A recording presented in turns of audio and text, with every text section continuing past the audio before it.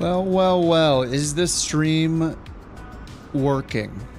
That's the #1 question. It seems as though it might be working.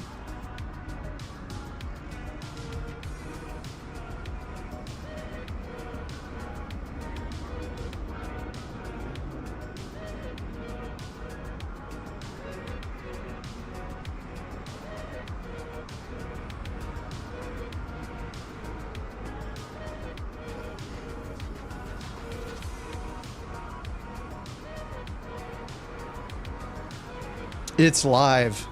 Oh my god, the crab. It's beautiful. Thank you for the instant crab, Deadly. I mean, that's pretty perfect right there.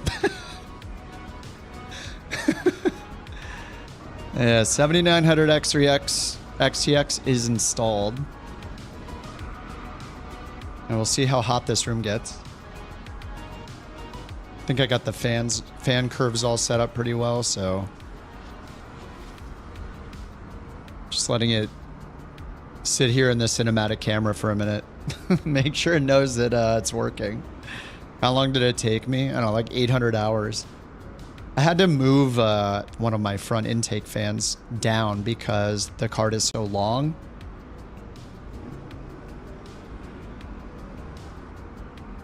I also had to put in the new PSU, so I had to upgrade from a 750 to a 1000 watt just to make sure I had enough power. But yeah, we'll see how this goes.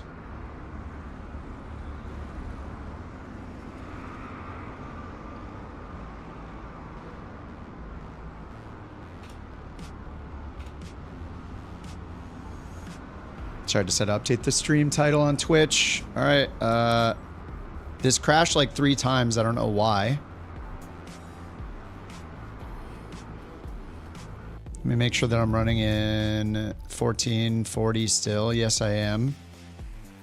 I didn't really change any of my settings. I think I had these lower. And I mean, we're in the 350s, so, you know, we'll see how it goes. See how many 350s we run into today.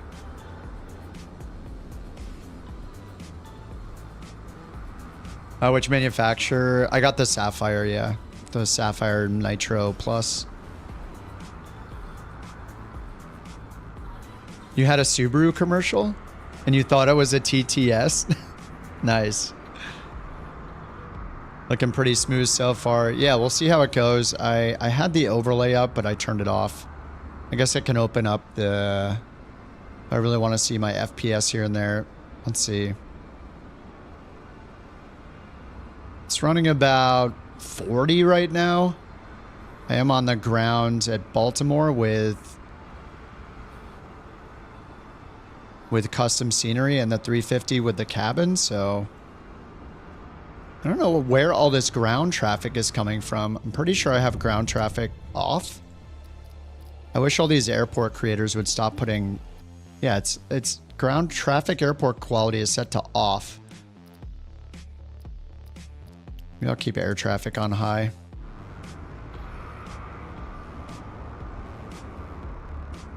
What's up, Mark? Yeah, you just got the 7800 XT. Nice.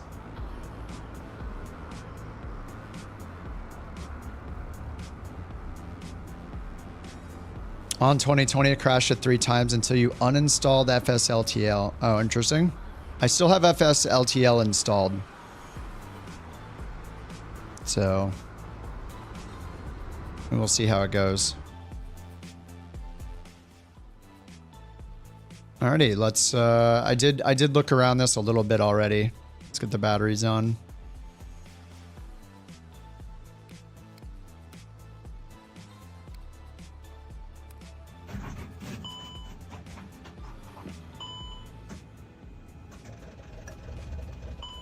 Part of the scenery? Yeah, I really wish that they would stop doing that.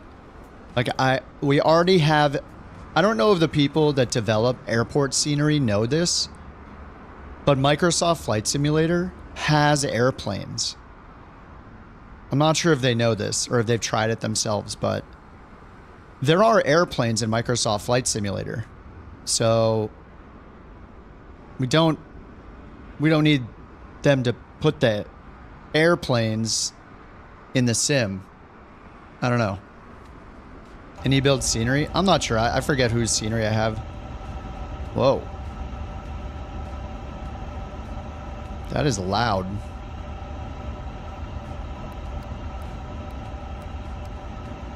All right, I assume we just treat this like every other Airbus. So as far as camera presets, because nobody else seems to look at this stuff but me, this is the default position. Let's see if glance left works. It does. Very impressive. Glance right also works. All right, review over. It's worth the money. Saw it here first. I actually tried the camera presets. This is what sitting forward looks like. This is what down does. Nice. That's expected. Down again should go to the instrument camera views, but it does not. So that's not implemented, but it should be. All right, let's check shift 1. All right, shift 1 looks at the glare shield.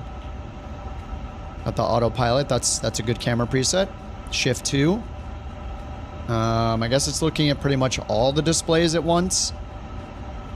I mean, pretty much the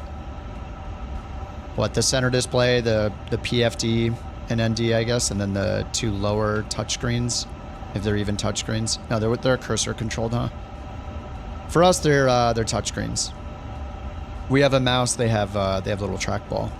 Shift 3 is Some say most he of the won't pedestal. drive anywhere without an ILS approach, and that he once tried to trim his office chair for cruise. All we know is he's called Kip on the ground. Fine, son, ew. Huh? Here is shift 4 is the overhead. This could be the first time I've ever seen an Any Builds plane that has set an instrument camera preset for the overhead that didn't look like this. This is pretty much their default. This would be like one camera. And then this would be another one. And you'd be like, what is the point of this? So they apparently they learned how to do the overhead camera. Congratulations. It's very impressive. All right, shift 5. Let's go to the next instrument camera preview, or instrument camera view. So we get both of the lower, one of these E-cams. Not sure what they're called in this plane. Shift 6, and they've already messed up. What? How is this an instrument camera preset, Any Builds? This is shift 6, instrument camera 6. The left engine is not an instrument camera. What is the point? I can set this myself with custom views. Pointless. Same thing with 7, 8, 9. Okay, that's dumb. All right, so they used 5 out of the 20 instrument cameras they could have used. At least it's better than the other planes, I guess. But this is just a waste. I mean, we can make these camera views ourselves. We don't need you to make those for us. Where we do need you to make those is in the fixed cameras, aka the showcase cameras. So let's look at the showcase cameras. Showcased fixed cameras. There are 2.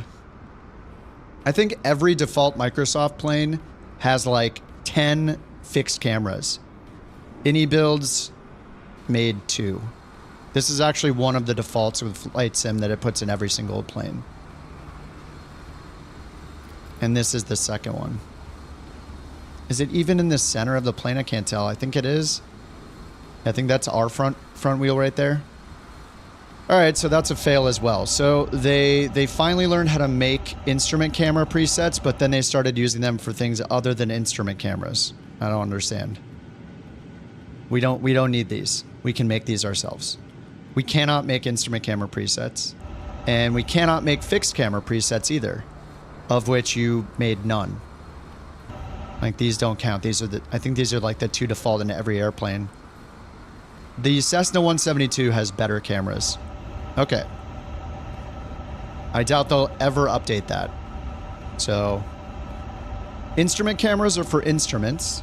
Showcase cameras are for showcase views, like off the wings, GoPro style cameras. So that's a fail.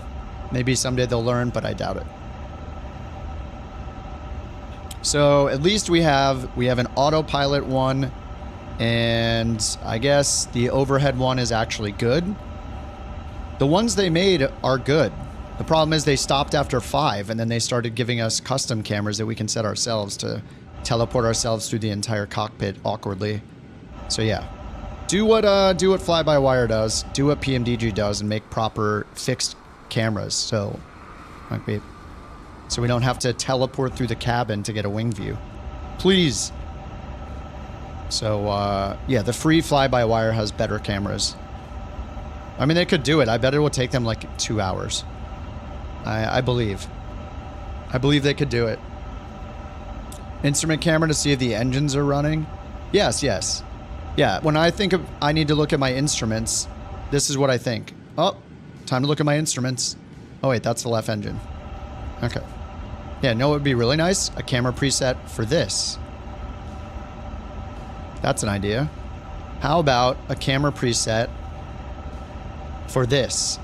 Which there is none. We have, the best we have is this. I guess this is decent for the radios. I guess you could do the engine start here if this toolbar wasn't in the way, but it is.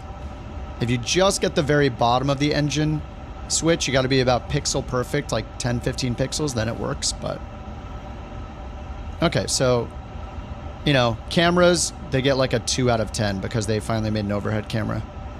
Let's turn some of these lights off here.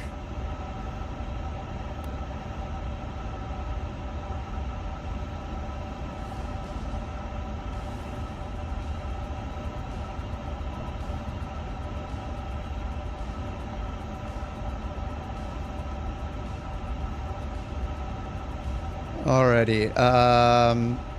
Starting. I'm at Detroit. Why does it say ATL? Oh, I did it backwards. I'm at DTW. Sorry. I must have did it the opposite way over here in my browser. There we go. Let's get the browser going. Let me swap these two. Detroit to Atlanta. I figure everybody's flying out of Atlanta right now. What is that data I thing that it shows right there? What the heck? And this thing is kind of loud, isn't it? I'm going to turn it down a little bit. I need music to get us through this startup. Change my flight number for some reason. What is... Okay. I didn't change the flight number. Don't change the flight number. What's happening?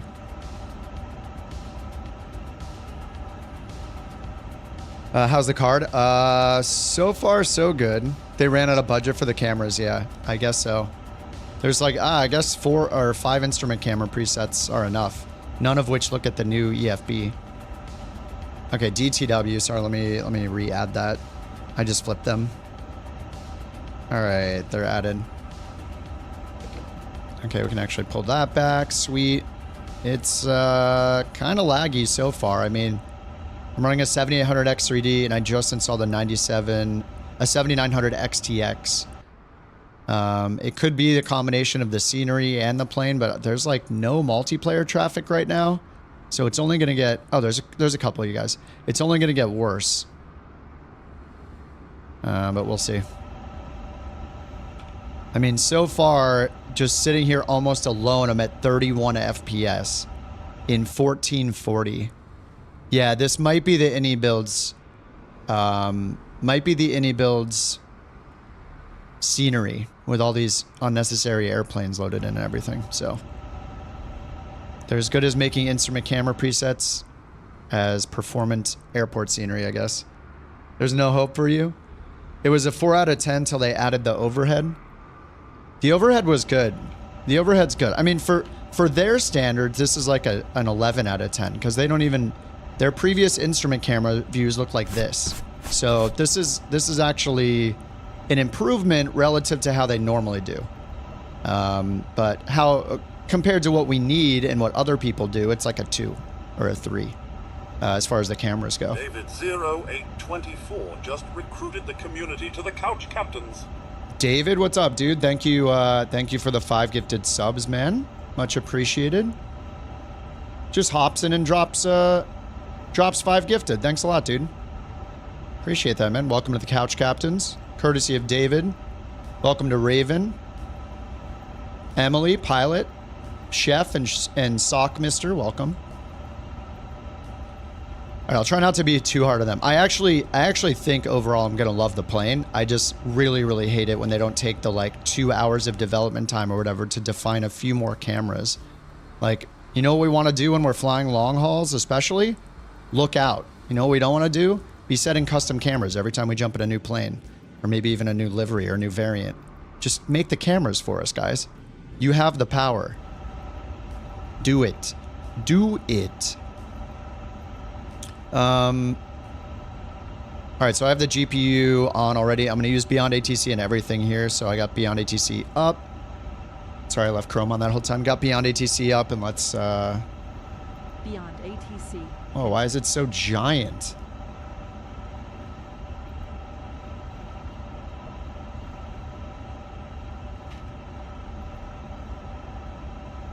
There we go. Hey, get that crab out of the new plane. Wait, hold on. Let's see if we can get it go across some seats. Oh no. Get it out of here. Oh, don't go away yet. No. It's out of my seat. Lit, thanks for the crab.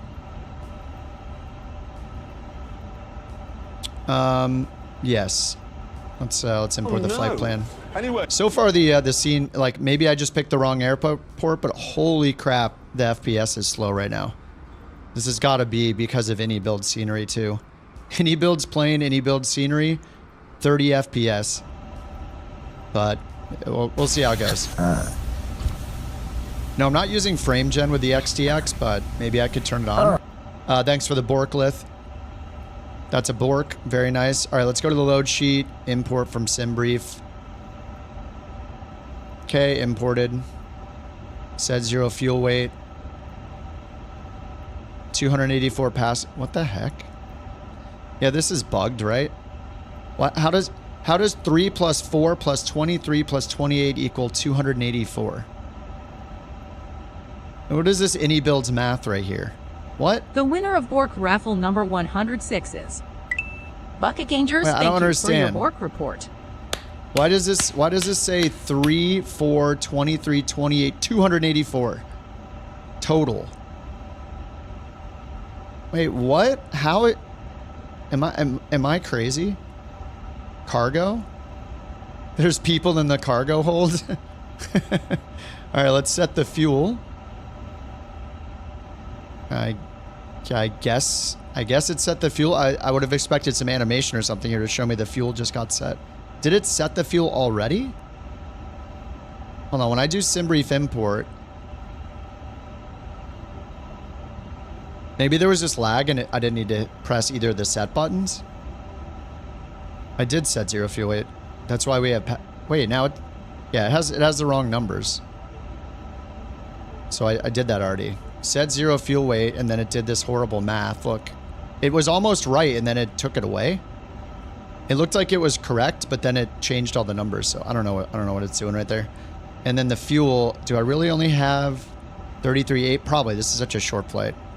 All right. Hopefully that's right. Let's go to ground. Chalks and GPU are on. Oh, we have pushback. That's nice.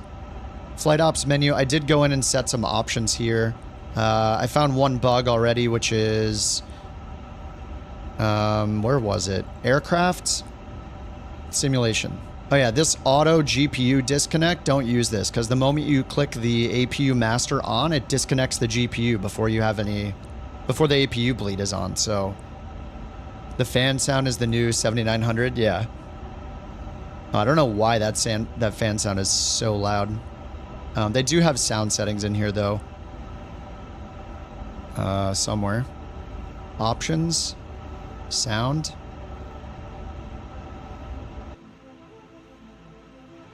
I guess I can turn on the noise canceling headphones. Why aren't the... Oh, volume control. There we go. Whatever. I'll just leave the headphones on for now. Okay. I got Beyond ATC going. We're just going to leave it on the ground frequency for now. I guess we're Delta 9970. I changed my call sign twice. It didn't take it. Doesn't like me. Why the 7900 XTX? Because nobody can get the new NVIDIA cards. They are near impossible to get. So maybe I'll get one later when they're not being scalped for $5,000 or whatever. Copy IF, our clearance to Lambert St. Louis Airport. That time is not now, so. Yeah, it must be this... Delta 1061, Detroit clearance cleared to Lambert St. Louis Airport. What's going on there with the bork reports? Transition, then is filed. Climb via SID, except maintain 7,000. Departure frequency. Yeah, I think. Shame on Studskin from Twitch. You will be banished for 5 minutes. Shame. Cleared to Lambert St. Louis Airport. Sanders tree departure for transition, then is filed. Climb via SID except maintain. Okay, let me turn this down. Let me turn this off. Let me try to get going in less than 45 minutes here. Takeoff performance, sim brief sync. Let me grab the route real quick. We'll contact ground 121.8 when ready for pushback or engine start. Delta 1061. Take care. Thanks. Set route. Here's the route they gave me. Detroit to Atlanta, runway 21 right. The Calvin 3 departure. Atlanta, we got the Andre 1. Conf 1 plus F. So, sync. Nice, okay. 0805, 2 Celsius, 2984. Dry runway, I assume. Let's bring up our sim brief here too. Why'd that come up? Clear to Los Cabos Airport. I'm gonna re-import, so we're Delta 323. How long's the flight? Hour 23. Just went to, I used the random flight generator app to find whatever real world routes that it has for Delta in the 350-900. Airport. AA? Huh? AA? I don't get that. Did I do that? Select. All right, 21 right. Sync FMS. Does that mean pull it from the FMS? Or put it to the FMS? Oh, now we have send to FMS. I don't really know which one's which. All right, active init. Flight plan request.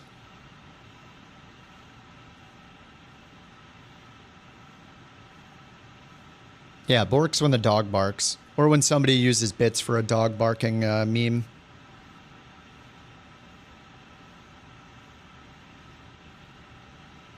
What brand was the 4080? It's a Founders Edition.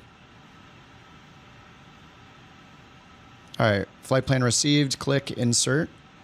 Okay, DTW to Atlanta. Good, 410 for the cruise. And wind request.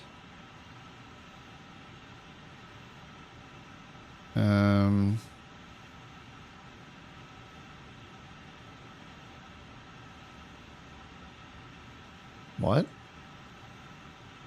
Insert history wind? This doesn't seem to work.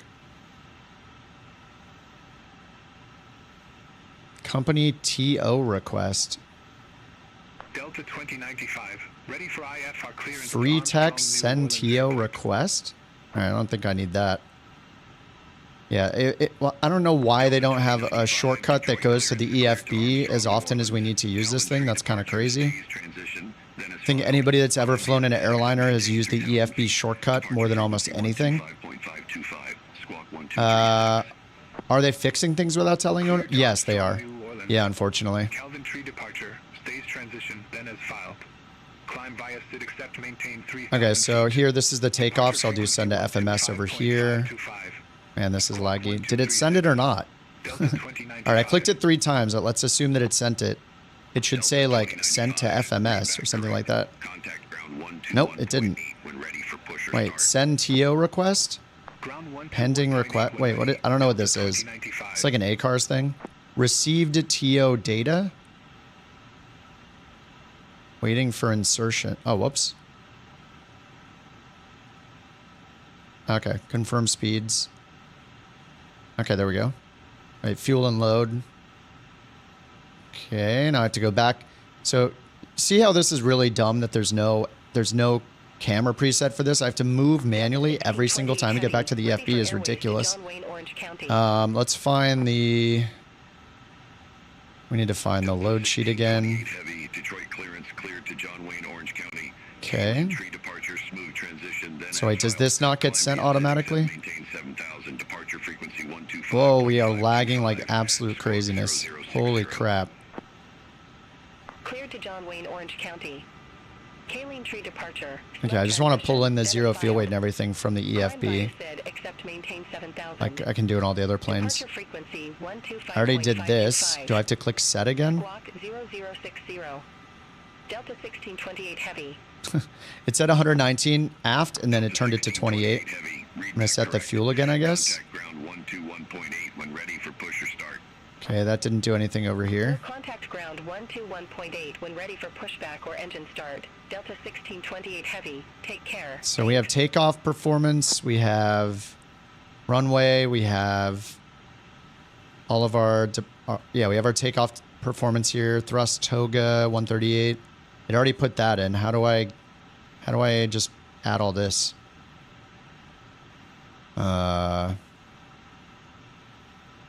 Is it frozen? Hello? What is happening?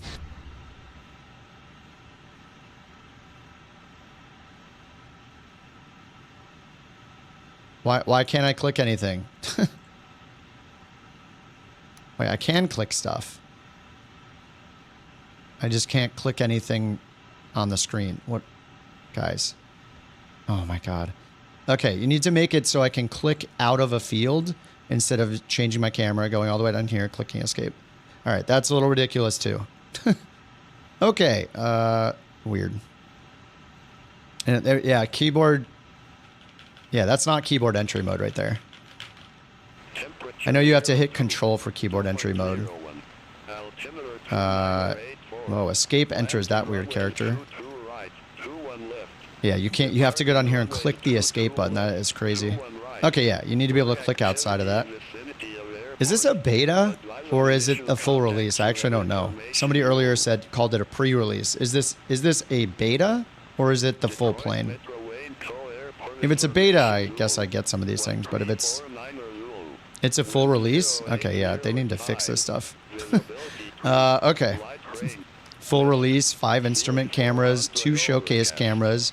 You can get stuck in a field when you click on it, and there's no camera that looks over at the EFB to make my own. I have to use one of my 4 default cameras just to look at the EFB, I guess. That's pretty crazy. Pre-alpha. Use the key tab below the FMS. Hey, what are we listening to here?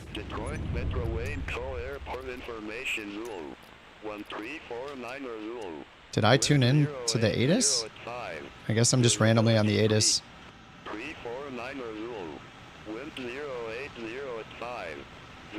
Is it over here? Oh, what are the chances? Yeah, I'm using the XTX, Rich, but I'm in an AnyBuilds plane at an AnyBuilds scenery airport, so I have about 30 FPS. It seems to be maybe the problem. I should probably, isn't there like, can I turn off the cabin then? Like, how do I get this to be more than 30 FPS? Maintenance menu, options. I already have performance mode on. Unload hidden model parts to aid. Yes. This is performance mode. Ooh. This is post beta, not quite the full release. Maybe I shouldn't have used this scenery as well. Okay, this is super annoying to use without a camera that goes over to the EFB. That's crazy that they use the plane more than 0 times. And we're like, let's not put that camera in. Passenger number. So why can't I load all this in the way I can load everything else in? I brought in the flight plan. Fuel and load. So there's no import. Okay, I actually have to do work. That's kind of a bummer. I mean, I set it here. I did the SimBrief import. Takeoff performance. We sync the weather. I put in 2-1 right. Do I need to hit sync FMS? Oh no, that's to pull in from the FMS. So it was right with SimBrief. Guys, you got to add, when I click something, change the text so it tells me it's loading or something, so I know what the heck is happening. I'm gonna run a course in how to build a product. Course 101. I'm giving all the free stuff right here for $0 for any people that work on products here. Whenever somebody clicks something, tell them what's happening. I don't even know if it's working. Did it pull it in again, or I think it's working. All right, let me send this to the FMS again, I guess. I don't know. I guess I can't get this for free, so that's kind of annoying.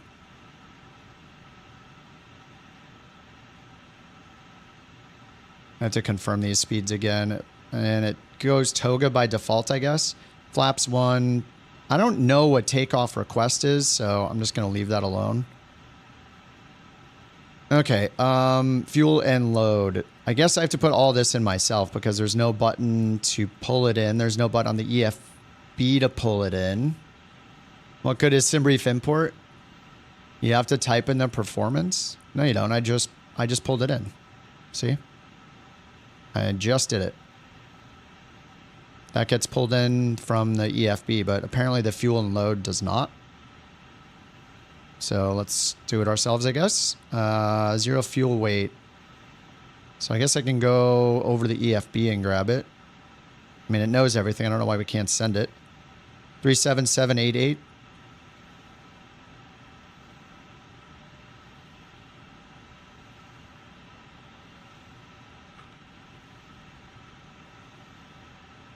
Okay, you can hit enter. That's good. 0 fuel weight CG. Or under the seat in front of you. The heck? He just started randomly talking? That's cool, I guess. It said 30.0. God, this back and forth is so annoying. Fuel 33.8. Okay, passengers. Well, I mean, I'm supposed to have 284, but according to the EFB, we have... Oh, yeah, no, that's right. Okay, it says 284 total, but these numbers do not add up to 284. They add up to like 50 something. Okay, so I'll just put in 284, I guess. Mode econ. Okay. Cost index 30. That is correct from the SimBrief. And the rest of these look like they got pulled in. Okay, that's good. Flight plan. Let's put in our departure and arrival. So DTW, departure. We got the Calvin 3 runway 21 right. 21 right. Calvin 3. And the transition is stays or Stacey. Insert. Atlanta. Expecting runway 27 right. Approach, who knows? ILS 27 right, sure. Via Kitron, that's not there. The star is Andre 1 and Kitron transition.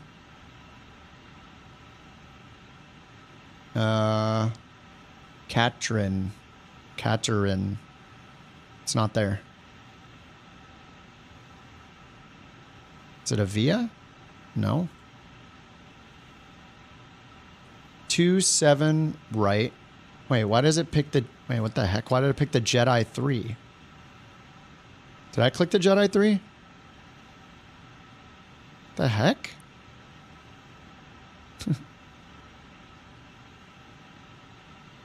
Okay, there we go. Andre 1. Okay, I must have clicked the wrong one. All right, insert flight plan. Insert temporary. All right, check takeoff data. Oh, wait, is that why I wasn't working? Well, that's for the takeoff data. So I need to do this again. Wait, no, I did it for runway 21, right? Okay, I think that's fine. Okay, flaps 1 and THS is 30.2. Okay, I think we're done with all that. Yeah, I think everything's fine. So let's just go to flight plan and just get out of here. We can play with this more on the next flight. Oh my god. I don't need to go outside the plane when I'm looking for instruments, guys. Please. Oops, forgot the nav alignment. I turned this one to fast, I think. Logo's on auto by default. We'll get seatbelts auto. The mouse wheel is reversed, so down is up, I guess.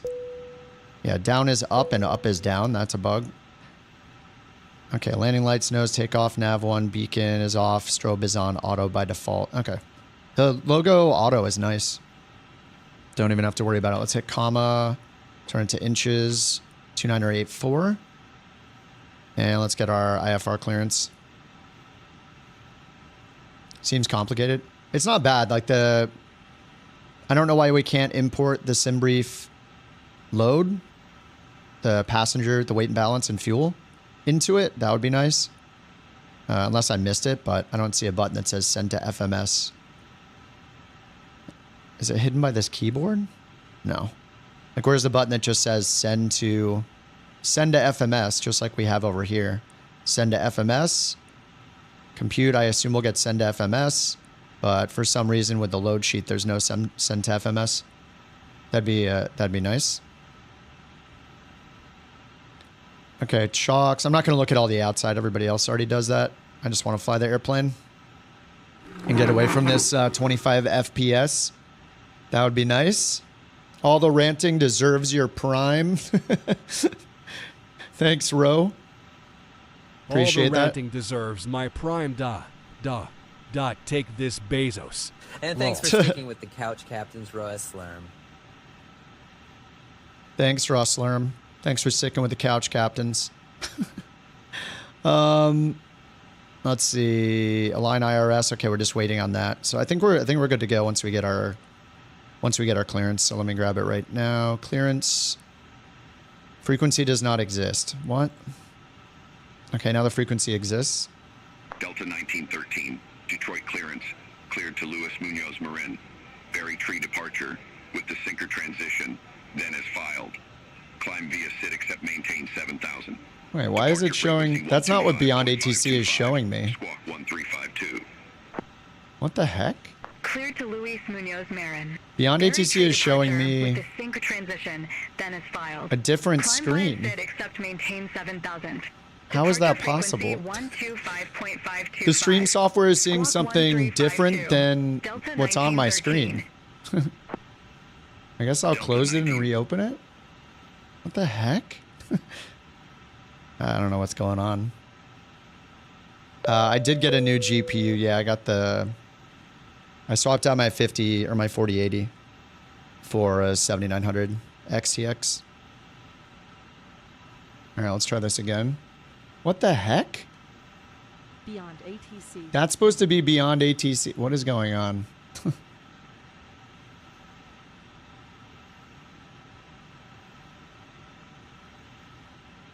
What in the heck?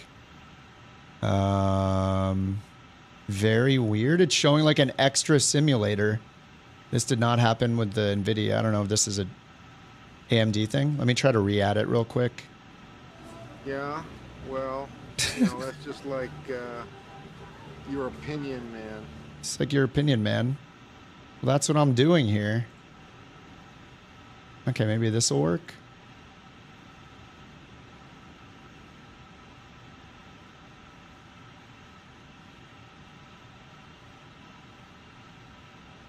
Trying to load Atlanta, and it's freezing.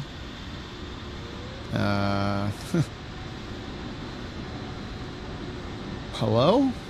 Surely Atlanta's in the database. Seen a post earlier saying Beyond ATC is having trouble with it. That's weird. I mean, it just loaded.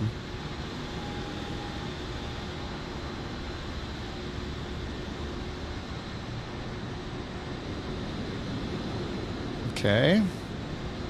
What? Oh my god, I hit the X button and then it started going for... Oh my god. Alright, let me open it again.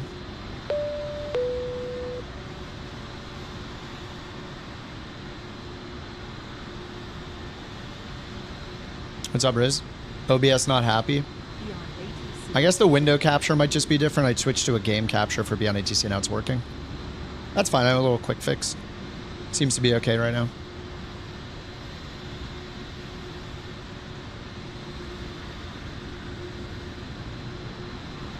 Alright, it's kind of... I don't know. I'm just going to get the APU started. I don't care. I'm just going to start the pushback. Oh my god. Stop putting me outside. Alright, shift 4 for the overhead. Shift 1 autopilot. Shift 2 kind of all these screens, but you can't see the EFB really. 3 is for startup. 4 is the overhead. 84 years. You're not wrong, Gore. How did I get the Delta? It's in the Innie Builds livery manager. It was calling me. LA 28, Los Angeles Olympics 2028 livery. Automatic tuning issues. It looks like it's even having loading issues somehow. Alright, well, I'll just turn off Beyond ATC for now. I mean, oh no, now it's going. Every time it knows I'm going to leave it, it comes back. I mean, I don't mind if there's auto-tuning issues. Like, those are, you know, we can get around those just fine. Looks like it tuned it. Detroit clearance. Delta 9970 Heavy, ready for IFR clearance Heavy? to Hartsfield Jackson Atlanta, I Airport. Is the A350 a heavy? I thought it wasn't. I thought it was a wide-body non-heavy. Detroit clearance. Cleared to Hartsfield Jackson Atlanta Warren. Calvin Tree departure. Keep hitting the wrong shortcuts. Filed. Climb via SID, except maintain 3000. Departure frequency 125.525. Squawk 572 Alright, Squawk 5723. Cleared to Hartsfield There's our Jackson survey. Atlanta I. Calvin Tree departure, stays transition, then as filed. Climb via Surveillance. side, except maintain 3000. Departure frequency 125.525. Squawk. Squawk 5723. Delta 9970 Heavy. Can't type the squawk code in. Oh my god, how many bugs are there going to be in this thing? 5723. So I click here, I turn on keyboard active mode, and I can't type in the squawk code. Now I can't click out of this field to get out of it, so I have to go down here and click escape. And it, what? Do I have to hit? Southwest 3890, ready to copy IF for clearance. Hold on, 5723. How am I finding so many bugs within like 10 minutes of using this thing? That's always concerning when you find like so many bugs within like an hour of using something and you don't even work on the software. Alright, I'll change my mode to auto. Okay, that's good. Alright, we'll hit comma 2984 and let's use the pushback. A350 has a max takeoff weight over 300k, classifies as heavy. That's really weird. I swear I googled it earlier and it said it's not considered a heavy. Is an A350 a heavy? It is not classified as heavy due to its extensive use of lightweight composite materials. It reduces its overall weight, making it more fuel efficient. It's considered a light wide-body aircraft. Okay, never mind. Stupid AI.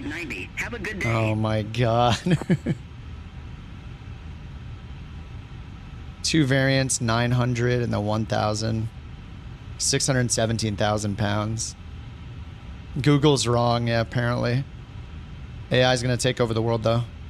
Type enter in the keypad to get out. 5723. But look, I can't type. The keyboard input is active with a field, and I can't type 5723. So it's just buggy. 5723. I have to do it this way. Okay, yeah, that's fine, whatever. Hopefully we get some bug fixes for this. Just stuff I'm running into in the first hour of trying the plane. Okay, pushback. So chocks and GPU. What is it? Shift 4. Delta 1901. All right, APU bleed is on, so let's get the external power off. Let's get the beacon on. Sanders tree departure. Okay, chocks and GPU were removed automatically. That's nice. Climb via side, except maintain 7,000. Climb via side. Departure frequency So is the pushback already connected? No. Okay. So when I just hit back, does it just go instantly? Okay. Cool. All right, that works. All right, parking brake off. 7,000 feet. Departure frequency 125.525. Squawk 004 tree. Delta 1901. Delta 1901. Read back correct. Contact ground 121.8 when ready for push or start. Okay. We'll contact ground 121.8 when ready for pushback or This is Navigraph. Delta 1901. Take care. Hey. Ooh. We're a big boy. All right, good thing it's pushing us back the right way by default. Oh, man.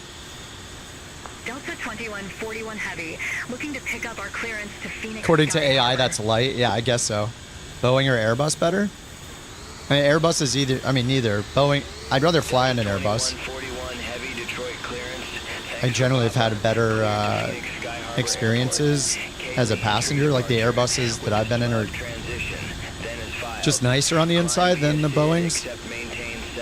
But in the flight sim, I mean, I like flying both. I guess I would pick a Boeing if I could, but we don't have them in the sim yet. You know, besides the... I guess I could fly the 787. Tailing tree departure with the SMUF transition, then is filed. Climb via SID except maintain 7,000.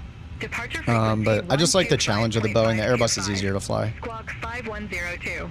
Delta 2141 Okay, that stopped. Load sheet en route. This is kind of cool. If you go to en route, you can. Why did it reset my zoom? I guess, which is super annoying.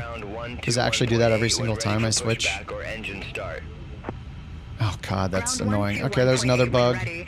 Every single time you leave and go back to your taxiway map here, Delta 450 ready for resets the zoom. San Francisco Airport. Runway 21. There's no way it can fly. It's too big. Detroit clearance. No Boeings. Well, there's no PMDG. There's no iFly. If you want to fly the Sobo ones, I guess it's fine. But generally, those are whatever. I'd rather fly the iFly or the PMDG. Climb via SID except maintain 7,000 feet. Departure frequency 125.525. I'm just waiting for them to let us get a word in. Oh, we're on clearance still. That's why. All right, switch to ground. SkyWest 4736. Request IF or clearance to Chicago. All right, request. Push and start. Whoops. Delta 9970 Heavy. Gate Alpha 7. All right, clearance was 3,000. Calvin 3 stays or Stacey. Delta 9970 Heavy. Metro ground pushback and engine start approved. Face 3,000. Am I not supposed to have... Pushback and engine start approved. Face southwest, Delta 9970 Heavy. Am I not supposed to have vertical speed dashed yet? Maybe that doesn't happen until I get the engines going. And of course I didn't start the engines while we were moving. Kilo, Echo 7, Echo 8. Can we do both at the same time?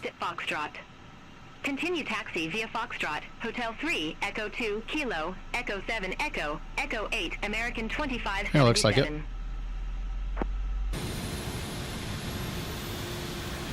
Endeavor 5554, ramp 20 taxi via Whiskey 2, Whiskey, hold short runway 9. Pennsylvania or Maryland? I don't know. Maybe. Via Whiskey 2, maybe, maybe not. hold short runway 9 left, Endeavor 5554. No, we're at Baltimore right now. Oh, no, we're not. Baltimore was another one I thought about. Maybe we'll do Baltimore next.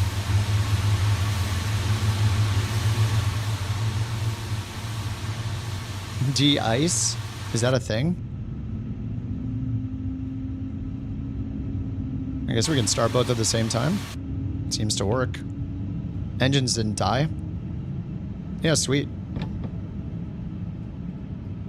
Delta has Atlanta, Baltimore. Yeah, yeah. I saw that from the, yeah, in the 350.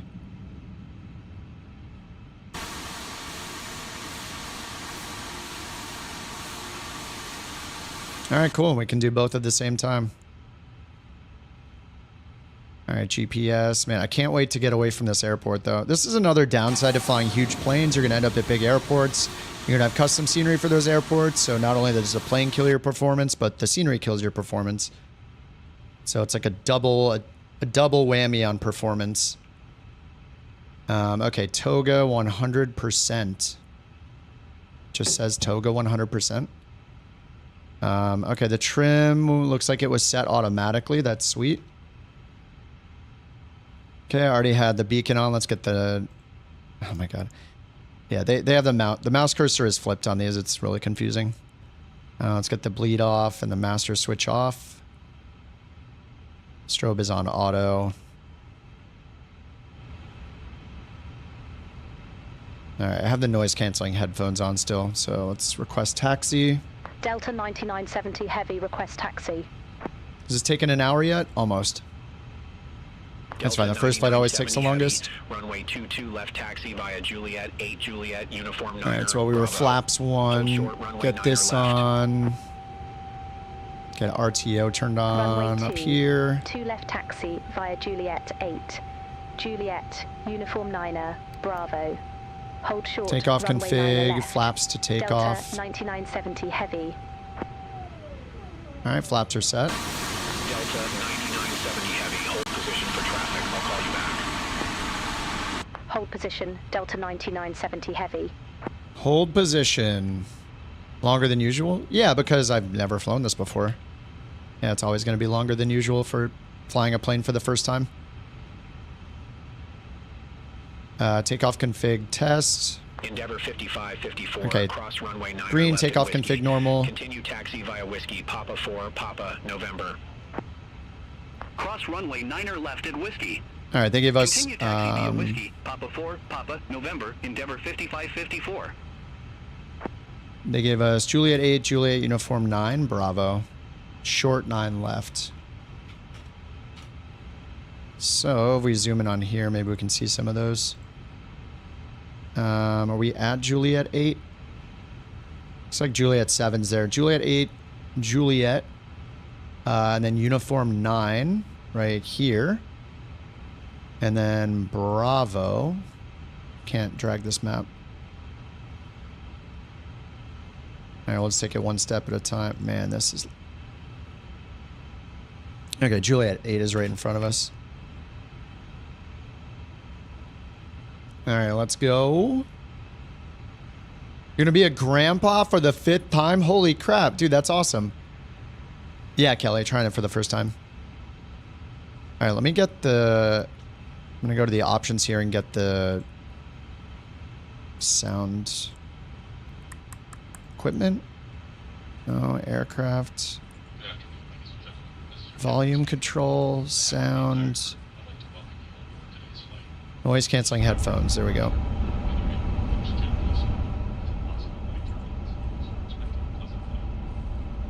Oh god, they really need to fix that. All right, Juliet 8. Looks like my...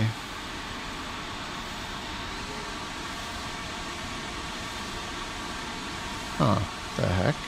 The rudders give me a little tiny bit of nose wheel steering for some reason. Like, using the rudders is doing a little bit of nose wheel steering, even though I have them separated. I don't know if that's normal.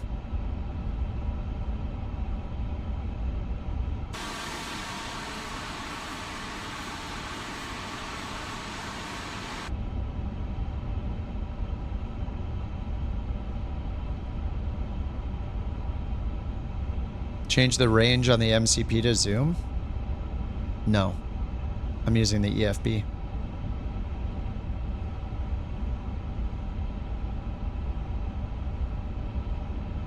I will not. This is uniform 9.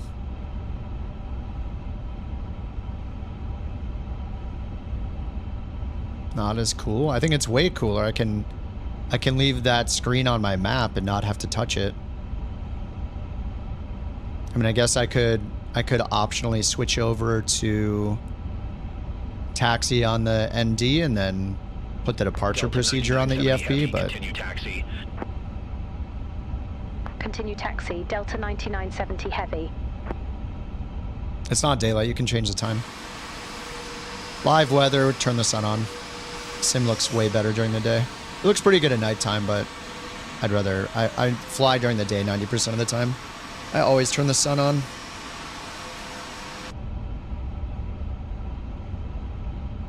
What they told? Oh, they told us to cross hold position. Nah. I guess technically we're not a couch captain right now. We're a Delta captain.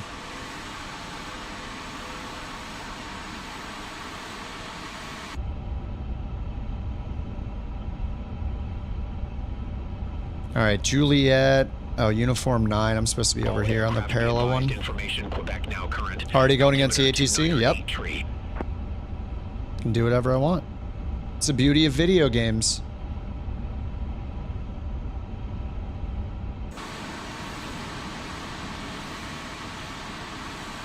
All right, I think the performance got a tiny bit better. Yeah, it did, Kelly. I'm on the 90. I'm on the 7900 right now. But this airport has horrible performance. I don't know. The plane is certainly not going to help either. We'll see how it is once we get off the ground. It's possible that I have the Any Builds Detroit scenery, in which case people are saying that it's really bad performance, so it doesn't give me much confidence in the performance for flying this, so we'll see. It's not a game, it's a sim. Guess what? A simulator's a genre of video games. Today, you learned. I know you're just being sarcastic.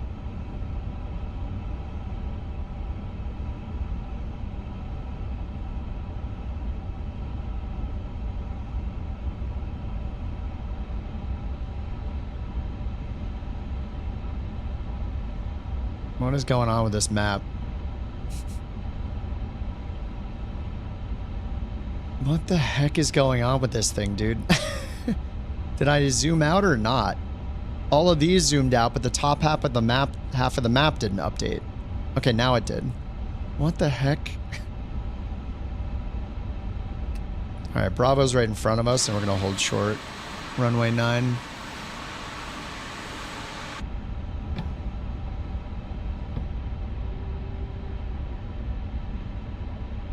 Yeah, the map is buggy. Well, that was a bug.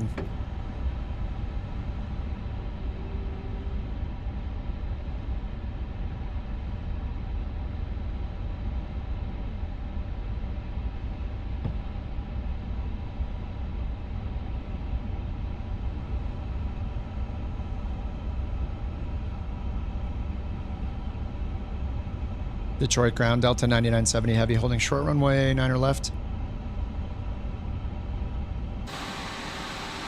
Delta 9970 heavy, cross runway 9er left at Bravo. Continue taxi via Bravo, Yankee 10. Cross runway 9er left at Bravo. Continue taxi via Bravo. Yankee 10, Delta 9970 heavy. The mouse roll being reversed is insane. No, there's no marketplace yet. Not until Sim Update 1 comes out.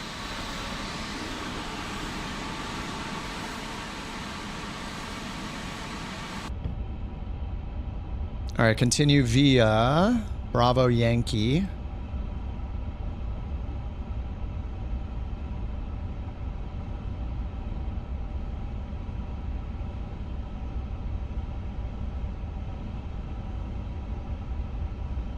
This map not updating is super annoying. Dude, what is it doing? What the heck?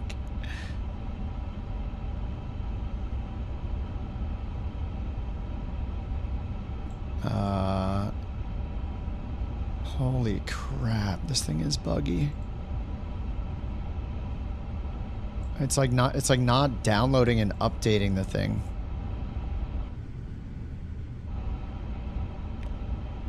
Why am I still moving on it? I've been stopped for like 15 seconds.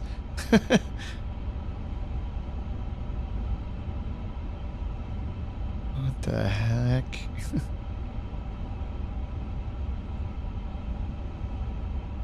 I mean, I know Navigraph can zoom in way further than this and get detail. Yeah, this thing is buggy.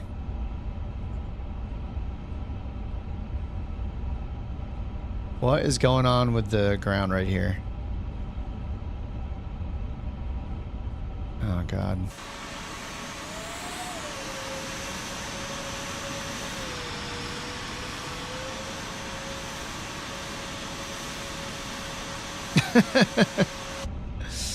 Oh my God. This is custom scenery? Alright, this is okay. We'll make it. I just need to delete all custom scenery. Or disable it all.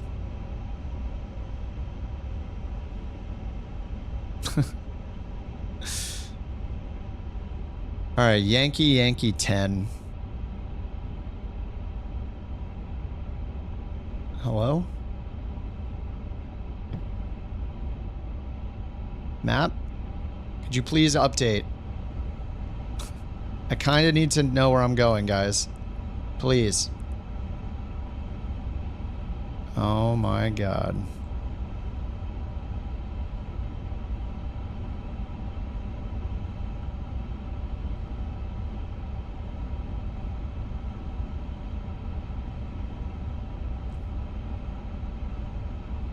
All right, Yankee 9, Yankee 10. What's up, Raccoon? All right, let's get this horrible map off. Maybe Baba's right. Whoa, did my frame just like triple?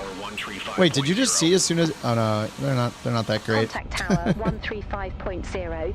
It seemed like they went up massively as soon as I turned that thing off, so maybe that thing is bad to use. I don't know if only I noticed that. All right, let's look for the Calvin 3 departure. Sid. Calvin 3 is at the top. Okay.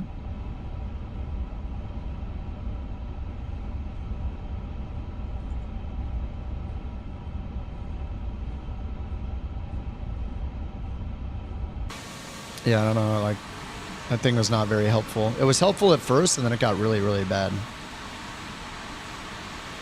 Alright, Yankee 10. Short of 2-2. 2-2 left. Did I get 2-2 left? Yeah, 2-2 left. I think I set up for 2-1 right, so I'm gonna have to fix that. Just now realizing. 2-1 right, departure 2-2 left. 2-2 left, Calvin 3. Stays. Insert. Okay, there we go. So should vertical speed actually say... Oh, there we go, okay. Just flipped it to manage. I feel like I normally don't have to do that manually. Detroit Tower, Delta 9970 heavy, holding short runway 22 left, ready for departure. Delta 9970 heavy, Metro Tower, wind 050 at 4, fly heading 220, runway 22 left, cleared for takeoff. 220. Fly heading 220, Strobes on, beacons runway on. 22 left, cleared for takeoff. Delta 9970 heavy. Oh yeah, takeoff speeds again. You are right. Thank you.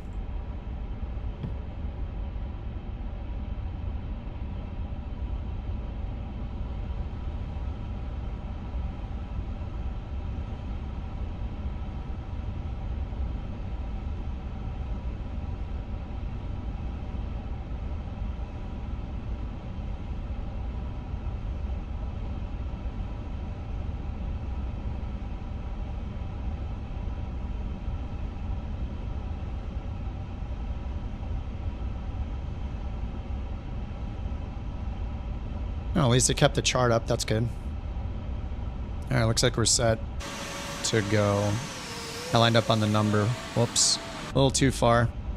Yeah, TAA. All right, holding the brakes for a second. Nav 1 is on, logos on, auto, nose, takeoff, wing off, beacon on, strobe on, seat belts on, those two on auto. Okay, and we had the flaps and pitch trim set. Trim got set automatically. And spoilers, RTO, flaps 1. Check takeoff data. Wait, we just did that. The what now? We have... Oh, that was just in there from before. Okay. Oh, this is Flex 67. Oh, I thought it said Toga before. Oh, no, we're Flex 82. All right, I guess we'll do Flex.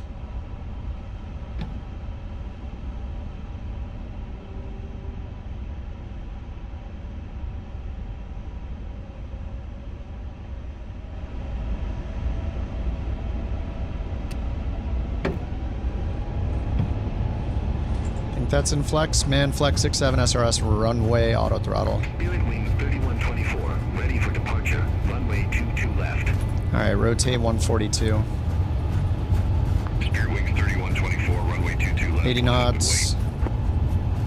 Runway 22 left. Line up and wait. Spirit wings 3124.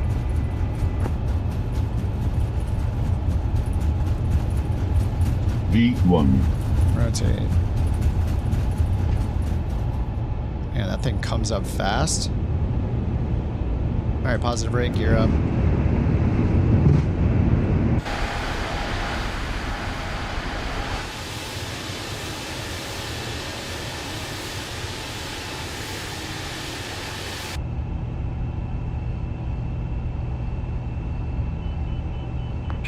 That was an AGL. Autopilot. Runway 22 left, cleared for takeoff. Runway 22 left. Okay, it says speed, huh? Cleared for takeoff. Spirit wings 3124. I left the ignition on. Delta 9970 heavy. It's our outside air temp, or total air temp, +6. Contact Detroit departure, Delta 9970 Alright, heavy. flaps up. Probably have anti-ice on through this. Detroit departure, Delta 9970 heavy, 2,900 feet. Delta 9970 heavy. Detroit departure, radar contact, cleared direct ratio. Resume the Calvin tree. Ratio? Climb and maintain flight level 190. 190. Cleared direct ratio. Resume the Calvin tree. Climb and maintain flight level 190. Alright, open Delta climb. 9970 heavy. Direct ratio. Gonna get ratioed. Ratio from position direct to insert. Okay. Thrust declimb? D-rated climb?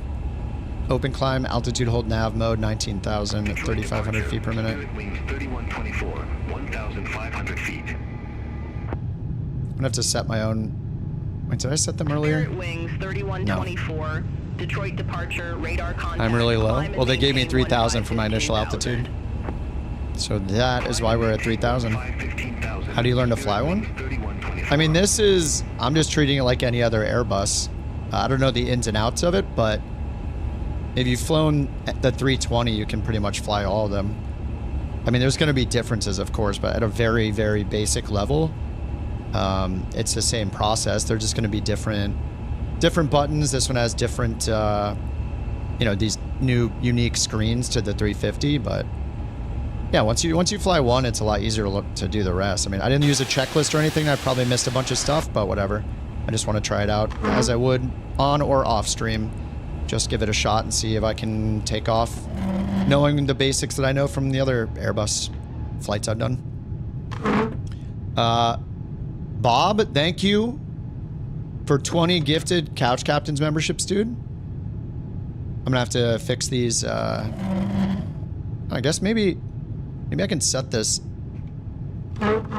Thanks so much, Bob. Appreciate that, dude. Welcome to Marcus Walker. Just disappeared.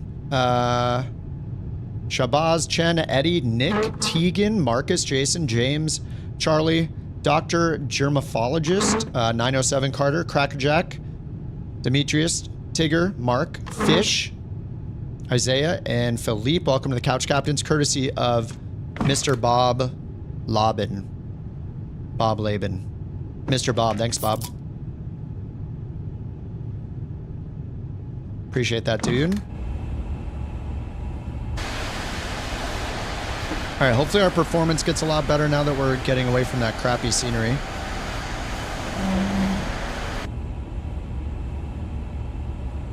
We're at 10,000. Let's get the landing lights off. Whoops, shift 4. I keep hitting the other buttons from the other planes. All right, that's not a three-way, so we just click landing on and off. There's no retract. And we get the seatbelts off too. Okay, well now that we're up, okay, we'll see how the frames go now. Beyond ATC advises they use SimConnect that issues may be need to address by any builds, if not standard. Tomorrow's International Polar Bear Day. Nice.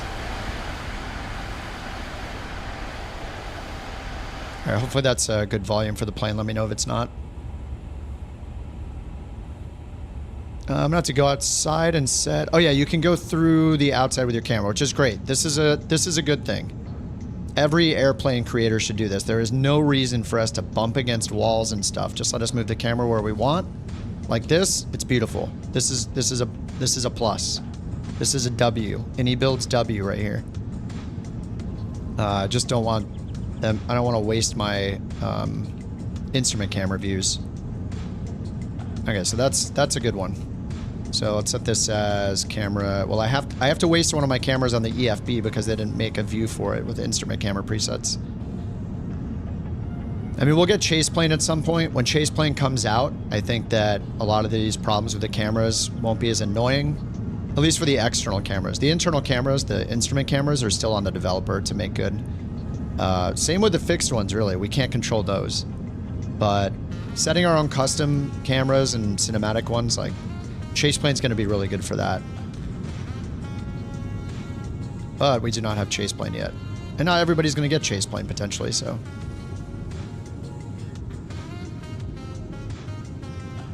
Let's turn that music down. Spirit Wings 3124. Contact Cleveland Center 119.95. Alright, this is a decent wing view, I guess. Cleveland Center 119.95. Spirit Wings 3124. See you. Let's go up and over. Yeah, we can just go through it. I'm sure you guys have already seen all the cabin and stuff like that, so I can go through it if you want, but I'm guessing everybody's seen that yesterday.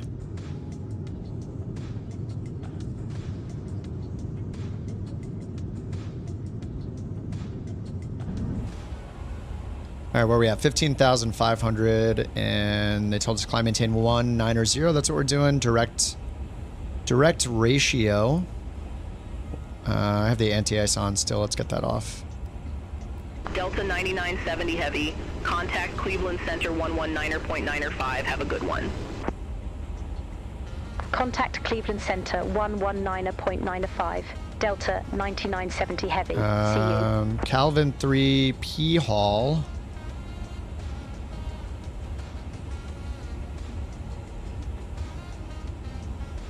So I guess we don't see our plane on these maps. On the EFB, I'm pretty sure we see these.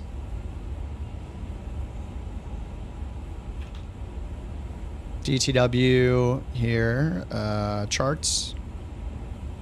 Departures, Calvin 3. Yeah, what the heck? The EFB shows our position. How does this not show our position? Shouldn't it just like embed this? Okay. Well, EFB is more powerful, I guess. Or I could just try to be a more responsible person and not need the moving airplane icon. Just know where I'm going. That's a lot of work though. Group bush trip. I think we are, Shooter. Bird has been working on one for a while. Oh, it won't be until Sunday? Oh, okay, okay. Wait, what won't be there? What'd you do? Hold on, I gotta catch up on chat. Did you order something? One popped up. Oh, the TI. You ordered 4070 Ti? Oh, nice, nice. Replacing a 3060. Nice, man. Heck yeah. right, we're at 19,000. Did they tell us anything? Center frequency. No. Last thing they said over here was climb, maintain flight level 190.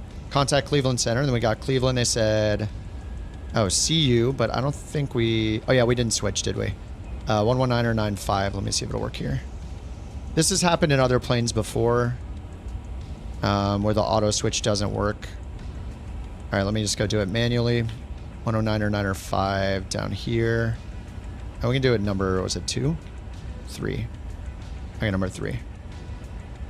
10995. Click, and that not valid.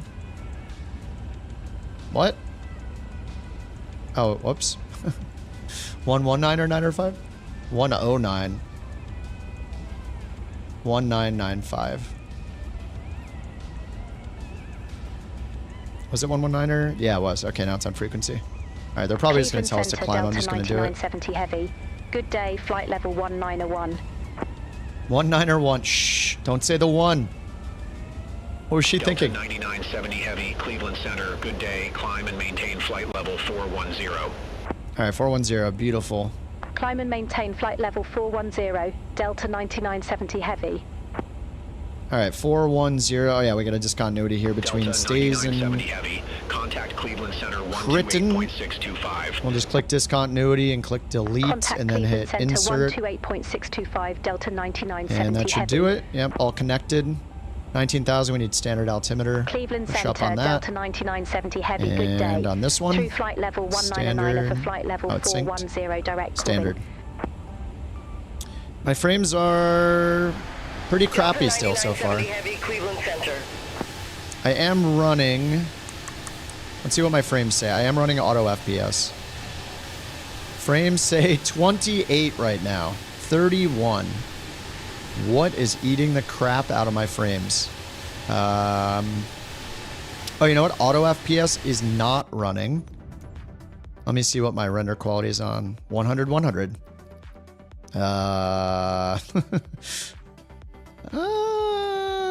Not great, Bob. Not great.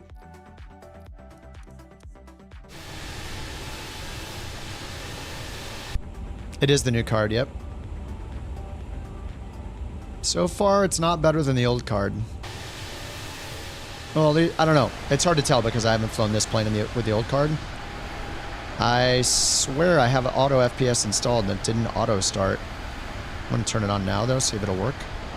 I don't know why it didn't auto start itself. Okay, now it's on.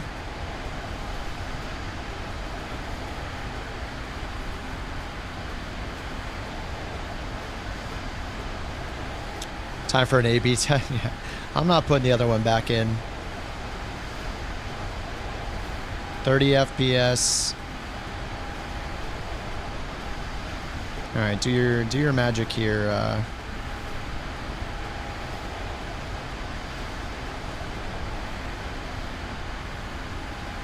All right, 20 object level detail. Still at 27 FPS running 1440p.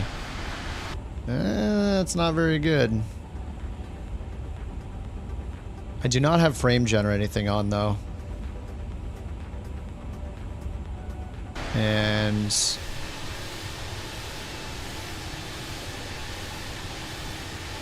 I mean, at least I'm not stuttering down to 10 FPS yet, so that's good.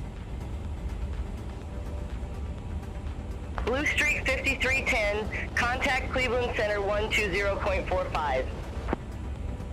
Center on 120.45, Blue Streak 5310. Have a good day. First plane with the new card. I loaded in, when I first installed it, I loaded in a CJ4, because that one I've had problems with. And I was at like 80 to 90 FPS. I mean, I'm also multi-streaming with it. I don't know how good the encoder is compared to the NVIDIA encoder.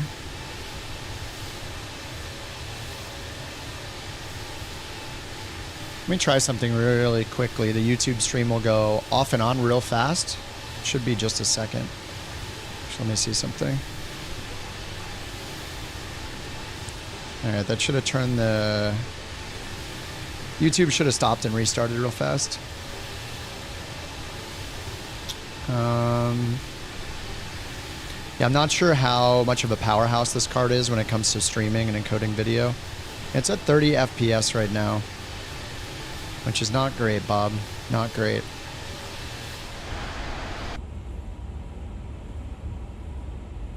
Text seems to be blurrier. Are you on a lower quality setting? Let me check it myself.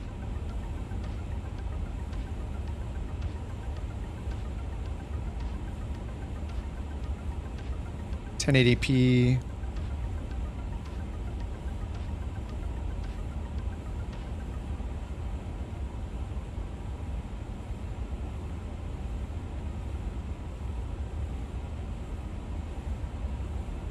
It's not, I don't know, it doesn't look too bad to me. It's possible.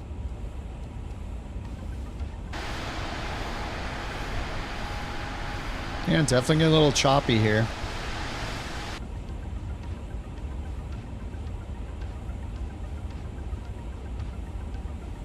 We're at 27,000.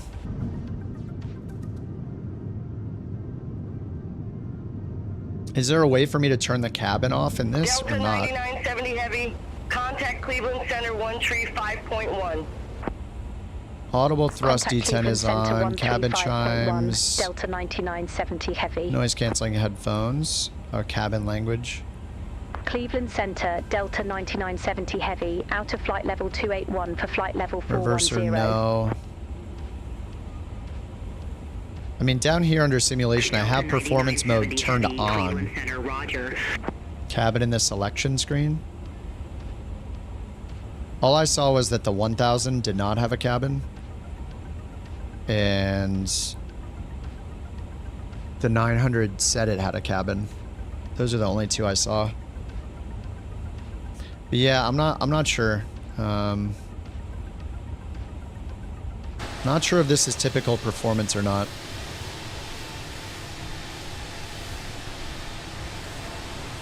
I'm not Greek, no. I am not Greek.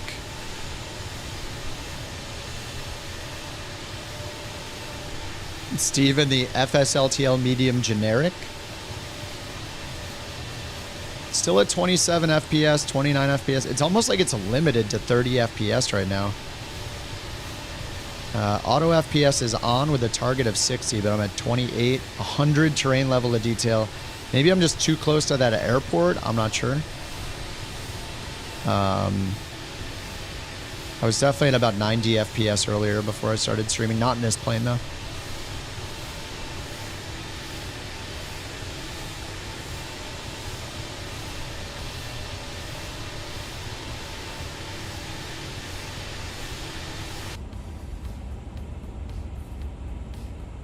What happens if we get rid of the charts? Yeah, I don't know. This is weird that this is with performance mode on. What if I turn performance mode off?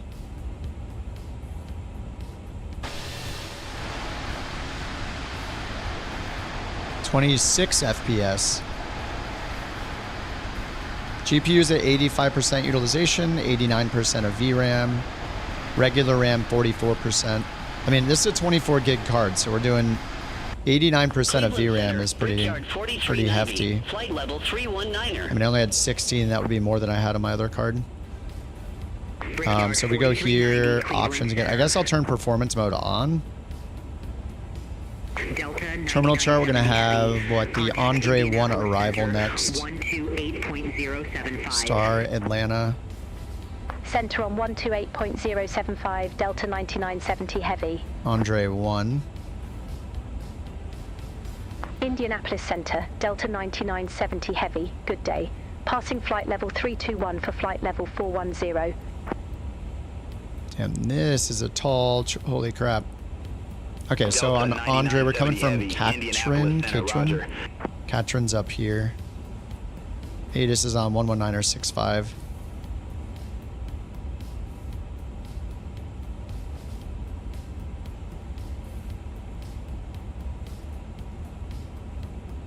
All right, we'll get that ready for when we need the ATIS. Looks pretty smooth to you. You can't tell the difference, just as smooth as before. And I'm getting some stutters. I don't know. It could be that airport really messed up my. Just really messed things up. Indianapolis Center, Aeromexico 693, flight level 360. Aeromexico 693, Indianapolis Center, copy.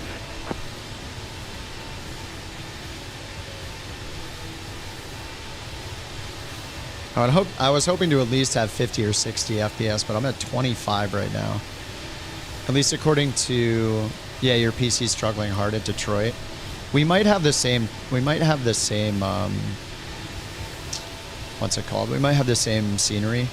I think I have the any builds. Should I try FrameGen? I can try it. I would like to not need it, but I can give it a shot.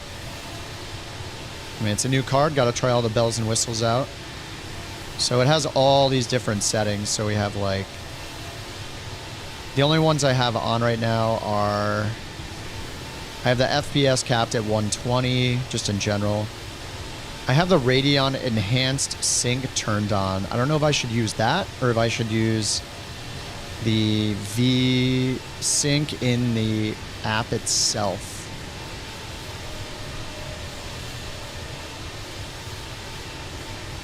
Yeah, they have their own version of frame generation, yeah. I have V-Sync off. I mean, V-Sync is just going to prevent tearing.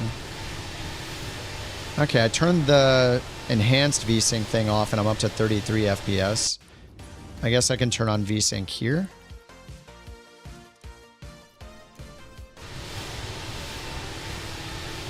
Whoa, what? I'm at 51 FPS now. Oh no, 34. It was 51 in the menus. All right, well, it's up to 34, so that's good. Let me try the Radeon Fluid Motion Frames. Increase FPS beyond the in-game limit, smoother experience, blah, blah, blah. Boost FPS with FrameGen. Okay, I just turned it on.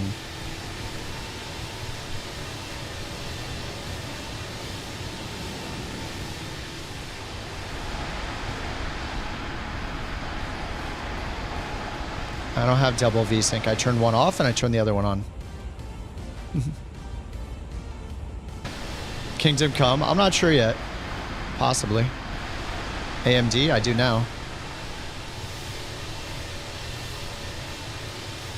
I'm pretty sure the FrameGen is on. It feels smoother. The lag, the input lag is very noticeable. Feels like 100 millisecond delay between every turn of the camera, which is usually why I avoid it. I just got some screen tearing looking stuff too, so I don't know if VSync works. Basically, I can turn VSync on. Oh yeah, it's glitching out quite a bit. I don't know if it shows up. Sky West 37. Yeah, I definitely see some glitching. Let me turn on that other enhanced VSync thing. Contact Columbus approach. Sky West 3765. Have a good one. Image sharpening is off. Radeon boost is off. Real-time adjusting based on user input, minimal perception, and anti-lag. Performance with lower latency. I don't really care about that. Oh, I don't need the anti-lag on. I'm going to turn that off. And then I don't have super resolution on either. But isn't that the same as using FSR instead of TAA? I don't really want to use any of that. Yeah, AMD has their own frame gen, yeah. Delta 9970 Heavy, contact Indianapolis Center. And the input lag is much lower now. Center on 35125, Delta 9970 Heavy. Still only at 30 FPS, 31 FPS.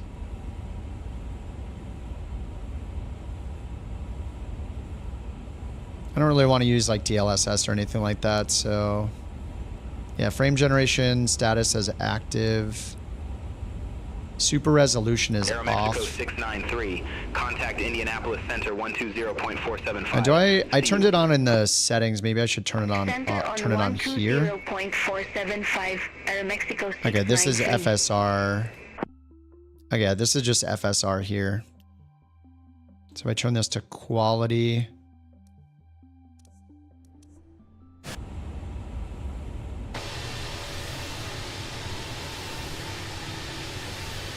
Still says 32 FPS, 31 FPS.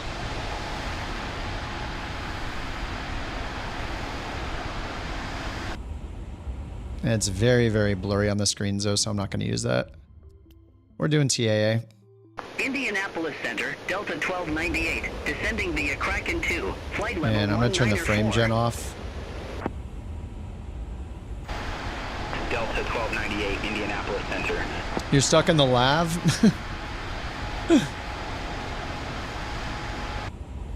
Speaking of the lav, I guess we need to go look at the bathroom. This is why we need a cabin, is so we can go look at the toilets. No, you can't open the toilet. Oh, there is a toilet, though. It's a good thing we have a full cabin. Oh, yeah. Incredible. It was worth the $71.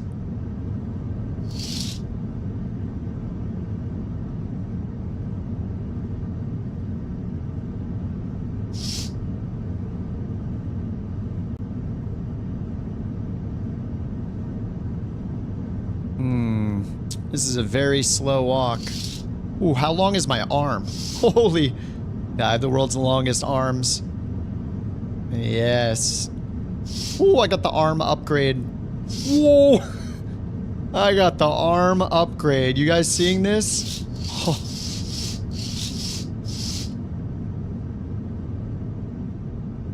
Thought all I got was a GPU upgrade today. I have 24-foot long arms. Maybe 35 feet long. Enable Hyper RX to enable fluid motion frames. I don't think I have that on. If the toilet doesn't flush, you don't want it. I mean, you gotta have standards. The weird thing is, though... Oh, you can. You just push it there. That's quite big. Hey, get out of here. Impressive. Get out of here. United 311 Heavy, Indianapolis Center. Good day. Alright, there we go. Oh yeah, this is what we paid for. Or what I paid for. What V1's using? I don't know if he turns multiplayer on. That is a lot of FPS whenever you have multiplayer on with a bunch of people. We don't have that many of us though. Oh my god! Wow! Wow! Thanks for the bits. Thanks for the bits. Shooter, based, and deadly. Alright.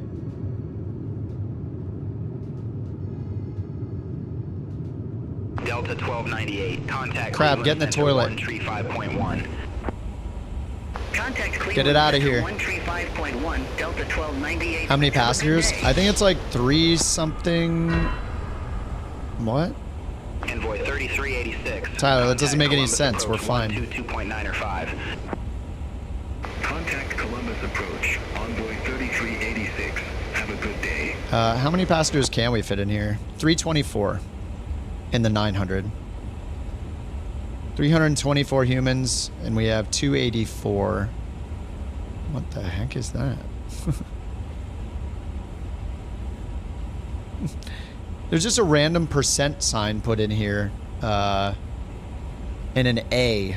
So you gotta wonder what else is being inserted elsewhere in the plane that's the wrong value, the wrong text or numbers or... What the heck?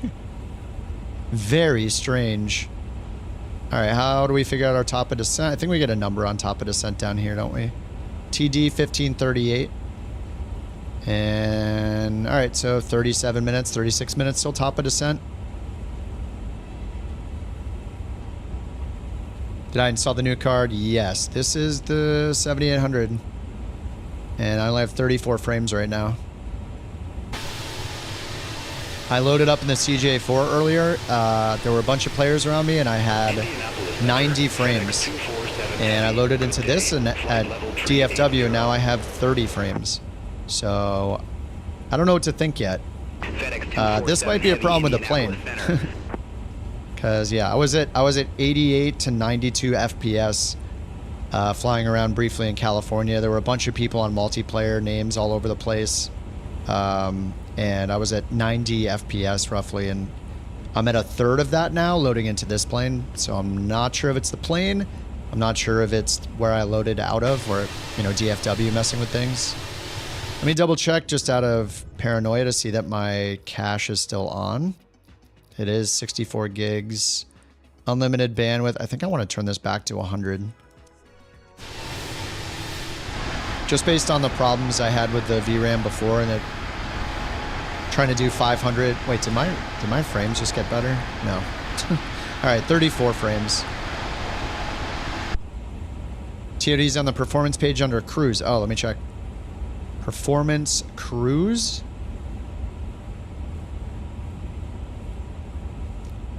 Nice. Oh, number of miles. Nice. 241. Beautiful. Thanks, Sean. 777-300 can do 370. Oh yeah, how many crabs? It matters how big the crabs are. If they're the crabs are about 70 kilograms, then it'd be about the same number as humans. But if we know how much the crabs weigh, or the volume of each crab and the volume of an average human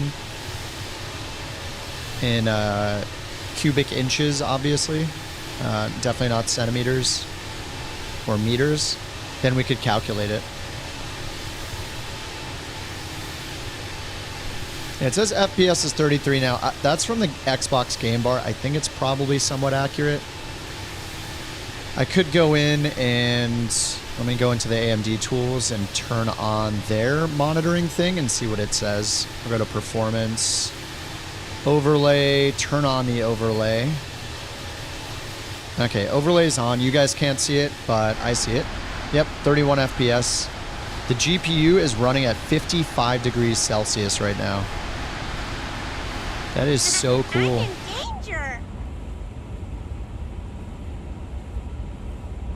No, we're fine. We're in cruise. We're definitely not in danger. What is the airspeed velocity of an unladen crab? 2.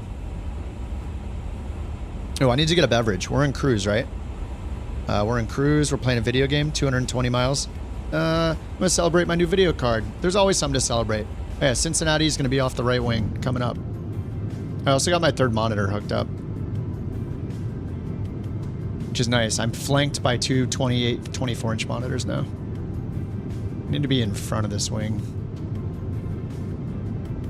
I think I like the front of the wing cameras better. I don't know, everybody wants to see the wobble. I don't really care to see the engine too much, but I don't want to see the heat blur. Look at us. Huh? Who would have thought? Look at us. Look at us. Thanks, Deadly. Thanks for the bits. Look at us. Alright, we should be able to see Cincinnati. Oh, yeah. Oh, we can see it.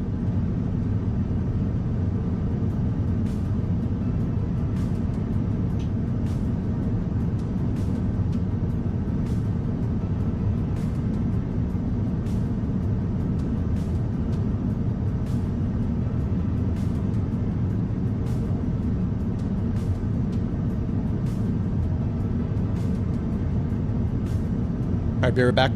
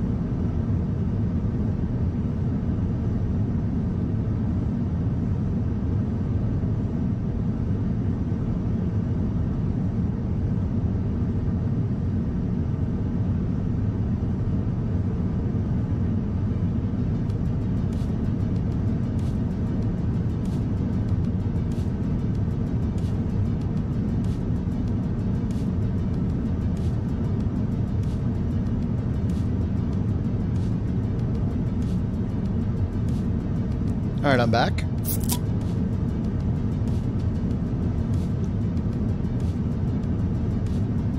The Australian crabs.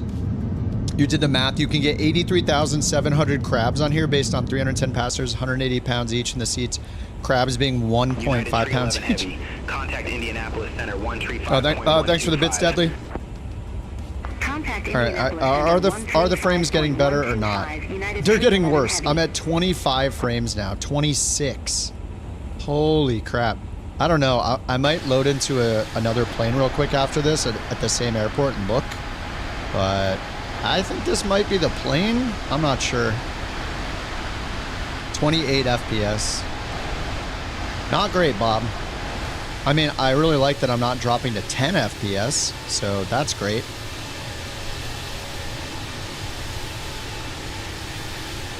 Let me check how the VRAM is going here. Tracking GPU memory. Memory utilization. We are using 22 gigs of VRAM. It's almost using all of it. Contact Indianapolis Center 135.125. See you. Center on 135.125. FedEx 247 Heavy. Forums say the performance in 2020 is awful. The only lag is when the other plane's in the picture.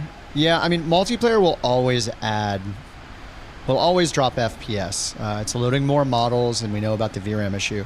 I mean, it's pretty nuts right now. It's using 21.7 gigs of VRAM out of 24. I don't know if you guys want me to open the overlay or if you care, or I can just read it off like this, but we're up to 36 FPS now. I mean, it might just be the plane. I'm not sure. So far, not impressed. I'm not upset about the new card. It's running really cool. The setup was easy. I think the AMD software is fine. I didn't really use the NVIDIA software that much, but the AMD software seems decent. I adjusted my fan curves and everything with it. I know some people love using fan control and software like that, but I just let my BIOS do the simple fan curve I just do a simple linear, like, quote-unquote curve for my stuff.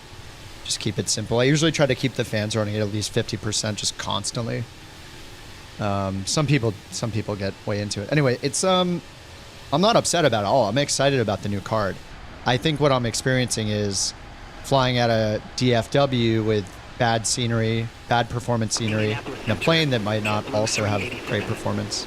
I'm running in 1440, but the stream is in 1080 just so... The stream's in 1080, so our interaction in chat is really fast. I used to do 1440 on YouTube, but it just made sense to do 1080.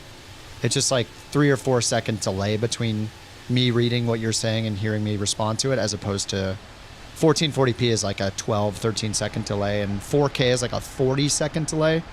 So I just picked the lowest latency for now. Yeah, I think it is the plane. I think maybe next flight I'll grab the 1000 or I'll try to find the one that has no cabin. But the card itself, I mean, I'm pretty impressed with it so far. The GPU temp is 56 right now. I recently switched to do air cooling only. I used to have an all-in-one. I took that off. The CPU's at 62 degrees and the GPU's at 56 degrees right now. It's so cool. And my fans, like, I can't hear them. Like, I don't notice it at all. So it's doing pretty good. Yeah, I'm running 1440. I think I'll probably at some point I'll run 4K again just for me. The 4K for me, it's a little weird though when you run 4K and you stream. The stream is 1080p. I'll probably give that a try tomorrow night or the next night or something. But I would like to, for me, play in 4K and then it just downscales it to 1080 for the stream. But I stopped doing that because of the VRAM issues. Going to 1440p on the NVIDIA card, the 4080, was good. I still have this running in 1440 on my 4K monitor, which is fine. Like, you're definitely going to get more frames, but just for me, the selfishness, I don't know. Anyway, selfishly, I guess I would I would love to run 4K on my end and just have it scaled down for the stream. Coconut crabs are also known as robber crabs due to their habit of stealing anything that isn't nailed down. The robber crab, really? In the EFB, there's performance mode? Oh yeah, it's on. So I guess there's a no cabin mode. I don't really care about the cabin personally. I know a lot of people care about cabins. I would be happy if literally no plane had a cabin because I just don't care. I'd rather have the performance. And when I set up my views, I'm going to set them up like this anyway. I don't care to look. Why do I want to look through a dirty window? Like I don't. I want to get views that I can't get in a real airplane. You know, I want this crystal clear view outside of the plane. So Nard, so far so good, but the problem is that this plane is not a good baseline for the performance. We'll have to hear what other people say about their performance, but I mean, so far I'm happy with the card, but I've literally had it for 12, not even 12 hours, so this is the first time I'm playing with the card, other than just making sure the system booted up and loading Flight Sim for a moment. When I did load in Flight Sim earlier, after I got the card booted up and I made sure nothing caught on fire, I loaded Flight Sim at, did I load into Santa Barbara and flew towards San Diego? In the CJ4, which I notoriously had problems with the other card with VRAM, and I was getting 90 FPS in 1440 with mostly high and ultra settings.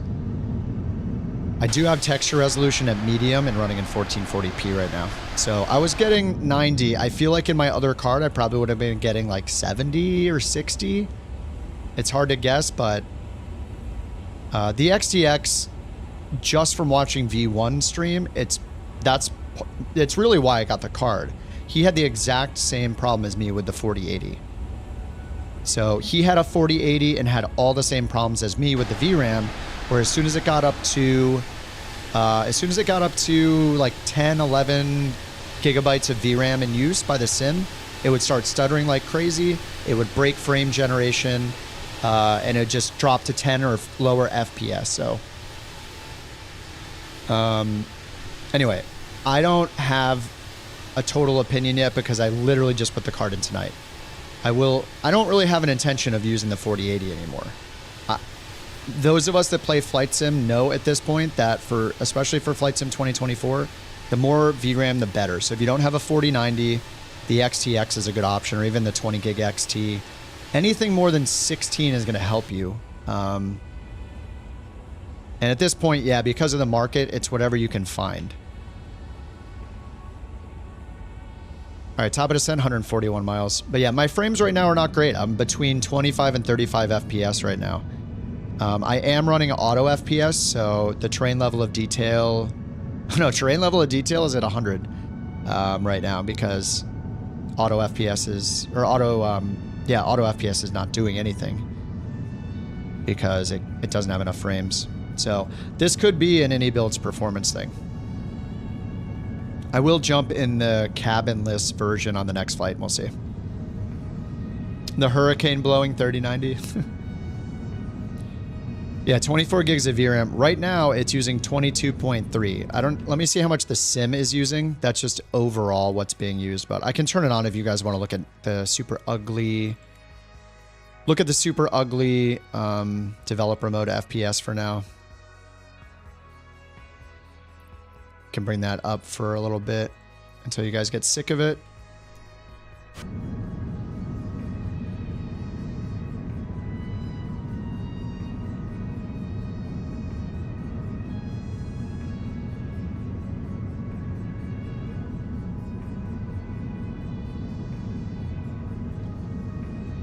So yeah, it shows... Oh, it says it's only using 12.9. Okay. So the rest of the VRAM, I guess, is being used by the streaming software. So it's using only 12.7 GPU right now, it says. The very bottom white line, 12.7. Peak CPU mem 30.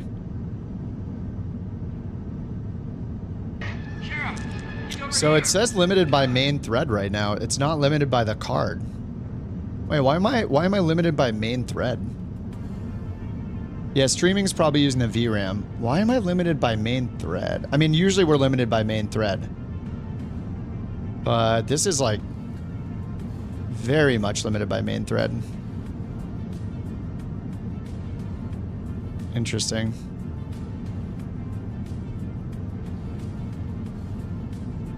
Yeah, main thread CPU, yeah. Lossless? No. I could, but I mean, this isn't the GPU limiting it. Look, I'm limited by main thread right now, so the program, this is built in. This is developer mode in Flight Sim. You can go to advanced, turn on developer mode. It gives you a toolbar at the top. You can go to options and turn on the FPS monitor. This is kind of surprising, actually. So this, it's all just limited by main thread. So it's my CPU? Yeah, the plane with the avionics. Yeah, all the screens. Like if I go to Task Manager and look at Flight Sim. Flight Sim's using 24% of my CPU. So yeah, this, I mean, the GPU isn't even breaking a sweat. The GPU is at 55 degrees Celsius. It's not even using 90% of the, it's at like 88 to 93% of GPU and VRAM, but that's also including the stream. So yeah, I'm being limited by the main thread, and usually when it's main thread, it's because of things like screens, like avionics screens.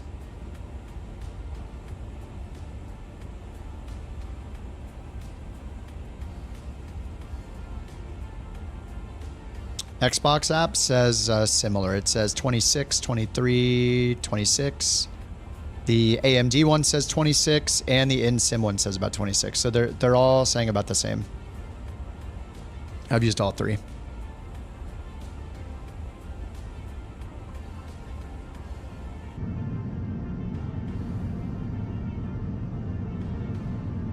Yeah, just limited by main thread. Direct3D 12.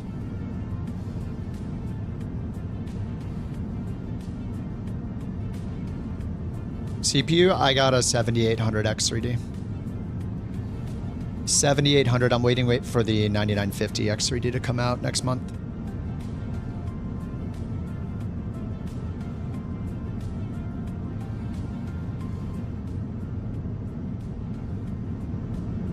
Yeah, I checked all of them, Coop. It looks like they're all around the same, which is nice.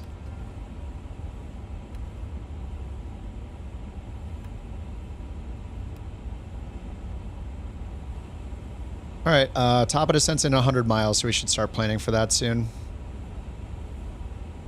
And actually, you guys might know the answer to this because you probably watch more of the A350 stuff than me. Do you know if I can actually use the... if I can actually get the D8S on here? Because I looked it up once and wasn't able to get any info. Where was it? Was it under serve? I didn't even turn TARA on. I swear I saw it somewhere in here to get the... Actually, it might have been in the EFB. I can just sync it here, I guess. That's fine. Sync FMS. Atlanta, great. Sync the weather. Computed. Factored landing distance. Where do I choose the... Do we use auto brake settings as normal in this, or do we use brake to vacate for everything? Runway condition and braking act. Ooh, I'm gonna have to learn something. Runway condition, braking action, and then A brake. The auto brake for RTO only for auto braking, I guess. I know we have BTV as an option. What other plane had BTV? I remember using that before. How do you tweak the main thread?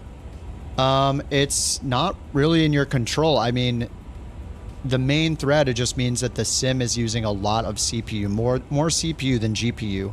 So it's using so much CPU and it can't, yeah, it's basically overwhelming the CPU. It could be because of the screens. Could I turn these screens off? Like, performance mode should turn off like all these unnecessary screens and lights too.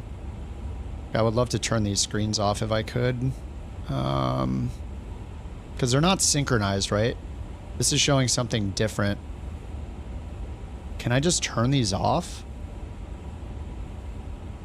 You know, we could check real quick. If I go into settings, I don't know if this will affect it in this plane or not, but if I go into turn down, let me just turn the refresh rate down to low.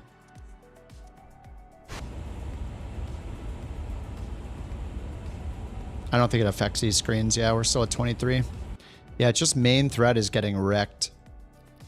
That is the big problem here. So I'll turn that back to high. In the menus, I shoot up to about 60 FPS or so, but, you know, the plane's still in the background. And we're going Mach 849 right now? Holy crap. Dude, I didn't realize this thing was that fast. That is pretty crazy. Yeah, I would love to just turn these screens off. Like, why do I need the co-pilot screens? I am not the pilot and the co-pilot. I'm just gonna use my screens. How do I turn them off? You're guessing it's a plane, train level DSO is 100? Yeah. Yeah, the main thread is getting destroyed by I assume it's this plane too. How do we turn these off? Do the circuit breakers work? Or whatever the equivalent of the breakers are in this thing? Looks like no. Not there. Turn the brightness all the way down. Oh, whoops. GTN. Oh, no. Don't open that.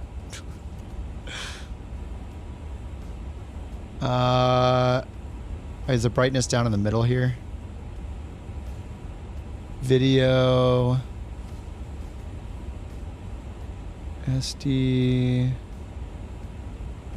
Cockpit lighting. Where's the brightness? We have map light over here. Air data. Top of the screens, there's an off button. Oh, just up here. Oh, these little tiny buttons. Oh, okay, nice. Nice. Ooh. Oh, we just went to 31 FPS. Off. I can't turn this one off. Are you joking? I guess they think it doesn't have a big effect. Okay, we just gained 10 FPS? Yeah, it's the screens. It's 100% the screens. We just gained literally 10 FPS turning one screen off. Holy crap. Look, we're at 37 now. Yeah, it's the screens. The screens are wrecking it. That's a bork. Yes, that is a bork. You can bork. Everyone can bork. If you're chosen for the bork raffle, you get a free TTS. You can say something silly. You know, using your favorite president's voice. It's related to flight sim, okay? Just pretend like it is. Yeah, I'm at 40 FPS just turning one screen off. Holy crap. Can I turn this one off? The winner of bork raffle number 107 is Tellerthorn14. Thank you for your bork report. I wish I could... Okay, this is a... I mean, look, if I turn off these screens... Alright, these don't do as much, so... Turning off that right screen, though, gave me 10 FPS.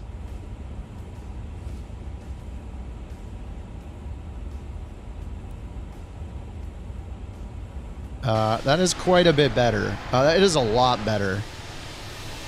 Your screen stutters. Do you know why? We need to know everything about your setup.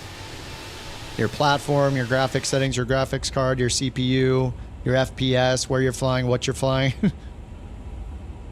As soon as you start to record.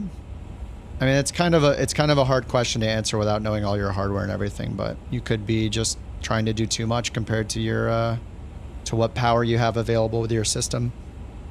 Not like electrical power, but you know, your GPU bandwidth, your GPU and CPU, what's being utilized the most. One of them or both of them are going to be overwhelmed with what you're asking of it. If you're trying to record video, try turning down the bit rate for the video. Try to use 30 FPS instead of 60 if you really, really have to. Dude, this is significantly faster. Just turning off one screen. I mean, it's only 33 FPS, but it feels a lot smoother. I really wish I could turn this screen off, but it's probably not that performant different. So like, let me turn it back on. We were just at 36, 37 FPS.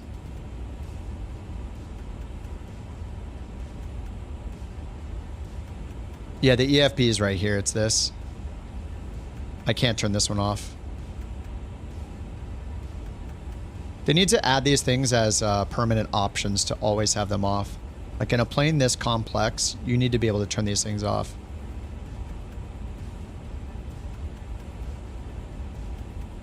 Yep, look at the FPS dropping. Huh? 35, 36. It's staying high again. So it's not as bad. It's still the main thread, but why are we now at 35 after turning it off and back on?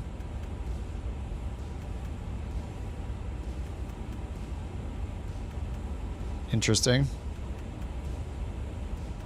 I mean, I'm just going to leave it off, but that bought me like 10-ish FPS. Yeah, it bought me 10 FPS, so I'm happy about that. The next flight we'll do one with a cabinless version. I don't know if I have any cool liveries for it, but...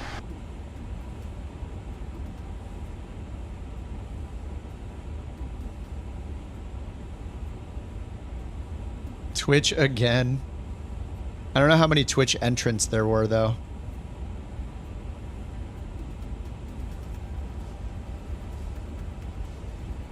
Alright, so I mean, I don't know. Maybe it was a coincidence. Maybe I got far enough away from some crap that was loaded in the background. Maybe it was DFW was still loaded in somewhere in there.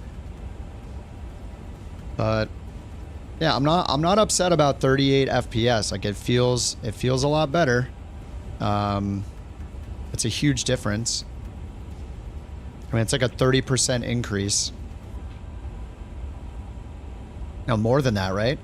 From 25 to 35 or 36, it's like that's like a 50% increase. 25 to 37, 38 is a 50% increase. So it's that's nice. Hopefully it's even better by getting rid of the cabin. FMS2 performance, descent, and approach here. Check destination data. So we got the winds and all this. Can we send all this over there or no? It would be so nice if we could send all this over there. 220 at 618. We'll just try to get the ATA, see if it's in range yet. Yeah, I'm on the new GPU. Alright, we can't hear. We're still too far out.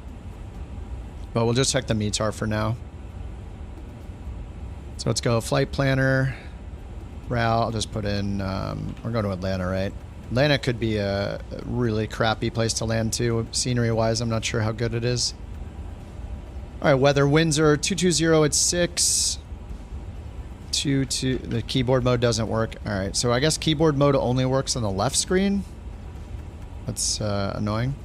220/6. I have to hit enter. 6, enter.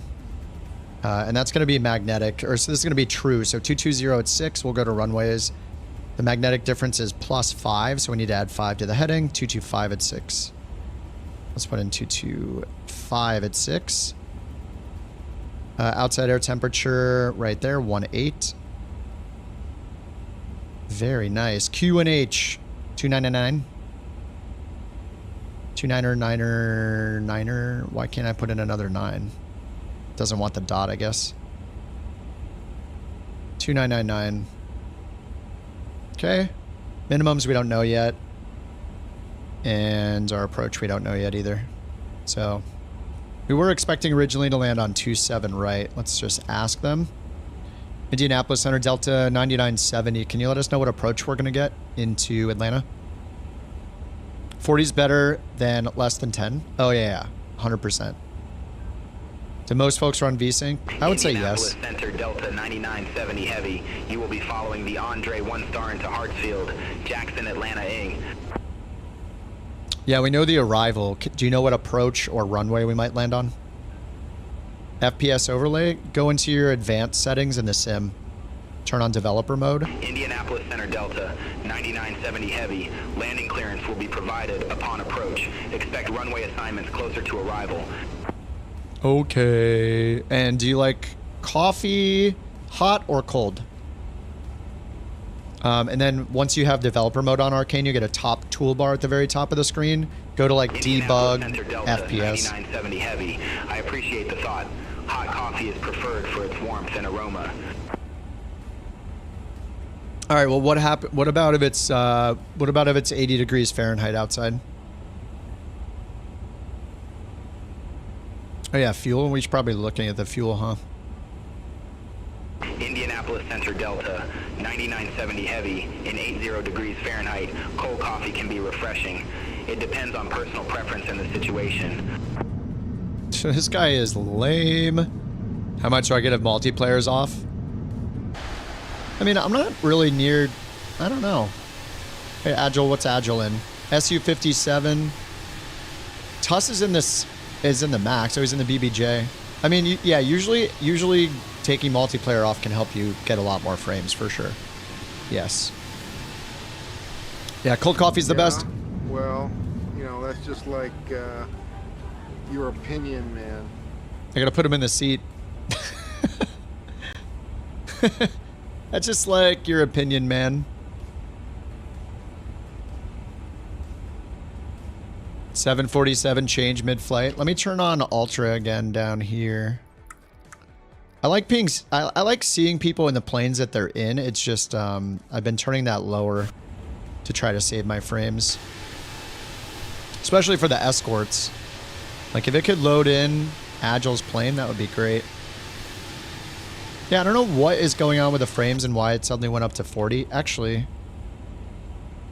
yeah, auto FPS is set to target at 50, so it's not doing anything yet. I really only want auto FPS to be doing a lot or doing anything if I'm in super excessive frames.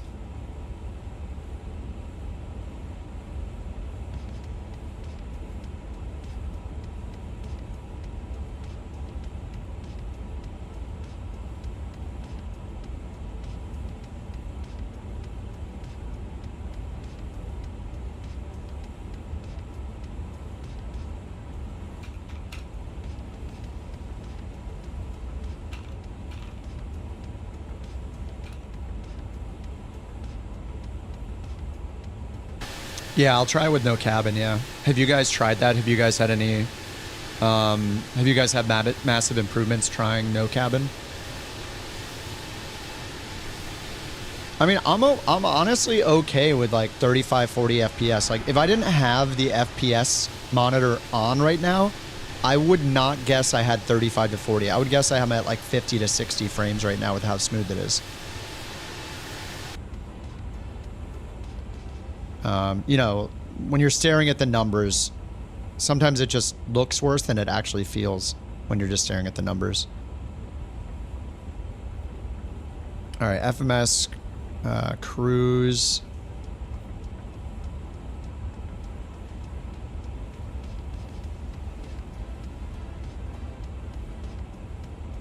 I like these buttons a lot down here. I wish they were... I wish this camera preset was like this.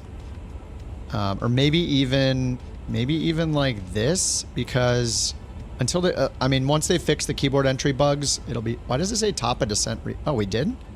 Wait, what? I thought we had like 100 miles to go. Ready for descent, Delta 9970. Delta tonight? Yeah, I mean, we don't have a couch livery. Oh, did they tell me to descend? Ah, crap. All right, I'm just going to start the descent. Delta 9970 Heavy, flight level 410. Hey, what the heck? Oh, did I turn those off?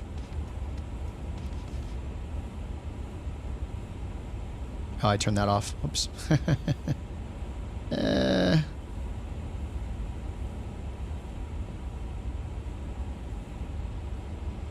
All right, let's do manage descent. Let's take a look at the SID, or at the star.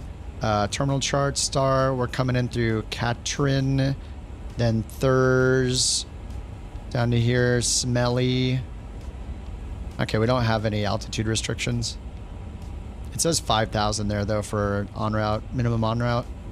So let's check what they said that I missed. They just said I'll be following the Andre Star. What did they tell me to descend?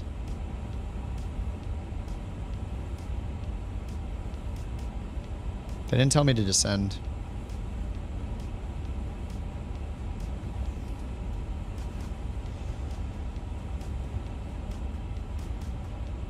(119.9 or 5).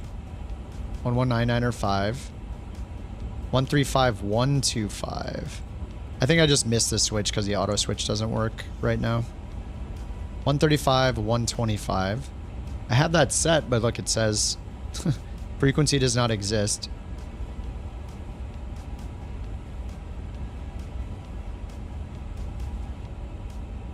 Oh, 134.8 maybe?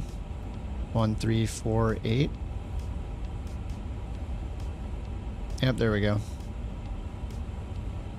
Atlanta Center, Delta 9970 Heavy. Good day, through flight Bird strike level option? 378. No. I barely, this is just my first flight with it, so haven't done really anything yet. Other than stare at the FPS meter. Delta 9970 Heavy, Atlanta Center. Delta 9970 Heavy, Atlanta Center. Expect Andre 1, runway 27 left. Expect Andre 1, runway 27 left, Delta 9970 Heavy.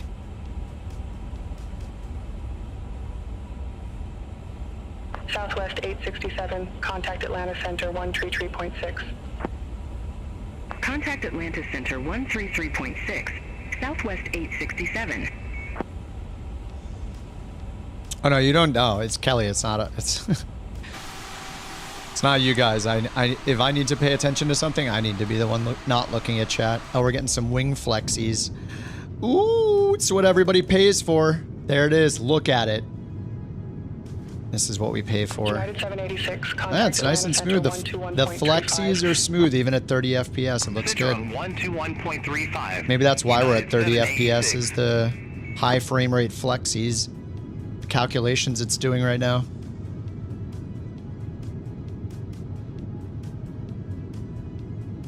It's tempting to like load into the Phoenix or something next and just look at my FPS difference.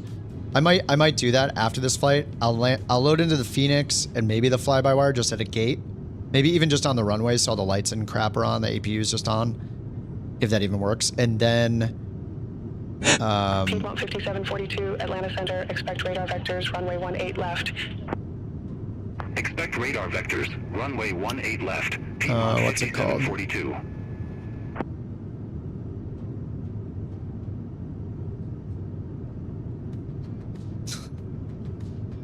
Probably, yeah, load into a couple planes and then load back into the no cabin version. Or load into the no cabin version.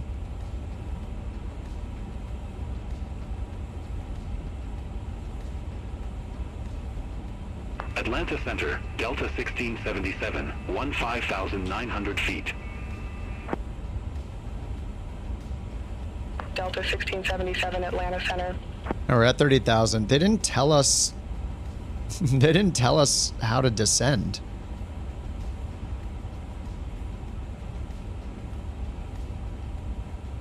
Yeah, they haven't told us how to descend. I mean, we need to descend, so...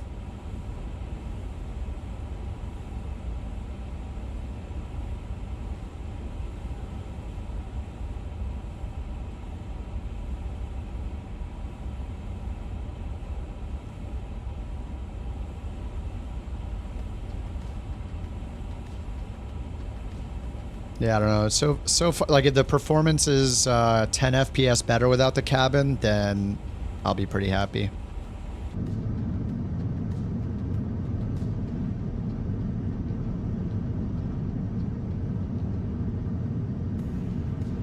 We're descending, yeah.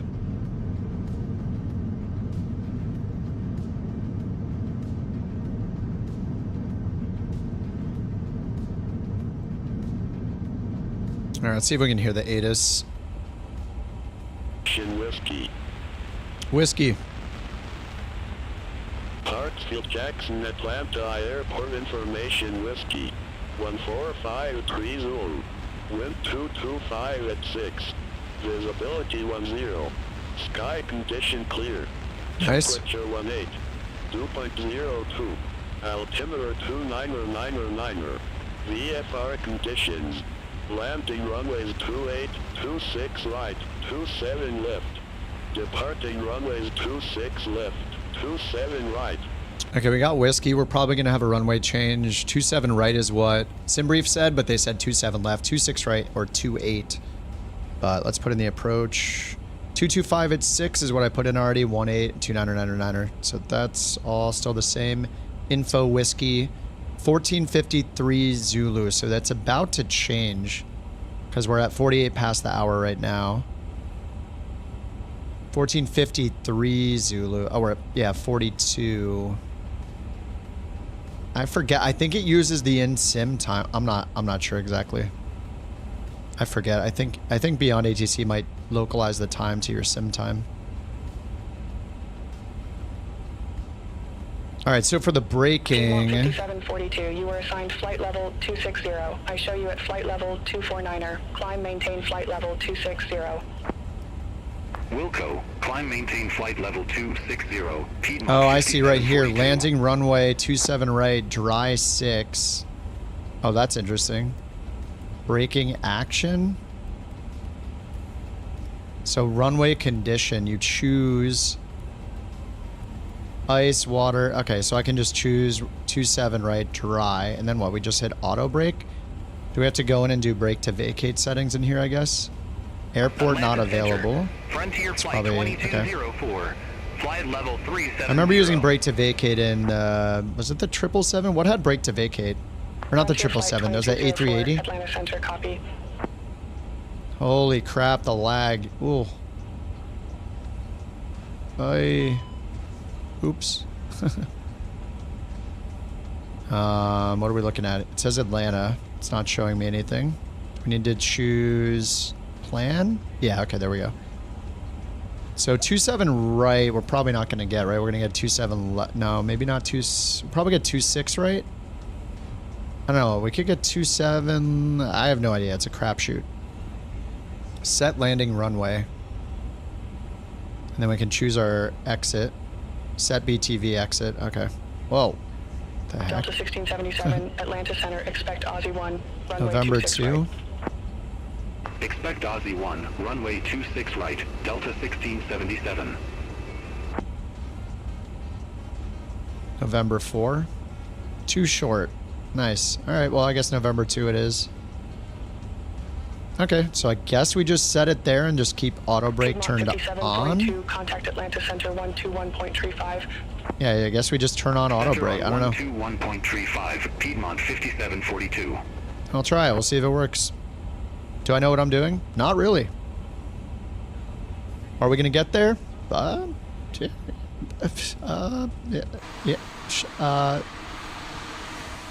back to your seat. Atlanta Center. Back to 31 FPS. Flight level 350. Yeah, this screen is still off. What other screens can we turn off? This is where Taboo is such a good idea to find all sorts of random screens. Like, isn't there a screen back here that controls the lighting? Like, do I really need this? I mean, the lighting is pretty cool, but this is eating my FPS. Like, performance mode should turn all of this crap off. Like, why is this on if I've turned on performance mode? This is the kind of thing, like, performance mode needs to axe everything that's not essential. I mean, I don't know. Maybe this is taking like 0.5 FPS, but I don't even want to know that that's on. Atlanta Center, Southwest 1419, flight level 240. They really got me with this livery. If they didn't have this livery, I wouldn't have bought the plane. Southwest 1419, Atlanta Center. They're targeting this product to me as a Los Angeles native. I'm not a Los Angeles native. I would like to be. I can't claim that. It's becoming a problem in my everyday Atlanta life. Center, Giant 3866 Heavy. Good day. Descending via Jackie 6, flight level 390. The what now? We're to 18,000. Let's get standard altimeter changed to local, and it was 9er. 9er. Alright, on the standby. I synced these two together. And what approach are we going to get? We can't see ourselves here anyway. I don't know if I like using the maps on this without the plane showing up. I think it's okay. So let's see. What's our last waypoint? We got Mercer, Oster, Flaps 2. Oh, 27 right. Delta 1677, descend via Aussie 1 arrival. That's not us. Looks like MCAP is the end and then Mercer. Altimeter 2999er. MCAP. Descend via Aussie 1 arrival. Hartsfield Jackson Atlanta I landing runway 26. Oh, MCAP 6000. Andre. MCAP all the way around. MCAP 6000. American 317. Good day. Flight level 350. And we should have that down here too. MCAP 6010. American 317, Atlanta Center. Good day. So does it tell us MCAP which runways we land? Expect runway 27 right approach. But 27 right's not in use according to the ATIS. And this is Delta 9970. Any idea what approach we're going to get?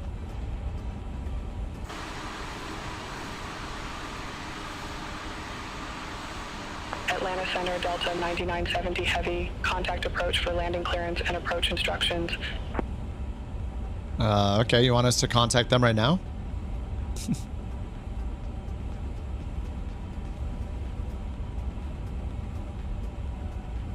Atlanta Center, Delta 9970 heavy, affirmative. Contact approach for landing clearance and approach instructions. Alright, what's the approach frequency?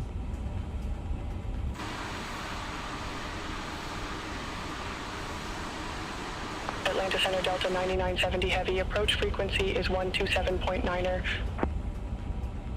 Thank you, Delta 9970 heavy. 127.9er.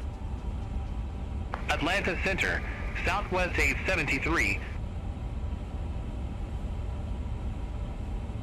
Atlanta approach, Delta 9970 heavy, descending via Andre 1. No, it won't be, Rich. Heavy, Taboo will not be supported. Resume the Calvin tree, climb, maintain flight level 190. What? Cleared direct anvil. Resume the Calvin tree. That's the SID. Climb, maintain flight level Samuel 190. L. Jackson. Delta Are there 9970 snakes heavy. on this mother-effer plane?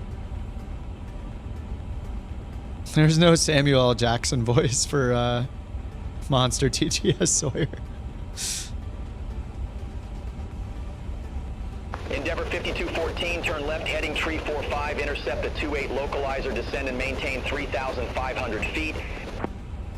Turn left, heading tree 45, intercept the 28. Alright, I don't know if it's going to give us the right thing here. 3,500 feet, Endeavor 5214. No. Wait, is that as big as that one gets? Should I make that one bigger?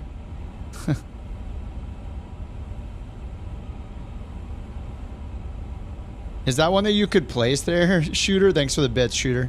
Is that one that you could place there or not? Were you just being nice? Maybe I need to make the corner ones bigger. I want to see that one. Endeavor 5214, airport is at your 10 o'clock, 12 miles. Report the field in sight. Field in sight, Endeavor 5214. There, I made it a little bigger. Endeavor 5214. Oh, you're keeping it out of the way? What a nice dude. Cleared visual approach 28, Endeavor 52. You gotta make that thing huge. And try to put it in a specific spot, like, so he's sitting on top of the, glare shield or something. Report the field in sight. Field in sight. Spirit Wings 230. Alright, well, they're not really giving us any help here. Spirit Wings 230, cleared visual approach, runway 28I. Should we just go 28? We should just go 27 right, because it says for this arrival, expect 27 right approach. We already have it set up. I think I'm just going to leave it. We have whiskey. Delta 2519, Atlanta approach, altimeter 2999er, expect the visual approach, runway 28 tile. Altimeter 2999er, expect the visual approach, runway 28, Delta 2519. Endeavor 5214, contact Atlanta Tower 27 right. over to tower 119.5, Endeavor 5214. 26 right. Wish I could pick a runway. 27 right, RNAV. Spirit Wings 230, contact Atlanta ILS Tower 27 right, there we go. 119.5. Whoa. Contact Tower 119.5. I got 1113. Go check our... Is that our nav page? It's under survey. No. FMS. Nav aids. 1113 IAFA 275 ILS. IAFA 1113 275. IAFA 1113 and 275. The DME is from what? DME and radar required. DME is GSU. Where is GSU? It's the Atlanta VOR 1169er. Let's put 1169er in up here. It's got 1169er 5. Oh my god, the keyboard doesn't work up there. It's so annoying. 1169er. You literally do one flight and you find these bugs. Delta 1383, turn right, heading 165, intercept the 26 right localizer, descend, maintain 6,600 feet, altimeter 299er, vectors for the approach. Turn right, heading Well, that's not us. 165, intercept the 26 right localizer, descend, maintain 6,600 feet, altimeter 299er, Delta 1383. Alright, looks like we're pretty much on the approach. How do I get that in again? Climb, maintain flight level 190. We need 1169er and GSU. I think we have to type Climb, GSU. maintain flight level 190, Delta 9970 heavy. 190. Alright, GSU is in number All 1. aircraft be advised, information X-ray now current, altimeter 3000. Alright, 3000. Delta 9970 heavy, fly present heading, intercept the 22 left localizer. We're at 6,000 feet at Fly present 260. heading, intercept the 22 left localizer, Delta 9970 heavy. We're already on Loc GS Star. We're going 260 knots. Speed limit exceeded.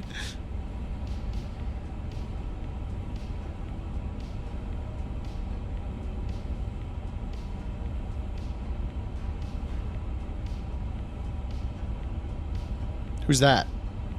It's Steve. Alright, barrel minimums I didn't put in. 1190, cap 1, 27 right. Are we a delta in this? It's 1190 either way.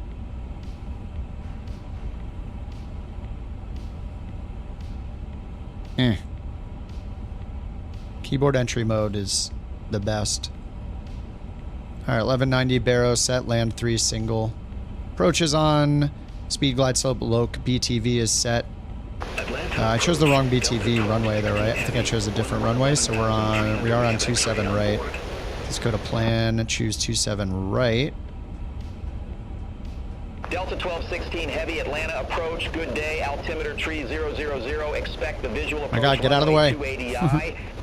Mike 4 maybe? Altimeter 3000. I can't set it. The visual approach runway 28. Oh no, I'm too late. 16 heavy. 27 right. Atlanta approach, Endeavor 5214. It's set on 27 right. 4,400 feet. It's 27 left here, it's 27 right there. How do I change it 27 right? Turn left, heading 345 vectors for the approach. Dude, I can't change the runway. Turn left, heading 345, Delta 2519. Auto brake off, 27 right. Oh, there we go. Now I can do it. Okay, there we go. We're back. Mike 4, sure. BTV. Alright, I just had to turn auto brake off. We're good. Easy. I'm a professional. I play the video games. Alright, just in time. 26 FPS. Let the, Delta 2519, turn left, heading let the dying 310, begin. intercept the 28 local. The dying of the frames. Maintain 3,500 feet, altimeter 3000. Turn left, heading 1.5 miles from Oyster. 1.5 from Oyster, about 7 from the runway. Altimeter 3000, Delta 2519. Endeavor 5214, turn left, heading 180. Turn Turn left. Oh, the Southwest pilots. Yeah, they were. I finally watched that. Heard the ATC. Pretty amazing. All right, waiting for VFE. Man, why aren't we slowing down? Right, heading 240, intercept the 26 right localizer. It's trying to slow us down. 500 altimeter 3000. Vectors for the approach. Turn right, heading 240. Intercept the 26 right localizer. Descend, maintain 3,500. Altimeter 3000. Delta 1378. This is a rush landing, but we're fine. Atlanta approach. Delta Loc GS go around is feet. We have X-ray. climb 4000 direct duty. Delta 1383. Airport is at your 12 o'clock 15 miles. Report the field in sight. Field in sight. All right, flaps full, spoilers retracted and armed. Delta 1383 cleared visual approach runway 26 right. Cleared visual approach 26 right. Delta 1383. Endeavor 5214, turn left, heading 090. Expect further clearance in about 22 miles. Turn left, heading 090. Endeavor 5214. All right, 700 AGL, 600 AGL. 500. Delta 1677, Atlanta approach, good day, altimeter 3000. Expect the visual approach runway 26 right. Altimeter 3000. Expect the visual approach runway 26 right. Quiet ATC, sterile cockpit. Stop talking. 100 above.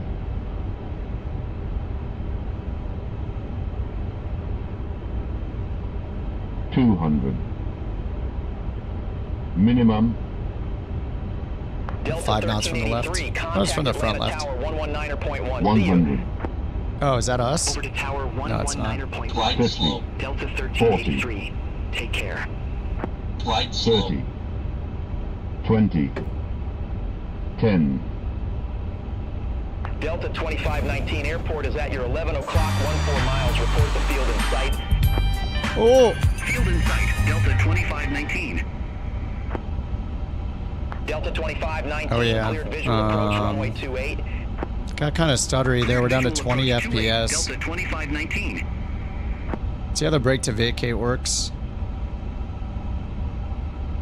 It says roll out. BTV rollout. 1378, airport is at your 1 o'clock 15 miles. Report the field in sight. You know how easy this is for me? Do you have any idea how easy this is? Delta 1378, cleared visual Thanks to the bit approach shooter. runway 26 right. Cleared visual approach 26 right. Delta 1378.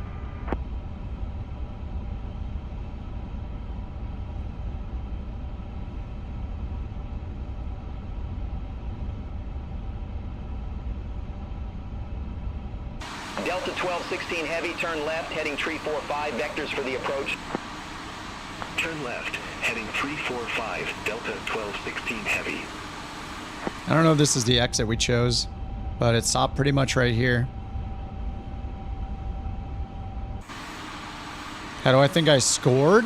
Oh, like a 4? 4 out of 20. Delta 2519, contact Atlanta Tower 119.5, take care. Contact Tower 119.5, Delta 2519. And there are a ton of planes here. Delta 1216 heavy, turn left, heading 315, intercept the 28 localizer. How is it only us? I don't see anybody I don't recognize. 3000. Turn left, heading 315, intercept the 28 localizer, descend, maintain 4,000 feet, altimeter 3000, Delta 1216 heavy. Controllers have too much coffee. They're just non-stop busy.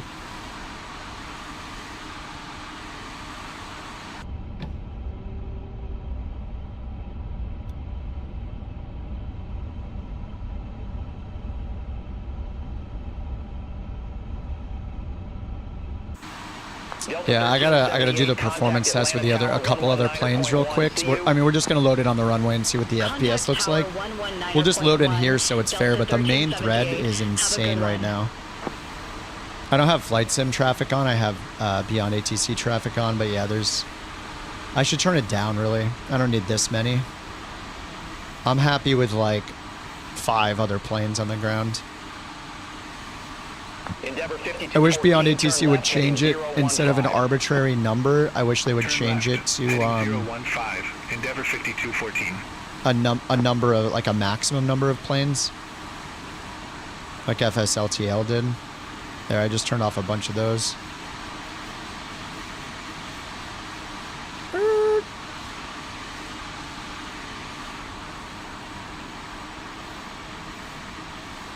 All right, shooter, have a good one, dude.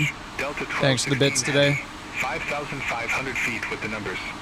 You have MS traffic on, your frames drop to 20 when you land it. Yeah. Delta 1216 Heavy, Atlanta approach, altimeter 3000. Expect the visual approach, runway 28 tau. 28 what? Altimeter 3000. Expect the visual approach, runway 28. Delta 1216 Heavy. Atlanta approach, Delta 1214 Heavy, descending via Jedi Tree, 8000 we have X-ray. Delta 1214 Heavy, Atlanta approach, altimeter 3000. Expect the visual approach, runway 28I. Altimeter 3000, expect the visual approach, runway 28, Delta 1214 Heavy.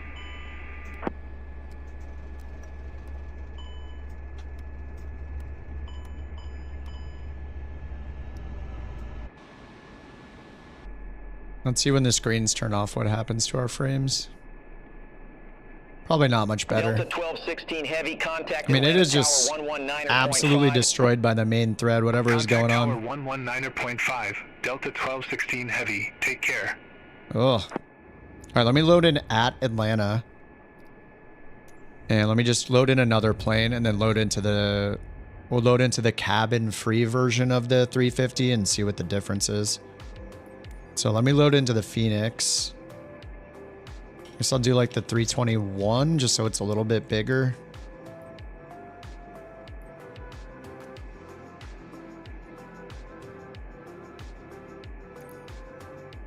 I'm gonna load in on the runway during the day.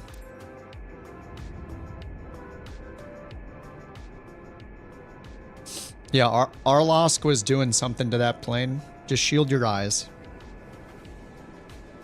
All right, the Phoenix app is loading. Restart the game, yeah. I'm going to try a couple. I'm going to load into this one, then maybe I'll load into the fly-by-wire. Then I'll load into the cabinless A350 and see the difference.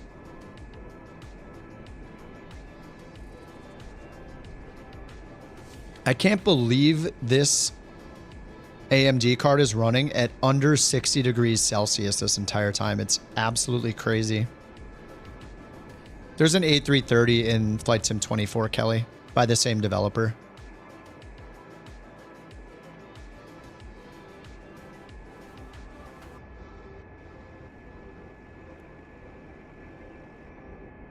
Main thread. This plane is not on, though. Yeah, I don't know. I'm getting similar frames. 33 FPS, man. All right, 45. I mean, this isn't even on, though. Forget, are there states in this plane or not? Panel state, yeah.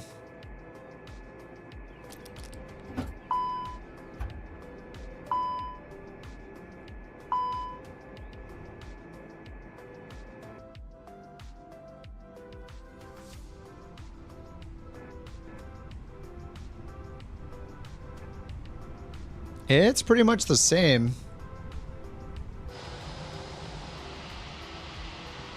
Yeah, I picked a broken livery.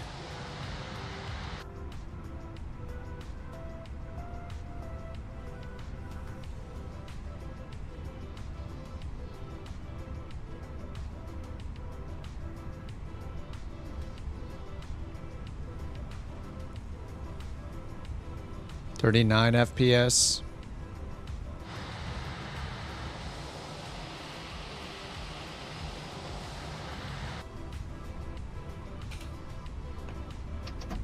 Time to upgrade 90. I'm waiting for the 9950. Otherwise, I would have. All right, chill. We're fine. We're fine.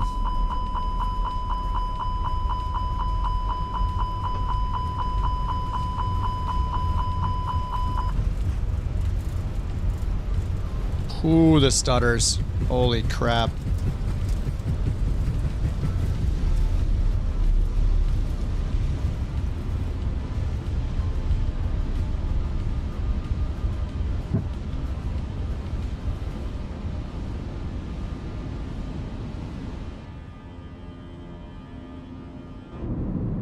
What's up, everyone? Samuel L. Jackson here, version 2.0. It's been updated, and I'm back now. Don't worry about flying. You're doing fantastic today, and Kip, don't let anyone ruin your flight. Peace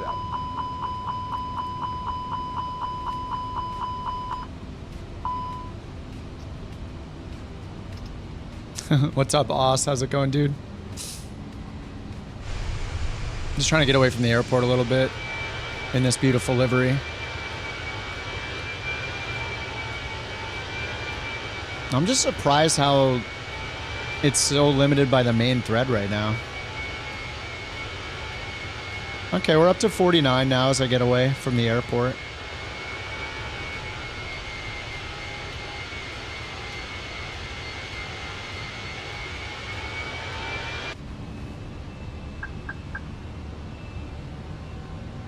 Is there Howard Stern? There might be, actually.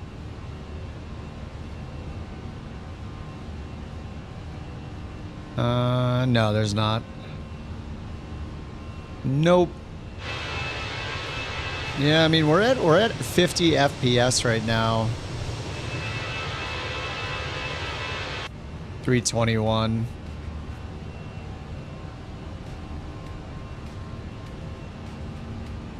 Auto FPS is running with a 50 target frame rate. I'm gonna give it a 60 target.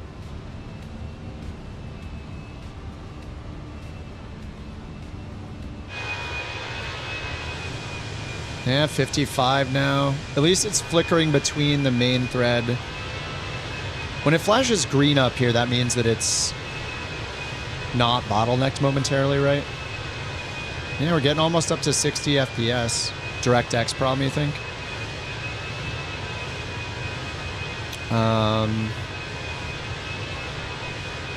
Anyway, it's definitely, the performance is definitely better in this so far, especially on route. I mean, we're doing like 30. We're doing like 20 FPS more in the Phoenix. So, all right, let's try the cabinless one. Actually, just for fun, let me hop in. Just for some baseline test here at Atlanta again, but I'm gonna hop in like the DA50 or let's hop in the DA50. The Skyward Sim DA50 on the runway. I just want to see what happens when we don't have an airliner. And hopefully I'll get above 60. I mean, I am, regardless of the frames, I am happy to not have the VRAM problem. That was the main reason in switching cards, is avoiding the VRAM bug. I don't have faith that Microsoft will fix the bug completely ever. I think they're going to chip away at it. I don't know if we'll ever have, I mean, I hope I'm wrong, but I'm not going to wait, you know, for them to fix it. All right, 74 still loading in.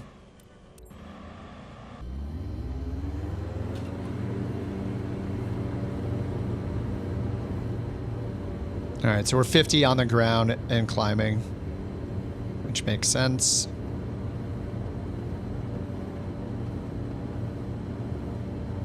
Don't you have to have an airliner? No, career mode, you can fly all sorts of planes. If you're talking about the Flight Sim 24 one, pretty much every career mode you can fly whatever you want. If you're using a pilot's life, a pilot's life is one that is made for airliners. It's based around real world airline routes. So I mean, this is mostly because of the scenery, I guess, at Atlanta. I mean, we're at 40 already. You know, it's obviously going to be a combination of things, but yeah, why do I see all of these planes loaded on the ground? I don't have live traffic on, do I? Like, I didn't turn it on. Yeah, live traffic is off. Photogrammetry is off. I only have multiplayer turned on. All those planes are really part of the scenery. Let's go to 2x and then 4x just to get away from the airport.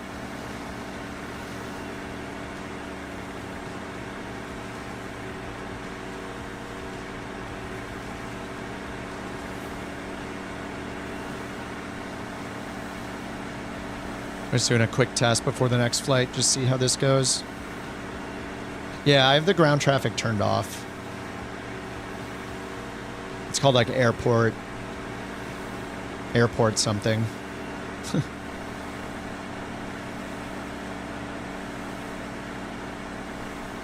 Yeah, I think Atlanta's almost all the way unloaded now. I'm getting the same frames in this as I was in the Phoenix, which is pretty insane.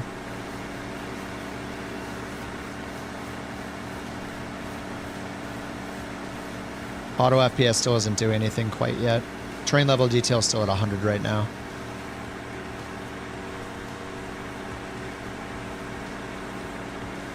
Traffic airport quality. Yeah, I have that off. Let me double check. Yeah, traffic airport quality off. Air traffic ultra. I have a lot of this stuff on like low. I don't really care about the cars. The boats we don't see anyway because we have the live traffic off. I do have quite a bit of ultra settings here for the reflections and lighting and stuff. Windshields. Terrain shadows 1 from the max. Shadow maps are at max.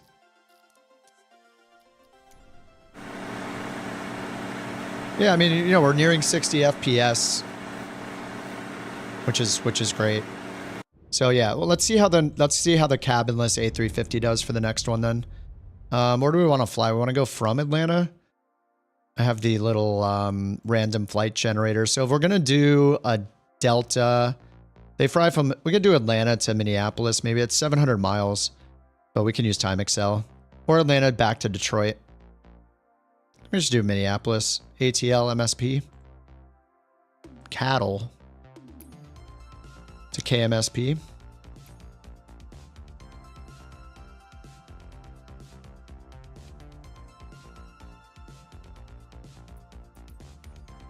See if I can find the one with no cabin. 900. Does this one not have the cabin? Oh. Under variance, nice. Oh, and I still have the same livery. Heck yeah. All right, let's try no cabin. Nice. Yeah, it's actually built for 2024, which is nice to see. It appears under the variant where you would expect it to be, so that's nice. All right, gate medium at Atlanta. I do have a bunch of random scenery and stuff installed and all sorts of add-ons that are streamed in, so.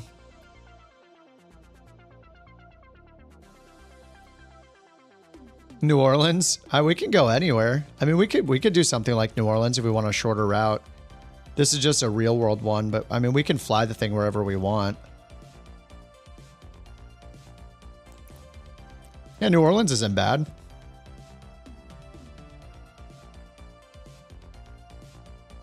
Skytation, what's up, man? How you doing?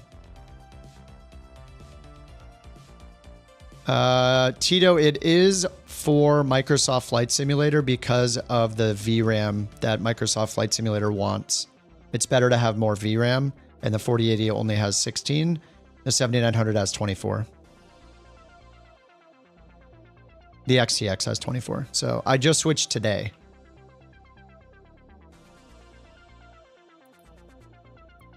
Stick to my plan. It doesn't matter where we fly. We can go to New Orleans. It's 375 miles. It's better than doing 700.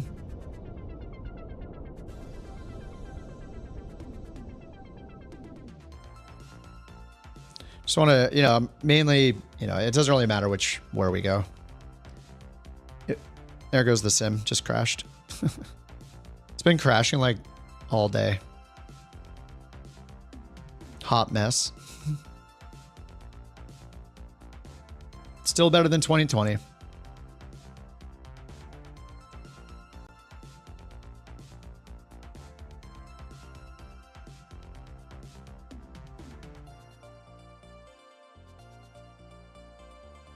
I do love it.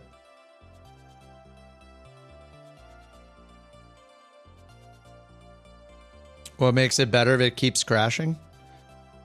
Well, it's not going to crash forever. The lighting, the ground detail, bush flying, the clouds. A lot of people have better performance in 2024. Career mode. There's a lot of great things about 2024. 2020 is going to die inevitably as well, so. Nickelback? No. Not really. Does anyone really like Nickelback? The only thing that's better about 2020 is which planes there are in it, and eventually those, and inevitably those planes will come into 2024. I had like 200 hours of fun playing career mode. I'm excited for them to add more missions, more career mode, like mission types, more planes. People also think the physics in 2024 is better too, especially the ground handling.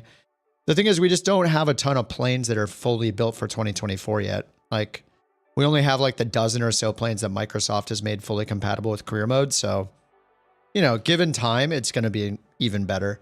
But I have not reached the point where I want to go back to 21, not one single time, even with all the crashes. 2024 is exciting. 2020 is not exciting. There's nothing that I'm like, oh my God, I got to go to 2020 for this. I have never thought that since 24 has come out, so.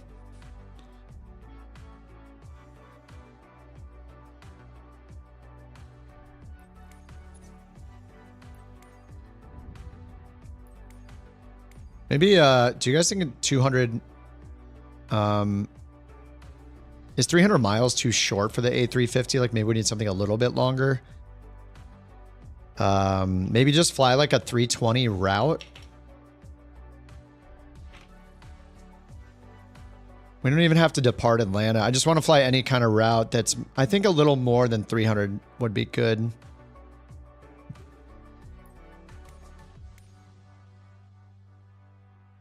Like Denver, maybe. We could do like Denver. What's KGPI? I don't even know what that is. KGPI is 462. Does anybody know what that is? Yeah, somewhere a little longer. It's only 8:30. I'll probably do like 1 to 3 more flights. We'll see. Yeah, I'm in the beta, Anthony. Yeah, the beta is great. If you're playing 2024, you should be on the beta. Especially if you want like if you want to use live weather at any time of day, you need to be in the beta for that.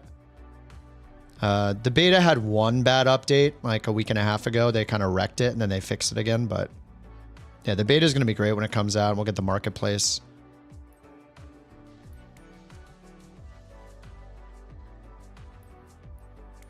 Oh, we could do a bad one. Yeah, that's a good idea. We could do bad weather flights. Yeah, let me check the website. That's a good idea. It is Wednesday. Wednesdays for weather. Where to fly into absolute garbage weather. This website is called wheretofly.today. And I'll post the link if you guys want it. But this is a great way to find a flight, especially if you want to find bad weather to fly in. Top airports right now. North America. We can just stay in North America. What do we got? Foggy at KCPT. It's a 5,700 foot runway. Oh, Cincinnati's got lightning right now. We can fly out of Cincinnati. Thunderstorms, gusting winds, and windy. Let's find an arrival for Cincinnati.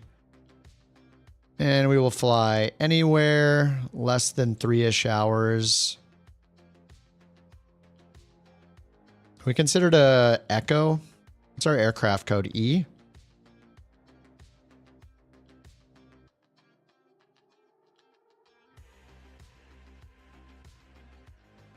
Fort Wayne, that's only 100 miles away.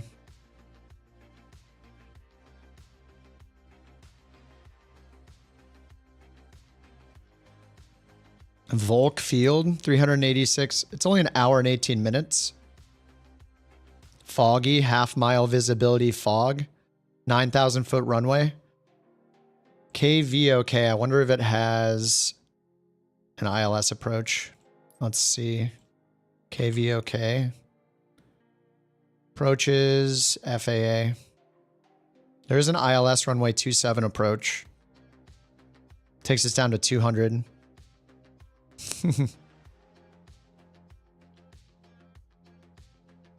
Cincinnati's got crappy weather on the departure.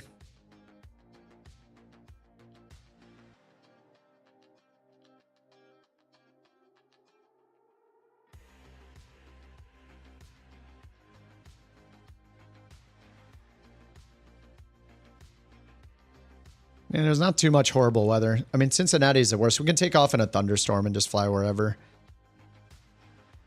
What about this Majors Airport? 8,000-foot runway.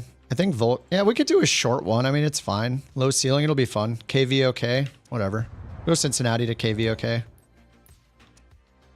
I don't even care. KC... What is Cincinnati? KCVG. KVOK. It's got a long enough runway. Volk field. I don't care. I just want to do a flight. Gate medium. Flight conditions. Custom. Air traffic off. All players on. Morning. Let's go. Gate. All right, let's see how this does without the cabin. We were getting, what, 35 maybe at the best FPS in the air. I just want to tell you both good luck. We're all counting on you. Thank you. Thank you very much.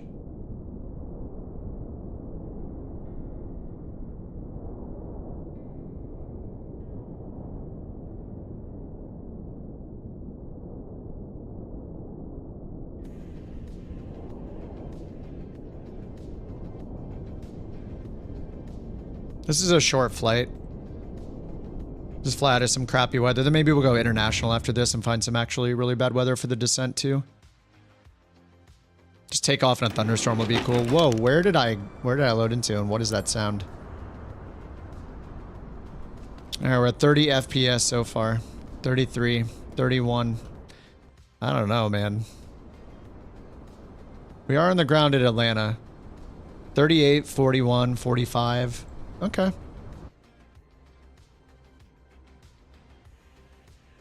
It stole all the cameras. And these cameras are so dumb. Instrument camera view, by the way. Yeah, I hate teleporting through the plane. Okay, let me do the sim brief here. Get beyond ATC going again.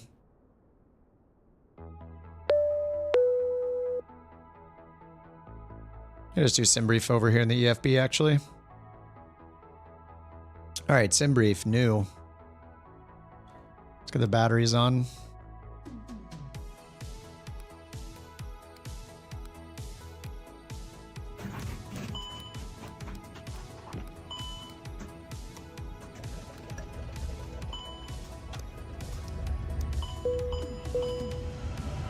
Bing, bing, bing. I mean, it feels better so far. I'm at 47 FPS. I think on the ground before I was at like 28 or 29. Okay, now it's down to 31. We'll see as people load in. Way too expensive. I think you can buy a game for that money. Well, you can say that about a lot of planes in flight sim. I mean, the Phoenix PMDG planes, they're $60, $70 as well. iFly is 60 bucks, I think, or 70. Yeah, I mean, that's just how flight simming is. Like, they're not absolutely... It's too niche of a thing for them not to charge a lot for these planes that they put, you know, months and months and months or years of work into, so... Yeah, it's just how it is, unfortunately. You know, they're not, like, making Fortnite skins or something. Or, you know, like, 1 million people are gonna buy them. Okay, let's do the... I guess we're not going to be... We'll just be couch. Or sorry, we'll be Delta. Whoops. Delta 323. KCVG to KVOK. This could be a bad idea. A350. Or does it say A359?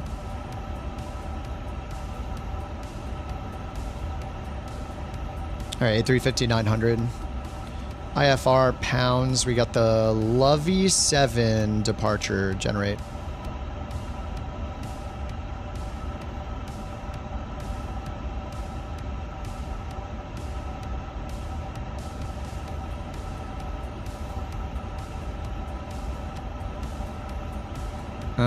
Let's see. I'm guessing I need to set the options for this too, right?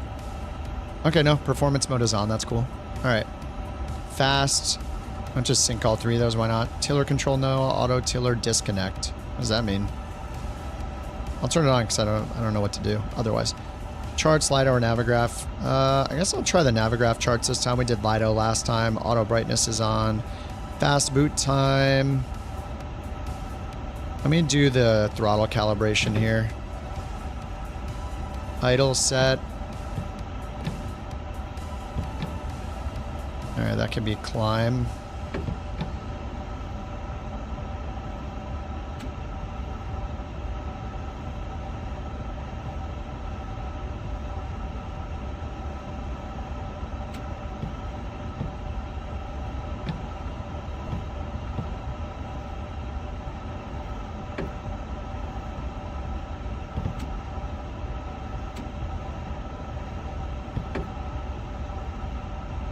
Okay, that's all set. All right, sound, all that's on. Okay, I think everything else is good. All right, let's go to ground. Yeah, we don't need this yet. Load sheet. Sim brief import. Yeah, the performance is noticeably a bit faster. We'll see how it goes when we get going, but I'm at 34 right now, 37, 40. Yeah, at 40 right now. So it's a little bit better. All right, we did the sim brief import, 324 packs. So I did the import, and now we have to click set 0 fuel weight. So it does the right number, and now it does the wrong number. Okay, but 249 passengers. Set fuel, loading fuel complete. Takeoff performance, sync from sim brief, get the weather, compute. Okay, let's go down here. FMS 1. Let's move this over to init. And we'll move this to flight plan. All right, request pending. Oh, Navigraph may freeze the aircraft, really? Why? Well, maybe they shouldn't, really? It's that bad? Why is it an option? Well, I guess we're not using Navigraph. I just paid $100 to use Navigraph in this plane, and I can't even... No. I'm joking. Alright, we'll use the Lido chart, I guess. Thanks for the heads up. WASM crashes. Dang. Alright, we got the flight... wait, why did this change? Did I change this? Why did this change off flight plan? Win request. All right, nav accuracy upgraded. Beautiful. Line IRS, route uplink, primary. Okay, let's go to... Actually, let's go to weight and balance. Fuel and load. Yeah, I don't know why we have to do this manually. I'll just put in what we have over here. Estimated 0 fuel weight. 36... Oh, yeah, the keyboard only works on the left screen, I guess. That is crappy. 369.8. Enter CG. Oh, I guess we have to go look at the EFB.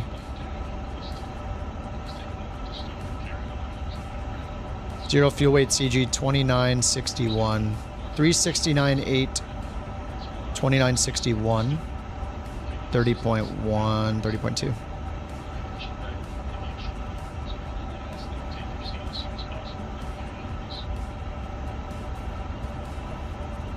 $29.61. Block fuel 30.16. Passengers 249.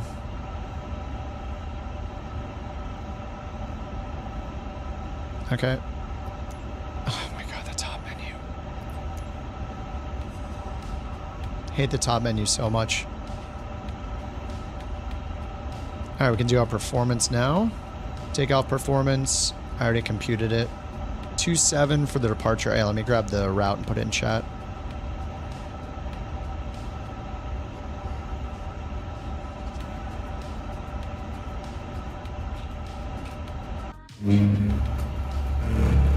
Oops, here we go. Set. Thanks for sticking with the couch captains. Heck yeah. Deedly. Dearly. Ah, nice. The Yoda deadly. Thanks, man. Thanks for another bunch with the couch captains, dude. Heck yeah.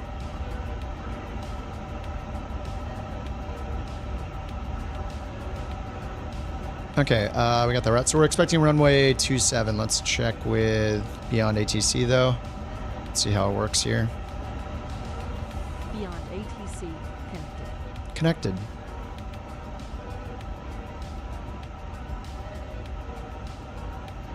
Yours just froze? Oh, from using Navigraph maps, Steve. All right, let's get our clearance. Delta 323 Heavy, ready to pick up IFR clearance to Volk Field. Just want to make sure runway 27. Delta 323 Heavy, Cincinnati clearance cleared to Volk Field Airport. Lovey 7 departure with the CADIS transition, then as filed. Maintain 5000. Departure frequency 128.7. Squawk 4414. Cleared to Volk Field Airport. Lovey 7 departure with the CADIS transition, then as filed. All right, 4414 Maintain auto. 5000. Departure frequency 128.7. Squawk 4414. Delta 323 Heavy. Delta 323 Heavy, read back correct. Contact ground 121.7 when ready for pushback or engine start. We'll contact ground 121.7 when ready. All right, for departure's pushback the or Lovey engine start. 7. Delta 323 Heavy. CADIS transition. Thanks. No arrival. My pleasure. Enjoy your flight. Runway 27 on both sides. All right. Now we got the charts. Lovey 7 RNAV. He said maintain 7,000. We got that. And he said maintain 5,000. So 5,000 set. We got the squawk code in. That stuff all looks right. Let's get this to performance. Okay, I just need to use these buttons down here.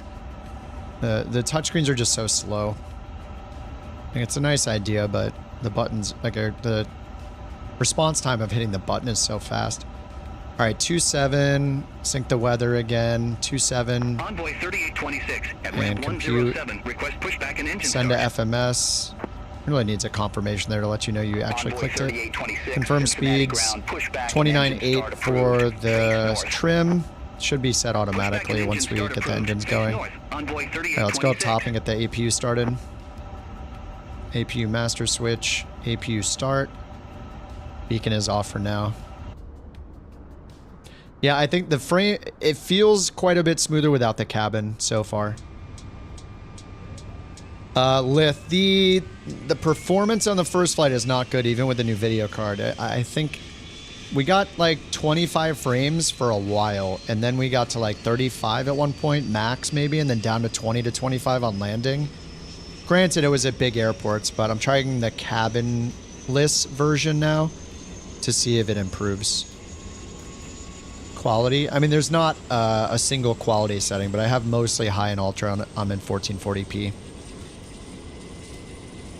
Yeah, it's at 27 FPS right now. It's not the worst, but you know, we're on the ground at Cincinnati.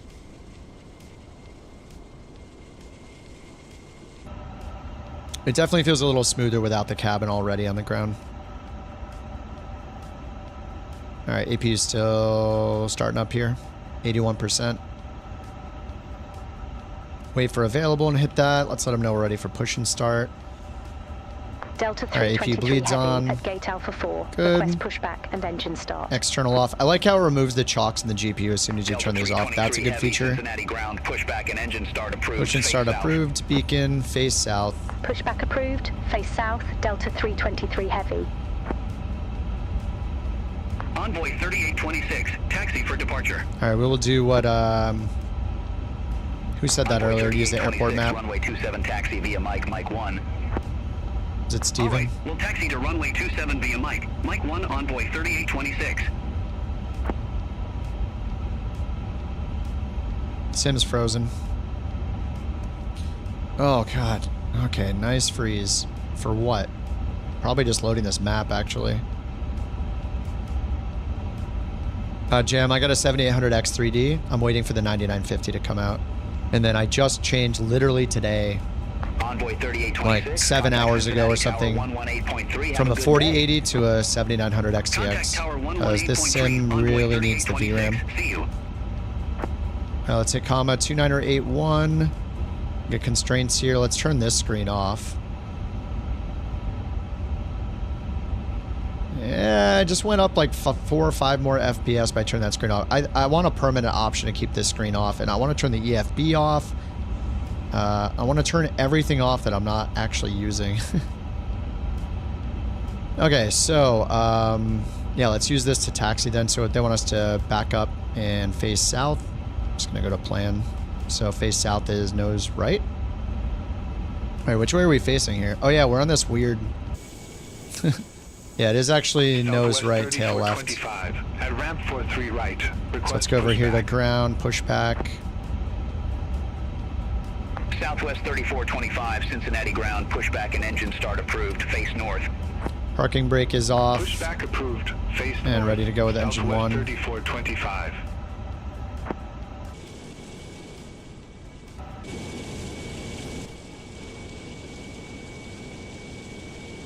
Your OCD wants to test everything?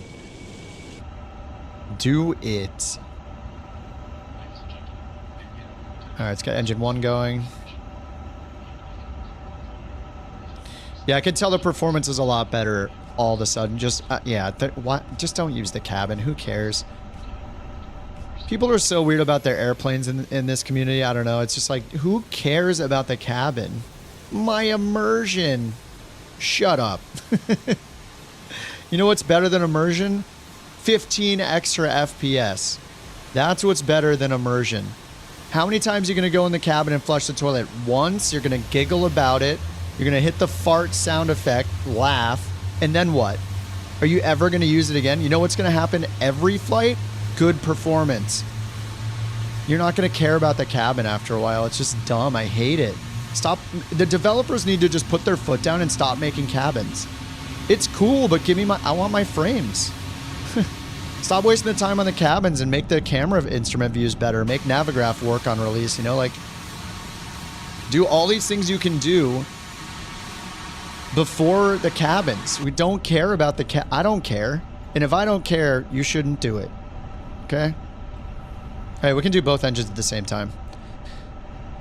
It's just not worth the performance hit, and if I'm paying for a plane, I don't want the developer wasting his time putting embroidered things on the seats. I don't care. We're gonna look at it once and be like, wow, they did such a good job. You know, this isn't like it's not like an art fair. You know, like we bought this thing. We're not just there to like pat somebody on the back because they did a good job and never look at it again.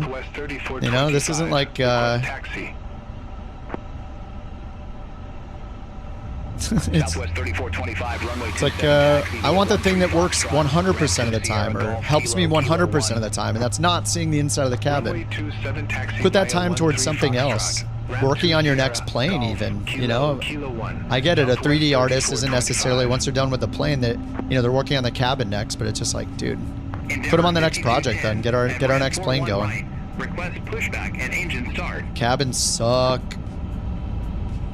Endeavor 5210, Cincinnati ground, hold position for traffic. All right, engine 2 available. Endeavor 5210. Flaps 1, ignition off.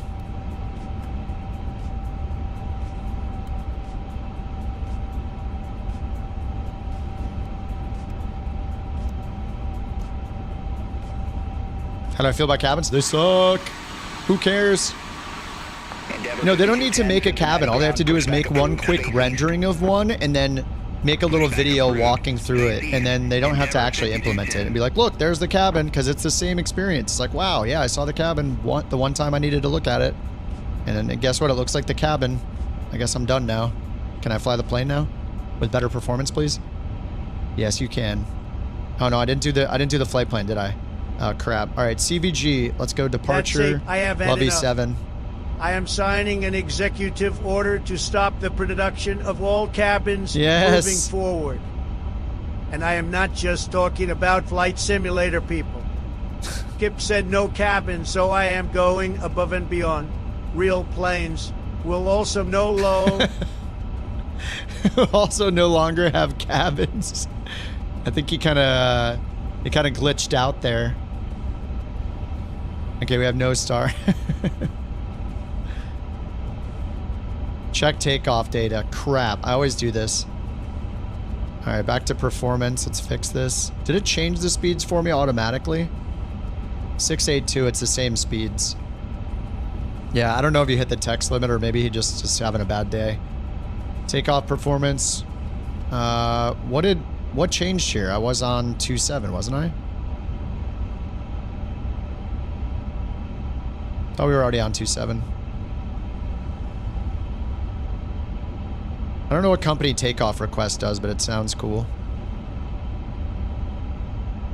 Alright, flight plan, performance, flex 67, and the trim should be set automatically, which it is. It matches. We got our flap set. Cincinnati ground, Delta 323 ready to taxi. Alright, takeoff config text, done. Southwest 3425, contact Cincinnati Tower 118.3. Alright, we're going to runway 27. 118.3, Southwest 3425. 27 right down here. Delta 323 Heavy, runway 27 taxi via hotel. Ramp 2 November, Golf Kilo, Kilo 1. Runway 27 taxi via hotel. Ramp 2 November, Golf, Kilo, Kilo 1. Delta 323 Heavy. Alright, hotels to our right. Parking brake. Endeavor 5210. Off. Taxi light. Taxi light's on. Endeavor 5210, runway 27 taxi via ramp 2 Sierra, Golf Kilo, Kilo 1. Runway 27 taxi via ramp 2 Sierra, Golf Kilo, Kilo 1, Endeavor 5210.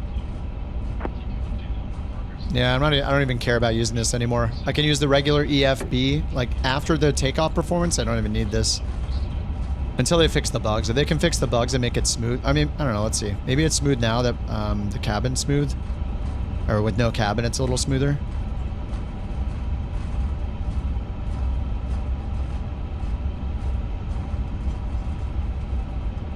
It is very laggy. All right, I don't think it's worth using this thing. This performs really well. All right, we're on ramp 2. Then we have November, which is somewhere. Ramp 2 November is right there. Okay, and then Golf. Where's Golf? Golf Kilo, Kilo 1. No, I don't see any of those.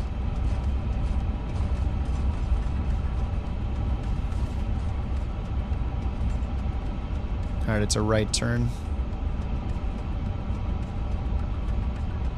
Let's use the Beyond ATC map. Oh, did I choose wet runway? I don't think I chose wet runway down here. Let's see. Yeah, it says dry. There, we'll choose wet. Recalculate. Send to FMS. Accept. Yeah, this performance... It says 31 FPS right now, 32 FPS. It feels better than that. I mean, I'm not doubting that it's 33, but it feels better than before. Cancel cabins, exactly. Stop making the cabins. Who cares? Don't let the guy that sits in his basement drooling on himself tell the developers that it's ruining his immersion for realism as he does single pilot in an A380 with nobody doing the comms but him, and then goes AFK for 12 and a half hours watching Lord of the Rings Extended Edition back to back to back, and then goes back into the basement and finishes the flight and says that that's realistic. Don't listen to that person about what's realistic or not. Just give us better performance. It's the most important thing. And this no cabin version's doing a lot better so far. Blue Streak 5375, Cincinnati ground, pushback and engine start approved, face north. I'm not saying that I'm not the person that sits in the basement in a chair eating Doritos drooling on myself. I'm just saying don't listen to that person when they're not treating other things realistically either. We want the performance. Give us the performance every time. I mean, I know that they have. I just want to delete the cabin versions now so I don't accidentally pick them and lose 10 frames or whatever.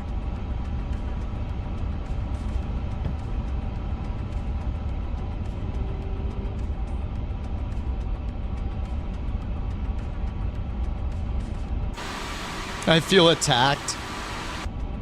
Too bad. We want performance. We don't care about your stupid little, the blanket doesn't have a high enough thread count on the first class seat in the cabin of the plane that you're flying. Like, who cares? I think he's being sarcastic, Kelly. Oops, I missed a turn, didn't I? Where am I going? You can just take off in the midfield, right? Put you in jail right away. No trial, no nothing. Out right to jail right away. Exactly. Exactly. Yours keeps crashing before you can click ready to fly. That happened to me 3 times, I think. I just tried again and then it worked. Request taxi. We're testing the off-road tires. Blue Streak 5375, runway 27 taxi via Mike 1. Runway 27 taxi via Mike 1, Blue Streak 5375. Delta 323 Heavy, request departure runway change. No, we don't want a departure runway change. Delta 323 Heavy, unable runway change due to traffic. Ready for departure, couch 323. Oh, I'm not couch anymore. Whoops, I'm Delta. Oh, we need the ground frequency. It's not auto-changing. 5375, contact Cincinnati Tower 118.3. Change over the ground frequency. Ground is 1217. Tower is... What are we on? 27? 1183. There we go. Delta 323 Heavy, ready for departure, runway 27. Delta 323 Heavy, Cincinnati Tower, wind 255 at 6, fly heading 280, runway 27, cleared for takeoff. That's good enough. Fly heading 280, runway takeoff 27, config good? cleared for takeoff. Delta 323 Heavy. Pitch trim. Ooh. Blue Streak 5375, holding short, runway 27. Thanks for the warning. Blue Streak 5375, hold short of 27, departing traffic. All right, takeoff config normal.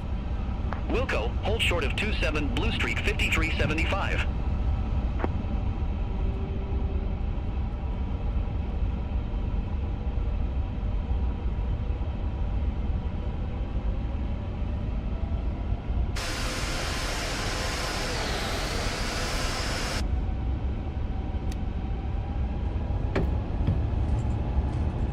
All right, flex 67 SRS, runway auto thrust.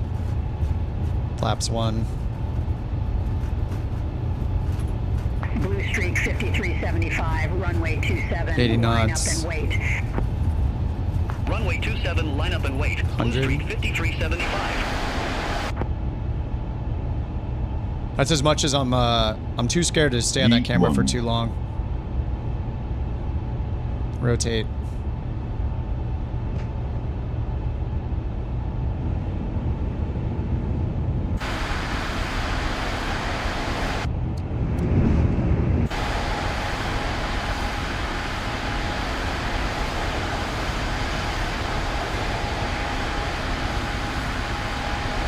Yeah, Toby, I'm on the beta.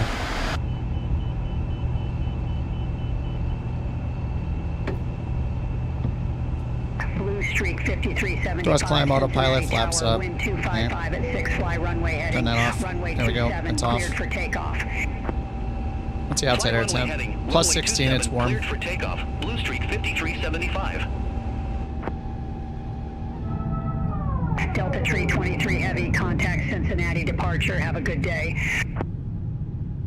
Contact Cincinnati departure, Delta 323 Heavy. That's us. I don't think she's going to contact. Departure, Oh, she did it. Delta 323 Nice. Heavy. Good day, 2,900 feet. Delta 323 Heavy, Cincinnati departure, radar contact, cleared direct Bonelay, resume the Levy 7, climb maintain flight level 190. Direct to Bonelay?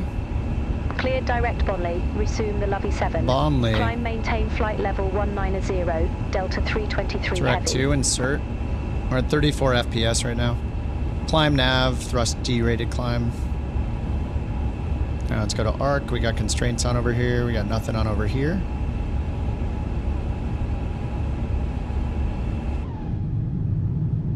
Oh, it's beautiful.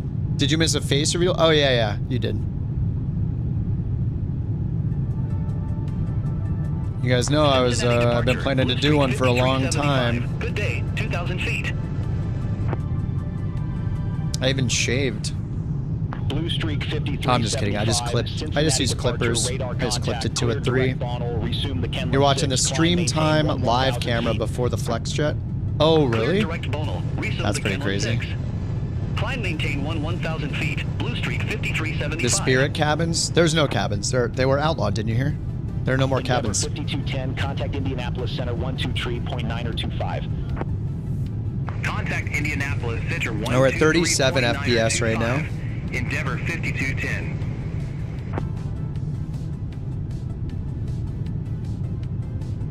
You have a face? I thought about trying the PNG tuber thing, but people were like, eh.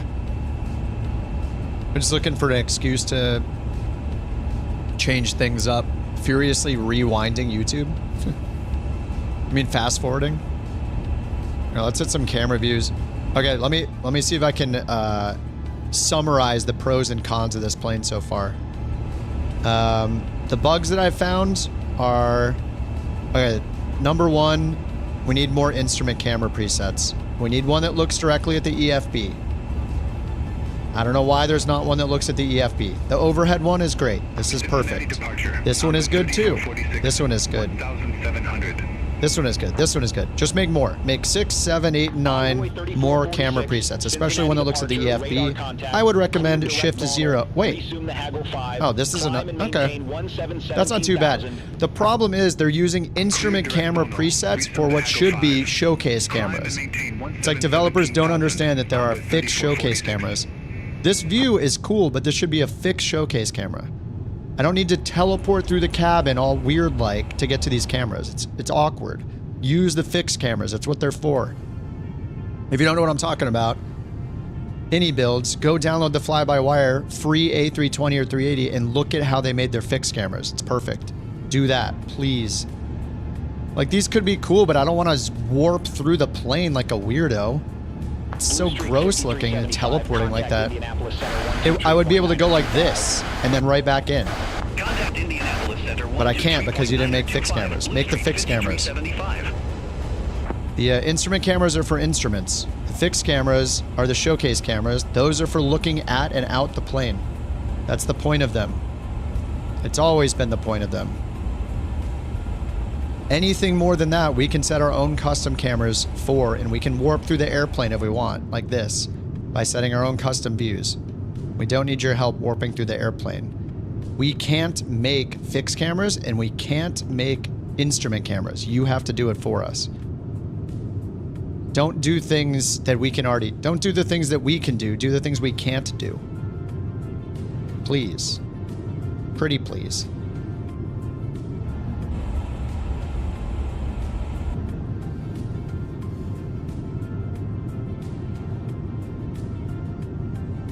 Now I have to use one of my 4 custom cameras to look at the EFB because you didn't just make Shift 7 do it. Or Shift 6, I guess.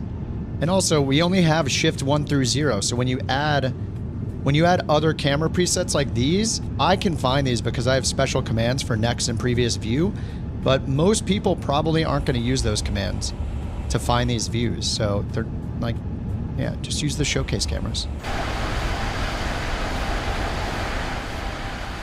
All right, we're at 37 FPS. I think last time when we did the flight, when we were at this point in the flight, I was at like 25 FPS, showing 41 right now. So yeah, don't use the cabin version. The cabin version sucks. I mean, unless you want to like load in, walk back, and virtually pretend to touch the seat and pat it with your hand once, flush the toilet once, and then never use the cabin again.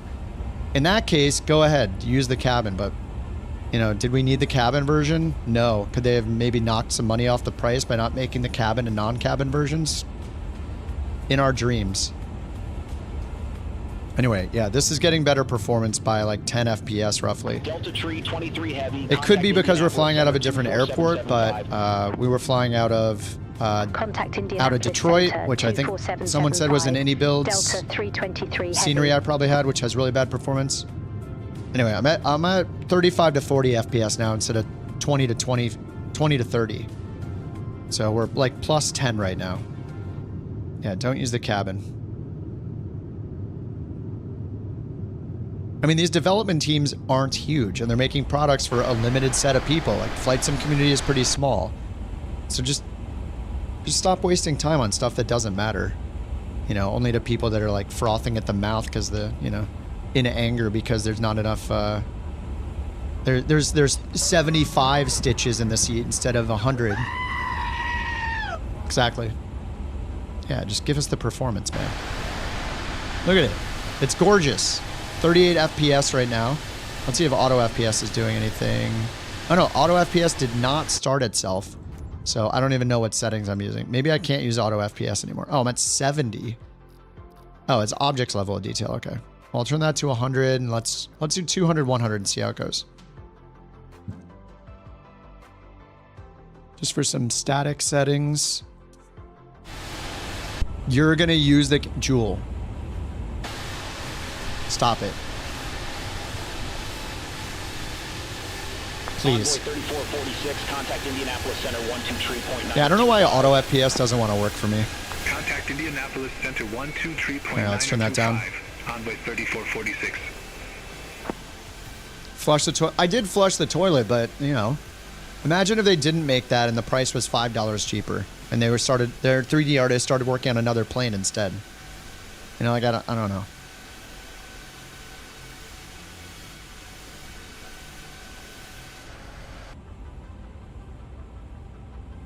Or we're just chilling at 19,000, aren't we? Sorry, I was talking about embroidery or whatever. 40,000. This isn't even a very long flight.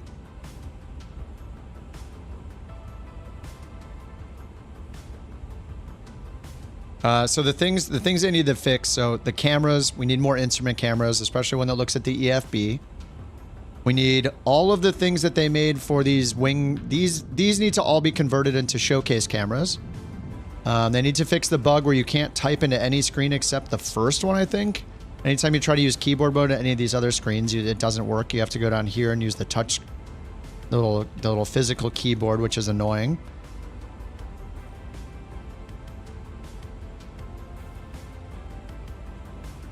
What other bugs did I find? The mouse wheel up top. If you point at a control, one of these switches and use your mouse wheel, it's reversed. It's got the wrong direction. So if I want to turn this to off, I should be hitting mouse wheel down right now, but I have to hit mouse wheel up, which is the opposite of every other airliner. So that should be inverted. What else did we run into? Make a preference for turning off this screen and this screen, so I don't have to... Well, first of all, I'd like to turn this off, but I can't. Even if it gives me 0.1 FPS, I don't want to see it. Let me turn this off. And when I turn this one off, I got good FPS increase, so let me keep it off forever. Save it as a preference, or put it as part of performance mode, so I don't have to do it every time. Actually, I'm probably not in performance mode on this one, am I? Oh no, I checked it. We're in performance mode.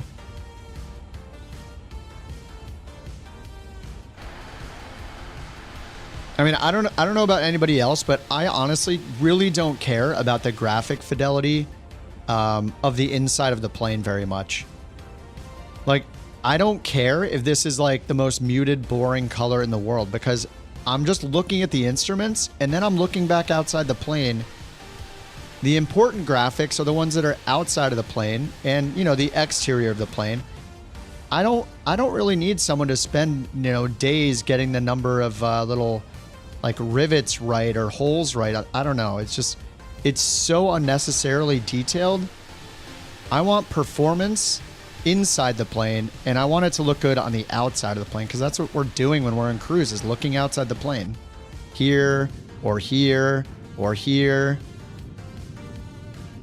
Like, Microsoft already did all the work to make the world beautiful. We're just gonna be looking at the world and the exterior of the plane most of the time. Who cares about the cabin?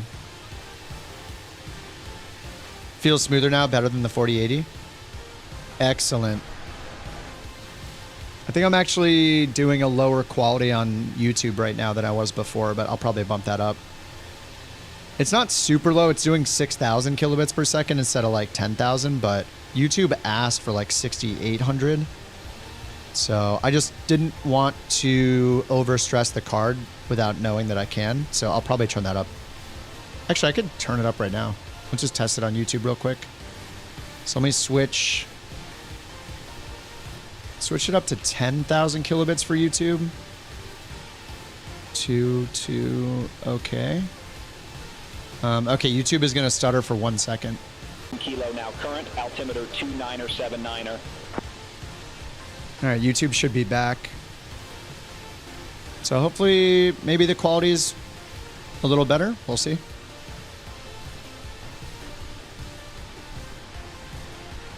Curious about the A350. Would rather get the FSR 500, the P180, and the DA40 for that price. Yeah, I mean, this flight has gone good so far.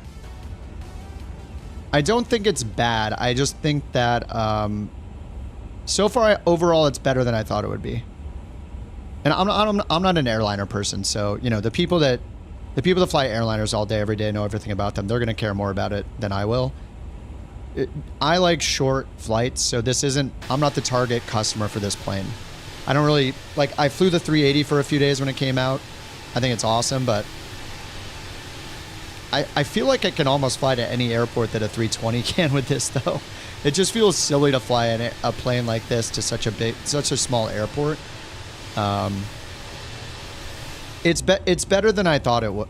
It's better than I thought it would be. I think the price is a little insane, but maybe after some bug fixes and stuff, like I don't know if this is considered study level the way that like a Phoenix is. But I guess people are saying yesterday, like, the Phoenix is just a steal. Like, it's insane that it is the price it is. So, I mean, overall, it's better than I thought it would be, but I'm not like the airliner guru. I just don't know that it fits where I want to fly exactly. The screens are cool. I wish they performed better. Like, I'm sure that if I look at my FPS is 35 right now. In the Phoenix, I would be at 60. So that's the problem with these kind of screens. I don't know if it's just the screens that are causing it. I'm at 38. We tested the Phoenix just taking off quickly from Atlanta, and I was at almost 60 FPS shortly after departure. So I feel like the plane performance is poor compared to other airliners. I don't know what I get in the A380, but it feels like it's like 10 FPS below where it should be. I mean, I'm at 33 right now. 31, 33. Like, I don't know. Exterior, without the screens like being in or whatever right now, it's going up to about 40, 39, 40. Whereas the Phoenix was like almost 60. I mean, that is a gigantic difference. It's literally 50% better in the 321. So yeah, I don't know. It doesn't seem as optimized as the Phoenix. And they do have a lot more screens, and they have this like touch screen thing that probably affects the performance a lot. Like, just look at the FPS when you're moving the cursor around, it's like 3 FPS or something when the cursor is just moving around. So is it worth it for a casual simmer with a controller? No. With the A380 that performance, I haven't loaded the A380 for a bit. Separate computer just for the streaming? I mean, I don't think I would be getting better performance if I had a streaming PC. I mean, I could. I have an extra PSU now. I have an extra video card sitting here. Yeah, I just need I'm gonna get a new. I could take the parts from this and build a streaming PC, but a streaming PC is not fun to run. It's annoying. It's really annoying from how you have to set everything up. It's so annoying. Yeah, I did JP today. 4080 7900 XTX. So I don't know. I think this plane is good enough for people drooling over having an A350. People that are like, oh my god, I want an A350. Yeah, it's good enough. How's the performance compared? I didn't use this. This came out today, so I didn't use this with the 4080. But it's gonna be better no matter what plane I'm flying with this because of the VRAM bug that's in Flight Sim 2024. The big problem with 24 is the VRAM bug. If you're using 16 gigs of VRAM like I was with the NVIDIA 4080, then as soon as you fly around for a while, especially in certain planes are worse than others, but eventually the VRAM gets to 11 or 12 gigs, and then it brings your FPS down to 10, and it makes FrameGenic kind of explode and glitch out. So by having 24 gigs of VRAM, regardless of the other specs, that is what's making the performance better in Flight Sim 2024.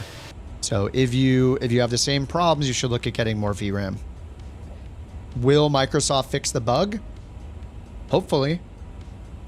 We just don't know yet. So for me, when it's ruining my streams, I switch video cards. I had too many times where I was dropping of 10 or 8 FPS, and I don't want to deal with it anymore, so. The difference between game and streaming PCs. So right now, I just have one PC. So the game is running on my PC. I run the streaming software as well, and it's just one computer I'm using. Modern graphics cards have separate mini processors in them that are used for encoding and decoding video, or encoding video, like the AMD has it, the NVIDIA has it. It's meant for people that make videos and stream. So it's not using... it's kind of a separate section of the GPU that's used just for the stream. But it is still using the same video card and then the same processor, right? You're running everything on the same PC. It's kind of an old school thing at this point, but you could run a second PC. You could basically send the image from your gaming PC and the sounds from it over to a second PC. That second PC would be doing the streaming. It would run the streaming software and use the internet, encode it, send it over the online internet tubes to the services like Twitch and YouTube. So you offload that burden from the gaming PC.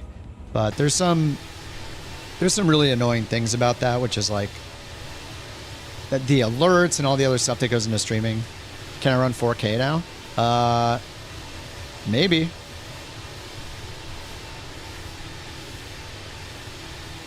I could try. I have it running in 1440p. What happens if I change my desktop resolution right now on this to 4K? Do you think it's going to blow up? I have it running at 1440p right now.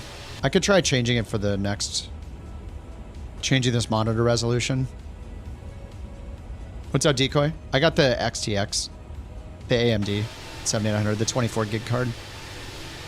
Same that everybody's getting for this sim because of the VRAM bug. You know, not everybody, but when people are upgrading, they're pretty much... If they can't get a 5090, which almost nobody can, they're just getting the AMD. So far, so good, but... yeah, I think this plane is just not the highest performing plane. I mean, I'm at 38 FPS still, without the cabin. My rendering's back to 1080. Yeah, I did that before too. I'm rendering at 1080 because interacting with you guys is like 4 times faster. If I streamed in so for YouTube, for example, if you stream in 4K, it's like almost a 1 minute delay between the time I see your chat, I read your chat, it encodes it, sends it over the online internet web tubes, and then you finally hear me reply to you what you said if I saw it like instantly. Whereas 1440p, if we're doing 2K, that's like a 12 to 15 second delay on YouTube. 1080p is like 3 seconds. So it's just more fun. I don't know. It's... Yeah, an entire minute. Yeah, if I wanted to do 4K. And we just do a lot of interactive stuff. Like I try to chat with you guys as often as I can, reply to everything as fast as I can while we're flying. Twitch only allows 1080p. I think you can do 1440p maybe. Twitch has like a 2 or 3 second lag as well. So the only way to get them near each other is do 1080. I would, how I was doing it before was I was doing 1440p on YouTube, 1080p on Twitch. Twitch was getting replies in like 2 seconds. YouTube was getting replies in like 15 seconds. So this is a little weird. Yeah, the chat's what makes it fun. Yeah, the interactivity is more important. And eventually, Eventually, the latency will go lower for 2K resolution, and then I'll up to that more. Cleared direct Bonell. Resume the J bench 6. Climb, maintain 13,000 feet. I don't think we even checked in with the center frequency. We're supposed to be on 24,775. What are we on right now? Oh, God. 24,775. We're supposed to be on this frequency. Indianapolis Center, Delta 323 Heavy. Good day, passing flight level 383 for flight level 190. Anyway, I think for people that have $70 to spend and they want an A350, they should buy it. But I wouldn't get it if you're kind of like, if you mostly fly the 320 or the Phoenix already, like, I don't know. Unless you really want, specifically really want an A350, then just pass. Indianapolis Center 128.3. Center on 128.3, United 15. Yeah, it's beautiful. The model is awesome. The inside's great. Like overall, I think they did an awesome job on it. I wish the performance was better. I wish instead of 40 frames, I was getting like, I was getting 50 or something. 50 or 60 like with the Phoenix, or at least that quick test we did with the Phoenix. But yeah, I mean, if you want an A350, this is your option. So it's either have one or don't have one. But yeah, is it worth $70? I don't know. Contact Chicago Center 123.85. It's not a Phoenix level plane. It's I don't know if it's a PMDG level plane, maybe. 323 Heavy. I feel like if it was like $10 to $15 cheaper, it'd be good. I feel like when you get to the $70 US mark, it's kind of insane. $25, yeah. I think they could get away with like 40 to 50, not 60 or 70.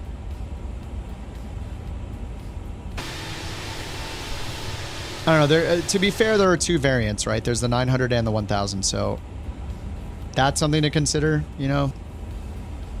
But I mean, it's an AnyBuilds plane. Their planes, from what I know, are known to not have great performance. They're known to not have super in-depth systems like the Phoenix and the PMDGs do. So it suddenly jumping up to a price that's even higher than the Phoenix seems wrong. Like, why is this worth more than the Phoenix? Why is it worth more than the 737NG or the iFly 737 Max? Smells like a propane tank went off in that lab. I'm glad I got one flush for my $70 ticket. 117,700.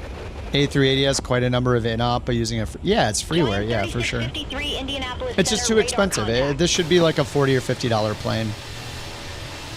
I mean, do they really make two planes? Like, okay, so I don't know the detail about the 1000 variant, to be fair. So the 1000 variant is the 1000 variant of this plane, of the 350.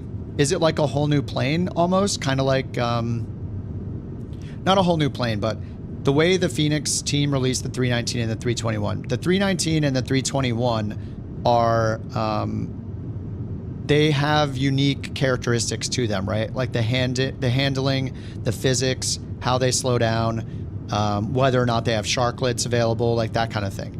There are those differences between the different Phoenix models, so it kind of warrants the price of the expansion pack that they released. This plane, does it have unique features, different handling characteristics, all that kind of stuff with the 1000 variant? If it does, and it's at the level of the Phoenix differences between the 320 and the 319 and 21 that they charge extra for, then I understand the price increase. But if it's basically the same plane that's a little longer and feels like exactly the same to fly, then no, it's not worth that difference. It's not worth that extra price tag. Like, I saw a failure section here. Does it have like the level of failures and wear and tear? Like, that's another thing to compare. I mean, you know, people that are more familiar with these planes are going to do these comparisons. I'm not the airline dude, obviously, so, you know, take it with a bag of salt. You know, they have maintenance. Okay, yeah, there's service hydraulics, engines. Are there, so these, the wear and tear, okay, it's already wear and tear on the battery. Is this like their first, is this their first plane with this level of detail? Like in the systems, the wear and tear and stuff like that? $5 for each extra flush. Yeah, the sounds are different on the variants, yeah. It's $70 because it's large.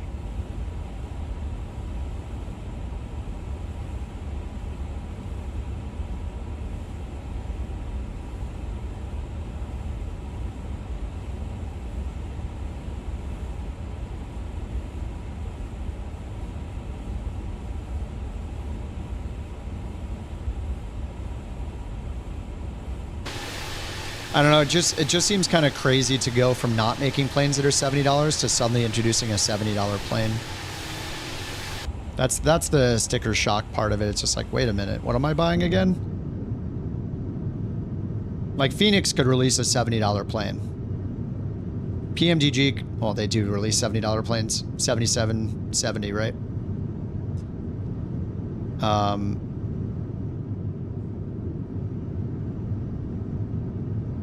Yeah, I don't know.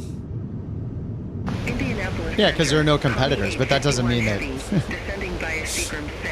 Yeah, I guess. That's not a good thing, though. It just makes you look like a jerk, you know? It makes you look like a money grabbing, and that you don't want people to enjoy the plane and have it be the price that it should be valued at normally, as if it did have competition. The price being high because there's no competition is like a self-own in a way. Like, people aren't paying the... Like, it's just kind of embarrassing, right? It's like, don't you want people to pay for your plane because it's great? Or do you want them to pay that price for the plane because it's the only one they can get? I guess it's kind of lame. If that's why it's that cost. Like, yeah, I don't know why this is $70. Like, it should be lower. The A300 was pricey. I think I looked it up, but I think the premium... Was it the A300 or the A330? I think it was like $40 or something like that. And this is almost double the price. I mean, it's a great looking plane. It's just hard when Phoenix makes planes. Like when Phoenix and PMDG and even the iFly have such good planes, and then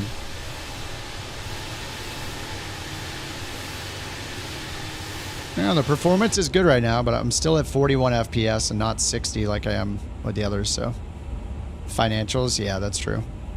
Yeah, I don't know how many people are making it. It's just a sticker shock. 71 US dollars is pretty crazy.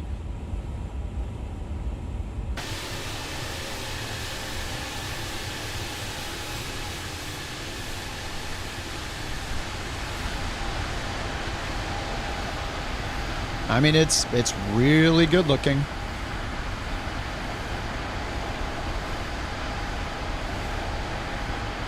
I wonder how many FPS the insides of the plane is taking up. What does it get rid of in performance mode? I hope I don't have like all these like electronic parts down here. Okay, yeah, it looks like it gets rid of pretty much everything. That's good. Like I don't really need to go and open up the guts of the plane and stare at it for 3 minutes and say wow, and then have it eating my frames for the next 3 years of my life.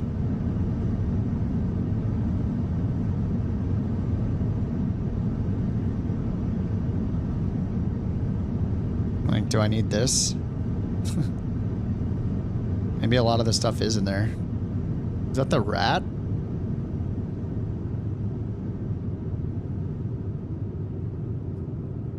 It's spinning away.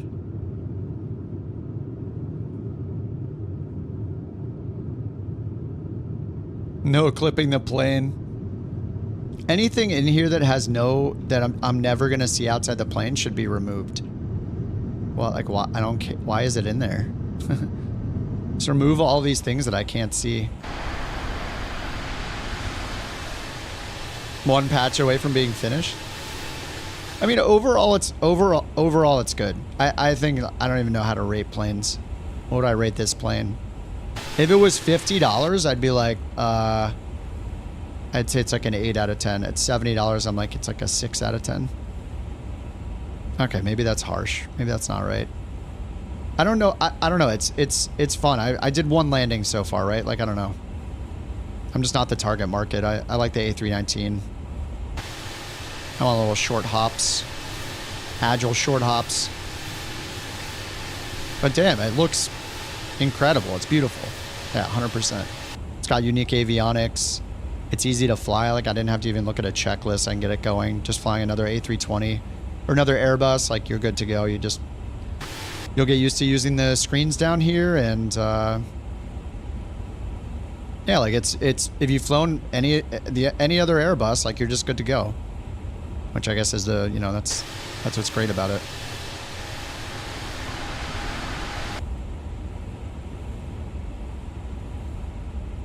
Oh, what's our top of descent? I keep forgetting I'm flying the plane, kinda. 59 miles. All right, we should probably start our descent soon-ish. Or planning for our descent right now. So let's see if they talk to us. They probably passed us off. 12385. So I got to do that. 12385. Swap it.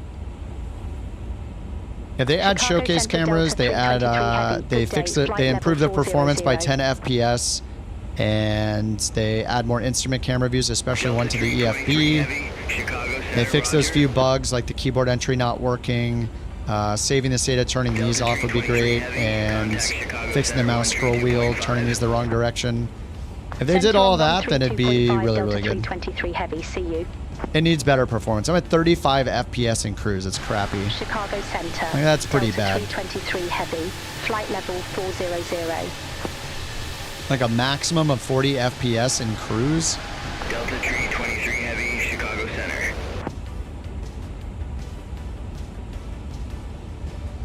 Delta 323 heavy. Thanks, Z. I guess you were on the face reveal stream. Thanks so much.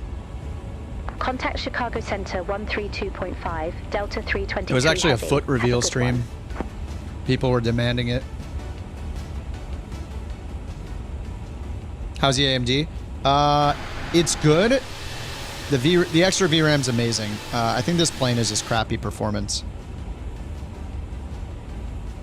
I mean, any builds, from what you guys were saying, like, I'm not super familiar with their planes. I think I flew the A300 before, and it was, and it also had really crappy performance. Aren't they basically known for planes that have bad performance? So I'm at 35 FPS in the cockpit and 40 outside with the no cabin stream, in 1440p with the 9700 and a 7800X reduce. So it just seems like the performance should be a lot better. They're always pretty bad FPS, yeah. Yeah, the sceneries too. Yeah, I made the mistake of starting at Detroit. TOD, 50 miles. It's cool. I just, yeah, if it should be $10 to $20 less with 10 to 20 more FPS. And then it would be a no-brainer purchase. Big airport sceneries are rough, yeah. Oh, the 300 seemed okay. Yeah, they need to raise the FPS and lower the dollar amount, and then the plane's worth it.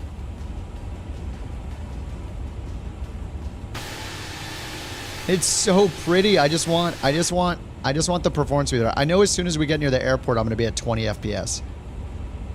Well, this airport we're going to is just some rando airport, so probably not this one, but like I dropped it down from like 32 or 33, whatever we had, down to 20, 23, 24. Like it dropped 10 FPS at the landing. And that's because of the scenery, but if the plane wasn't hogging so much FPS, then it wouldn't be as drastic of a difference. Like it should be 10 FPS or 20 FPS higher. Like just focus on performance. It's like the most important thing in every plane.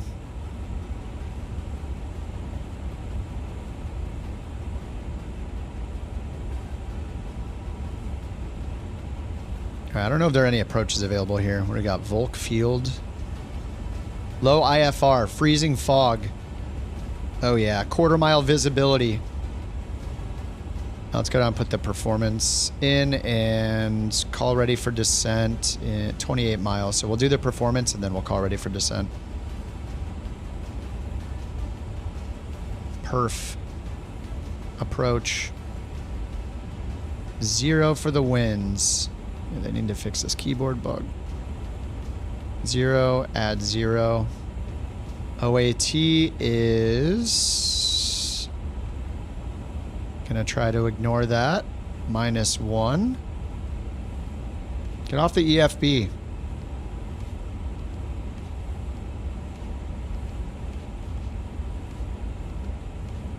Give it a little pet. Okay, get out of here. Thanks for the crab, Deadly. Freezing fog, -1 on the temp, QNH 29080. Barrel minimums, who knows? All right, let's see what approaches we have. FAA, ILS runway 27. I guess that's what we'll do. It's going to be the best approach There's an RNAV GPS for the opposite side. It is an LNAV, so it's going to have higher minimums. This is 600-ish AGL. The ILS gets us down to 200. So we're going to do that. Baro minimum is 11041104. Enter. Okay, and transition level 180. All right, let's tell them we're ready for descent. Oops, let's go to performance again. 16 nautical miles. All right, might as well double check the nav aid. So FMS changes to surveillance, and then I never turn TAR on. Whatever. Below.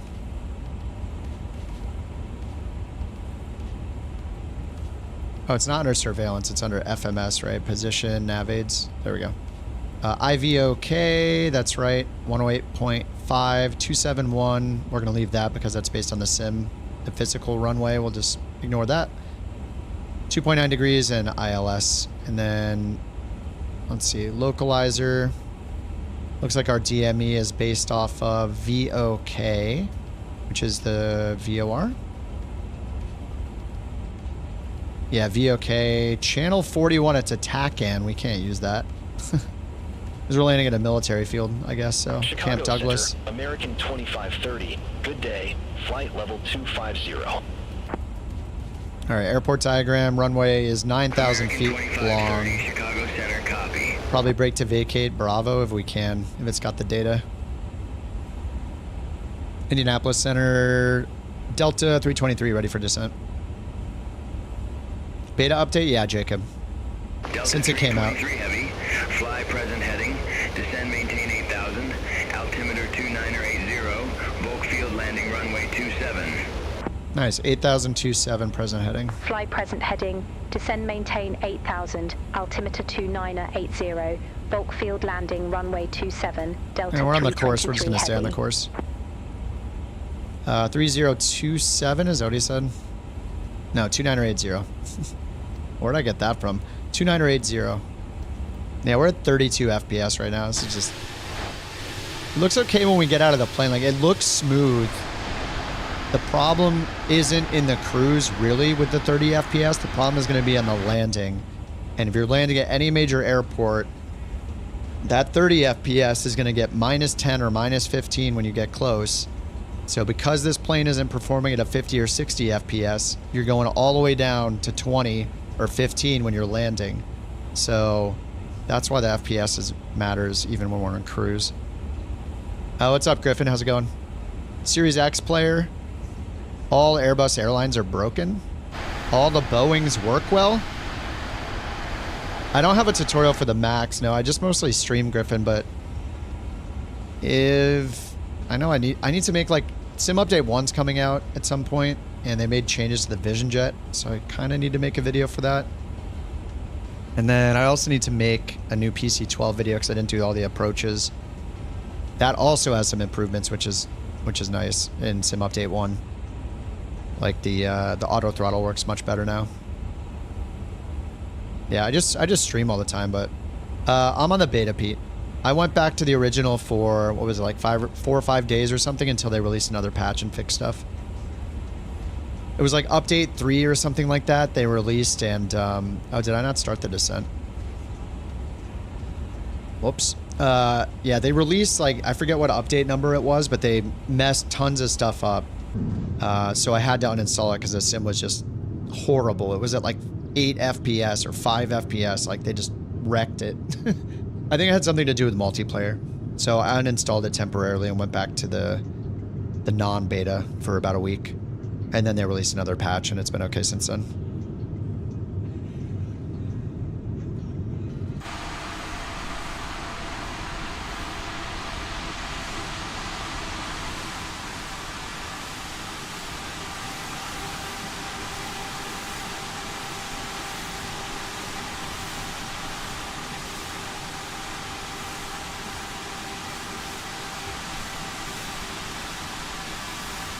Maybe I'll try frame gen again, see how it goes. Play with the video card a little bit.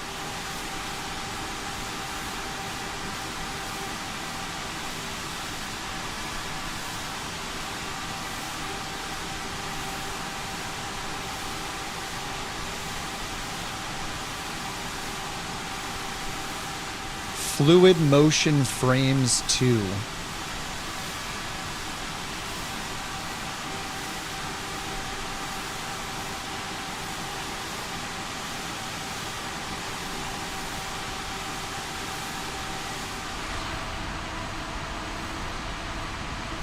All right, we are now at 68, 84, 88, 80 frames per second with fluid motion on.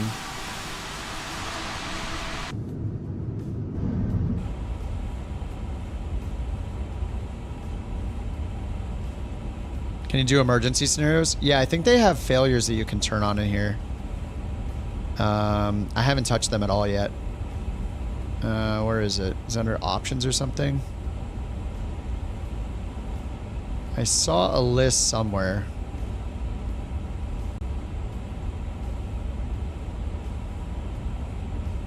The heck? Why is that red? Oh, well, I'm sure it'll be fine. Where was it? I saw it somewhere. There was like a simulation thing. Oh, I never imported this. Does this matter? Flight number, call sign. Flight ops status. It's in options here.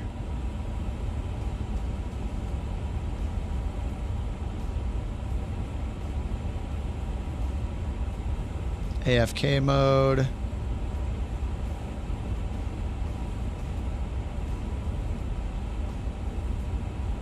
Wing hooks, sharkless, blah, blah, blah. Where is it?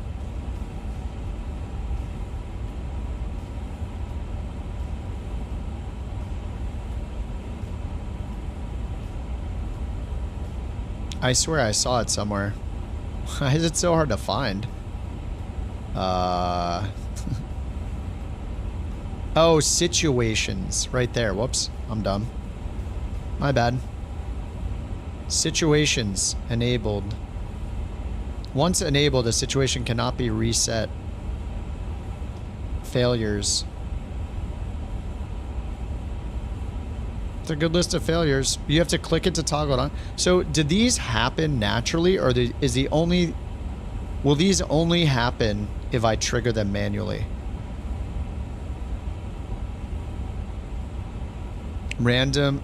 Oh, simulate failure of a single random engine due to bird strike.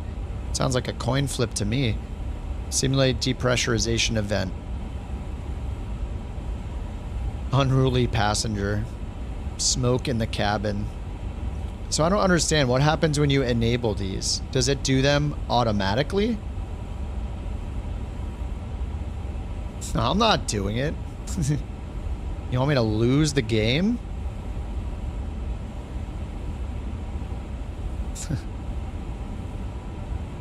I mean, with frame gen, it's nice. I mean, I'm at 66, 68, 70 frames right now.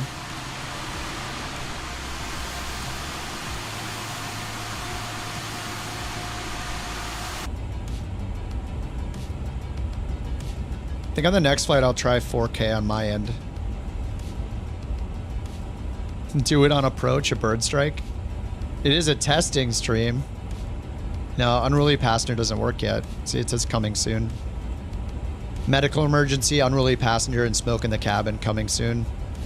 Dual engine failure. You can do a bird strike.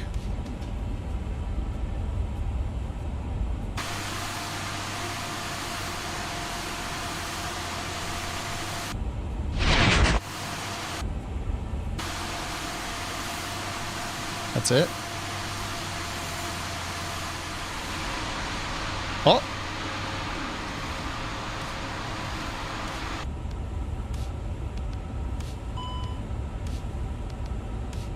Land ANSA.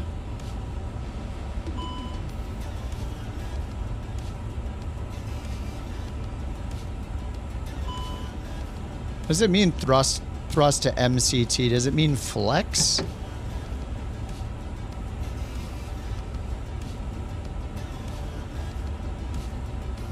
Engine 2 master off.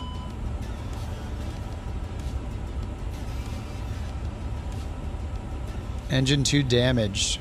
Yeah, sure, I guess. How do I click yes?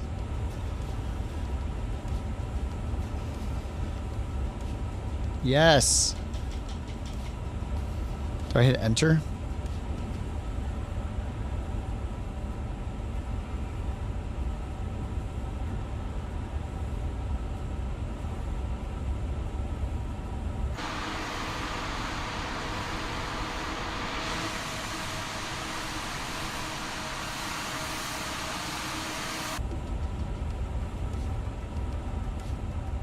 What is ANSA? Engine 2 shut down. I can't. I'm in danger. I can't click this. I thought we were supposed to be able to use our mouse cursor on all these. Is it stuck? It's stuck, isn't it? Where's my cursor? I thought you were supposed to use your cursor on these too. I mean, it looks like I'm supposed to click it, but I can't click it.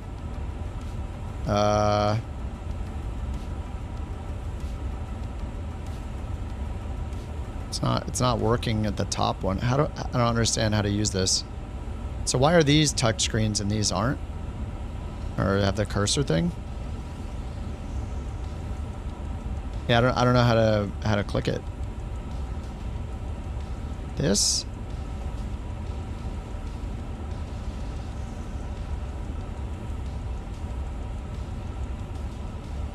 Why can I only click these screens and not these screens? And click this when we do brake to vacate. I don't know how to continue on the checklist. RIP.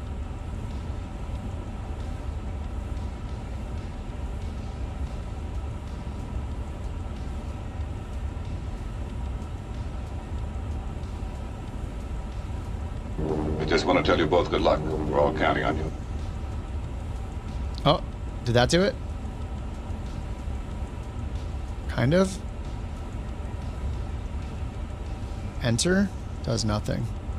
So the cursor's up there, but I can't. Oh. Wait, what? I can't click the one thing I need to be able to click? Why?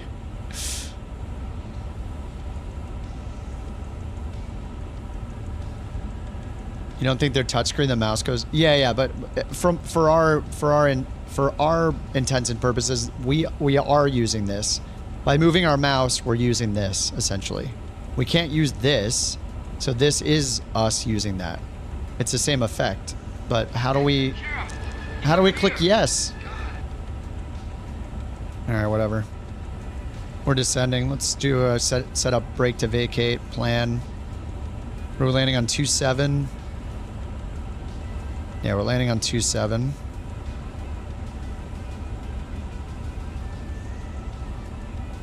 Okay, 27, and then way down here. Why can't I set brake to vacate? Zoom in more. Kilo 5. No. It's 27 not selected. Looks selected to me. I can't set the landing runway. Do I have to turn auto brake on first? No.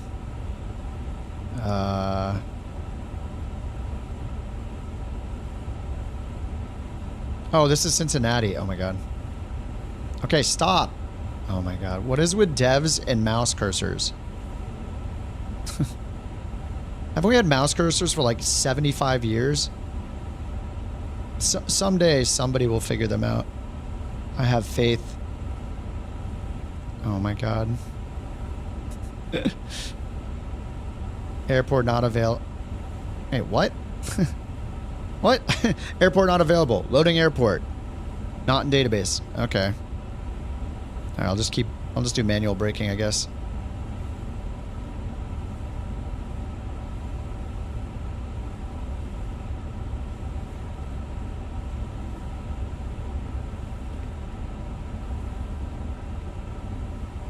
Not quite 75. It's probably longer than most of us think. Yeah, I don't know how to continue the checklist. I can't click anything up there. I can't move the cursor up to there. It only goes up to here. It's just not intuitive, whatever it is. How do I click yes or no?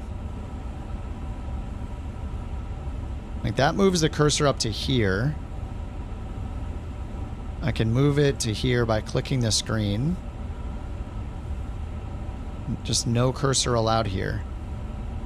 And it has like, it says like clear and stuff over here. How am I supposed to access that? This is so confusing. Notepad. There's a button to change which, yeah, I did that. You can also click the screen. But see, it moves the cursor up to here. I can't move the cursor below this. 1968. 2025 minus 1968. 57 years. Yeah, I don't know how to get through the rest of the checklist, so this is going to be fun. There's probably a bunch of buttons I need to hit up here in the overhead. Maybe.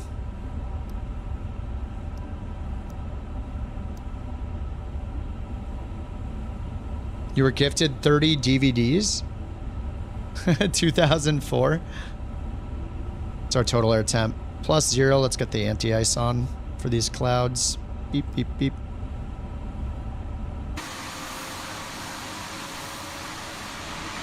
Well, with frame gen, I mean, with frame gen, it's much less of an issue. I just don't want to rely on frame gen personally, but I mean, I guess now that I can without it breaking my video card, like it does with the NVIDIA stuff when the VRAM bug strikes.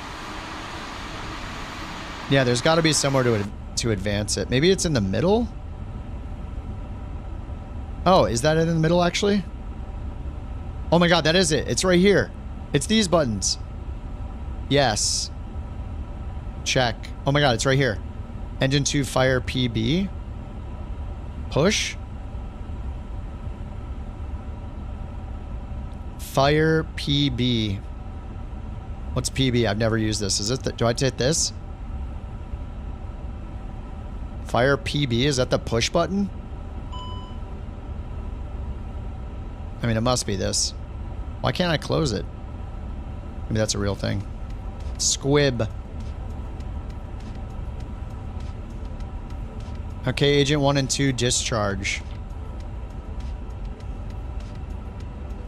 Done.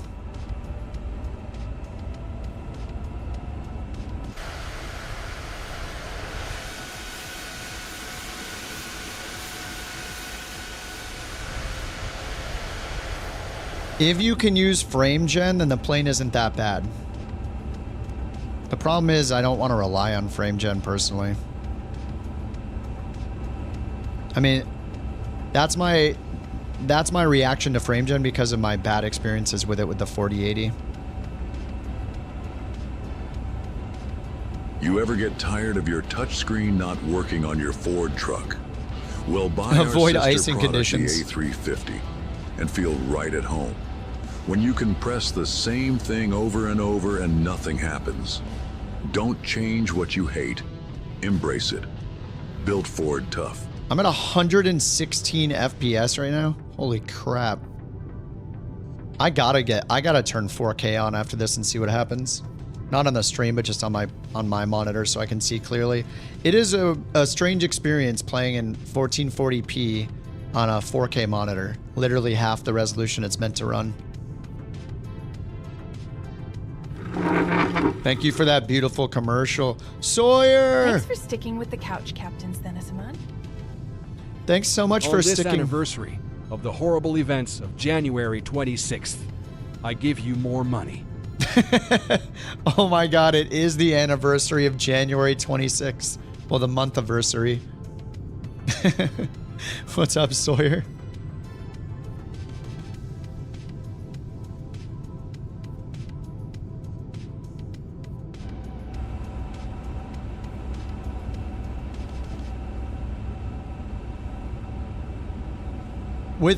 Without frame gen, the performance is really bad. I don't know. I don't know if everybody has the same frame gen experience I had with my 4080, but it makes me wary of frame gen. It doesn't look bad here. I don't know if you guys notice a difference on the stream or not, but this makes me want to turn 4K on because I'm running, it's at 70 FPS. I mean, I don't know if I'll go all out. Maybe I'll test it later tonight, but how do you get the plane? It's on the Indie Builds site. INI Builds. It's like $70. Can't believe you caved. I mean, I'm gonna try most planes. Am I gonna fly this long term? Probably not.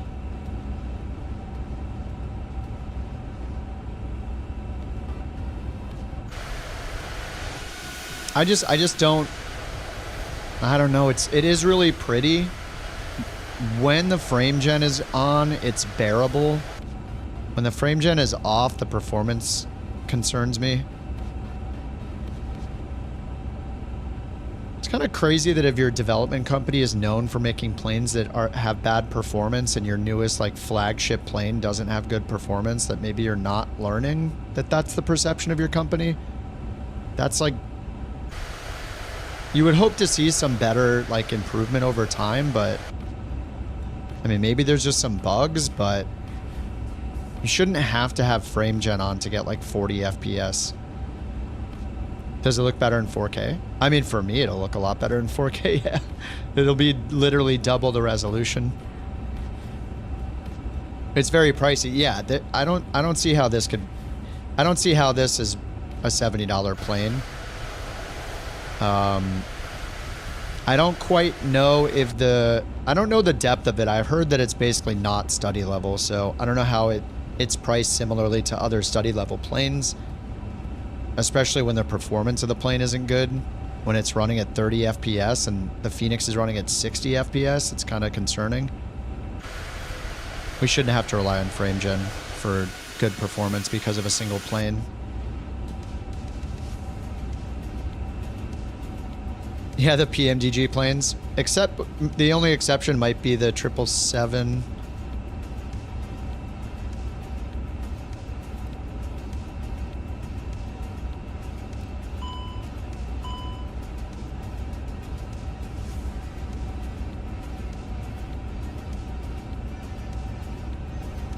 Wants Gen 2B on?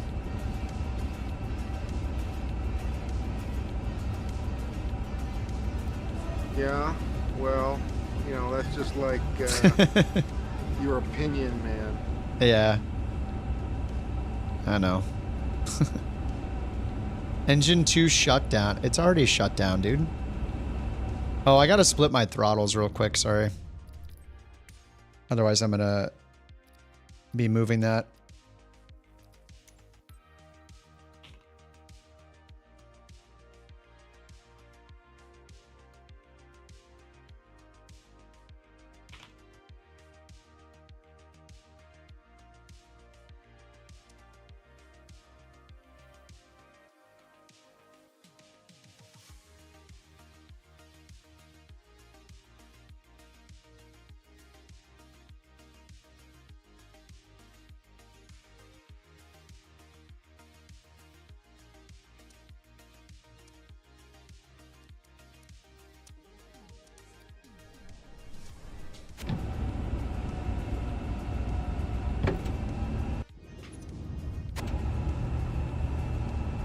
I reversed. Rip.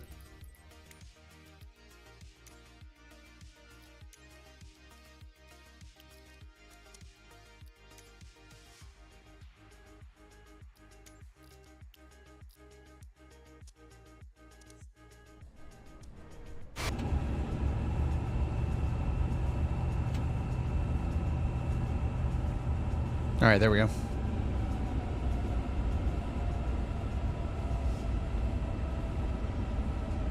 Oh, I haven't been descending this whole time. Whoops. It's probably bad. What are our constraints? 2,500? Oh, we'll be fine. Is there an expedite button on this baby? There's not. Dive! Dive! Alright, speed brakes on.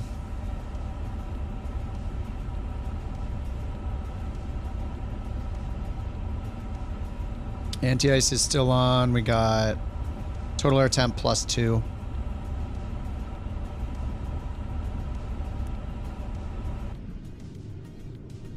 Got the speed brakes on here. Trying to get lower faster.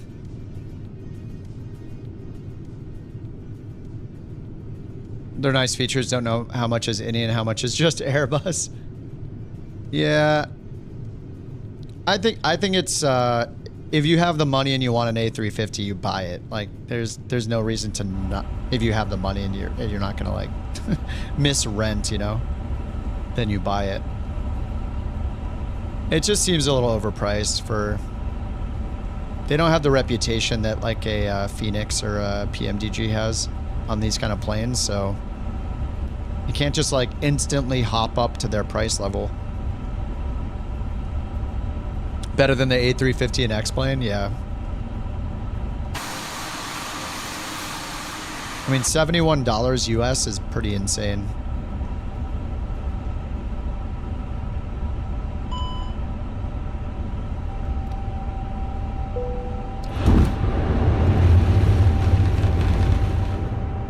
Damn, that's loud.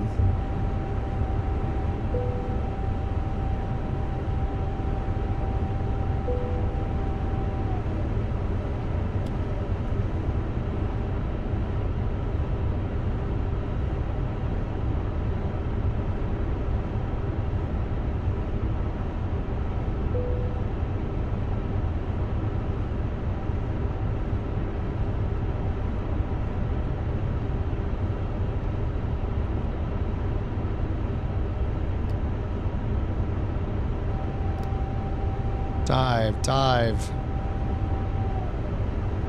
Buckle up, we're going down. We're going down kind of fast. One engine.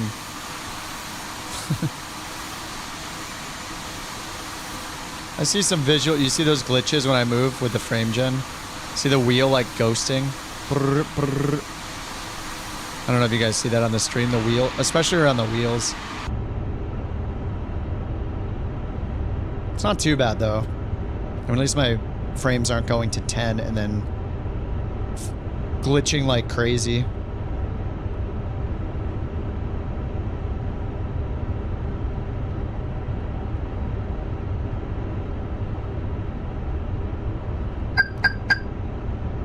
Alright, we're good. Flaps full. Diving for the glide slope. What could go wrong? It's about 2 mile final.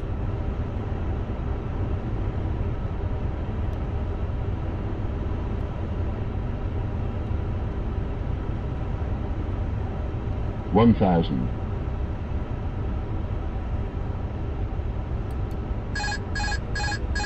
All right, bringing it down.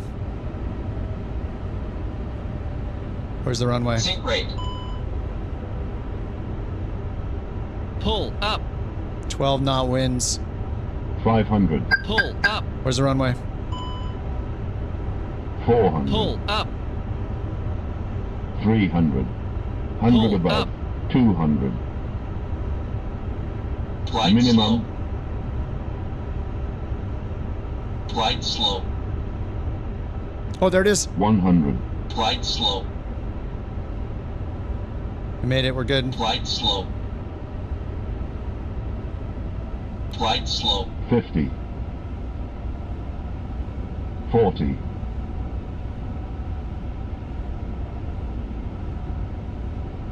Glide slow. I'm YouTubing it. 30. I'm handling the throttle like 20. We're way too low. Oh my god! The 10. iOS is alive! Oh, I thought it was stalling right now. Alright, whatever. We dove at 3,000 feet per minute. Maybe 4,000. It's fine. Easy. She can take it. It's realistic. No brake to vacate here. It was a 9,000 foot runway. It was fine. Freezing snow. Freezing fog, whatever it was. I think I'm gonna restart the sim and do it in 4K and then just see how it performs. Selfishly, just for myself. Smoking brakes? Oh, let's see.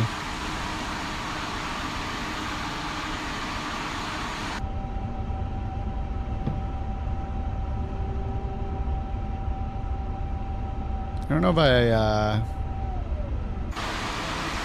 know if I worked him that hard. And that front wheel looks funny.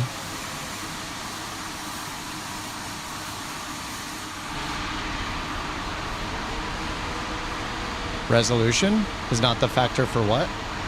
I mean, I want the resolution for me because on my screen, everything's pretty blurry because I'm running in 2K on a 4K monitor.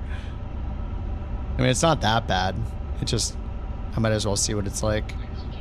Well, we survived the bird strike, so that's good.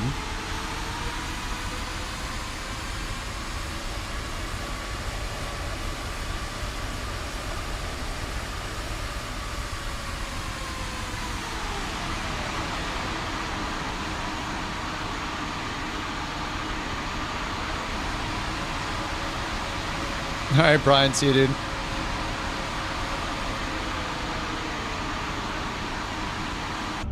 All right, let's get over here as quickly as we can. We got one engine. I need to watch some landings.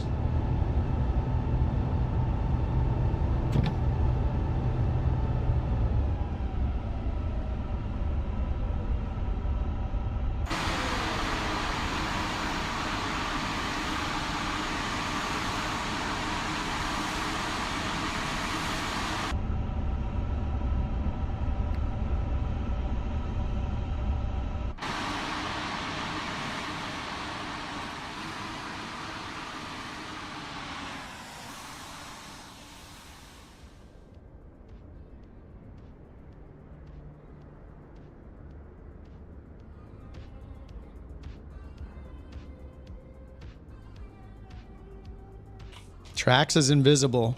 Oh, we got the Bronco. All right, good luck, boys. I just chopped and dropped. And we got a 319 coming in. Heck yeah.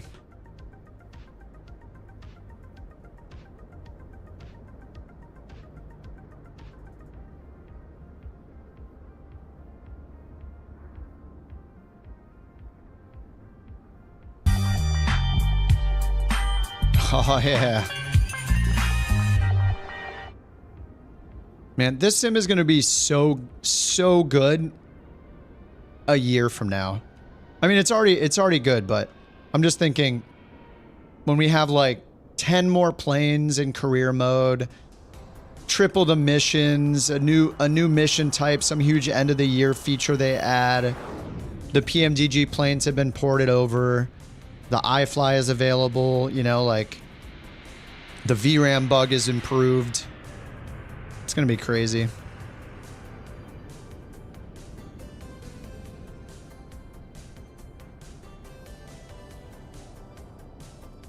I hope they have like the magic answer for the VRAM bug, but I'm worried that it's going to be an ongoing thing for like the entire lifetime of the sim.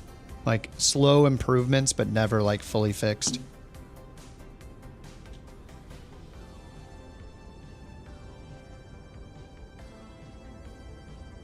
Here comes Steve. It's in the longitude or the CJ4? That's a longitude with the wingtips, right? Yeah, it is. Get rid of that song. That song sucks.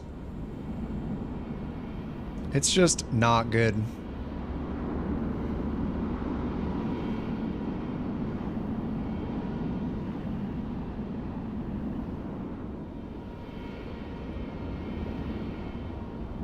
$740. Oh, a big boy. That's a huge plane. What's up, Crackerjack? Whoa.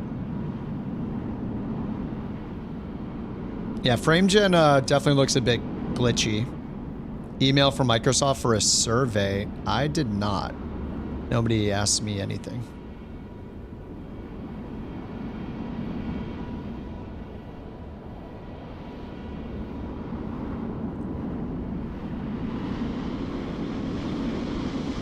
All right, Tecto's 3 miles out. We're going to watch him land, then I'm going to switch to 4K just on my end and just see how it performs.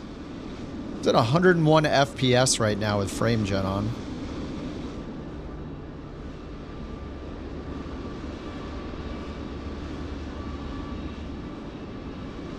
Holy crap, Sawyer, those pictures.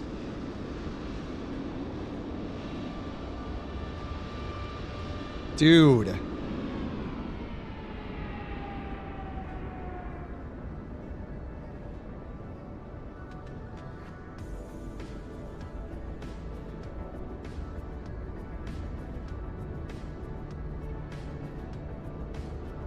Do what on stream? The survey?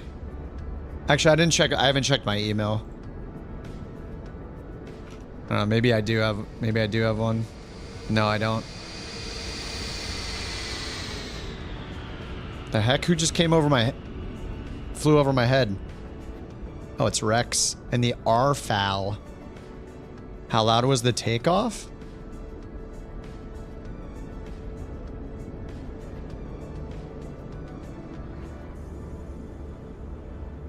I didn't even ask Sawyer if I could show his stuff. These are Sawyer's photos. Dude, this one is epic. All right, here comes Tectal. 319, baby.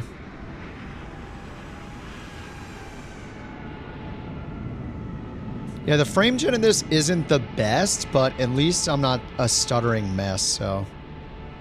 I'm only at 50 FPS right now, though, which is kind of nuts.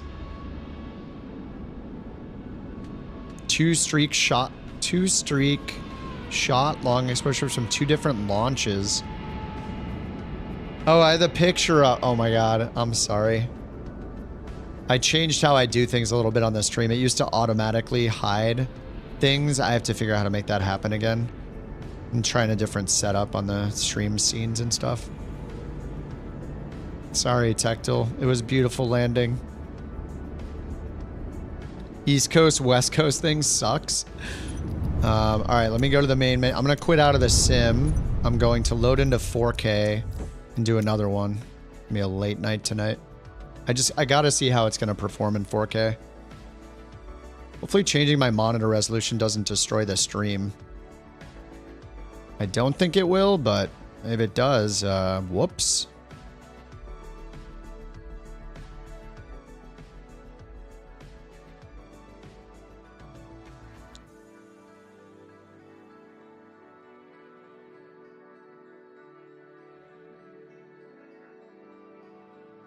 Problem might be, oh yeah, all of these things are going to be double sized. That's the only issue. Or half sized. Whatever. I'll fix them one at a time.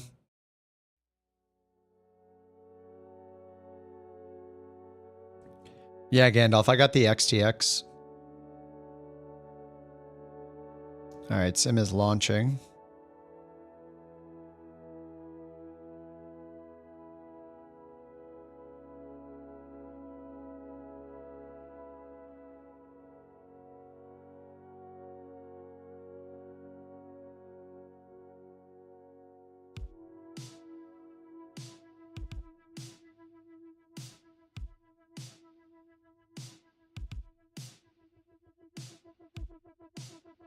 Oh, the CTD, yeah. No, the 4080 is fine.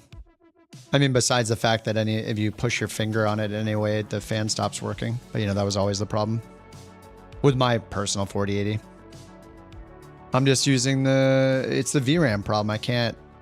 It's ruined so many streams and stuff with the VRAM bug that me and other people are switching over.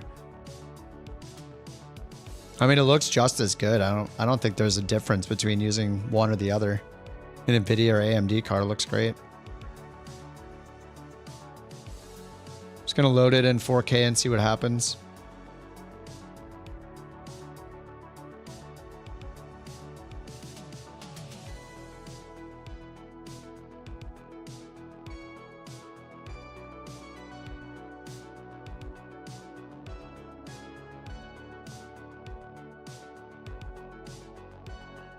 Hey, this is all messed up.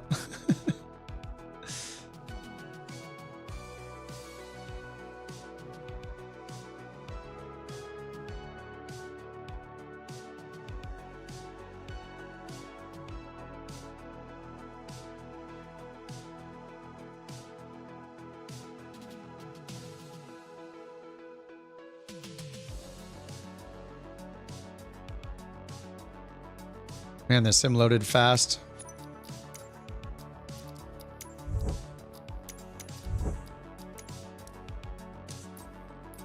Bam, all right, 4K. Dude, it's just blazing through the menus.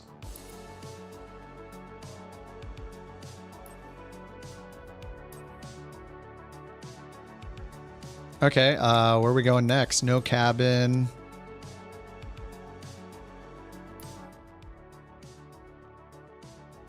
All right, we got no cabin. Just put the same livery on. Delta LA28. Where to? Sawyer, where are we going? Where are we going? I can just look one up real quick. I got the app for it. Delta. We're gonna just find any A350 flight. Doesn't have to be an actual Delta one.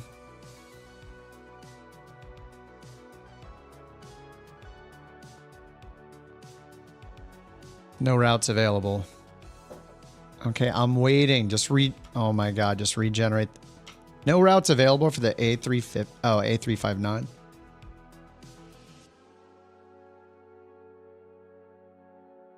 Okay, let's see.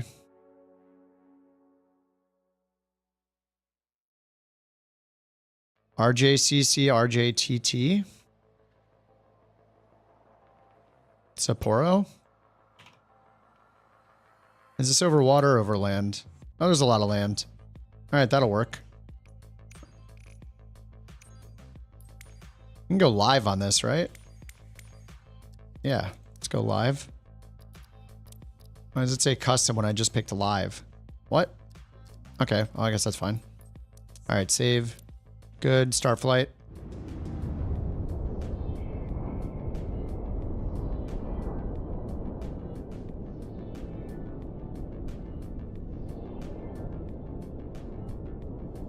Oh my god, everything is so crisp on my monitor. I mean, rendering and taking 4K and it scaling down to ultimately to 1080p, it's still gonna look like good and sharp. Like super sampling.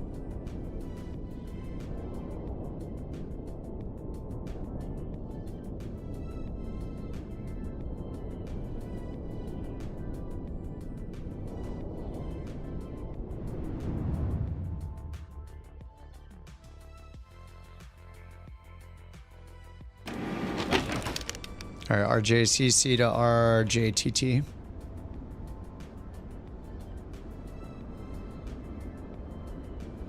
Whoa, holy crap, that's huge.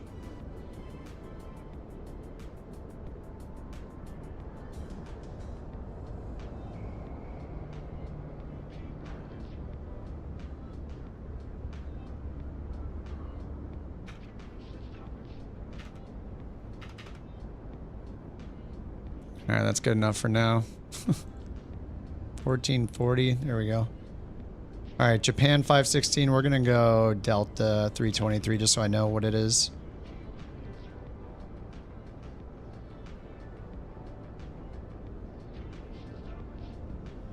All right, generate flight.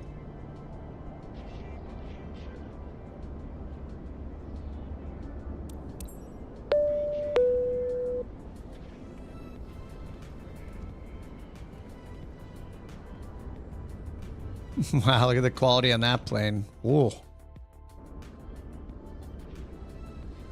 Oh my god, it's so nice seeing 4K with my own eyes again. Fly to the place you're flying to from the place you're flying from? Huh? You're saying flip the route? Ah, we're already here, it's fine. Oh, be on ATC, I need to fix the size. Because I switched to 4K, everything's huge.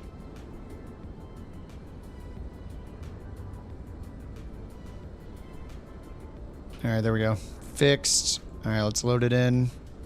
Connection to sim. Beyond ATC, connect. The route is generated. Add the flight plan.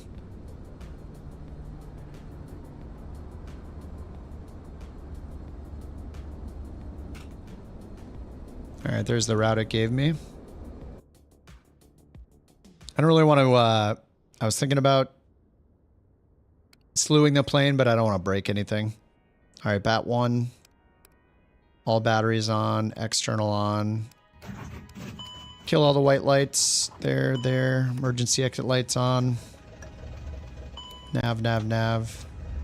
Turn all the lights off. Get rid of the armrests. Get rid of this stupid screen over here. Don't need it. Lights, stay off. Okay. These lights off. Whoa.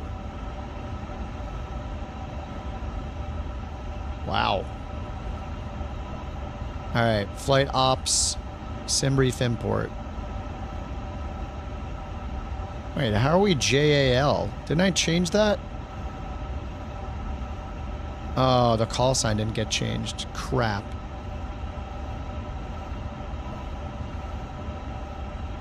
Well, let me fix it.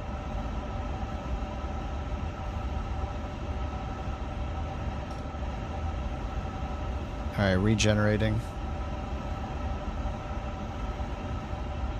Damn it, wrong button. I need to switch those two button positions.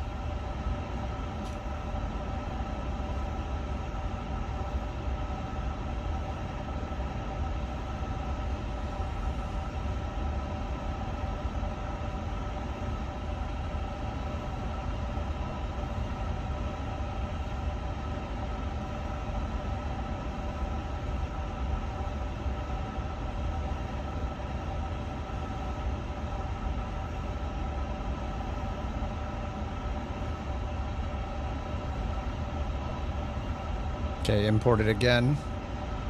Oh, did it not? Oh, it did generate. What the heck? All right, re-import. All right, now we're Delta. All right, flight ops menu, load sheet, import.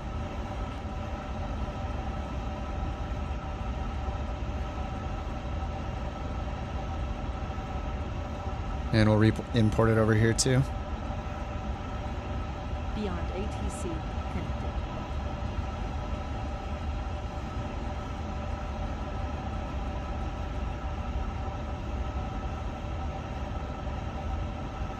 Zero fuel weight and fuel updated. Set. 272 packs. Set fuel. Done. Terminal chart.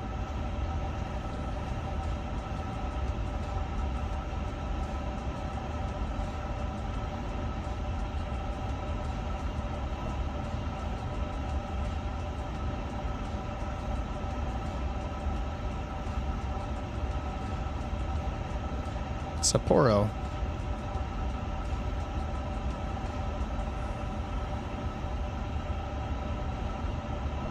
Airport ground chart.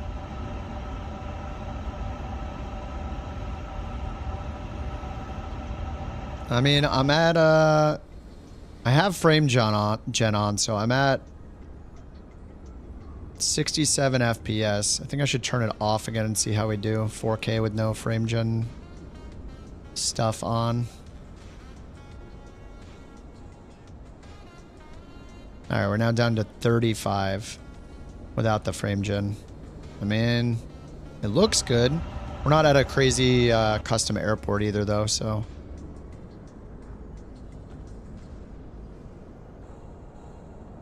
I don't know, maybe it is a little customized.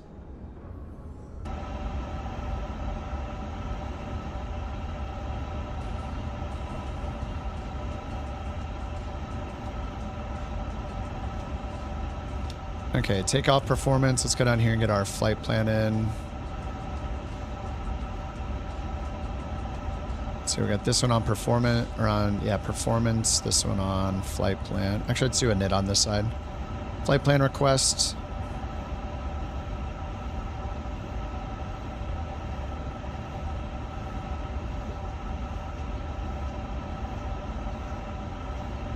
What's today? Wednesday? It's Wednesday. Received, insert. All right, RJCC to RJTT.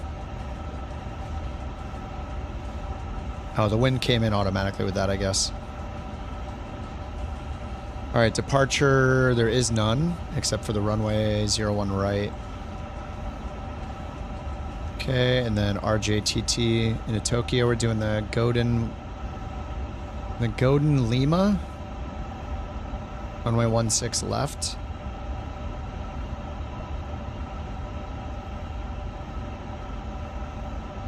It's so annoying. You have to go down here, right? The Golden L. Okay, and then Golden.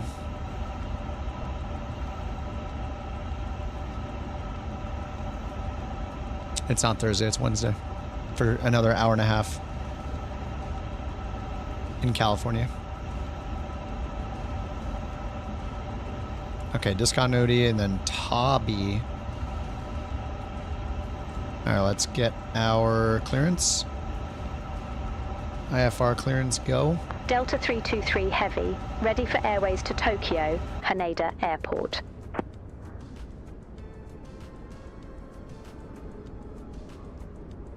Delta 323 Heavy, Shato's delivery. Expect runway 01 left. Climb 6,000 feet on runway center line. Then expect radar vectors to be squawk 6435. 6,000, 6435 and runway 1 01 left. Climb 6,000 feet on runway centerline, then expect radar vectors Toby. Squawk 6435. Delta 323 Heavy.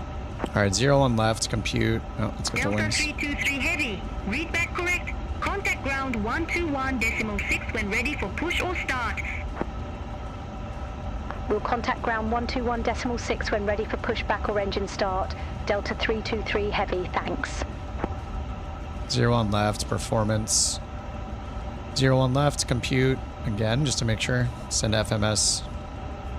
Okay, confirm. 30.1, flaps 1.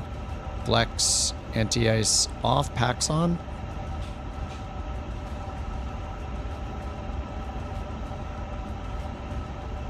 How did I put... Oh, I put these in from the world map, didn't I? I think I did.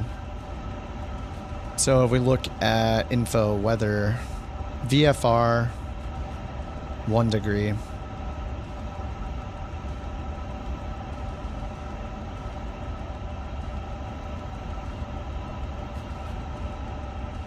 All right, we got takeoff performance. We got our route in. We need 1 left.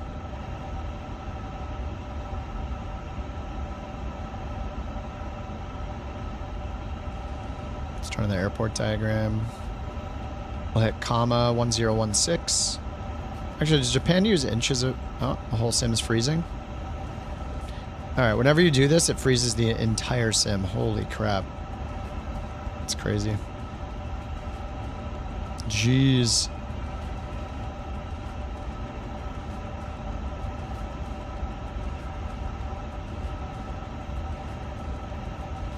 All right, 01 left. Oh my god.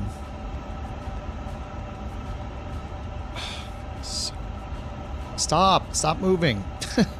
Why? What is the point of letting me scroll if it also moves back to the plane every time?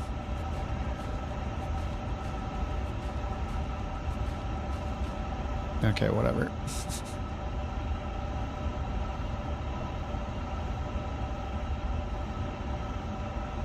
Alright, let's tell them we're ready for push and start. Actually, we need to get the APU on.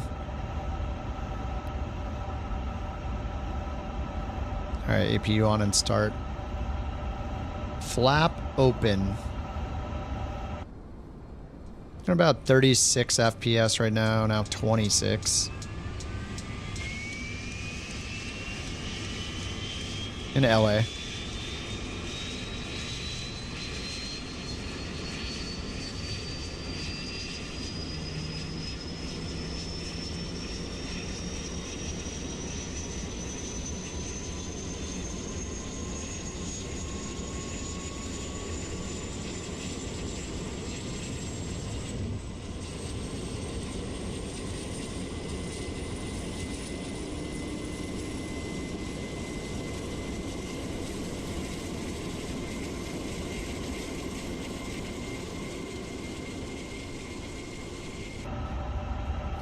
All right, APU 67%.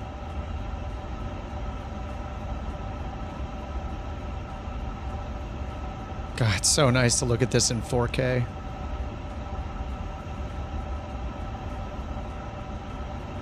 You loaded in at a 350? No, it happened both times, or all 3 times I've done this on the ground. As soon as I switch this to bring in the airport diagram, it just freezes the whole thing. You got the 350 as well, Jewel? Wait, did you just grab it? All right, available. Let's get APU bleeds on. GPU off. Beacon on. Request pushback. Delta 323 Heavy. Gate 11. Request pushback and engine start. The first 7900? Skymark 717. Ramp 27 taxi via Bravo 4. Hold short runway 01 left. I mean, it's not the first 7900 XTX. Via Bravo 4. I think they made a few, but yeah, it's no VRAM bugs so far because it's got 24 gigs, so that was the main point. And yeah, so far it's good. I think the bad performance is because of this any builds plane, pretty much. Approved. Face southeast, Delta 323. I'll probably get back in the Phoenix tomorrow. Skymark 717, cross runway 01 left. Alright, they said push and face southeast. Southeast, nose left. Cross runway 01 left at Bravo 4. Continue taxi via Bravo 4 Alpha 4 Delta 6 Hotel 6 Juliet 6 Skymark 717. Alright, we got beacon on. APU's on, bleeds on. We're gonna push back, nose left. 24 should handle 8K. Yeah, I'm sure. Yeah. I barely even think I can do a little bit of 4K here.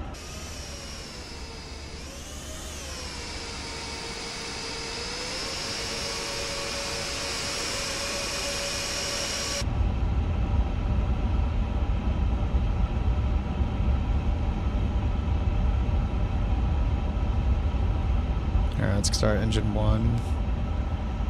Yeah, we can do both. We're starting both engines. Doesn't seem to care if I start both at the same time. You like mixing up the plane? Yeah. Me too. It's nice when you get like decent at a plane, then you get super comfortable with it. Yeah, it's fun. It's fun trying all the planes. There's just so many planes to fly. When we do the bush trip, it's going to be a lot of really bad landings, but a lot of learning and fun. I'm pretty stoked. No pressure on Bird to give us the perfect route.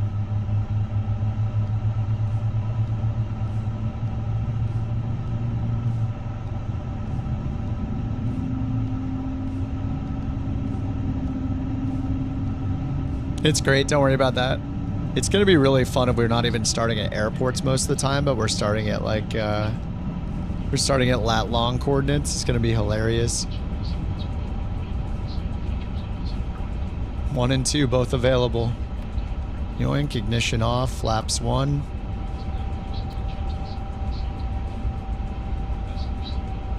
Is there another chrono somewhere on this thing?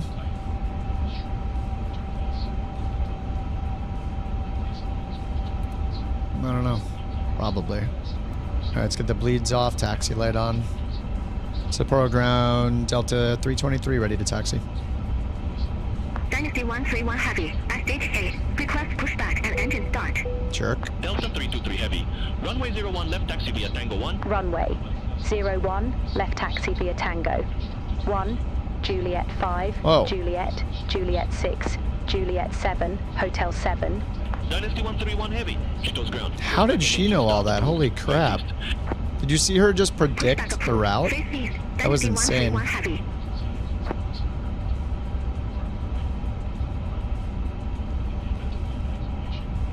did I turn the wrong way? You know, I'm facing south. Just doesn't look like it.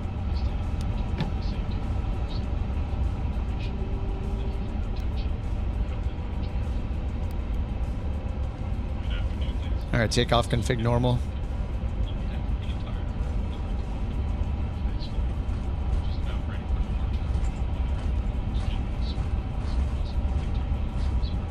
All right, what do we get here? Juliet 567 Hotel Delta 810. What the heck?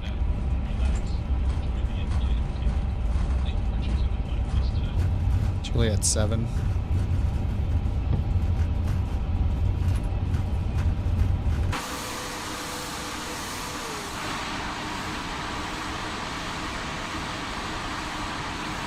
Look at the size difference. 319. 319 versus 350. Holy crap.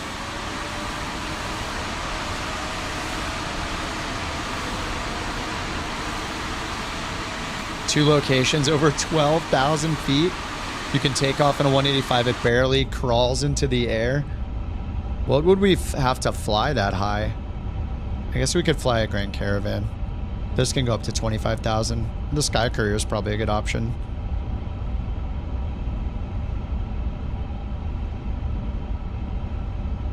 Yeah, the Twin Otter, the Caravan, the Sky Courier. Nice. Okay, we're supposed to step to the side here. Delta 9, Delta 10, and then Alpha 10. Delta 9, Delta 10, Alpha 10. Runway 01, left taxi via Juliet 3, Juliet, Juliet 4, Juliet 5, Juliet 6, Juliet 7, Hotel 7, Delta 8, Delta, Delta 9, Delta 10, Alpha 10. Delta 1, Delta 5, Delta 6, Delta 7, Delta 8, Delta 9. Panda. Panda, thanks for Couch Club. Thanks for joining the Couch Club, Panda. The volcano next to it's 21,000 feet. Thanks so much, Panda. Cheers. Good to have you in the club, sir. Did I get all that? Got it.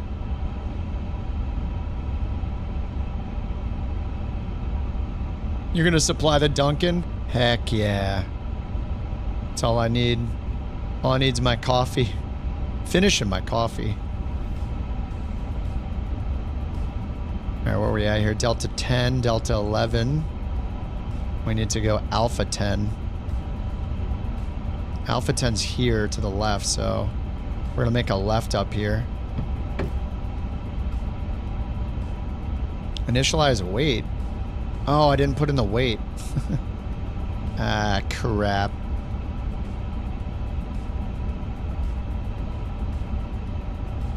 Wait, it has the weight in. What the heck? Did it actually pull the weight in this time? Is that because of that first screen? Passenger number 272.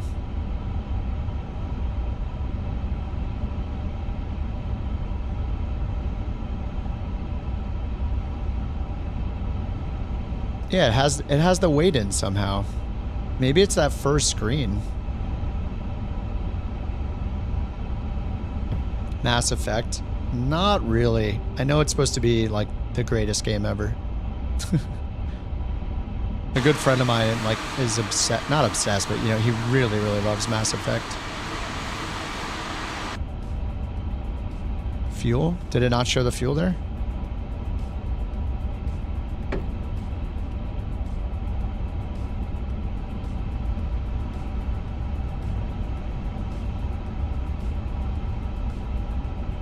Wait, didn't they say Alpha 10? Yeah, it said D10 Alpha 10. Yeah, I think we're... Oops, I went almost... Oh, no, I guess we're good. Guess we're taking off from Alpha 10.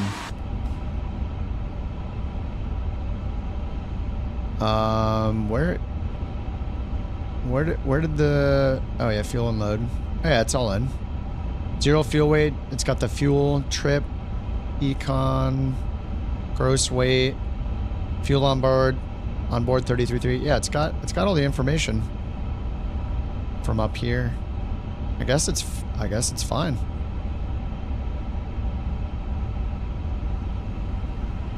Trim is set. Flaps are 1. Flex. Okay. I guess they want us taking off from Alpha 10, which is kind of weird. Request departure runway change. No. Oh my god. It's because of the bug. I have to go to tower. 1188.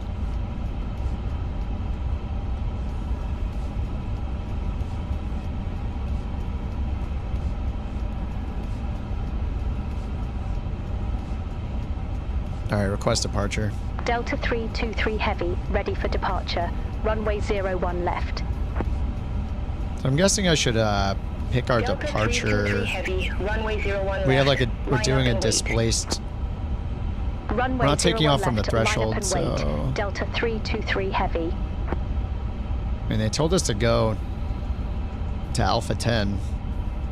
So I'm listening like a good boy. We'll see what happens, I guess. What could go wrong?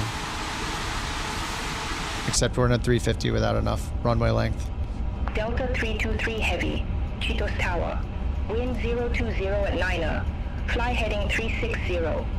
Runway 01 left. Cleared for takeoff. Fly heading 360. Runway 01 left. Cleared for takeoff. Delta 323 Heavy. Air pitch 6569. I'm being a very good boy. Exit left at Bravo 4. Oh my god, there's Jewel. Exit left at Bravo 4, air pitch 6569. We got a Delta boy over there. Wait, Jewel, is this your first flight in it? Have you been flying all day?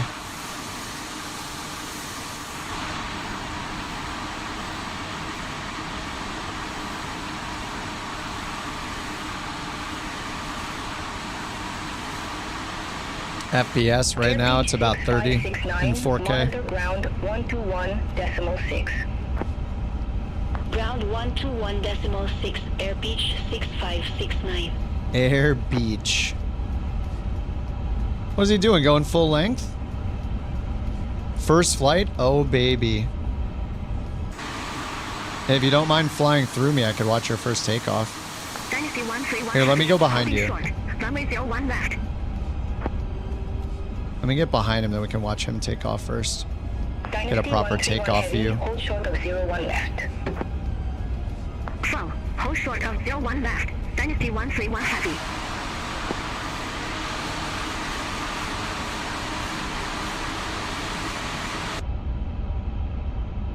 Yeah, I think this plane just has crappy performance. That is their reputation.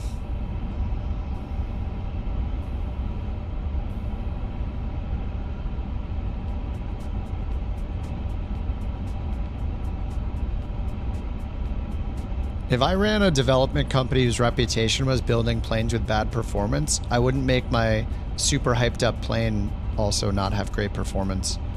I would like do everything I could to make sure that we were making planes with better and better performance as we made planes.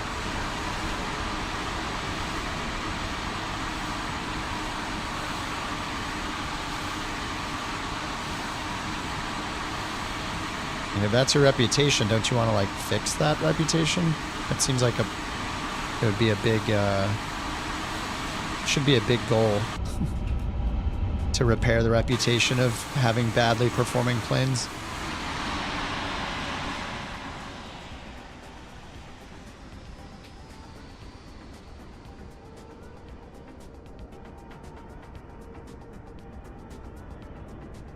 Wonder how much of the runway he's going to use. I don't know if he's doing a toga or a flex.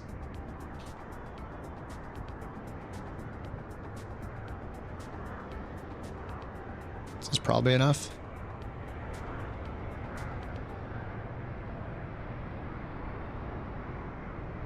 Jules' first takeoff. I mean, not ever, you know.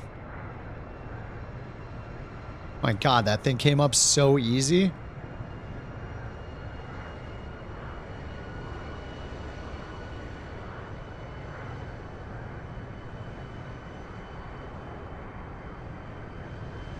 Gear's still down, dude.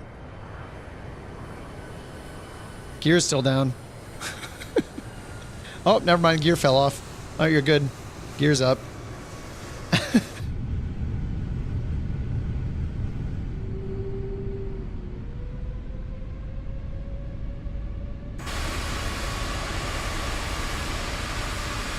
Oh, nice. Chimmy's in the Atlas. And this is a big, big boy. 2020, you're getting 49. Oh, with frame gen on. Yeah, I have frame gen off. I'm getting 30 with frame gen off at a small airport. But yeah, I mean, Indie Builds is known for making planes that are not FPS friendly, so unfortunately this seems like it's another one that's not FPS friendly.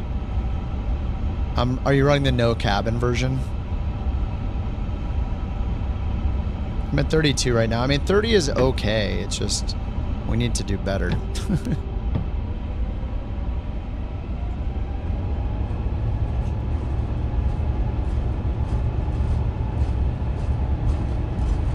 What is going on? I am steering left with my nose.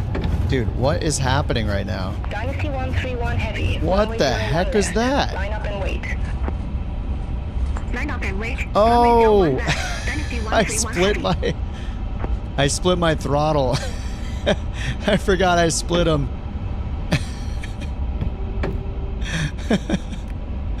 Right. I had them connected earlier. That's why I need both throttles. I was like, what is going on, dude? Yeah, I had them split earlier. Or not split earlier. Fail. I was just like, what the heck is wrong with this plane all of a sudden? Holy crap. V1. And that is so loud. This thing requires like no back pressure at all. It's pretty nice.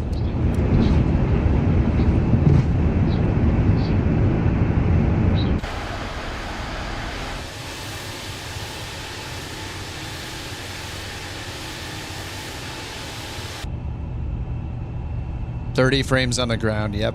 I'm doing the same, Jewel. Delta 323 heavy, reset transponder. Squawk 6435. Oops. Squawk 6435, Delta 323 heavy.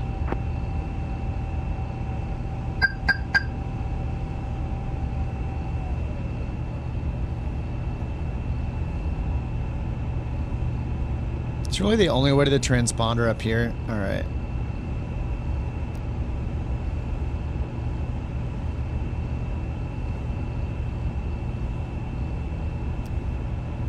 Delta 323 heavy. Contact Cheetos departure 124.7. Contact Cheetos departure 124.7, Delta 323 heavy.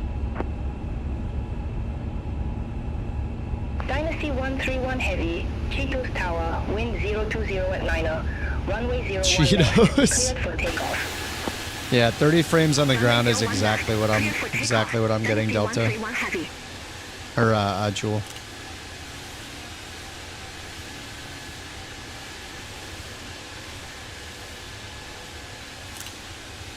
It's too bad. It's such a good-looking plane. I don't want to have to use frame gen to get good performance out of a plane. Like, this is the problem. Is I wouldn't be surprised if developers making planes and stuff, they're like, people use frame gen. 20 frames is fine. 30 frames is fine. They'll get doubled with frame gen, and that's the problem. We need real, actual performance, not this crutch of frame gen, which there is no way that developers aren't leaning on that crutch. Heavy. Contact Cheetos departure 124.7. Contact Cheetos departure 124.7. Dynasty 131 heavy.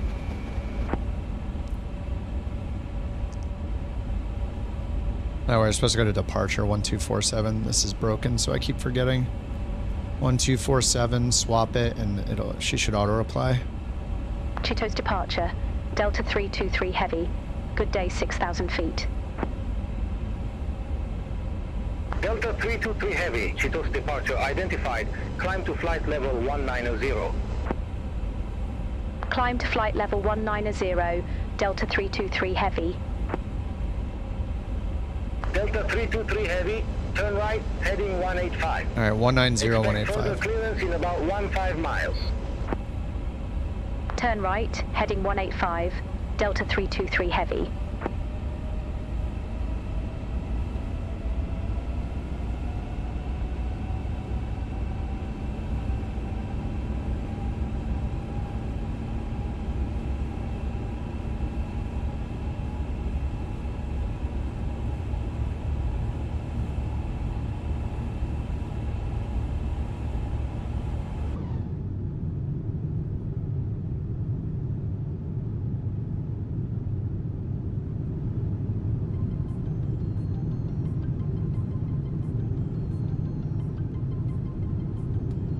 ATC, yeah, the reason why it was delayed is because I didn't switch to the departure frequency fast enough.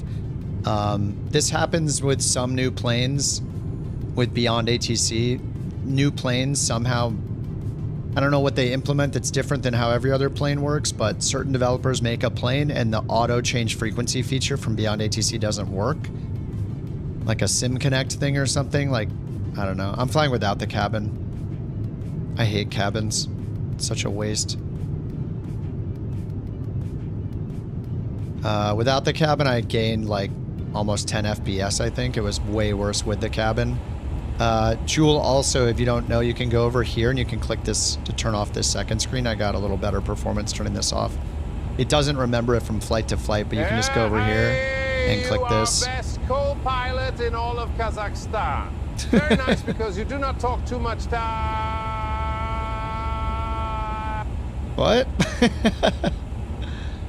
Oh, Beyond ATC announced it? Yeah. It's another thing that's just like, how do you mess up the ability for another program to change the frequency of a radio in your plane? Like, haven't we made planes before? It's just so strange. Those kind of things are just red flags. Like, hey, you're bad at making planes with good performance. Oh, new plane, bad performance.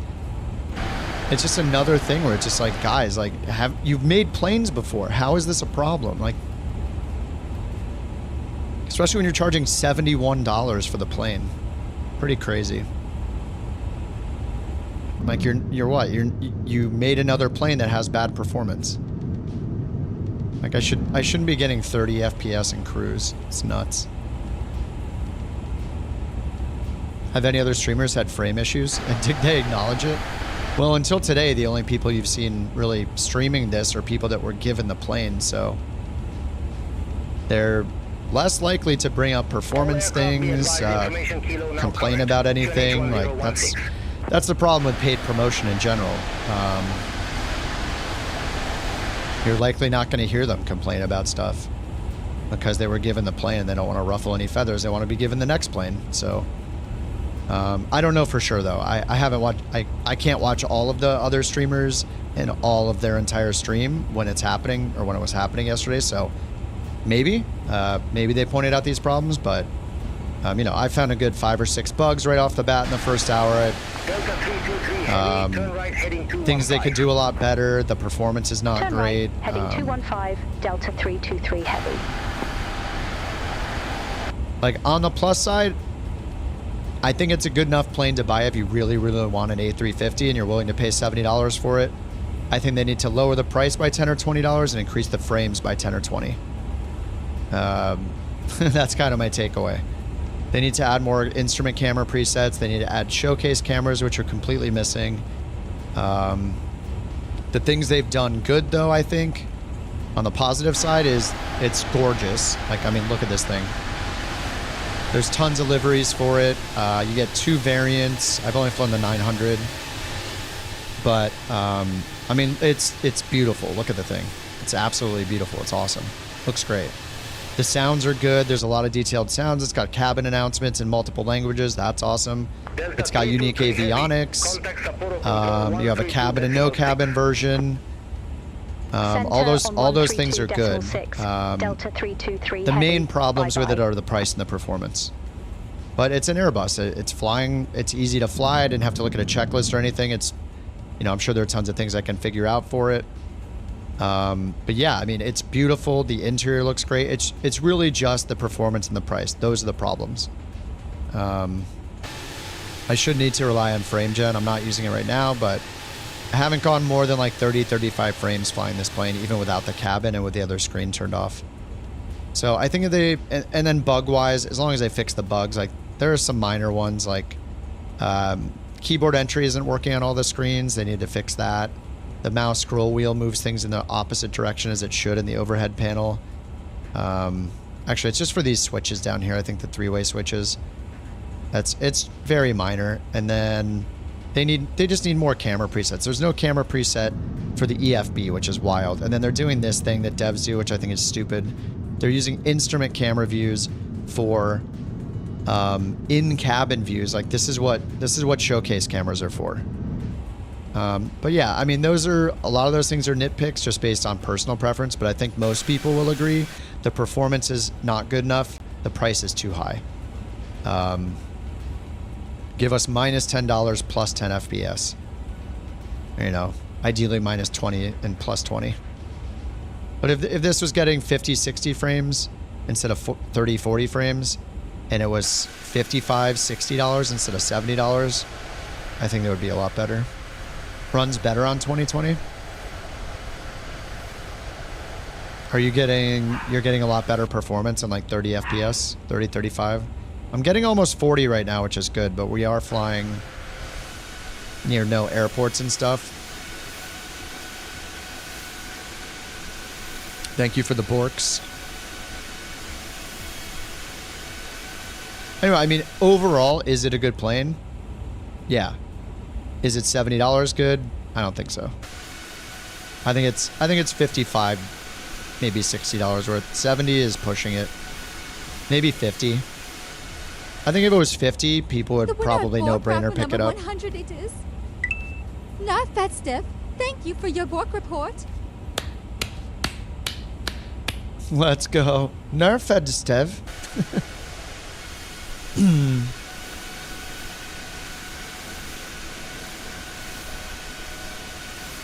No, for 30 FPS, no, it doesn't look bad. But the problem with 30 FPS is when you get near any major airport, which are the airports you're going to fly this to.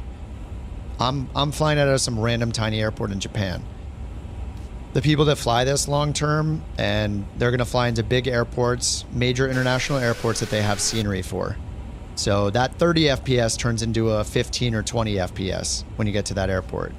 If it was 60 FPS, you're turning to 40, 45 frames per second. So the plane should not be hogging all of the possible frames.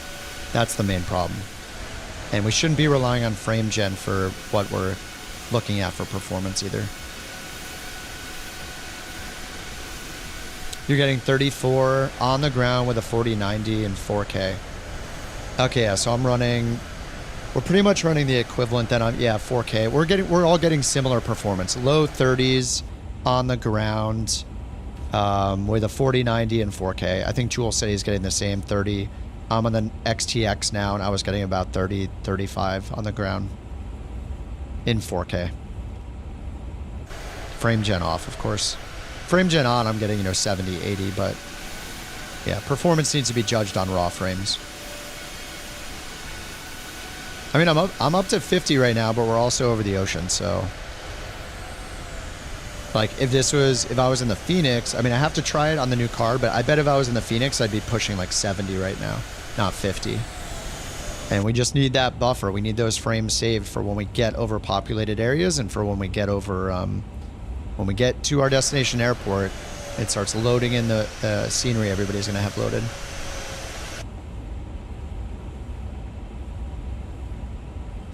Yeah, we need the buffer. It should be, their goal should be to be as performant as the Phoenix is.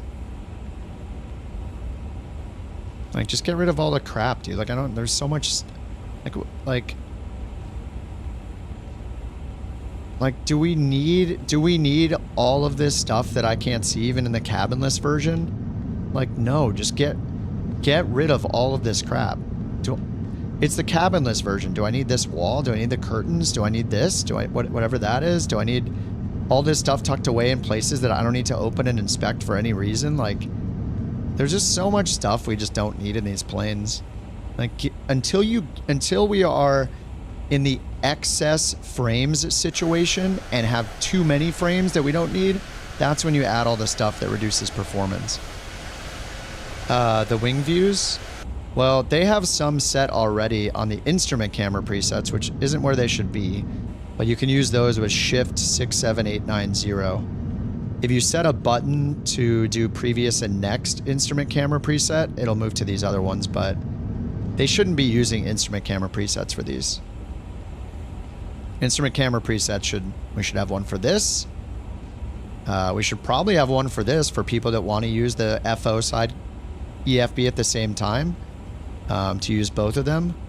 It'd be nice to have ones that are zoomed into places like this, like very specific for people that are tuning frequencies tuning frequencies manually. Like this is what the instrument camera presets are for. They've only used 5 of them. The ones they've made are pretty good though. This is 1, this is 2. Here's 3. You can do engine startup here. You can kind of do it because the top menus here, like developers also seem to forget that there's a top menu in the sim. Like you can kind of get these if you just be careful and don't move it too far up. But like they should be using more instrument camera presets, especially for things like people that are gonna be flying these in long hauls on VATSIM and crap. Like give them a close-up of this. They can hit a button, go directly to this with an instrument camera preset and type in the numbers. You know, we should probably have one that looks like this because we need to access the keyboard. Like this is nice, but at the same time, like you need the keys so often, it should really be down and back just a little bit like this. We need these too often. Either because the keyboard entry mode is bugged or because people just won't want to use keyboard entry mode all the time. It is faster to get to certain sections. Like if I want to get to a knit, instead of coming up here, clicking, or what do I have to do? FMS2, click, then down here, then click with this slow FPS on the screen. I can just hit the init button. Like these are useful. So yeah, some of these can be a lot better. Avionics bay? Nope. I don't personally care about the inner workings of the plane myself. I know there's a lot of people that do, but like those things are neat, but I see them as gimmicky personally. You're going to look at it once and say, wow, and then you're going to fly the plane and never need it again.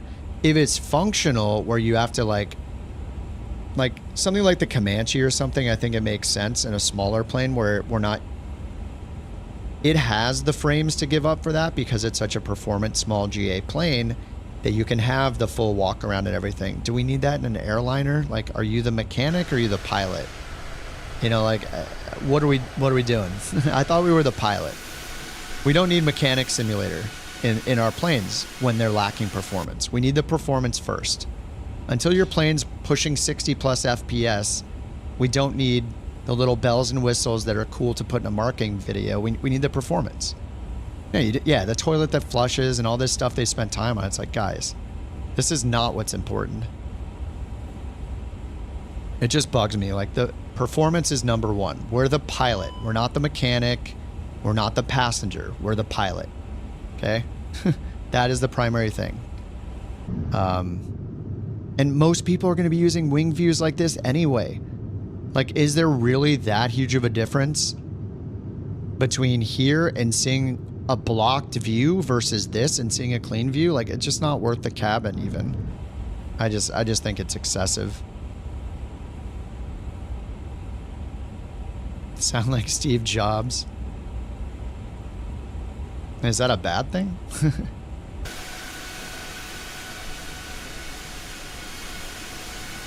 I just think that there's a lot of very loud people that want things like flushing toilets and super high textures on the seats and working seat backs and tray tables. We're not in an airline passenger simulator. We're in a flight simulator where we're the pilot. Like, let's not lose the plot. I mean, too many developers have already lost the plot. We don't need that stuff. I should probably go direct to the waypoint.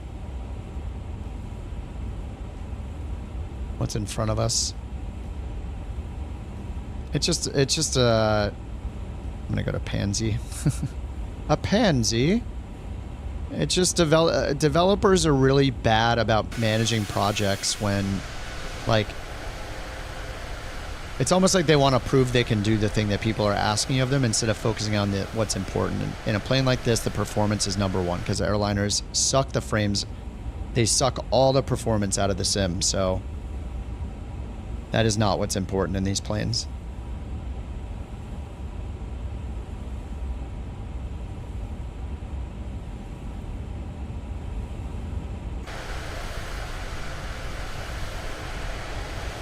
I'm at 48 FPS over the ocean, which is good enough for flight sim, it is, but when we get close to the airport, that's when it's a problem.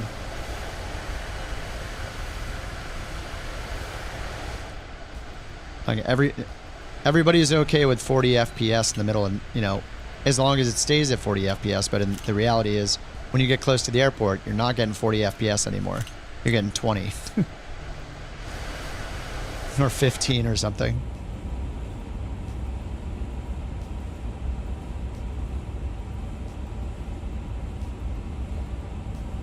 Yeah, I'm not climbing. I thought I did an open climb.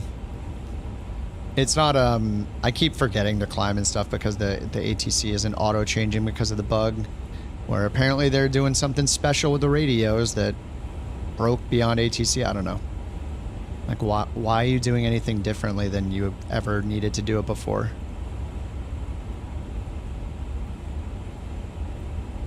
Center's 1326. I feel like this has happened with, I don't know if it was other INI build planes, but it was other planes for sure. I've seen the same kind of thing. Heavy.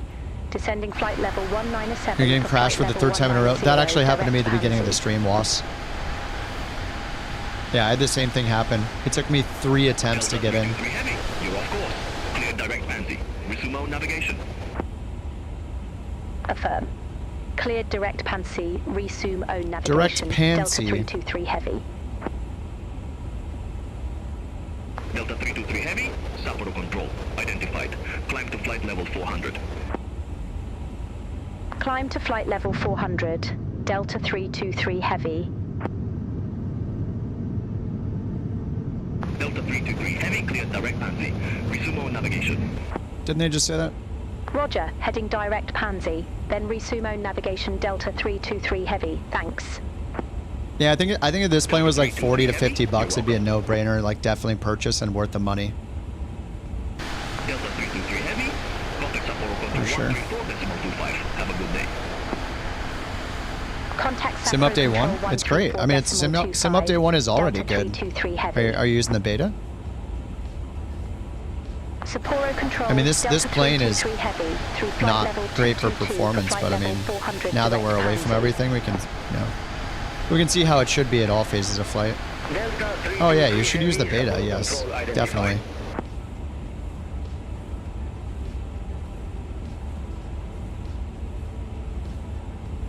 I mean, you can always opt out if the beta doesn't work well for you. You are assigned flight level 270. I show you at flight He's yelling at somebody else. Climb to flight level 270. Wilco, climb to flight level 270. Fuji Dream 6305. Fuji Dream. Oh, nice. Cooper's in the PC-24. Delta 323 Heavy. Contact Tokyo Control. 124.5. Bye-bye. That's us. Center on 124.5. Delta 323 Heavy. Bye-bye. That's him, yeah. Tokyo Control. Delta 323 Heavy. Through flight level 240. I won't use it anymore because they ask people for their real-world identification. It's creepy. That's the TLDR. Delta 323 Heavy. I won't support anybody that's creepy like that. 2024 bug with local standard Barrow. Probably not. What altitude are you at? What country are you in?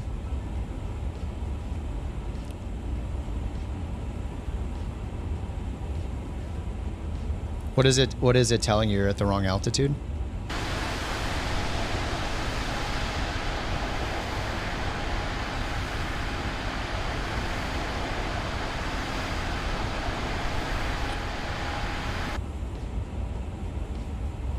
What's up, Trax?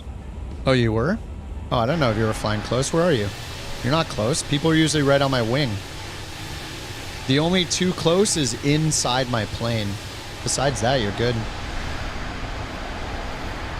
Where are you? I don't even see you, Trax. Most people use fake names. Yeah, exactly. Until they ask you to provide identification, then they ban you. And if you're a streamer and they do it, guess what? They'll hear your voice and recognize it the next time you do it, so then you're just done. So, it's stupid. They just need to drop the policy. They're weirdos. Oh, F-16? Oh no, dude, if you're close, get on my wing. Where you at? Yeah, usually if people are flying. Oh, I didn't even notice the bottom of this. That's awesome. I mean, this plane is so pretty, like...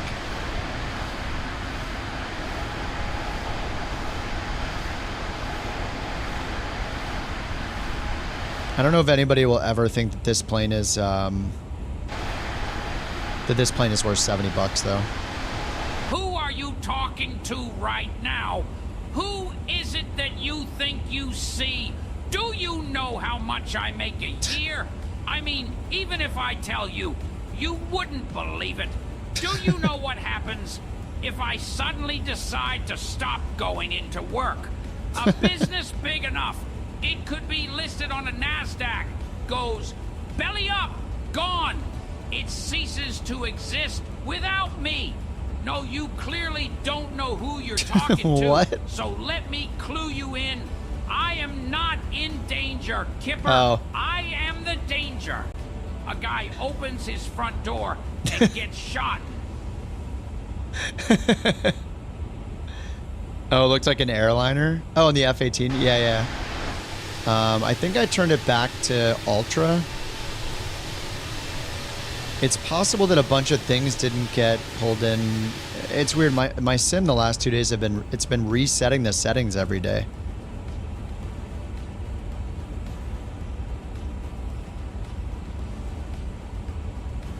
Like it reset all my controls. It was weird. Like I had them all in the cloud or whatever, but I had to go in and change all my like assistant settings off and my interface options and all that kind of stuff. So I don't know if it also removed some things from my marketplace or from my library. That could be it could be doing that too. Dude, this video card is so good. I'm pretty impressed. Once I got the fan curve set a little higher, the default was like way too low. It was running under 60 degrees in 1440 and it's at 65 right now. 65 degrees Celsius, the same as my CPU, in 4K while streaming on Twitch and YouTube at the same time, and getting it's a good 40 FPS right now. It'll get lower, but you know this isn't a plane that doesn't perform good. Yeah, I mean I just switched to 4K, so it's like it's nice. I'm seeing things in 4K again for me, which feels great, and it probably comes through in the sharpness a little bit on the stream. But yeah, this is pretty nice. I don't yet know. I don't think I'm gonna. I mean, I'll give it a couple weeks or something, but I gotta figure out if I'm going. I don't think I'm gonna build a second PC. I don't really want to deal with a streaming PC, but I'll think about it. Is the VRAM? Yeah, the VRAM is insane, dude. It is awesome. I haven't had the crazy stutters. I can use FrameGen if I want in this. The FrameGen definitely ghosts more in this than it does with the NVIDIA FrameGen, but it's not bad. Tomorrow I will fly a different plane. I'll probably just do a pilot's life tomorrow and be back in the Phoenix and see how that performs. But I mean, when I was playing in the CJ4 earlier today, I was getting like 90 FPS without FrameGen.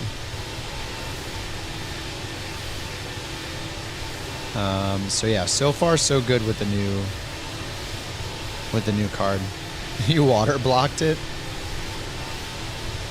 Yeah, I'm just doing air cooling. It's good enough for me. I actually removed my all-in-one and just put in a little Thermalright Phantom in there, and it's doing great too. No, I was in 1440 earlier.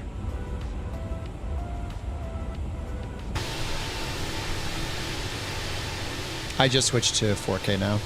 It's the 7900 XTX AMD, the 24 gig AMD. Nice. Nice. Nice. What's up, Shill? 1440 monitor, yeah.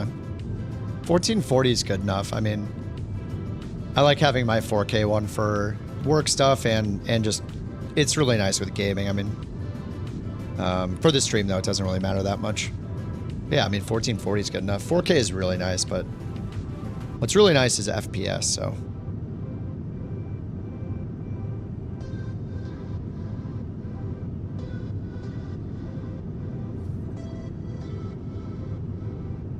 Most important is the performance.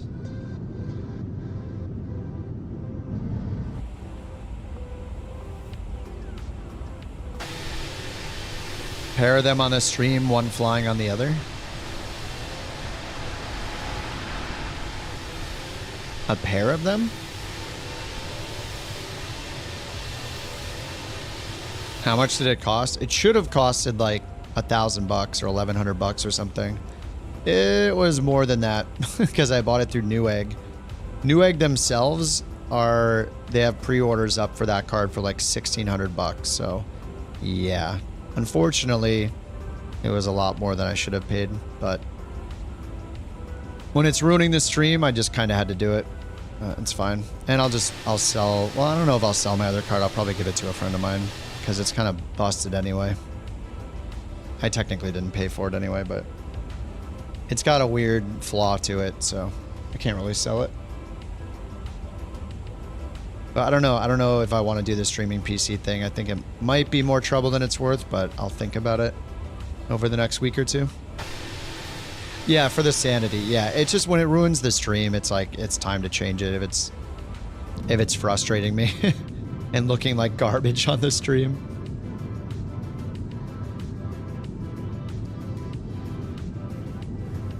Oh, you have two 1440 monitors. Got it. I just got a third monitor today too. It came the same time as the card. Sorry, I got a 1440 on the left and right and the 4K in the middle. So I can keep up like Volanta now and a couple other browser windows I have up for the stream. It's nice. I was using my iPad to monitor the stream, but now I just have it on the other monitor. Don't have to worry about the door flying. Yeah. Always a good thing. Yeah, so far so good. I think like trying... Oh, we got a discontinuity ahead? Wait, where? I don't see it. Oh, that was from before. Whoops.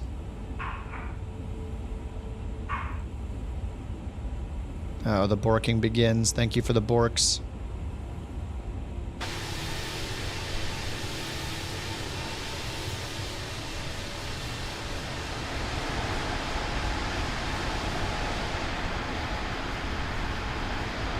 Tray looks more interesting. The winner of Bork raffle number 109 is Gary Mac _X. Oh my god, Thank someone on you for YouTube the won. Bork See, it's respawn. not rigged. You liars. You great big liars. You phonies. Always with the lies. Still rigged. I'm gonna go grab some water and use the restroom. Congrats on a BorkCoin. Gary's got 2 coins. The video description has if you want to play a funny TTS. What's up, Naka? Oh, I'm definitely not a captain. Los Angeles. I'm going to use the restroom. I'll be right back, guys.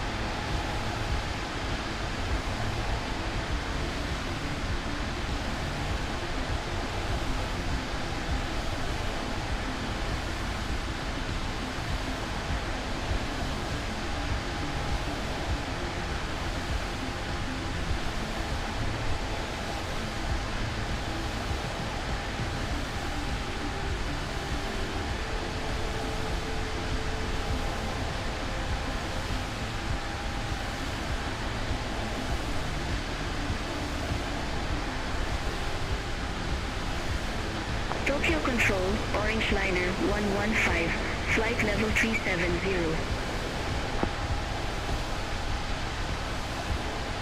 Orange Liner 115, Tokyo Control, radar contact.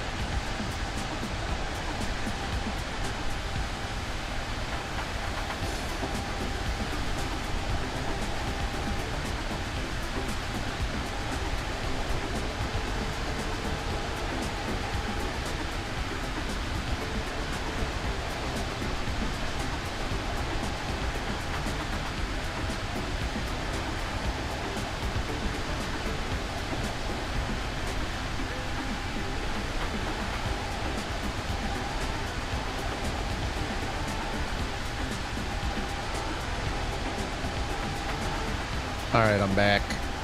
I did it.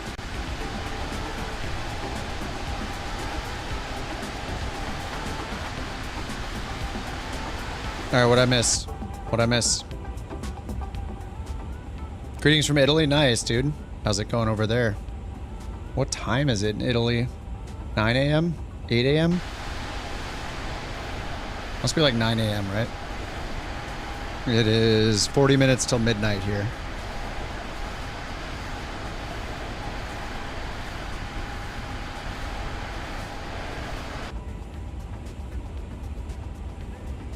All right, how's our top of descent looking?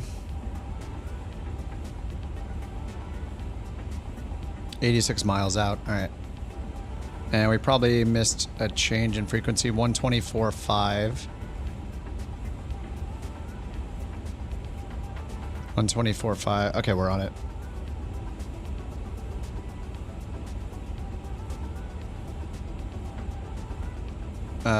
No? Wait, what happened to us?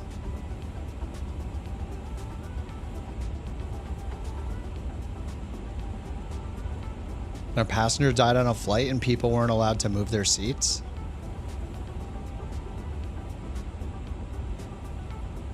Brand new?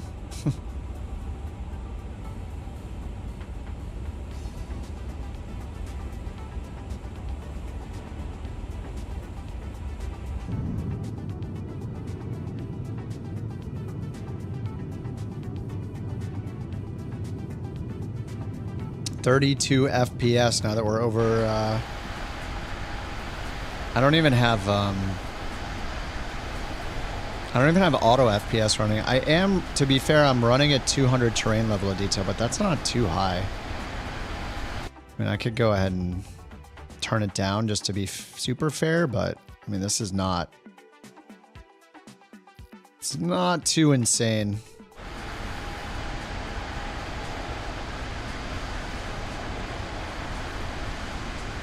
Someone died and the flight attendants denied it? I'm gonna have to see an article.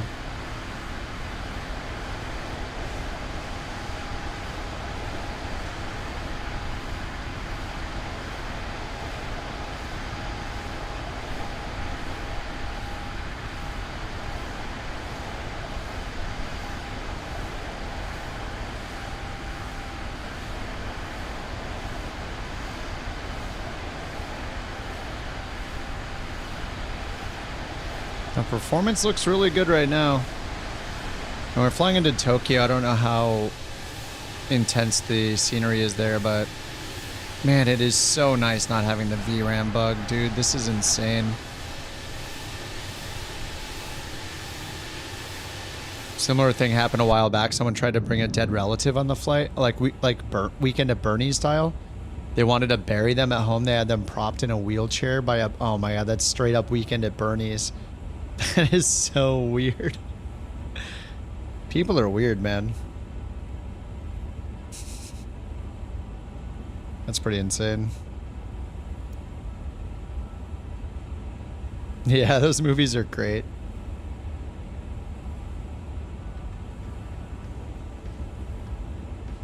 I'm gonna have to fix the size of the Volanta app. Oh no, it's not too bad.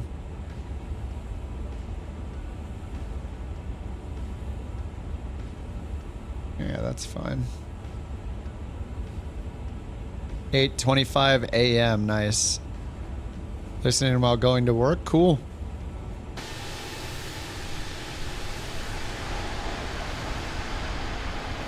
Tokyo Control, Japan Air 542, flight level 380. Well, thanks for tuning in on your commute. Yeah, this is a third flight in the A350. Tokyo Control identified. The TLDR is it needs better performance and to be cheaper. Japan Air 564. Good day. Flight level 360. But if you really, really want an A350 and you want to spend $70 on one, then yes, this is like your only option. But I mean, it's not bad. Like overall, it's good. I don't know what my rating of it is. The main problems are the price and the performance. I am up to 49 FPS right now. We'll see how it is when we get in, but I also, to be fair, have to compare the Phoenix and other planes now that I have a new video card, but I mean, at the first airport, I was getting like 20-something frames on the ground. I think it was because I used an any build scenery, supposedly, at Detroit, so that might have been the main issue, but it's not bad right now. We'll see how it does on final this time, just going into Tokyo. I don't think I have custom... I'm guessing one of the world updates had Tokyo scenery. So it's probably handcrafted in some way, whether it's by a Sobo or a third party. All right, 52 miles for the descent. What's up, Binky? At work, still going. Well, I'm excited about the new card. I'm more excited about the new card than the plane. Yeah, any build's plane meets any build scenery is exactly what happened on the first flight. Orange liner 115.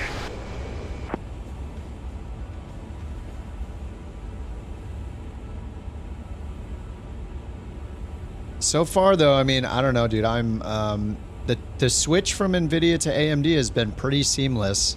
There's probably still some settings I can tweak and stuff like that, but I mean, overall, all I did was swap the cards, update the new driver. You know, I did safe mode. I used DDU to uninstall the NVIDIA and use the option where it says it'll remove it and then shut down for a new card.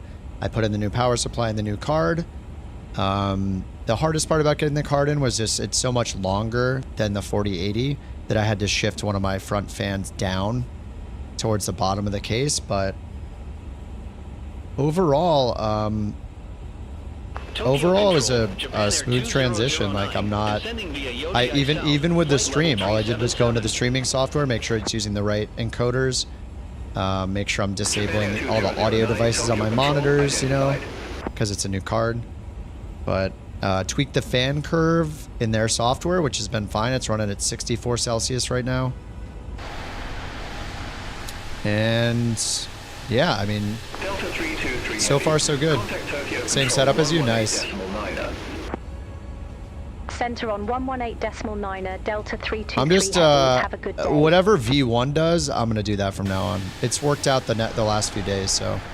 He switched from a 4080 to the 7900, so I did it. He flew the A350, so I'm doing it. I'm just going to copy what they're doing. Oh, yeah, and supposedly he's flying from Alaska to South America, and we were planning that too, so we're just copying. It's just easier, though.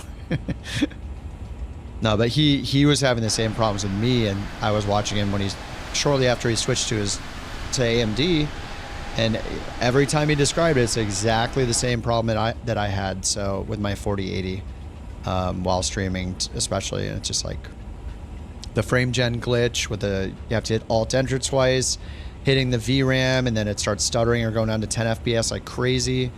You could hit escape to like get out of it and like wait 5 minutes and then it fixes itself. It's super weird. So yeah,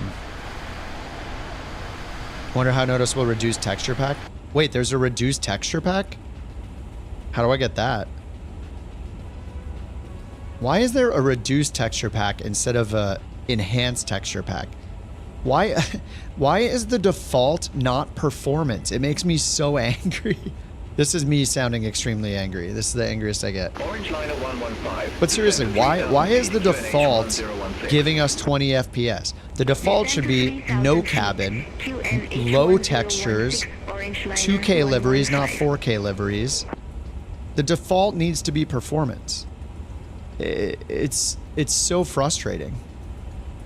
Like, go ahead and make your fancy marketing videos using the thing with the 4K or 8K textures, whatever.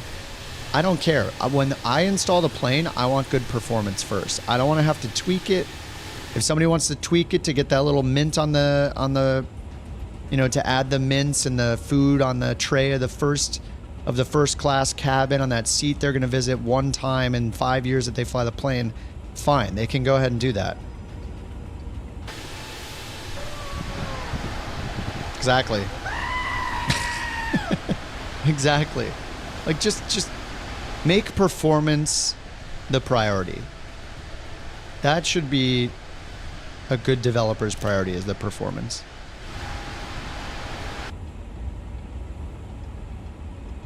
There's word the A350 is coming for Xbox today. Really? Oh, man. New version of the AnyBuilds app has been downloaded. Okay. Any manager listed as an option on the planes page. My products. Options. Reduced resolution textures. Downloading. Okay. Downloading at 257 megabytes. It needs to be the default. Or when you install a plane, prompt me. Do you want really crappy performance or only slightly crappy performance? Airpeach 417, Tokyo Control identified. Alright, it says I have the reduced texture, so maybe when I restart the sim next. Microsoft works with them a lot. Yeah, which is surprising that Microsoft should be another gatekeeper against against planes that have bad performance. I mean, I haven't even flown the 330 because yeah, I don't know, I just haven't yet. But the sim already looks good enough. We're fine. We're good. Look at it. Looks insane.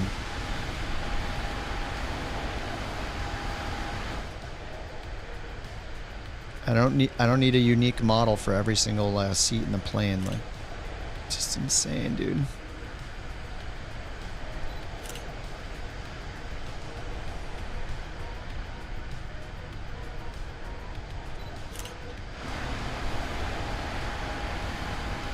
Xbox can run PMDG. Yeah. Yeah, the PMDG plane's on the marketplace. It's great. I mean, the Phoenix can't be because it has its own software that runs in the background. The fly-by-wire used to be on the marketplace briefly, and then they had to remove it. I don't know exactly why, but it might have been because of some external dependency.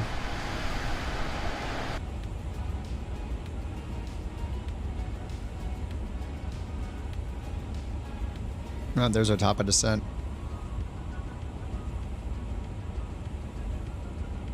Probably missed the frequency again. And I'll say ready for descent. There we go. Delta 323 Heavy, ready for descent. Delta 323 Heavy, go to Lima, runway 16 left, descend to 13,000 feet, QNH 1019er. Alright, 13,000 feet, Lima, 1019er. runway 16 left, descend to 13,000 feet, Delta 323 Heavy. She didn't say the altimeter. Oh yeah, these are all synced together at the same time.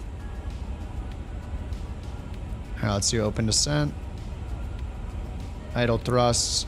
Landing runway 16 left. 16 left. Oh my god, you actually have to grab the scroll bar. You can't use your mouse wheel. You can't click and drag. You have to point here and do this. Ooh. It's the little things. 16 left.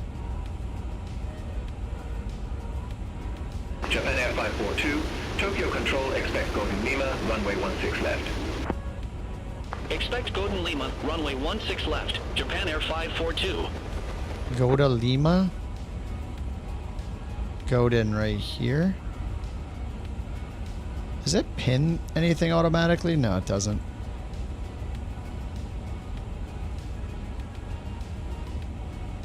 Oh, this is so confusing how it makes this entire thing a button. And mattering which page you're on, it changes the height of the buttons. Alright, it's kind of weird. XTOC?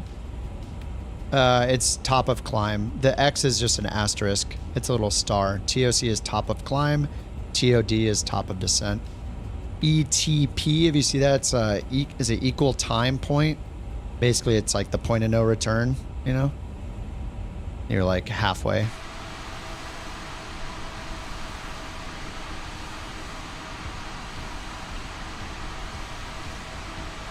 Oh, see ya, AvGeek. Any thoughts? Your 350 pitches up violently when you engage autopilot. Did you do all your takeoff performance and everything? And you did takeoff config, and everything was green before you took off. You rotated at the right rotation speed for your flight. Pitches up violently. When you engage autopilot, I would check for a double key binding. Oh, the removal of the scratch pad.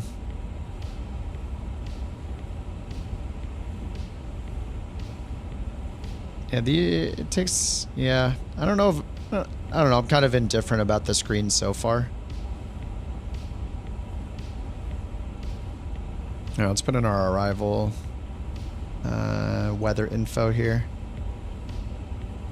RJCC. And now I can go back to this one. It'll refresh it. All right, winds are 150 at 8. Let's translate that. We have to add 8 more. 150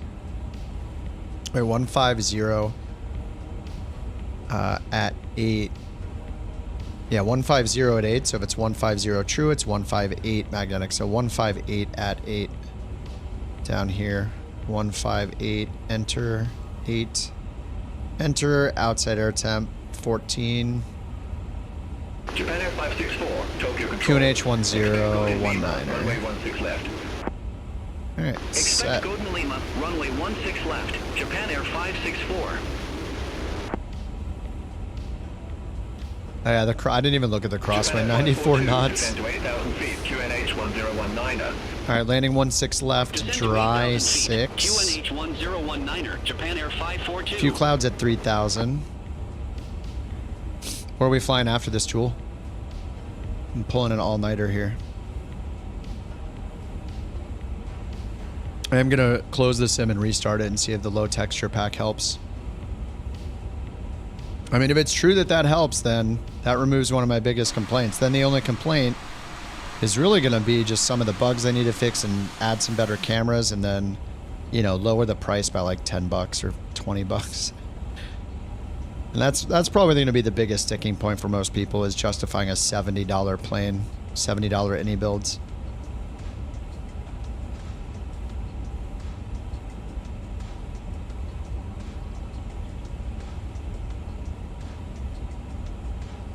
Japan Air 542, contact Tokyo Control 118. Alright, Golden 1 Charlie. Center on 118. Now we have Lima. Japan Air 542. 2 kilo. Where's the Golden 1 Lima? 16 left. I think it might be this one. Golden Pollux. There we go. There's a golden Lima. Okay, and then for the approach, 16 left. ILS loc 16 left. All right, that's pinned. Let's go and just put in the minimums for now. 220 Cat 1 DME class Delta. Are we an Echo in this thing or a Delta? Or a Delta, I guess. Is it just ABCD for minimums? I think it is, right? D220. So down here, 220 barrel minimums. 220. 149 knots at cruise. What are you doing paying attention to winds and stuff? Weird. Alright, 28.8 for the ATIS. 1288, swap it.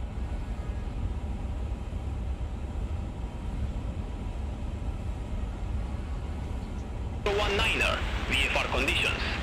Landing runways. 16 right, 16 left. Departing runways. 16 right, 16 left, 22. Transition level 140. Advice on initial contact. You have information Lima. Tokyo, Haneda, airport information Lima. 0721 Zulu, wind 155 at 8. Visibility 10 miles or more. Few clouds at 3000.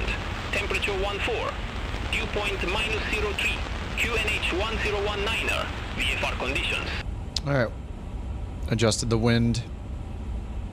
Alright, we're going to do... Let's find brake to vacate. Settings for 16 left. Move it over to plan. Airport not available. Airport map loading. Bye-bye.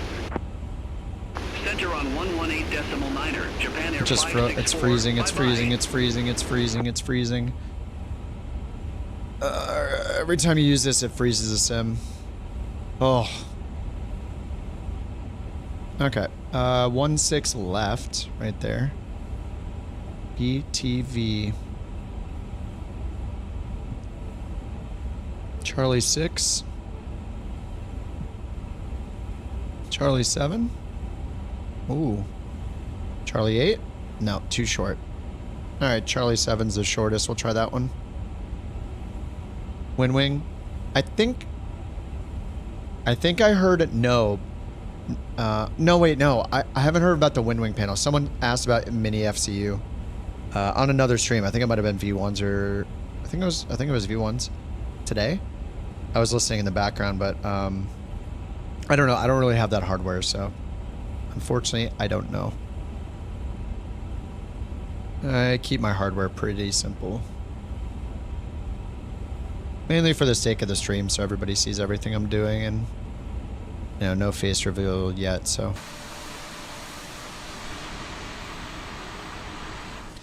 Damn, I just haven't been appreciating how good the sim looks, so I've been like trying to nitpick this plane, but like, damn, dude.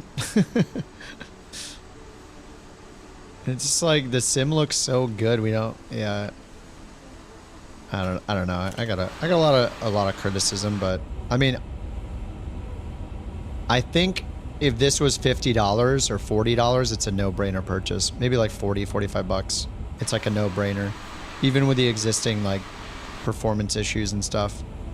But it's just 70 bucks is the biggest problem with this thing. And I don't know yet if, like, I heard it's just not study level. It's not like gonna have, I mean, it looks like it has some wear and tear though, right? That's the confusing part, is if you go in here, not the situations thing, but under maintenance, we have battery status. You replace the batteries, maintenance options for the engines, hydraulics, deploying and stowing the rat. Like, this is much more advanced stuff than you would expect for a cheaper plane. Did I calibrate the side stick? I actually didn't have to. It took a little more. I had to move it up to like 10 or 15% before it would start moving, so I calibrated it later, but it was fine. The defaults were fine. I don't know what it is. I think it's just weird when you see a developer that doesn't have a plane that's $70 suddenly making a $70 plane, or what is it, like 90 with VAT in Europe or whatever, euros, or I don't know the conversion. It doesn't necessarily mean they don't deserve the $70, but it's weird when you aren't making planes of that price and then suddenly you make a plane that's that price.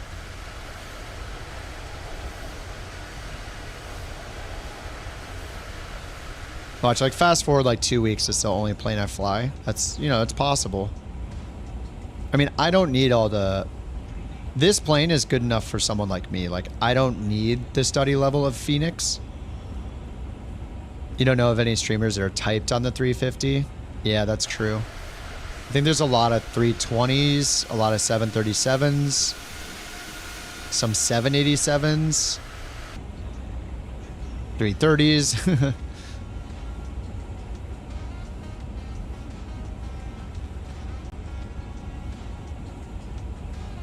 I don't know, I mean, for me, this plane is good enough. The performance concerns are going to be there, of course. Like, maybe that was just the any build scenery that was so bad, but I'll try the low texture one in the next flight. I don't know, I mean, it's not... I haven't had any problems with it other than my frames being bad at that one airport. So, I mean, it looks incredible. I don't need the cabin, but I can turn the cabin off. Jewel pointed out the low texture stuff, so I'll try that and see if that increases performance a bit. Hopefully it does.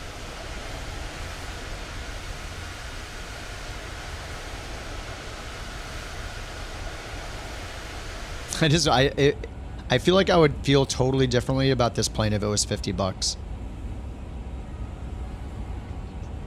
It's like, it's more expensive than the Phoenix.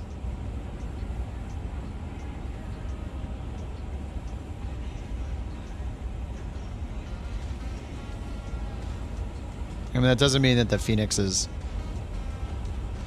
the right price. Like, Phoenix could possibly be 70 or 80 bucks instead, but Detroit was pretty bad. Don't think you've been there in 24? Yeah. I loaded in at Detroit. Somebody was saying it's probably the Indy Builds Detroit, which is really bad performance-wise, so that could have been it. That is a strategy. They probably sold a lot because of the price point. Oh, Phoenix. Right. Yeah, that's true. Yeah, I mean, PMDG's, you know, it's got planes that are $70. The 777 was, what was it, 7773? What's the last digit? I forget. Can you buy with in-game currency? No, they won't do that with any of these planes. No. You have to own the plane, and then you have to earn it in career mode with your virtual credits as well.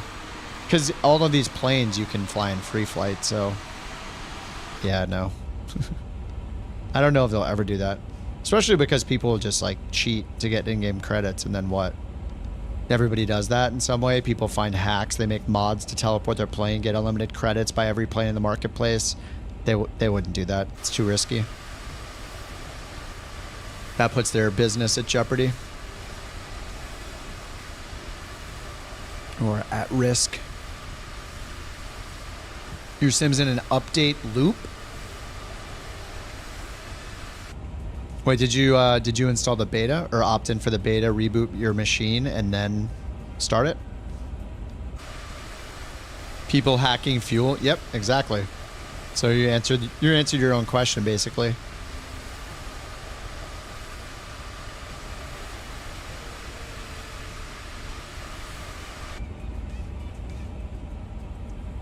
What's up, Bob? Do I like it? I like it. I think that most people will not want to spend $70 on it, though. I think if it was like 50 bucks, it'd be a no-brainer. I like it. The performance has not been great. The cabin one, I had like 20 FPS. The non-cabin one right now, I'm at 43 FPS. No frame gen or anything. When I get to the airport, that's the real test, but I think the performance seems up to par with what the performance usually is on any build planes, which is they don't have a good reputation for having high performance planes.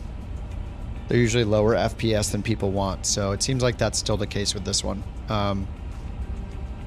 Apparently there's a low texture pack. I installed that, so on the next flight I can try it.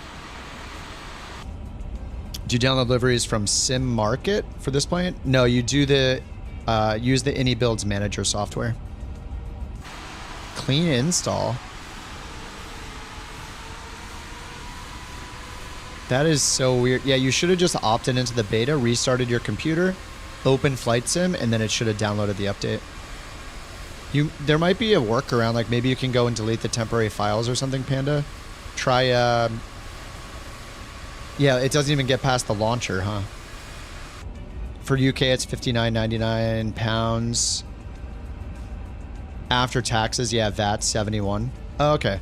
Here in the US, I paid $71 US after taxes. Well, actually, I don't know if there were taxes. Oh, there must have been. It was $71. You completed the grind to get your PC-12 and Freelancer, got your 2 million. First medium cargo mission, nice. Hard grind to get a PC-12, nice. Dude, the PC-12 is looking a lot better in Sim Update 1. I don't know if you're using the beta or not, Buzz. But they made several improvements to the PC-12. It's running better, like performance-wise. They improved the auto throttle, so you can use it during takeoff now. The pressurization numbers are showing up, though the pressurization bug is not fixed yet, unfortunately. But overall, the plane is getting improvements. And also in the beta, you can get the charts on the... You can pull the charts right up here on your screen, on your middle, your upper MFD. And it shows like where your plane is, like pulling up charts like this. You can do that on the PC-12 now as well, and the PC-24. If you have the Sim Update 1 beta.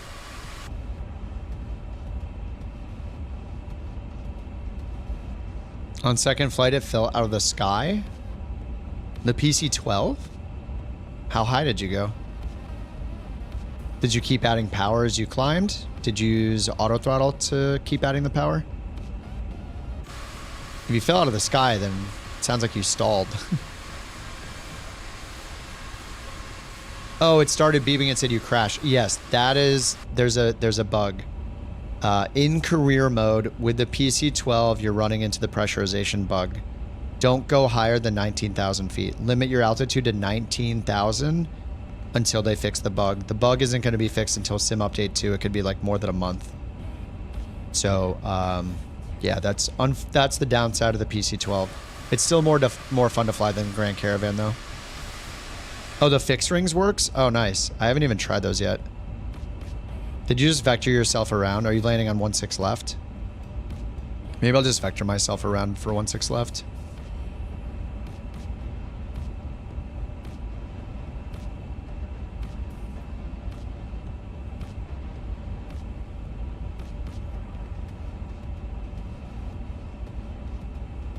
Yeah, I didn't change my frequency, did it? Oh yeah, now it's on frequency. Tokyo Control I just need to stop using it. It's broken like this. I need to be at 4,000. You don't think you're over 17,000? Oh, okay. No, the oxygen doesn't do anything. Oh, the beeping's overspeeding. Oh yeah, it could be aircraft stress damage, yep. No, it's not the oxygen. That doesn't do anything yet. Descend to 8,000 feet. QNH 1019. Yeah, if it was beeping, yeah, it could be overspeed. It could be aircraft stress damage if you went into the red on your airspeed indicator. The plane can only go so fast before it suffers like structural damage. Decimal 35, Delta 323 heavy. Oh, you're letting it fly the whole arrival? Yeah. Tokyo Control, Delta 323 heavy. Descending via Godin Lima, 2,200 feet. Delta 323 heavy, Tokyo Control, radar contact. Check destination data. Asiana 103 heavy, contact Tokyo Control 134.15. Center on 134.15, Asiana 103 heavy. That voice seems way too, like, stereotyped almost. Alright. Oh, winds are variable now. 130 to 200. 160 at 8. What did we add? 8 before? So 168 at 8. 168 at 8. Alright, that's good. Temperature is now 13. QNH 1019 still.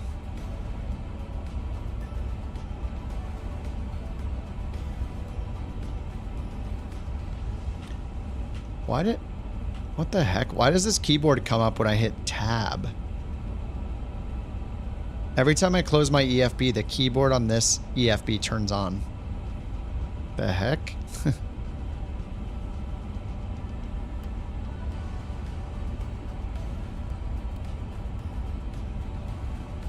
I think I set the brake to vacate already. Yeah, I set it. So we have auto brakes on. Gonna use the speed brakes for now. Contact Tokyo approach 119.4. Alright, we're under 10,000 feet. Get the landing light on. 4, Delta 323 seat belts on. Avionics bay? No, why does everyone keep asking that? I really don't care about anything that's not in the cockpit or in the flight deck personally. I wish they didn't spend their time making that crap. It's like if I want to see the avionics bay of this plane, like all I have to do is watch a YouTube video. You know, like we're not the mechanic, we're the pilot. I mean, I know the pilot is responsible, like, to sign off on the condition of the plane and all that, but like, I don't know, it seems a little excessive. I'm just a big Donnie Downer.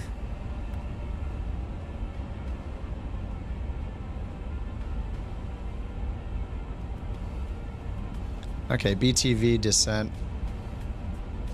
Sandy 4500 and Lycos 3870.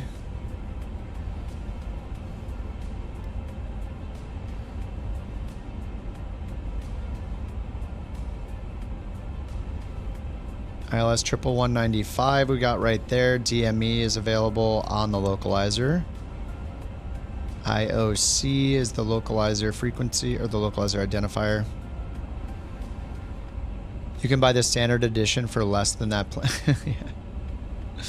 I mean, that's always been the case, though. Like, if you want the best planes, like, they've always been expensive, you know? Why does everyone keep asking about the avionics bay? Am I the only one that doesn't care about that stuff? Like, I don't care if I can go and look at the engine, like, oil or something. Like, it's just, like, gimmicky. It's just, I don't know. I'd rather them work on other stuff. Unique experiences. I don't know. I just want them. They know that their planes are known to not perform well. They need to be taking steps to make the planes perform better.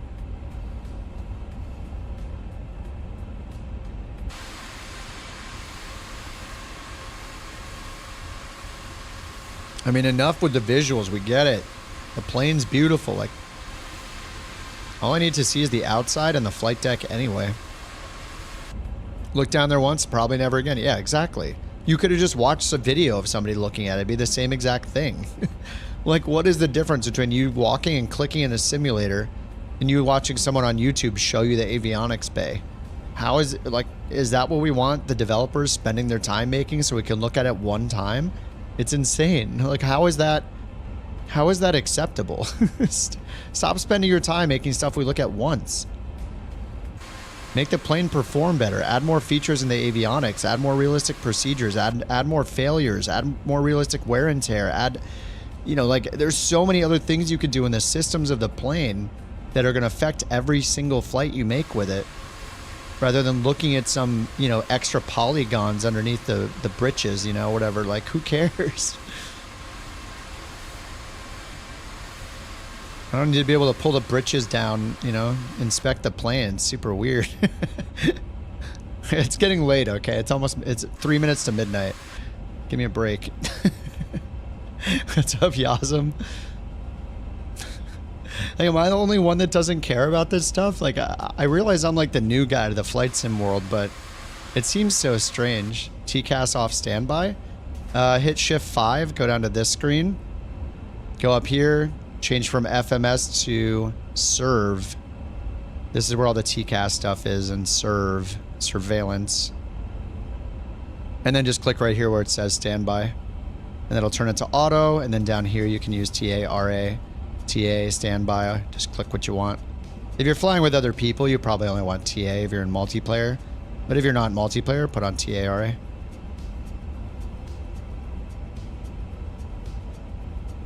Oh yeah, the easiest way to get to serve is down here. If you like using the buttons, you can just hit serve right here. It's gonna get there faster. This takes multiple clicks. So right down here, just click serve. That'll get you to the shortcut.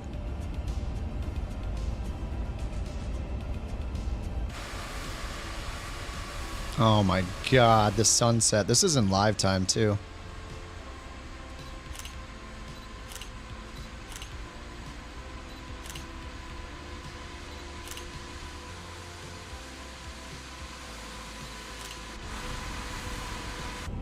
I mean, the plane is gorgeous. It is so pretty. It's such a good looking plane, dude. Who doesn't like the look of it? I mean, it looks incredible. The sounds are pretty good. I don't think they're the best sounds ever. Like, it's mainly the volume that's the weird part about the sounds themselves are good, but I think it's just like the volume. Yeah, I have a ton of screenshots. I use them to pick thumbnails. Every YouTube stream has a unique thumbnail, so it's for the YouTube stream.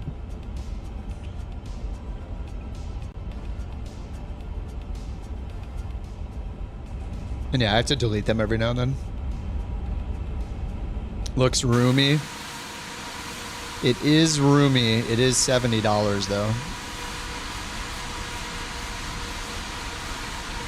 And you guys don't even see the screenshots that I take not with the camera. Like, if I'm going like this, like I'm taking a full screen screenshot without the camera like this a lot of the time. YouTube auto generate. Not for a live stream, no. But you don't want auto-generated thumbnails anyway. They're super boring. It's just like a screenshot of the... I put text and everything on top of it, you know? I make one for every stream. Twitch doesn't need one, though.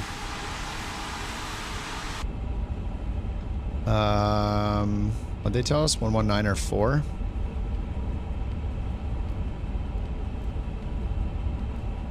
$1,194. Oh, it does the first one. That's kind of confusing. Okay. Tokyo approach. Delta 323. Heavy, 6,900 feet. We have mic on board. There's probably several mics on board. There's like almost 300 people on this plane. Delta 323, heavy Tokyo approach. QNH 1019er. Expect the ILS runway 16 left with the sandy transition. ILS 16 left, sandy transition. QNH 1019er. Expect the ILS runway 16 left with the sandy transition. Delta 323 heavy. Sandy transition. Delta 323 heavy. Descend to 6,000 feet. Descend to 6,000 feet. Delta 323 heavy. And we got the ILS in range. GME 19.3. Brake to vacate's already set up. Saved up 500 crabs for a TTS message. Oh, they're like I think they're 3,000 now.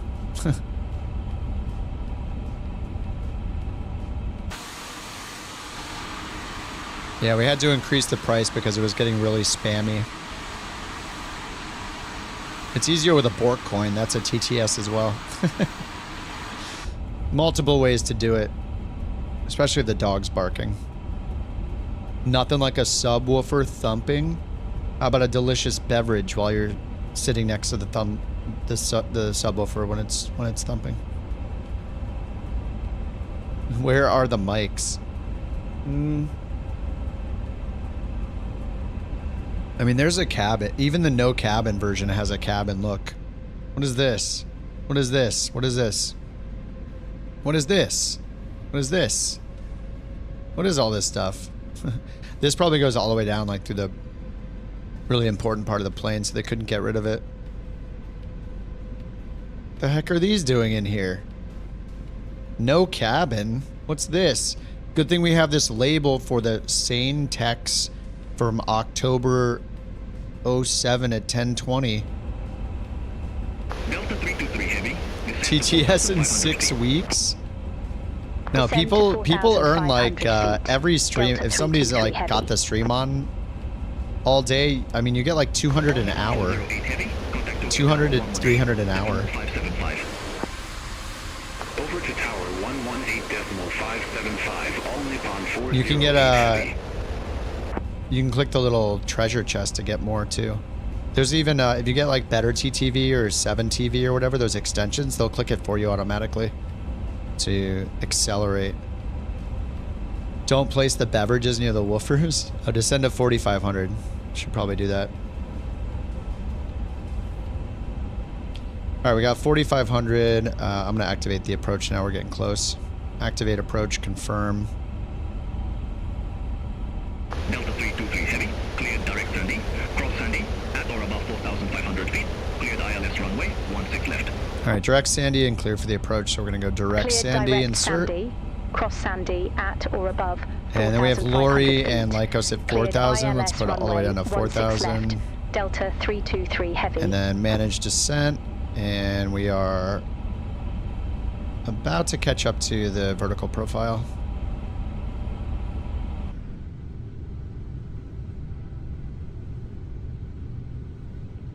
Delta 323 heavy, contact Tokyo Tower, 118.575. Contact Tower 118.575. All right, I need to Delta put that in. 323 heavy.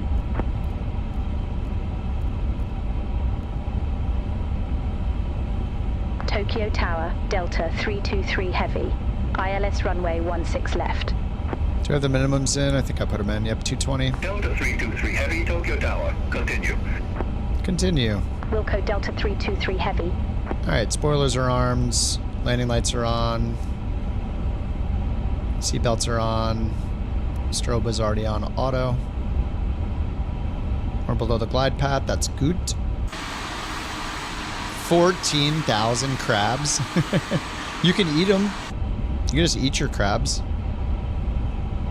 You could be spamming. You could. Oh, we should make the crab for points. Oh my god, why don't we make the crab for 10,000 points? That'd be a quick way for you to spend your crabs here. The crab crawl is amazing. Crab enters and leaves. There, let me add it for points. We need the crab crawl for points. That thing is amazing. Crab crawls and enters stream. There, we'll put it for 3,000 there. You can spend 3,000 crabs on that now. It's just the orange one. It just says crab enters and leaves stream. Crab crawl.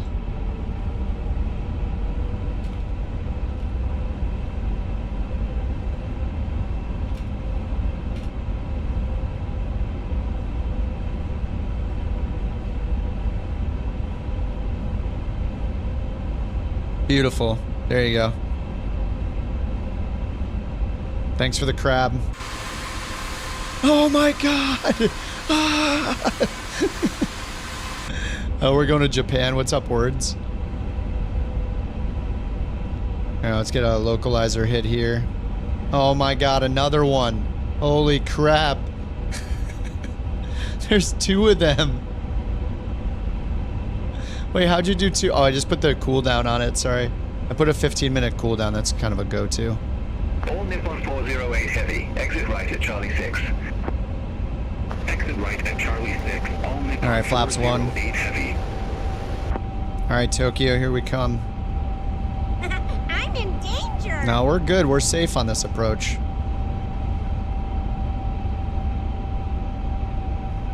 Okay, change the charts to nighttime automatically. That's good. Alright, this is where the frames start mattering a lot with the plane. Just remember, if the plane was more performant, we'd have plus 10 frames. So we're at 35 so far. 35 right now. I'm gonna do another flight. What time? It's midnight. I'm gonna do another flight after this. I gotta try the low texture. And also, I don't even have photogrammetry on, by the way. This is also without photogrammetry. And I'm at 100 terrain, 100 object level of detail. Alright, we're on GS Loc already. Let's get flaps dose. We're 11 miles out still. And let's check our go around for this. Yeah, there's something weird. I don't know why the tab key is interacting with this somehow. It's strange. And they shouldn't be making control for a keyboard entry. There should be just a button you click like everybody else does it. Stop reinventing the wheel. It's weird. It's very weird. Climb 4,000 for the go around. These nighttime Lido charts look awesome. I love the design of the Lido charts, like the colors. 4,000 go around that set. Us five had just recruited the community to the couch captains. Welcome to the community. Wait, the community? No, D3 ship got one. Oh, that alert's broken. 2,500. Whoa, that's loud. Holy crap. Oz, thanks for the gifted sub on Twitch, dude. Yeah, the LA Olympics livery is great. FPS is down to 26 now. 25. This is where the extra 10 FPS that this plane shouldn't be stealing from us matters. 31. 2,500. 31 FPS. Let's get the gear down.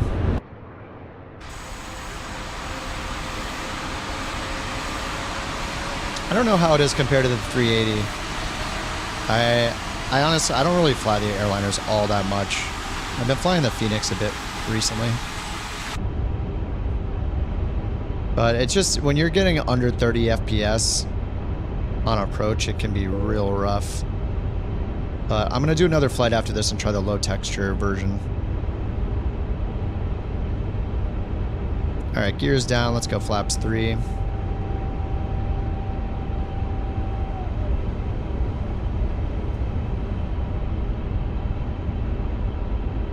Okay, 7-mile final. Everything's green except for flaps. Delta 323 Heavy, wind 165 at 8, runway 16 left, clear to land. 165 at 8. Runway 16 left, cleared to land. Delta 323 Heavy.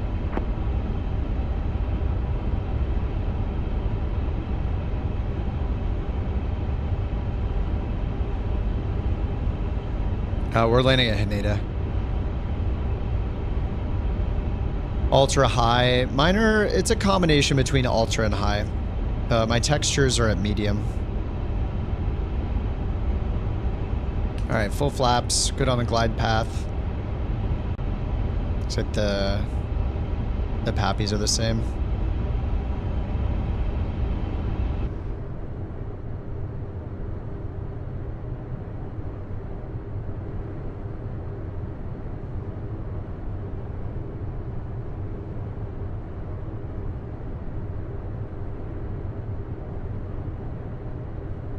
I mean, yeah, it looks great.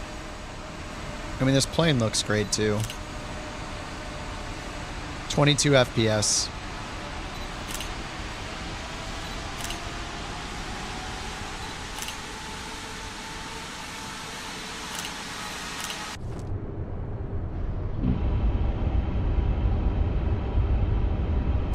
Alright, flaps are full, everything's green, auto brakes on, BTV, speed, GS, loc. Man, the sounds are so loud in this thing.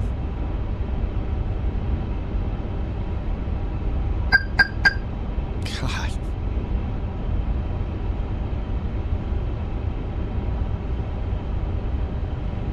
Is Jewel down there already? Yeah, he's down there. How'd your landing go, Jewel? I'm sure Jewel just completely buttered his first landing. Oh, we just got a little bit of a crosswind from the right, like a couple Just want knots. to tell you both good luck. We're all counting on you. Thank you. 500. 400.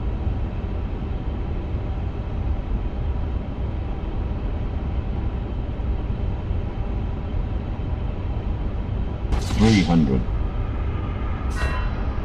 100 above. No, we're good. No wasted.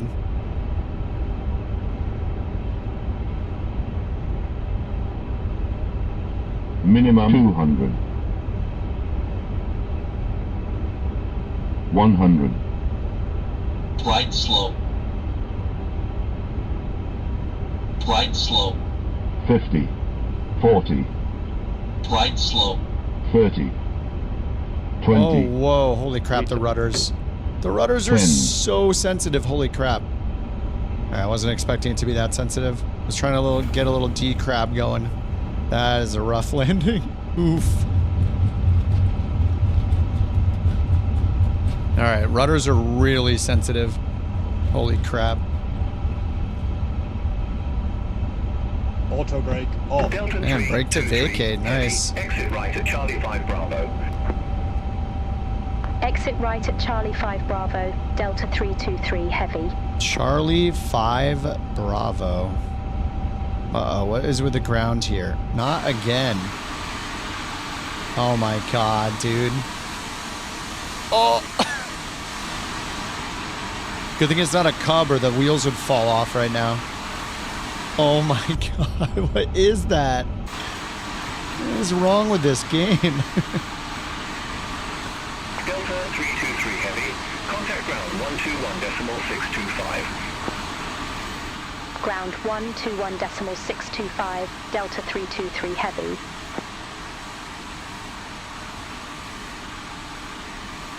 A screen thing from when Obi-Wan says what in Star Wars? Dude, I don't understand. So many airports have things like that.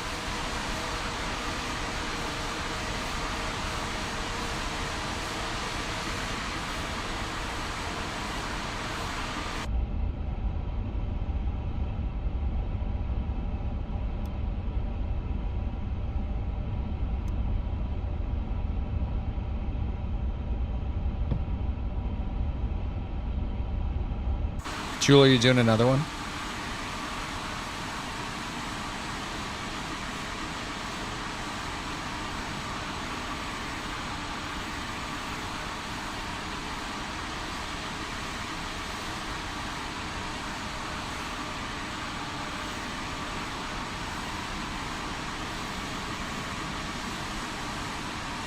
The rough itinerary is 99% done. That sounds like way more than we need to get started. 130 stops? What are you, insane? Flight Sim 2028 is going to be out by the time we're done with it. Best landing you've ever had in an Airbus? Uh-oh, 1.01 Gs. Sounds like somebody got dinged on New Sky. My landing... Dude, my landing was 1.01 Gs, 206 FPM. Here's mine right here. 206 feet per minute, 1.01 Gs? I have no idea how it was 1.01 Gs. Mine was really nasty. Mine was a bad landing. Wait, are we doing another one, Jewel? I mean, I kind of want to do another one anyway. I have a beverage to finish here. Man. A little late night flight sim action.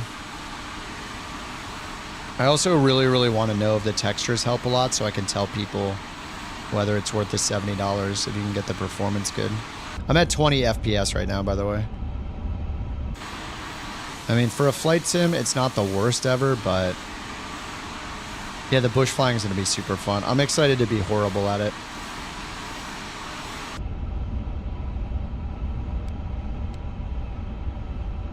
$5 to 6 months? Oh my god. Do we even all want to hang out with each other that long? Like, what are you doing?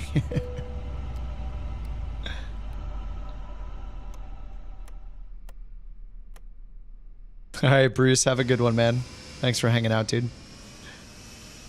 All right, I'm going to restart the sim. We're going to try these low textures.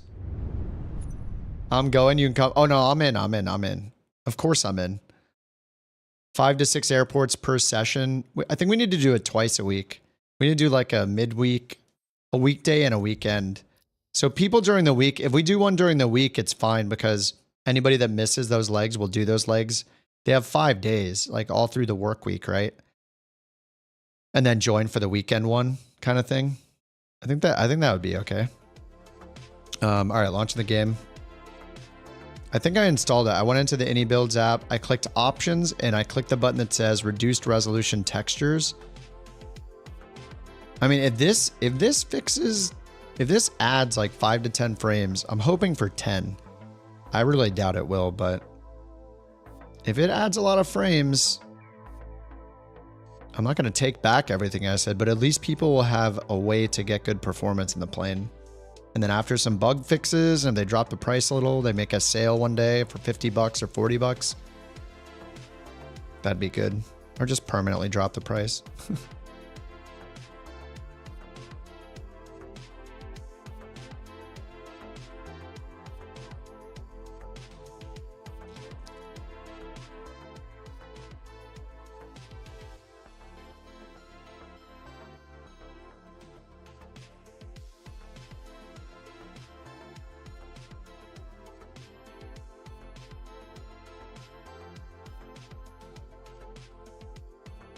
Oh, Trax, I see your picture of your setup.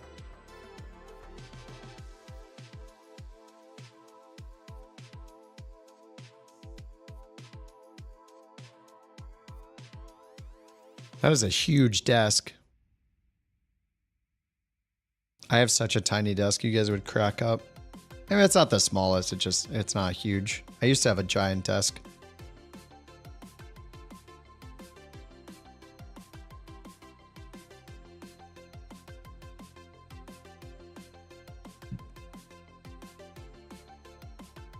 Just finished work, you're still here, nice. Yeah, I think I'm gonna do another one.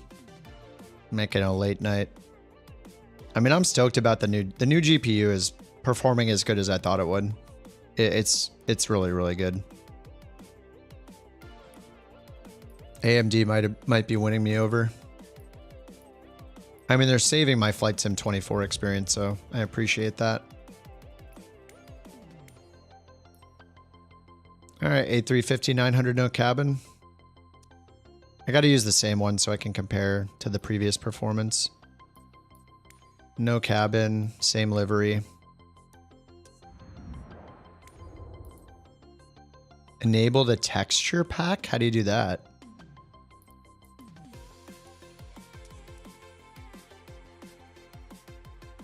Oh, you think it put it in the community folder. I see what you're saying.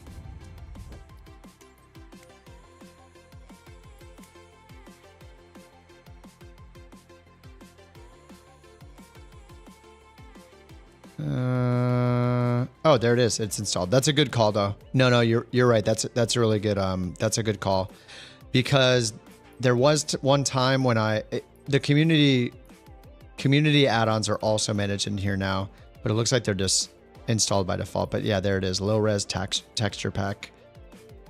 That's a good call, though. Yeah, exactly. Yeah, no, that's smart. Smart to check. Yep. Thanks. And I'm curious if like the Felon and other planes got... Okay, it says streamed. So these are still in there.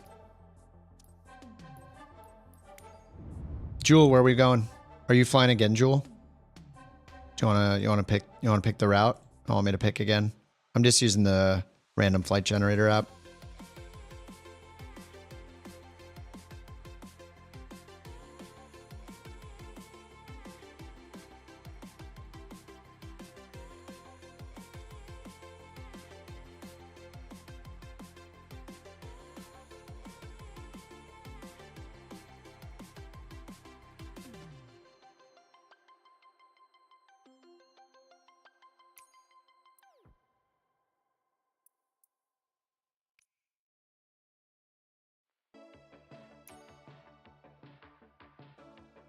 Just too long?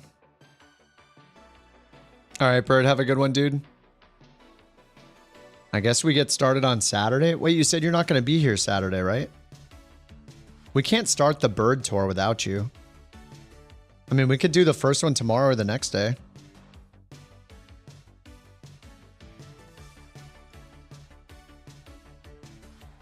PC with a 4080 i9, 32 gigs of RAM, 3,000.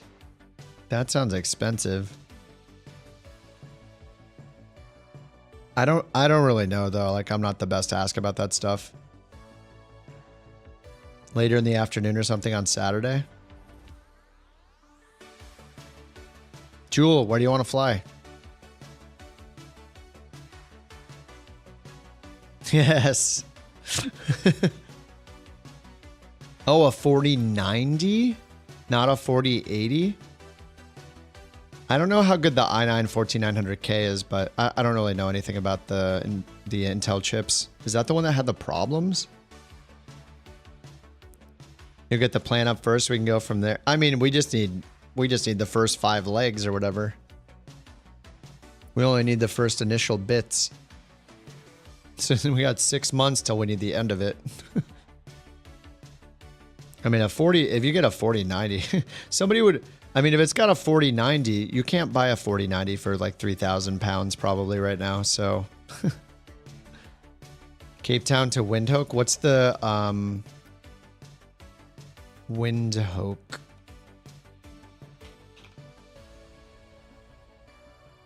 FYWE, is that it?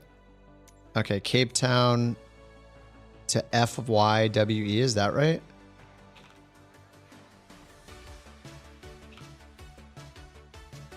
Or is it this one? It's probably this one, FYWH. The international one, FYWH.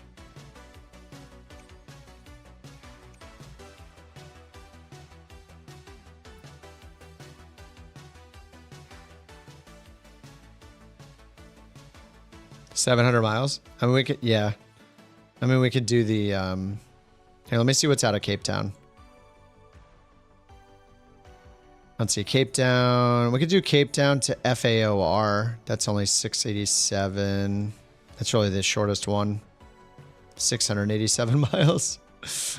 It's just as long, really. Yeah, we could try Simrate. Yeah, let's do it. That's fine. All right, gate medium, live. I'm going to move it by 1 minute just to make sure we see everybody. Custom off, live weather, real time minus 1 minute. All right, I'm going to gate A10. Night flight. Oh, maybe tomorrow. Maybe tomorrow we're in, this is live now. Live time, live weather.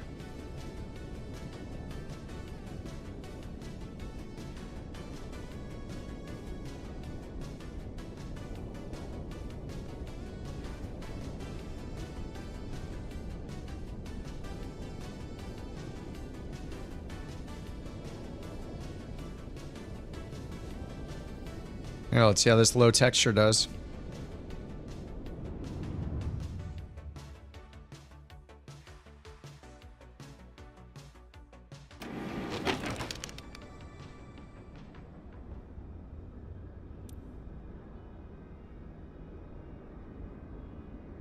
Just letting it load a little bit. 32 FPS. 34, 35, 37, 40. This looks like a custom airport too, right?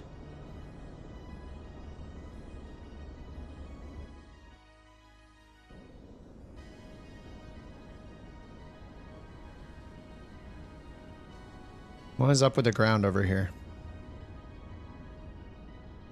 37 FPS.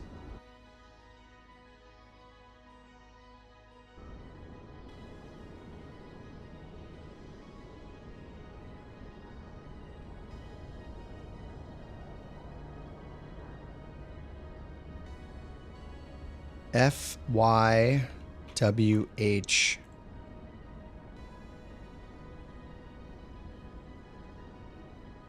All right, sim brief.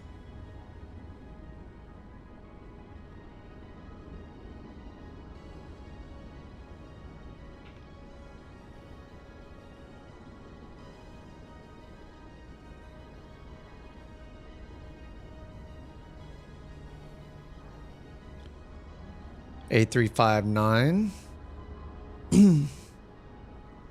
Pounds, auto, generate. All right.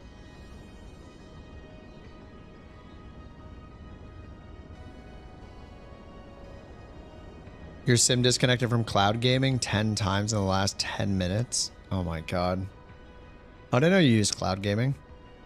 Is it overall that,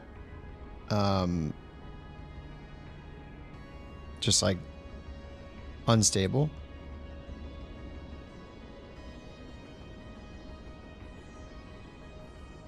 Or is it usually good? All right, Steve, have a good one, man. Thanks for hanging out, dude. ATC connected.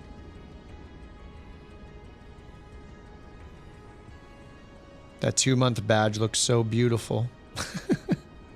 Have a good night, man. See you tomorrow, hopefully. All right, Delta 323 Heavy. Beyond ATC ready to go. ATIS clearance. Frequency does not exist. We probably should get the plane started up first. 29 FPS.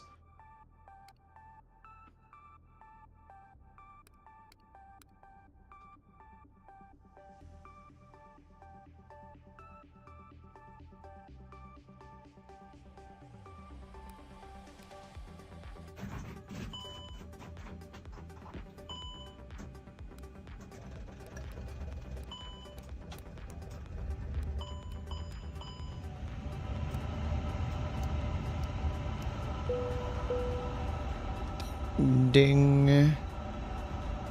Get the lights off.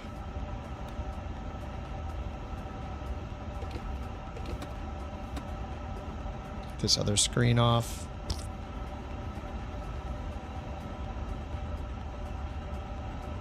All right, import. Fact to FYWH. All right, load sheet. Import. Said 0 fuel weight. 219 packs at fuel.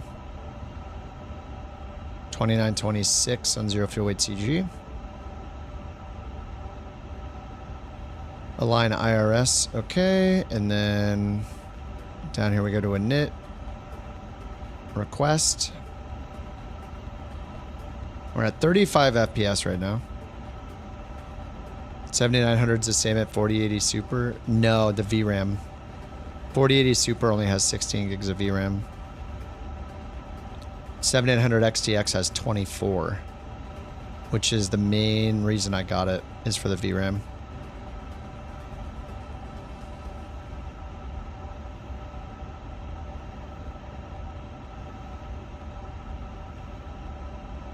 All right, flight plan received. Insert. There we go. Okay, route uplink. Init, and we need the weight, so... Init, fuel, and load. Yeah, this one didn't come in for free this time. It did that one time, and I don't know why. Anyway, 0 fuel weight and packs numbers. 219, 363.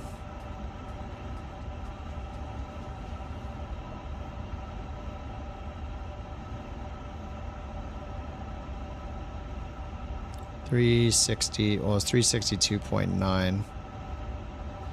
0 fuel weight CG. 2926. 36.5.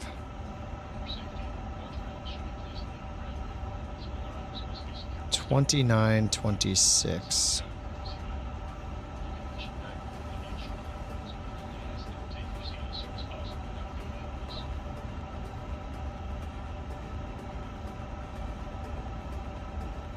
Block fuel's right there, I guess. 365.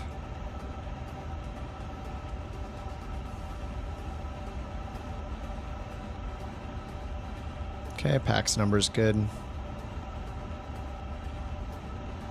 Okay, weight's done. Flight plan. Fact, we just have an arrival. So on the departure side, expecting runway 19. No SID, direct codes. And then arrival, runway 8. A 2P1 Alpha.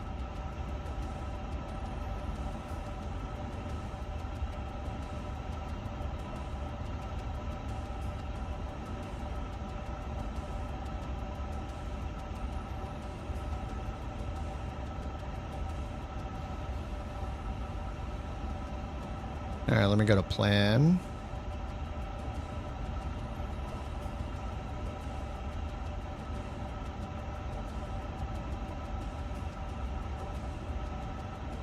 All right, let's let the sim freeze while it brings up the map. Watch, it'll freeze every time. It stutters, now it's gonna freeze for like 10 seconds or 30 seconds. Yep, frozen, frozen. Oh, that was pretty good. That was better than last time, actually. Than both times.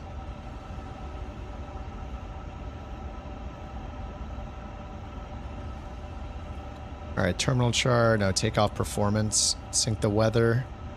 Oh yeah, sync sim brief. Fact, runway 19, that's right. Sync the weather. 3208, 2129er 88. Hit comma. 29er 88, okay. Dry, anti-ice off. Temperature's 21. All right, compute. Rotate at 140. Send to FMS.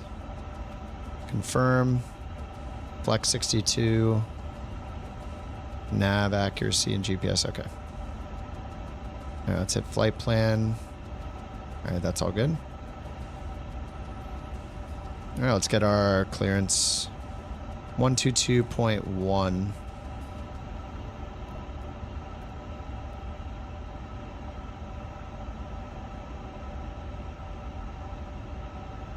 Yeah, 122.1. It says does not exist. Now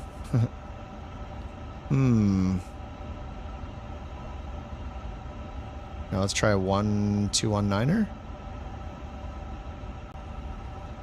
219. Frequency does not exist.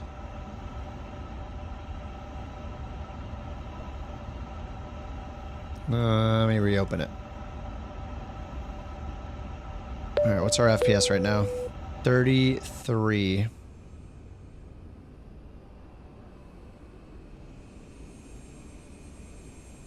Oh, are you in the long boy, Jewel? Wait, is that the 1000? That's got to be the 1000. Yeah, it is. Holy crap, that thing is long.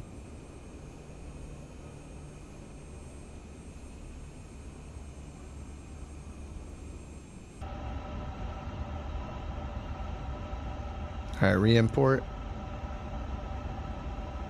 Beyond ATC connected.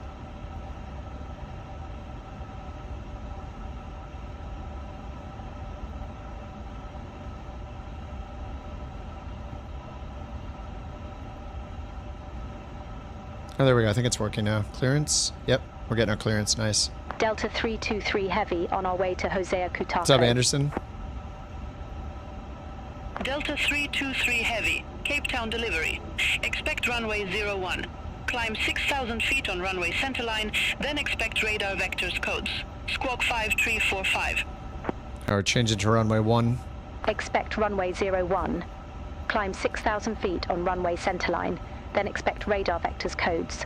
Squawk 5345. Delta 323 Heavy. Delta 323 Heavy, read back correct. Contact ground 121.9er when ready for pushback or engine start. Alright, we're gonna change to runway 1. Ground 121.9er when ready for pushback or engine start. Delta 323 Heavy. Runway 1, runway center line. That's a 371 Alpha course. Lima uniform, ready for airways to mod. Link Alpha Lima uniform, Super Cape long Town boy. delivery. Expect runway 01. Code is 1 Alpha departure with the code is transition. Squawk 3752. Codes 1 Alpha departure. Alright, 143 with for code the transition. takeoff Squawk data now, or for the 3752. rotation now. Link Alpha 29.6 for the Lima trim. Link Let's get the, let's get the APU going. Well, Contact ground 121.9 master when ready switch for push or on start. start.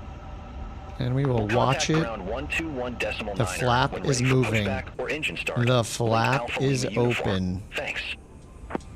We're gonna look right in the keister. We'll watch it start up.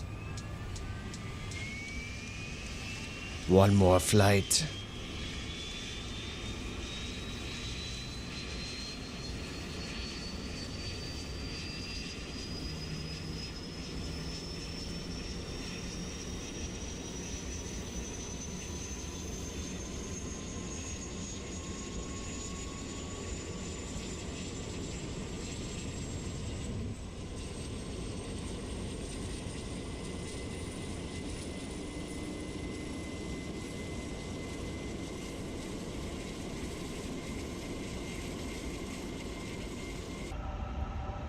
%57%.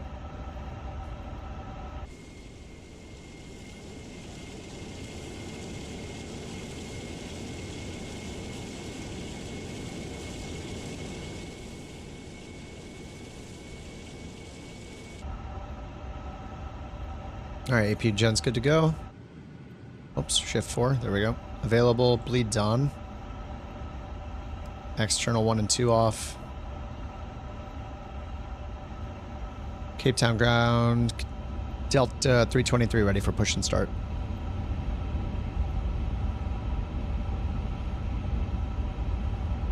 Cape Town delivery Delta 323 Heavy, contact ground. Oops. 1219er, there we go. Link Alpha Lima uniform, runway 01 taxi via Zulu. Bravo. At 37 FPS now. 33, 31, Via Zulu. Bravo. 33, 31, 29, 27, 25, 24.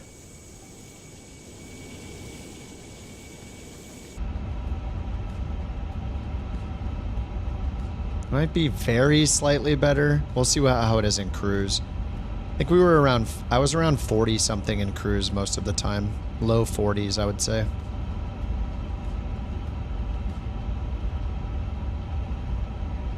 Alright, runway 1's going to be down there. Cape Town ground count, correction. Delta 323, ready for taxi. Alright, we should get like Bravo, pretty much Bravo all the way down to Charlie something. Cape Or Town just ground Bravo. Delta 323 Heavy. You need to make a taxi request and check the frequency. What frequency should we be on? Delta 323. We're on 1219. Delta 323 Heavy, you should be on frequency 121.9. This is 121.9. The heck? Link Alpha Lima uniform. Contact Cape Town Tower 118.1. I'm on Cape Town ground right now. Tower 118.1. 121.9. Delta 323 Heavy, confirm you are on frequency 121.90. Affirm, this is 121.90. Can we get a push and start? Delta 323. Maybe I'm not saying the heavy, it's messing it up. Delta 323 Heavy, you are not cleared to push back from the gate at this time. Request push and start. Delta 323 Heavy. I think it's because I didn't say heavy. It's messing Delta it up. 323 Heavy Cape Town ground, pushback approved. Yeah. Face south.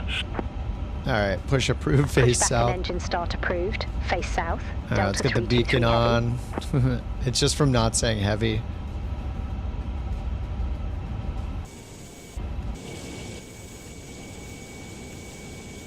Alrighty.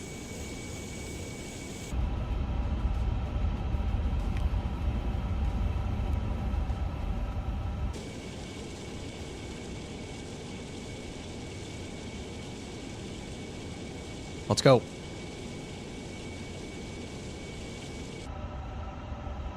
Alright, nose left.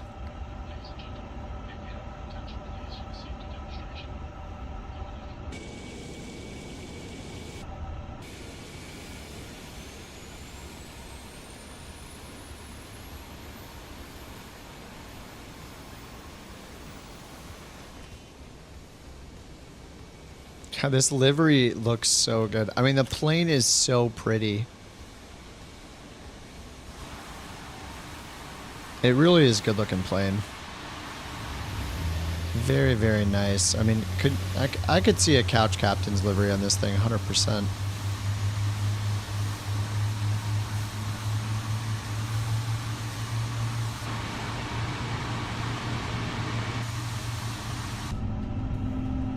Yeah, we can do both the engines.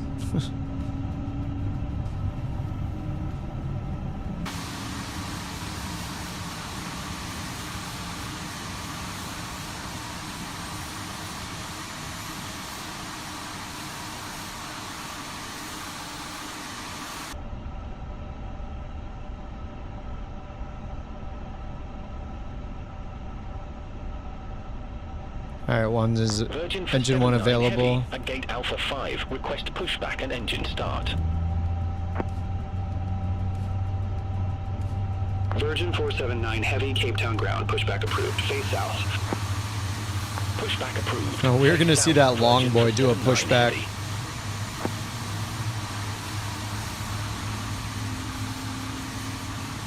6 gig 3060 Ti. Can you run the A380? Link 657 Tango at gate Alpha 8. Request pushback and engine start. I like the A300 maybe is a better Link comparison. 657 Like Tango, the Virgin's Cape Town pushing back. ground, hold position for traffic. Hold position for traffic. Link 657 Tango. The NATC has it loaded up for you having to hold for the push. Oh, because of Virgin? Or you have I don't know, you're gonna have a different one than me. That would be so cool if we had synchronized AI traffic too. How awesome would that be? Like they keep all the traffic on a server and it injects it from the server to us instead of client.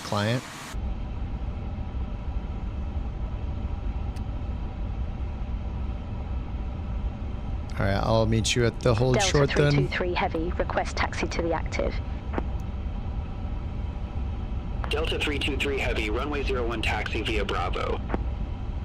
Runway 01 taxi via Bravo, Delta 323 Heavy.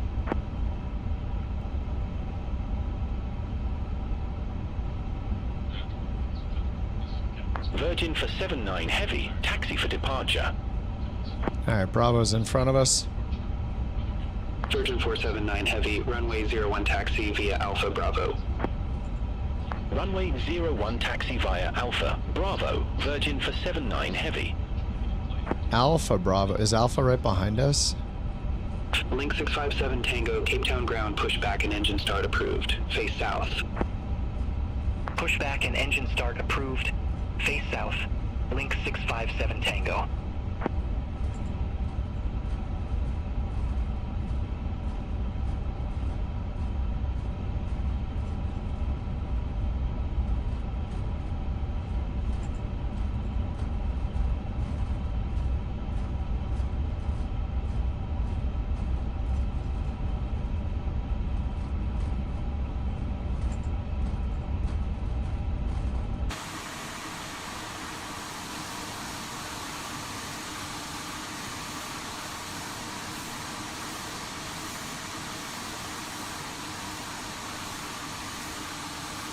What's up, Luke? You're still trying to get your sim to load? What? Just from changing to the beta? Did I set you up? Now I feel bad saying you should definitely use the beta. Beta's been so good for me, other than they just had one patch that was bad, but they fixed it. What's up, teacher?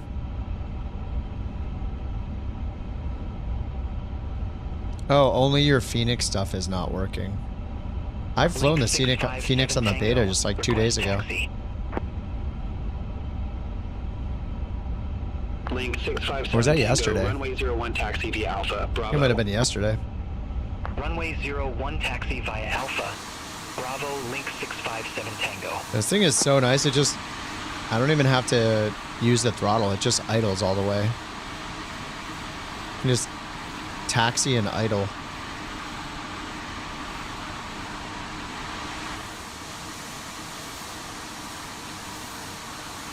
No, it looks like the long boy pushed back. Yeah, it's the A350. It's payware, Ghost. It's like $70. Overall, it's good. I don't think it's $70 good. I think if it was like $50 or $55. Heavy, contact Cape Town Tower, 118.1. Have a good day. My frames are pretty good though. I'm 42 frames right now. I think the... Heavy. Bye-bye. I don't know if it's the texture resolution that did it, but I'm at... Inside the flight deck, I'm at 40 FPS. When I go outside it, it'll go down to like... Man, look at these bumps. When I go outside, it looks like it's going down. Here's another bump. Oh my god. Every airport has this. It's so ridiculous. Last thing I heard you say is, I don't know if I'll buy it. Yeah, but I don't know. I mean, for the stream, I can buy any plane and show. Like, I would buy planes every single Thursday when new planes got to the marketplace as like part of the stream. I still don't think it's worth $70. And the other reason I wanted to buy it is because yesterday, everybody that streams this plane, especially yesterday, they Buzz, what are you talking about? The heck is wrong with you people? You can come back tomorrow, dude.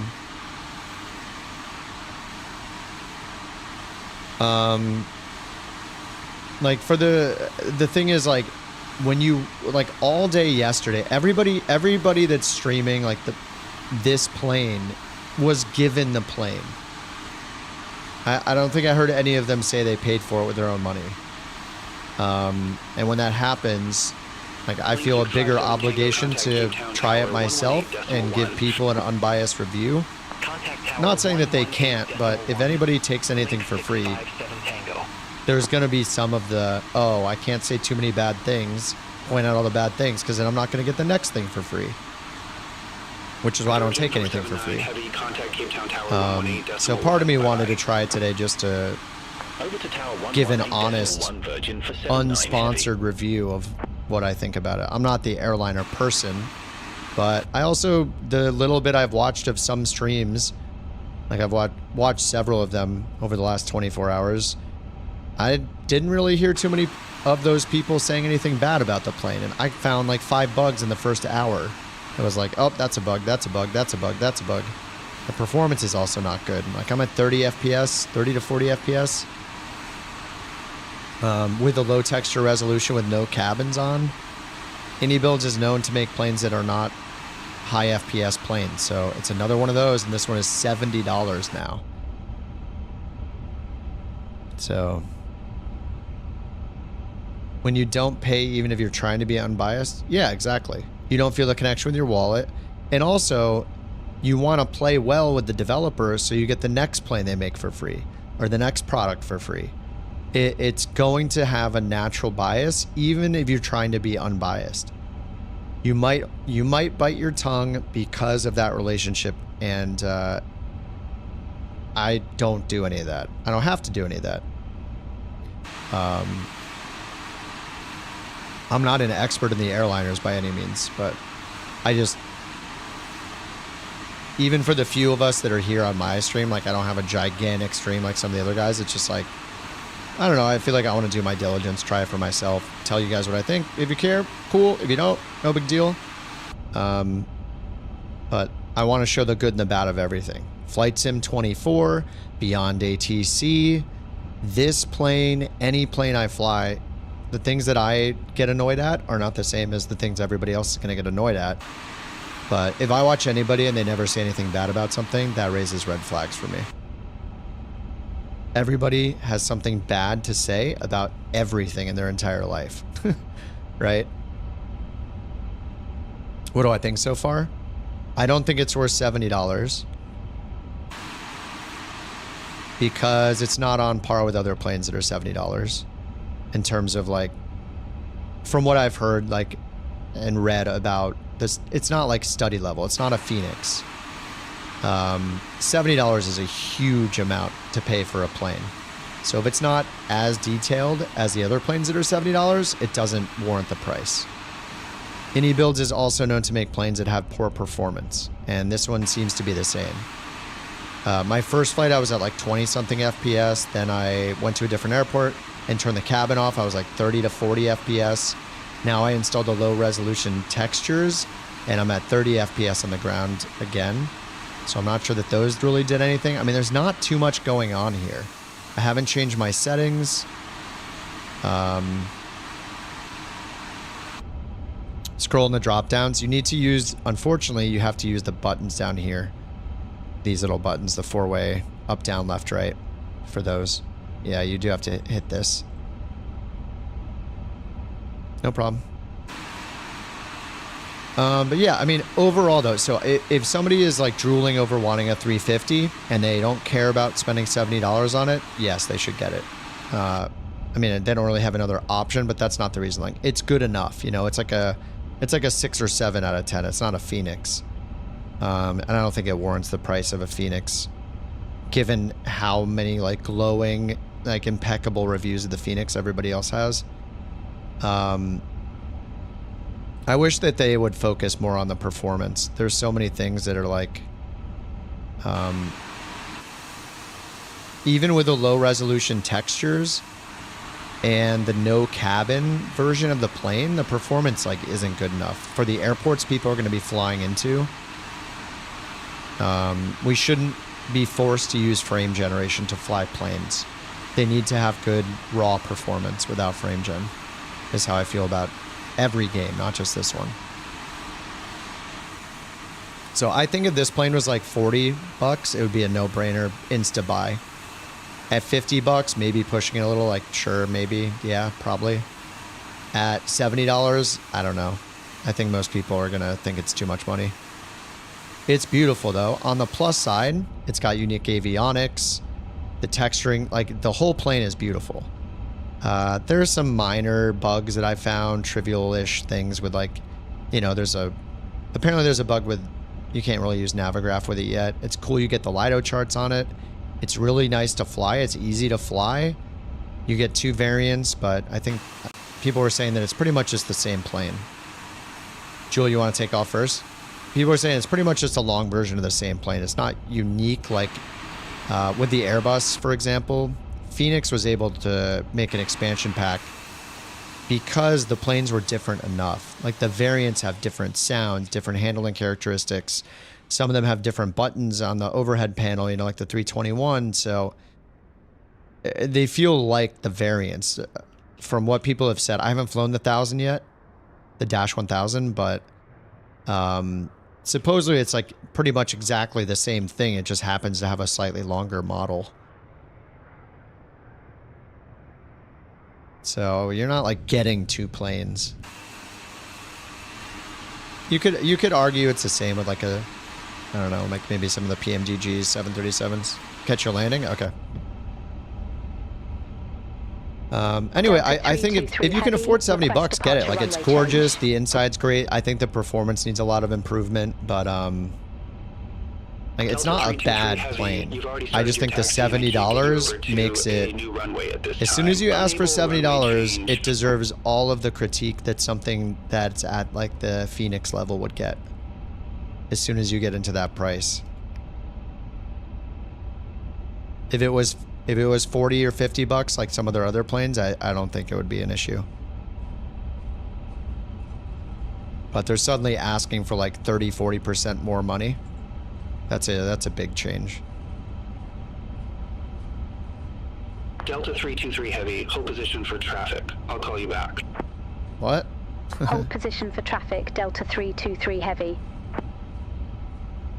Hold position. Is there a plane right behind me? No. We're first. This little guy behind us? Oh, this guy's going? He's gonna go through us? Airlink. That's a nice turn. That was better than mine. Alright, get out of here, Airlink. Oh yeah, it's gorgeous. The plane is beautiful, 100%. I think this would be a plane that's a no-brainer purchase if it's on sale for like 50 bucks or something. Like, definitely get it. I think most people are going to look at the 70 and be like, oh man, it's really 70 bucks? Like, holy crap. It's kind of a lot.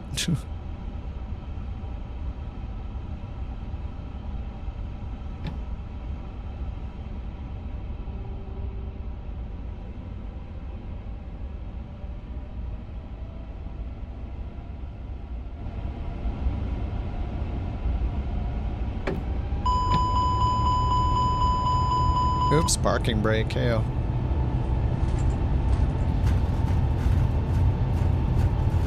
Delta 323 Heavy, continue taxi. I usually link the throttles because you can't physically feel it. Like on my throttle, I can't feel when it actually gets in a detent, so it's kind of hard. I usually link the throttles. I wish you could just hit a button to move into those detents. Safair 693 at gate Alpha Niner. Request pushback. Is this normal in this in the A350? We're like above slat retraction speed instantaneously after takeoff. Pushback and engine start approved. Face south. Safair 693.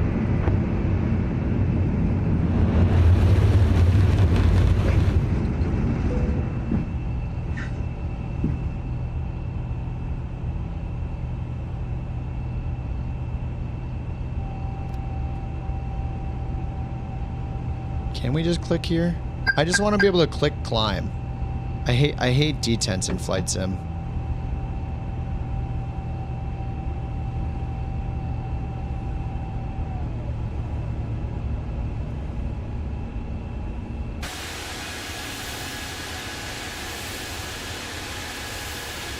If you're paying for an add-on the same price of the software that runs it, it better be damn good.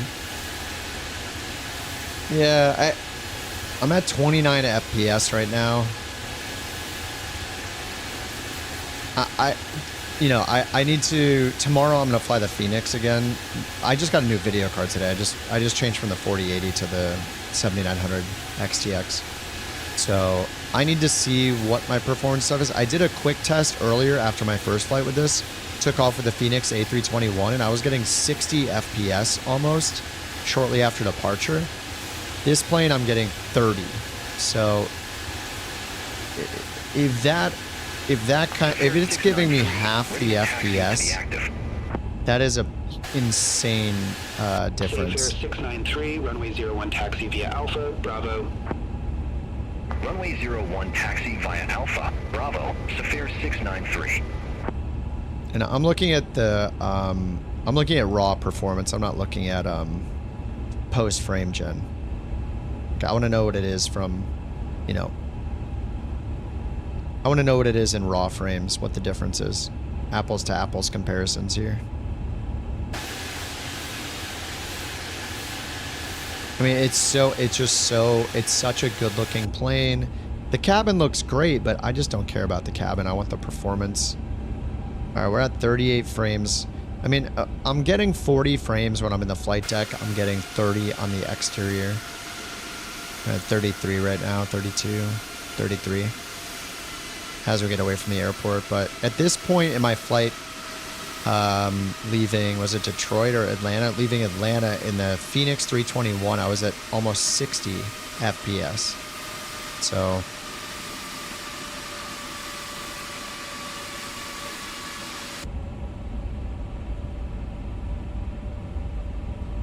I don't think, like, I haven't flown the other AnyBuilds planes a ton, but this doesn't feel like it's like a 50% price increase plane compared to the other ones.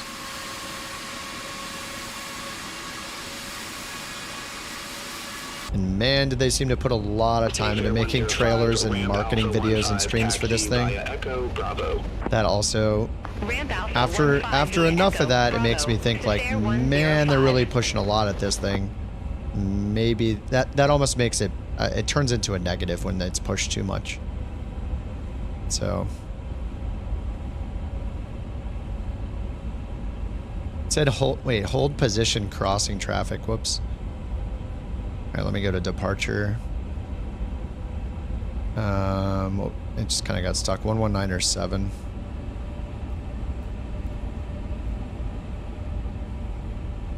Cape Town departure, Delta 323 Heavy, 6,000 feet. Alright, we're gonna vector ourselves. Delta 323 Heavy, Cape Town departure, identified, climb to flight level 190. Climb to flight level 190, Delta 323 Heavy. Direct Delta codes. 323 Heavy, clear direct codes, resume on navigation. Roger, we'll head direct Cody's, then resume on navigation Delta 323 Heavy. Thanks. I don't think I did the post takeoff. There we go.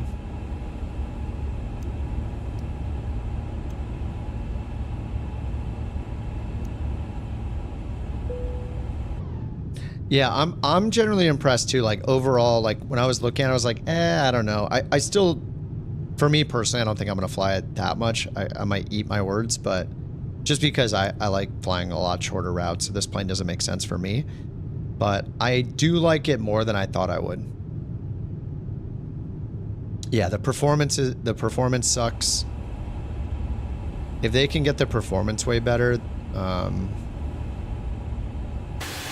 and yeah, what I said earlier was they need plus 10 FPS and minus $10, and then it'll be a really good plane. It is, yeah. There's a lot of good things about it. I mean, I'm curious how other people are going to run this who don't have 4090s and stuff, you know? All right, let's go standard. I have it set up to sync everywhere. All right, all standard. Unrelated question, joined 3 of the group flights over the weekend. Couldn't see anybody's name tags. I made a page for it, Binky, here. There's a... I put together a page with screenshots, make sure that your settings are right. A350 couch livery. I don't know if there's like a paint kit for it yet or what, but I hope so. To see if somebody's interested in making one. That'd be great though. Yeah, PMDG planes, yeah, they're polished, they have really good performance. They have more than 5 instrument cameras. They have fixed cameras. They have, I mean, the PMDG planes have tons of configuration options too. Like, you buy the 737-600, that plane still has all the configuration options for like performance package. Performance package. I think it might have the HUD, eyebrow windows, shades. Like, do you want the shades in the cabin or not? Do you want to, you know, there's so many configuration options for the PMDG planes. All right, we're still at 40 FPS. Like, I'm far away from the airport. I'm on 100 terrain level of detail.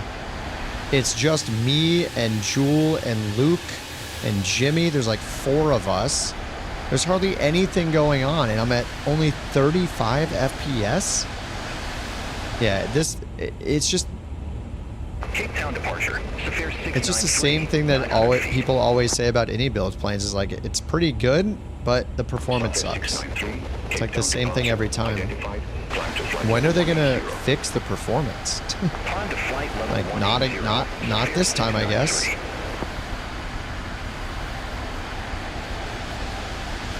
No, I have to compare it to other planes, but I mean, I have the cabin off, I have the low textures installed, there's almost nobody else around, and we're capped at 40 FPS.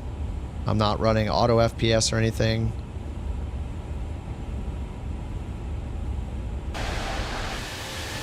I mean, it's just the same reason as before. Like, is 40 FPS good enough in cruise? Yeah. 30, 40 FPS is good in cruise. But the problem is on final at Atlanta or JFK or LAX or wherever, it's going to be 20 frames per second, and that's going to suck. So, it doesn't matter what the plane gets in cruise, it matters what it gets on takeoff and landing. What's up, Norman? Yeah, I switched to the XTX. It came today. Gray smoke out of the engine. What button do you press to instantly go to the head up? Head up for buttons? Oh, shift 4. Up here? The overhead? This is shift 4. Play around with shift 1, 2, 3, 4, 5. And 6, 7, 8, 9. All the shift and a number. But yeah, go shift 4 for the overhead panel. And then shift 4 again will just take you back to where you were. No problem. Yeah, use shift and the number keys in every plane. Unfortunately, they only made 5 of them, and they didn't make one of them for the EFB. So you'll probably want to set a custom camera here. So I set mine, I assume you're in 24. I set mine to shift F4, it goes down here. You set that with shift F8. So you have shift F1, 2, 3, and 4. Those are the 4 cameras that you can set. 5, 6, 7, and 8, set those cameras. So if you zoom in like this and hit shift F8, then when you're here, if you hit shift F4, it'll go to that camera. But these cameras are not stabilized the way the instrument cameras are, shift 1 through 0. So if the plane is in like heavy turbulence or in a turn, like your mouse will feel the effects of it. Yeah, I switched from NVIDIA, yeah, Norman. It's good. The main reason why it's good is because of the VRAM. 16 gigs of VRAM while streaming, doing multiplayer, all that, and the VRAM glitches that are in Flight Sim 2024 right now. Having 20 or 24, especially 24 gigs of VRAM is way better. I think 20 is probably still good. Like, I think I was looking earlier and mine was hitting like 13 or 14 or something. Yeah, I can see what it's at right now real quick. I haven't looked at it for a bit.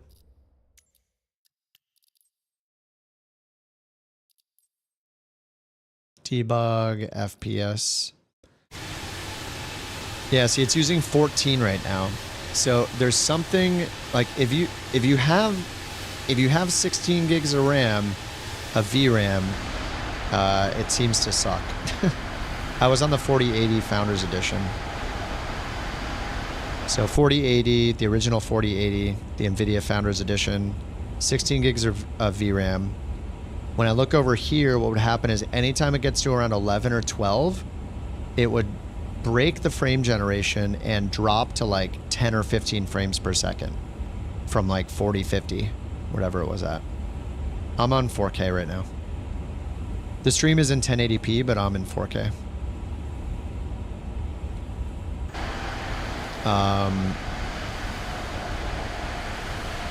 So with 24 gigs of VRAM, I'm probably not running into that anymore.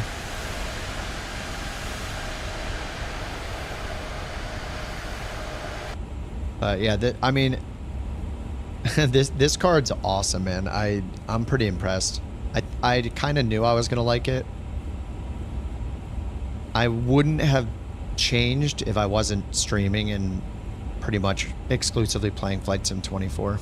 Cape Town departure Eastern Express 326, 900 feet. So like we're at 42 frames in the cabin. Like, this isn't bad. Problem is just when we add in the scenery when we get close to our destination. Climb to flight level 170 as an Express 326. I keep doing this where I don't climb up to my to my cruise. I keep missing the change to the center frequency because I thought the co-pilot, it's just broken right now. Was it 1247? Yeah. Cape Town Control East, Delta Dev 323 mode? Heavy. No, this flight is level built in. 1901. I didn't try lossless scaling, Norman, but I tried the built-in AMD one. It's okay. I might try lossless, but I mean, I want the raw frames. I want it to perform well Climb to flight level without any of the Delta smoke and mirrors. 323 Heavy. Because usually those tools introduce latency, and I notice it, and I don't like it. You know, every time you move your camera or click something, it's like an extra half second or 200 milliseconds or something, and I notice it. How do you toggle it? Hit escape, go to general options, graphics, or sorry, general options, advanced, and then the first tick box is developer mode. Once you have it on, you just go to the top. Developer mode keeps this toolbar on at the top. So you go up to debug and then display FPS. And then when you're done, you'll want to go and turn display FPS off and then go to dev mode and hit exit.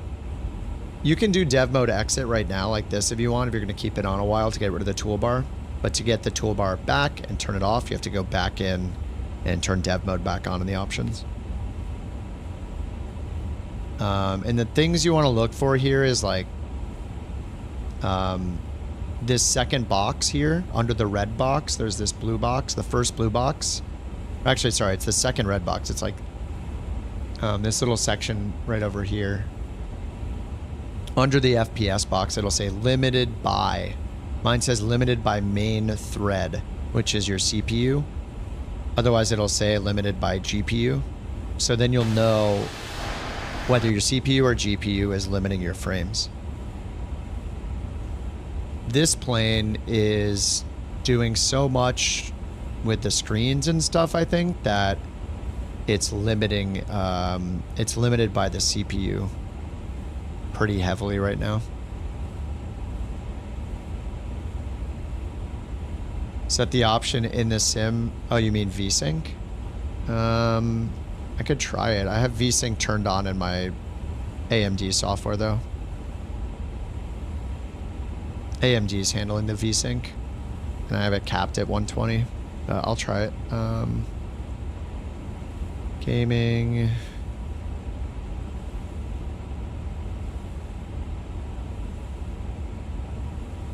All right, enhanced VSync is off, so now I'll see a bunch of screen tearing.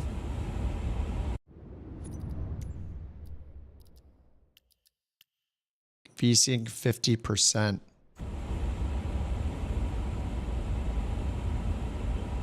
And still 40 frames.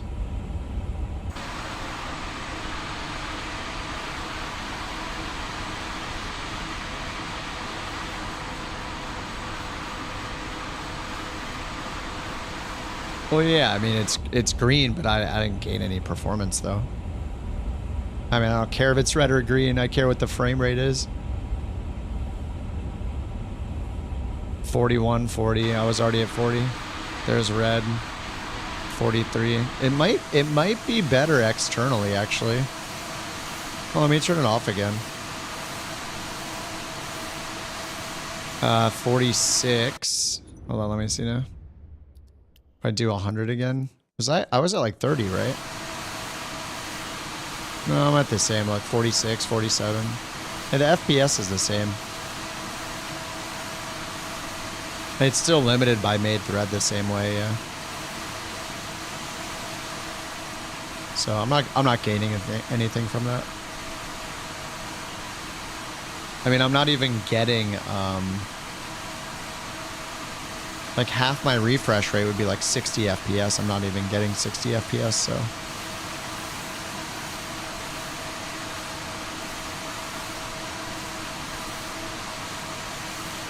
The red, I'm not sure the difference between the red. I think that's just when it's reached the, like, whatever you're running, it can't it's blocked by something from generating more frames, so. I mean, all that matters is what the FPS is. Like, if I was in the Phoenix right now, I'd probably be at close to 60 or maybe even higher. I mean, I'm going to test it tomorrow. I only hopped in it once earlier today. But I'll do a bunch of Phoenix tomorrow and then compare. But in general, like, any build planes have lower FPS. A good stick. Thrustmaster TCA, yeah, it's a decent, like, low to mid-tier stick, yeah. It matters if are you on Xbox or PC, Glitch? If you're on PC, people see, I've never used it myself, but people have really good opinions about the Windwing Ursa Minor. It's like under $100 for a stick. PC. I would look at the Windwing Ursa Minor. I have not used it myself, but just from how much people say they like it, Windwing, yeah. Win like you win or lose, Windwing. Here, let me link you to it. Windwing Sim. And then they have one, I don't know if you're in the US or what.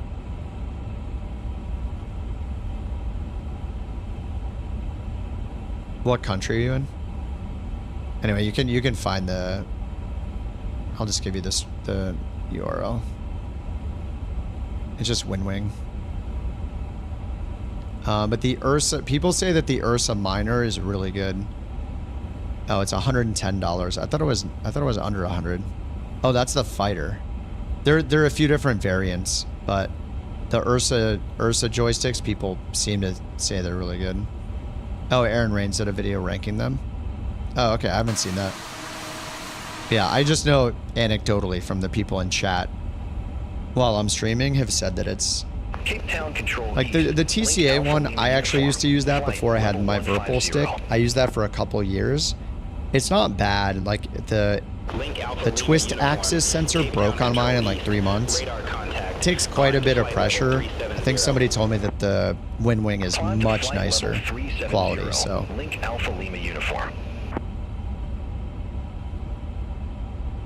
Why am I descending? Why is my throttle at idle? What the heck? What? What?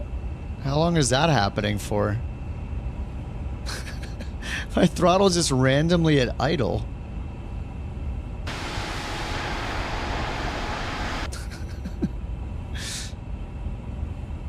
I don't know how that happened. Why am I still streaming? What do you mean? Should I stop?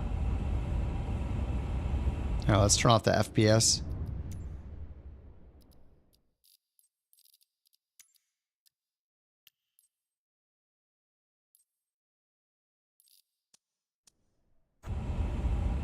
What bedtime? I don't have a bedtime. I'm an adult.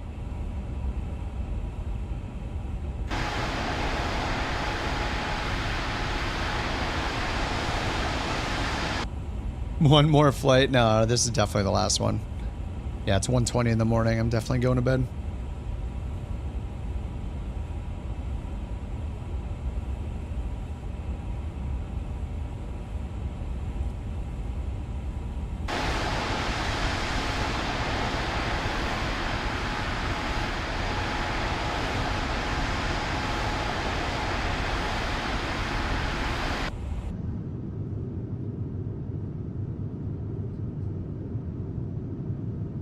So you're just asking why I'm up so late? Is that the question?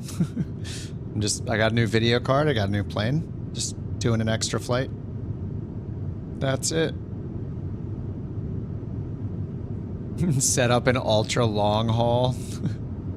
Go to bed like all the realistic flight simmers do. Set one up and go do errands for 6 hours. The same people yelling at developers for not making the fabric correct on the first class cabin in the plane.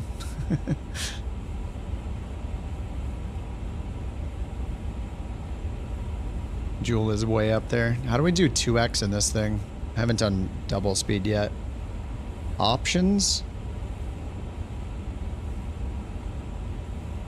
Simulation. AFK mode up to 2x. Is this how I do it? AFK mode, pause at, I don't know, 80 miles out.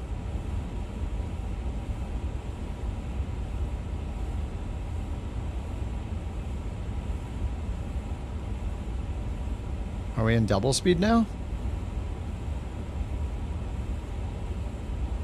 AP disconnects will pause the simulator.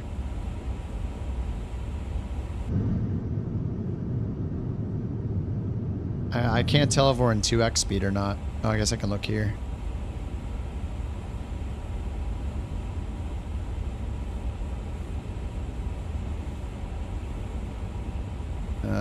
No. How do we turn on AFK mode then?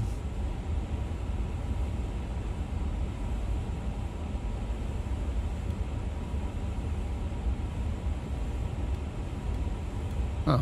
What is this?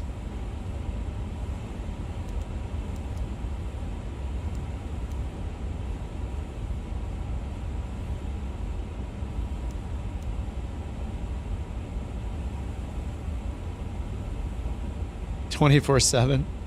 What's up, Spider? It's great. Yeah, the new GPU is good. The new plane needs better performance.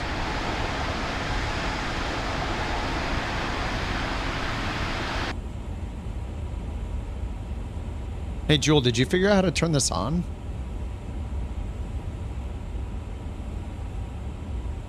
Auto step climb.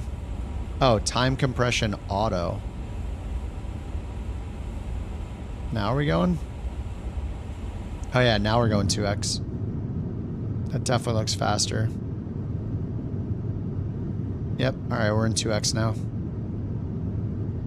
Time comp to auto. There's got to be a shortcut, right? There's no way you have to go in here down to the 8th thing down or whatever every single time and hit auto. It's kind of crazy. There's got to be a shortcut. Or maybe it detects when you go to 2x. Oh yeah, this is nice. Yeah, it does say sim rate 2x is great. They've done what Microsoft hasn't figured out in 4.5 years. Yeah, PMDG. PMDG is with the little chrono. You hit up and it just turns yellow or whatever. It is nice.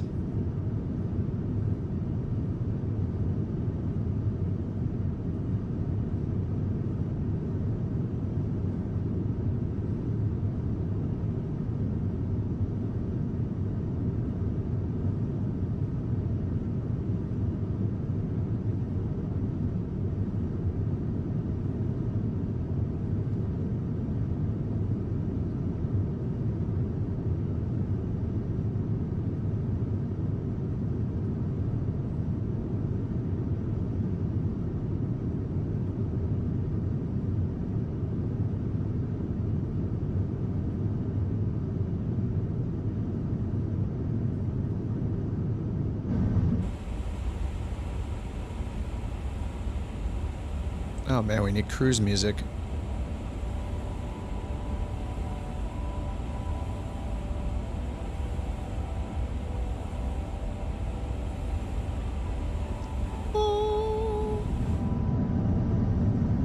Whoa.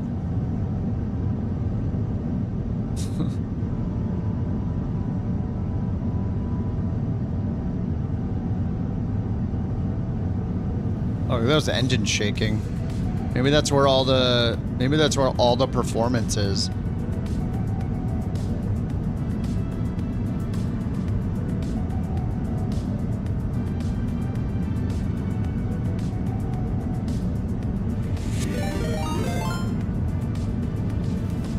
Gamerist, what's up, dude? Dude, I literally was just looking at my phone and noticed your go live alert, and I was just thinking to myself, when I'm done with this flight, I'm gonna raid you.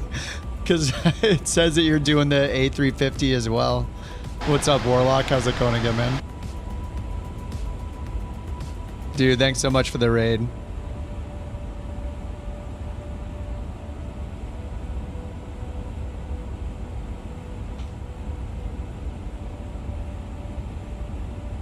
Quick shout out for Gamerus. You're doing good. You're loving the A350. I think the performance, I think it's beautiful. I think I found a bunch of bugs that are kind of just minimal and annoying, but the performance on it is crappy. Just like other indie builds planes. So it needs to be $10 cheaper and get 10 FPS more, and then I think it'd be good. I mean, overall it's good, but I think most people don't need it. I think it's too expensive and the performance isn't good enough. I mean, I like it, but in terms of most people wanting it and thinking it's worth buying it, yeah, I think they need to make that shift. It's kind of weird that Indie Builds all of a sudden is making a $70 airplane that's pretty much the same performance as all of its other planes. So I don't know why this is $70 compared to the ones that are like $40 and $45 or whatever. It's pretty much the same, right? Like what warrants it to be $30 more expensive? So yeah, but PMDG planes have amazing performance, configuration options. They're like near study level type planes. This is not, from what I've heard, anything like that. This is not like Phoenix and PMDG quality, so it shouldn't warrant a price that Phoenix and PMDG are. So, what airplane to learn at first? At very, very first? The 172 or the DA-40? Definitely not an airliner. If you're just getting into the sim, like, remember, it's a sim. So, it's meant to be realistic. You would never fly an airliner in real life first, right? So if you actually want to learn, you start small. You could fast track it, but you're going to have so many questions that have nothing to do even with what plane you're flying. Like, how do I even get to where I want to go? How do I know what runway to land on? How do I use ATC? How do I climb and stay at a certain altitude? How do I use the autopilot? There are so many questions. You don't want every one of these buttons to be another question. Delta 323 You want the plane that has 10 buttons, not 200 buttons. Decimal 5. Contact Johannesburg Control, West 118. Like more than half of what you need to Delta learn has nothing to 323 do with the heavy. plane you're flying.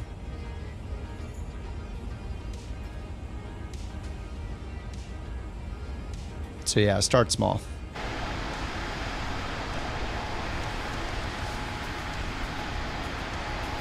Best add-on to get proper runway numbers.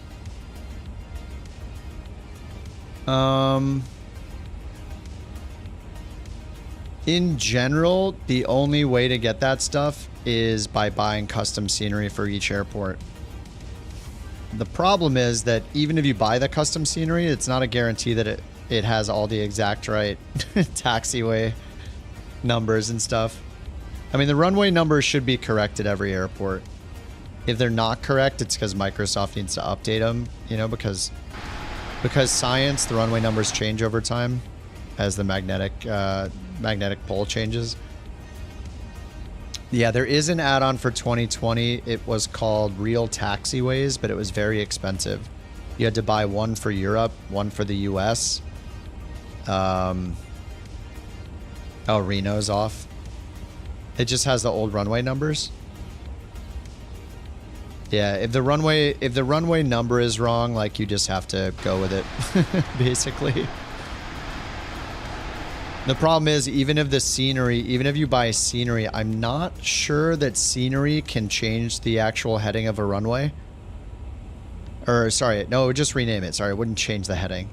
I guess it could change the number of the runway, but the problem is all the other tools also have to change the number of the runway. There's always a little bit of a discrepancy. Like, it's pretty often that you'll look at an approach, for example. Say you're on an approach and it says that you're on an ILS approach and you're landing at runway 32. Final approach course is 322. And then when you look at the chart, it says it's 319. Like, those kind of things will happen all the time. There's just too many airports, you know? They can't all be updated all the time. Yeah, the taxiways. Yeah, I bought one. I think the black square one is the one I got for 2020. I remember it being very expensive. It was good, but the problem with it was that there'd be a lot of doubled taxiway signs too. Like, nothing is perfect. Like, I don't think it's worth trying to get all the taxiway signs right. If they happen to be right, it's just a bonus. I wouldn't let it ruin your sim experience. Just go with it. Like, if you're trying to learn ops because you're, like, training in the real world or something, you're trying to learn an exact airport, you want it to be... Why is the autopilot off? What is going on with this plane? Auto throttle and autopilot just turned off. Why do we bust our selected altitude? What is happening right now? The plane is falling apart.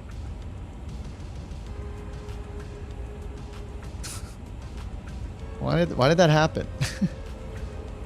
There's some weird things happening in this plane this flight. I looked down and my throttle was just randomly at idle. And I haven't touched anything. I even increased the dead zone, like, when I first started to, like, 10%. Yeah, real taxiways, I think it was. Yeah, it was like $40, yeah. Yeah, so if you're like trying to do real world training or something, you fly out of a local airport and you really, really want the taxiway diagram, the taxiway signage and everything to be exact, and you can buy scenery for that airport, then just buy the scenery. But in general, like, it's not going to be accurate. It's the entire world. It's every airport in the entire world. You know, like, they're not always going to be 100% right. If it's a few degrees off or the number happens to be 1 off, just it's easier to just roll with it than it is to try to fix. You're never going to fix every airport in the world, you know?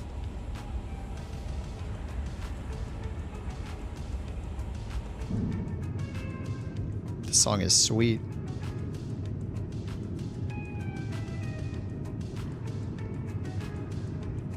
Anyway, game, what did you think of the 350?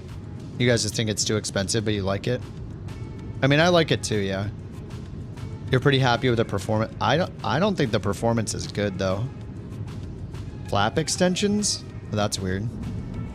I had it took both my engines to idle like 15 minutes ago. I just looked down, I was like, what? And now the autopilot was just off. I have no idea why. I haven't touched anything. I have no idea what's going on. We're in 2x speed though, so maybe the 2x speed is bugged. This is the first flight we're using double speed down here. Oh wait, it said AP disconnects will pause the simulator, but that didn't happen. It disconnected the autopilot. It's still in 2x sim. We're not paused, we're moving. So that also doesn't work. 8 gig with 8 gig of VRAM. Well, today I upgraded to the 7900 XTX. I got it today. So I have 24 gigs of VRAM, and I'm still only getting 36 FPS in this plane. Max like 40. In cruise with pretty much nothing around me. 100 train level of detail, 100 object level of detail. It's pretty much just me. There's Cooper over there in the PC-12. Luke's above me. Like, there's like 4 of us right now. Super late at night. So, and I've been saying this a bunch. Sorry to the people that have been here hearing me say this over and over, but like, it's not the cruise FPS I'm worried about. It's that when we get close to the airport, it's going to be minus 10 or minus 15, or mattering what airport you're flying to. So I go from 40 to 20 on the landing, and sometimes worse. That's the problem. If this thing was running at 60 right now, then I'm dropping to 40 or 45 on final, which is great. So when the plane is sucking up all the FPS allowance we have, once the scenery loads in and we're trying to land, that's where it becomes dangerous. And I don't want to rely on using fake frames to get around it. That's it. The developer needs to make the game perform without that. So that's my main concern. Needs more FPS and less dollars. That's what needs to happen. Same issue, worse. But there are other Phoenixes, yeah. Yeah. This it's beautiful. I think overall they did a good job. It's just the performance and the price are the problem. The PPP. The performance, the price, those are the problems.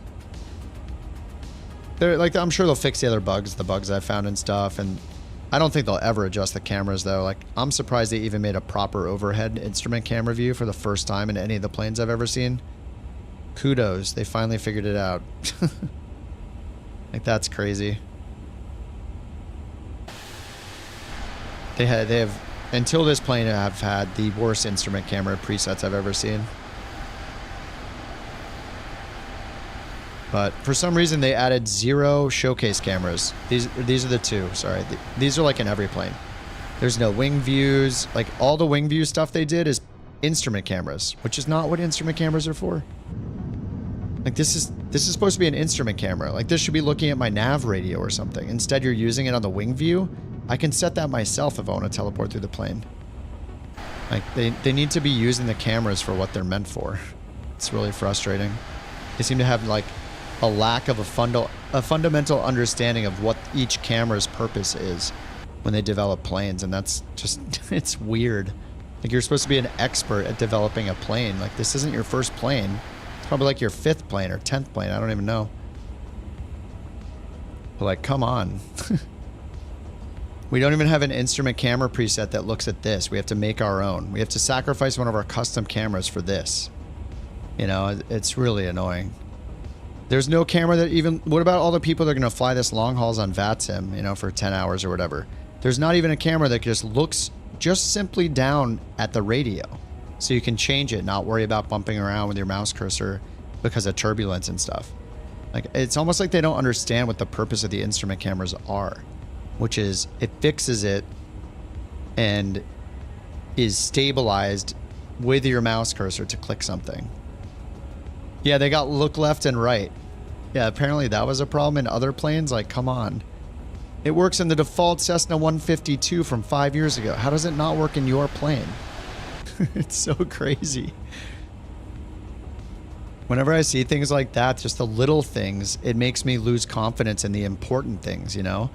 Like, if you can't get instrument camera presets right, how can I trust that the inner workings of the plane and the avionics and the flight model and the realism, like, how can I have confidence that stuff is right and done properly if you can't even get the cameras right? You know, I guess they got them right in this plane finally. I mean, you know, a couple of them. They gave up after 5. The developer's like, oh, I implemented 5 instrument cameras. I'm out of things to look at. It's like, nope, you're not. This one needs to be zoomed out so we can use the keyboard because we have to use this here and there. You don't have one that looks at the nav radio, which is going to be any VATSIM, IVAO, any, you know, realism person, whatever. They want to change frequencies themselves. You need to have a camera for that. There should probably be cameras for the FO EFB if somebody wants to use both EFBs and have them on different screens. Oh, I'm actually surprised they implemented the co-pilot view. Yeah, if you hit up on your hat twice, it's supposed to shift over here like this, so. And now if I... What the heck? Oh, my leg, it's too big. The flight deck's too big. Anyway, yeah, I'm supposed to be able to fly as if I'm the FO too, which this does work, so that's good that this works. After I move around and stuff, and I hit reset camera position, oh no, that didn't work. But looking around and then resetting, it is taking me back here, so that's good. It's like I used to do this as a kid, right? You like sit on the floor of a car or whatever, slink down, and he's gone. Yeah, there's a lot of little details like that. Yeah, I mean overall though, the plane's gorgeous. The performance, yeah, just the performance needs to be better, and the price needs to be lower, and then it'll be great. That's it. I think that's my takeaway from flying it all night. I even have I'm using the no cab version, by the way. This is the no cabin version with the low texture add-on, which is in the IndyBuilds app.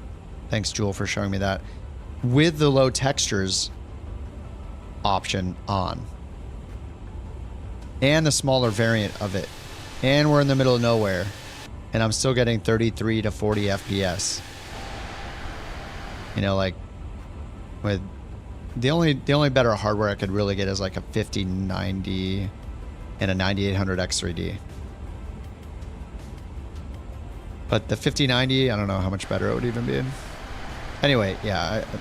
Overall, if somebody's drooling for a 350, they're going to buy it and they're going to like it. I don't know if they're ever going to improve the performance, though. Like, how often have they gone back to their other planes and vastly improved the performance? Do they do that often, or like is this just they make it and maybe they'll do one fix and then they're on to the next thing? Like, I don't know.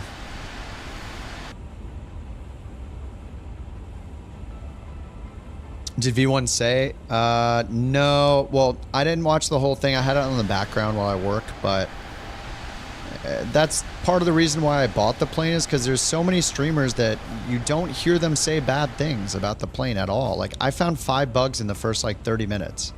Like, sure, they were minor, like kind of trivialish ones, but I think too many of the streamers get these planes for free, and because they accept the plane for free, they are biased whether or not they want to be. Like, when I tune into a stream of somebody flying the newest plane and it's a pre-release, no one else can buy it. Obviously, they were given the plane, right? It's the only way they can get it. Like, I don't think they're trying to do it intentionally, but I think subconsciously, and because they want the future planes to be given to them too, they're going to hold back. They're just naturally going to hold back on what they say about the plane and what they point out. This plane does not have good performance. It's just like the other any build planes. It's on par with the bad performance of other any build planes. So, and now it's $70 instead of $40 or whatever. So, yeah, am I gonna fly it regularly? Well, that's why yesterday. So I was just flying the Phoenix yesterday, but I was like, I don't think I'm gonna buy it for once. I was like, I know I'm gonna fly it a few times and never again, but part of me is like, you know, I'm streaming to do this stuff, to buy the plane, to try it, to throw my 2 cents into the massive bucket of opinions. But I also think there's a lot of people that stream it and stuff that aren't going to give their true opinion because they didn't spend the money on it. They're going to hold back because they want the next any build plane. They want their, you know. Yeah. Yeah. Well, you know, that's just like your opinion, man. Trying to put him in the seat. Just like your opinion. Yeah, it's just. Yeah, I was watching those streams here and there. I bounced around between a few different streams, but it's very hard to find somebody that is essentially doing paid promotion. If you get something for free, it's technically paid promotion. They never tell you. They don't flag their video as paid promotion, even though it is.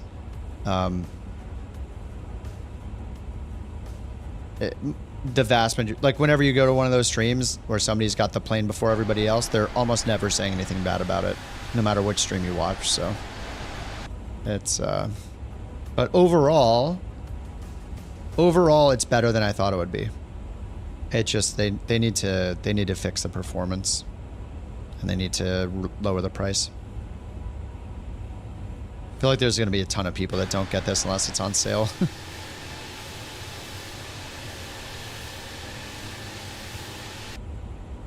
Yeah, it's a cool plane. I just the thing is, a plane like this, the performance in a plane like this cannot be bad. This plane is going to be flying for 6, 7, 8, 10 hours plus. People are going to do long hauls with this constantly, the people that get really into it. And they're going to be flying into airports with custom scenery when they fly this plane. So the performance is just critical.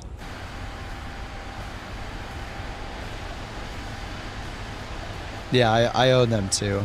I mean, for me, like I'm partially buying this too, not just to try it and throw my 2 cents in the bucket, but also to be able to see people that are flying this. I like seeing people when we fly together in the planes that they're flying and see their liveries and stuff. So I like owning them. Since that's the flight sim world, that's how it is. You have to own the plane, which is, it's dumb. They should have taken the Fortnite approach. Or the, you know, Path of Exile approach, or the Diablo approach. We shouldn't have to own the plane to see the plane. Am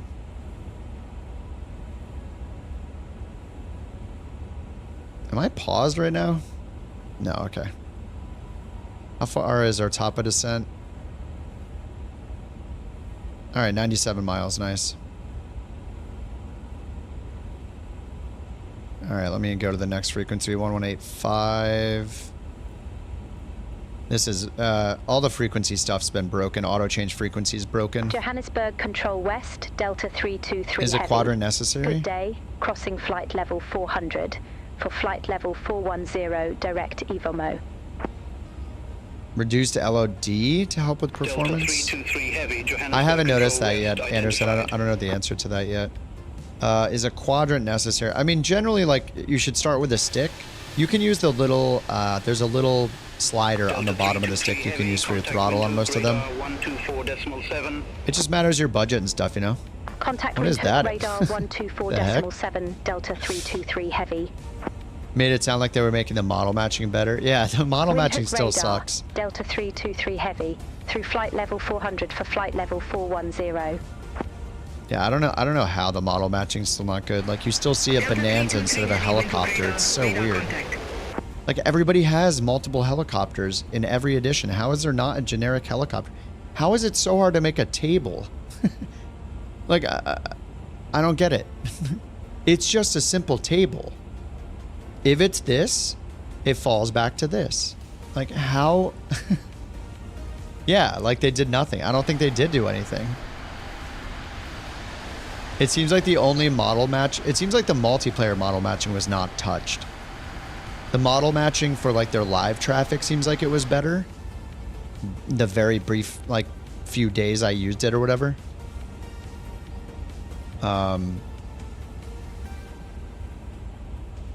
Yeah, I don't know. I don't think they'd put almost any work into it. Can't see the right plane even to fall because somebody picked a livery. Yeah, it's so, it doesn't make any sense. Like, why is the livery so important? Why can't it look at the model of the plane, then match the generic, and then secondary to that, try to match the livery?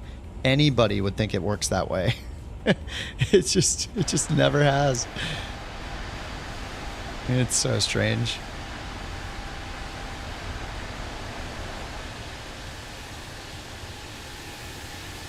Multiplayer model matching on FSTO, you can build a table.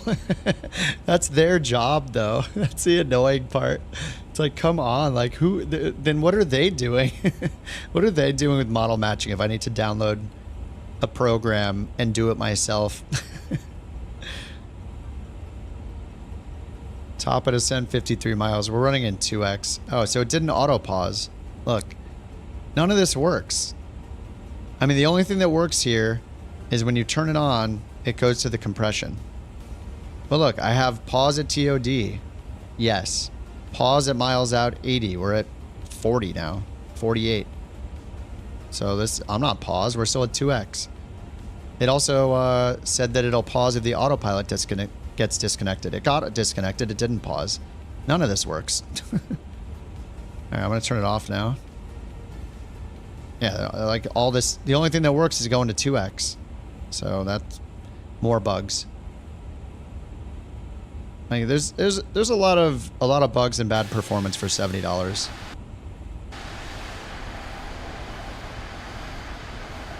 But it's so pretty. All right, top of descent 41 miles. And what are we doing here? The Tupa 1 arrival. I don't know if you guys use the charts and stuff here. Like this en route thing is all messed up. There's a bunch of problems. I've just been using the EFB. The zoom thing here is good though for taxiing and brake to vacate stuff. It's great. I still like that. It does freeze the sim for like 10 seconds or 20 seconds when you load it, which is kind of annoying, but it works after that. But the EFB has been better for me.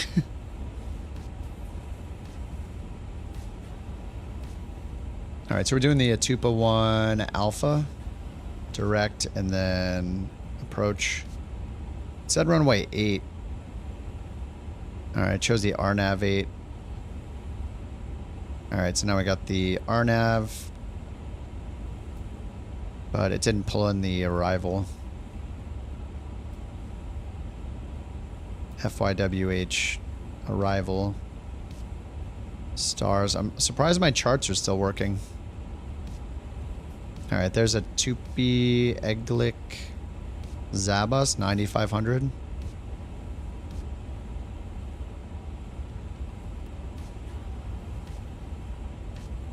Top of descent 38 miles.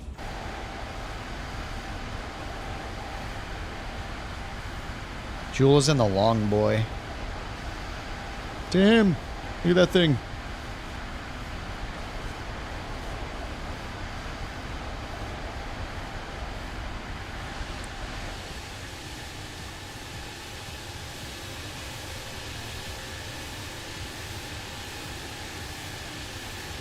Did it pause you at top of descent, Jewel? Maybe his actually paused him.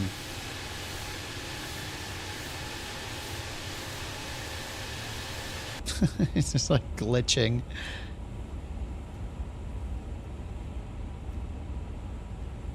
Oh, just making some space? Oh yeah. Can watch you land, yeah. Yeah, I was way too low. And then my throttle went to idle randomly, so...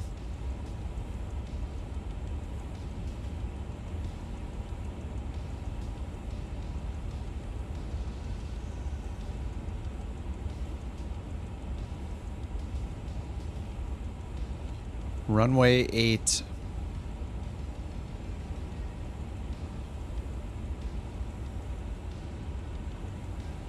How do we not have...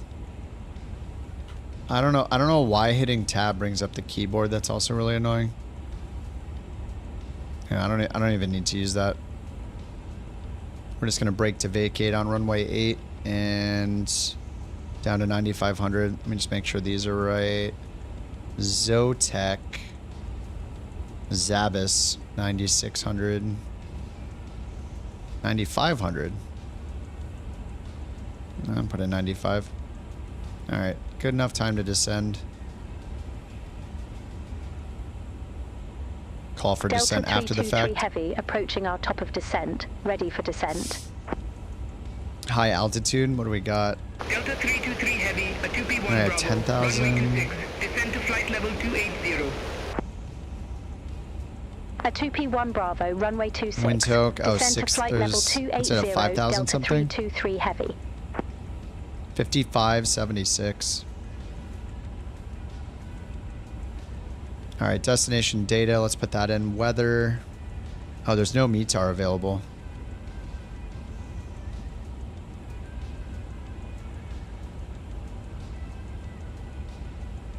Windhoek Delta 323. Can we get the weather and winds and temperature at our destination?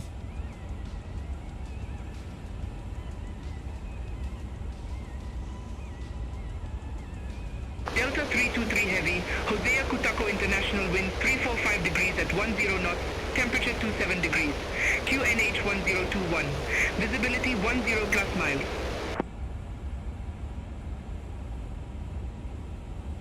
I missed the wind. Temperature 271021.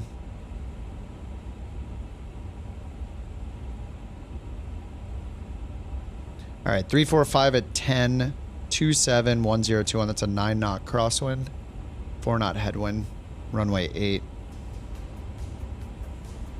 Hey, do you know what runway is active there? Couch, or correction, Delta 323.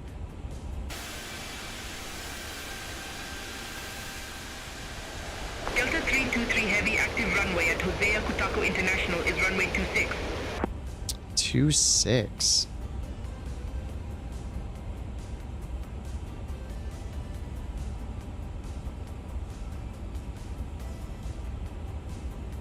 And there's an ILS. I have to switch to the 1 Bravo.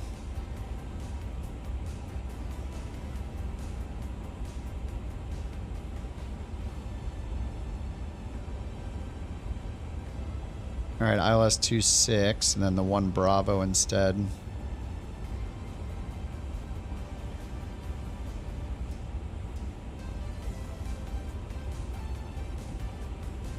Oh, this song's gotta go. Oh, this isn't even my list. This is just a, just the synthwave playlist. That is totally not synthwave either. It doesn't sound like it to me. Maybe I don't know what synthwave is. Okay, I forgot the wins already. Oh, I can just look back at the transcript. It was 345 at 10. So used to typing it first. 345 at 10. What was the temperature? 21? 271021.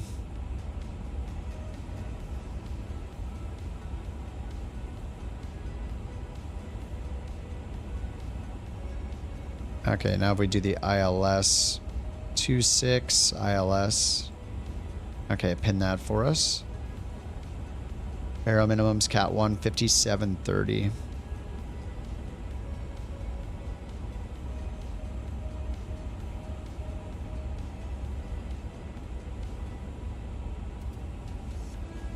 And are we coming from the right?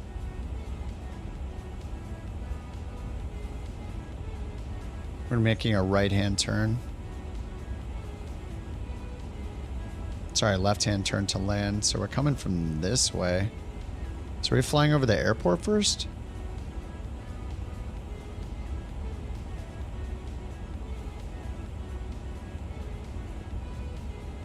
Just zoom in.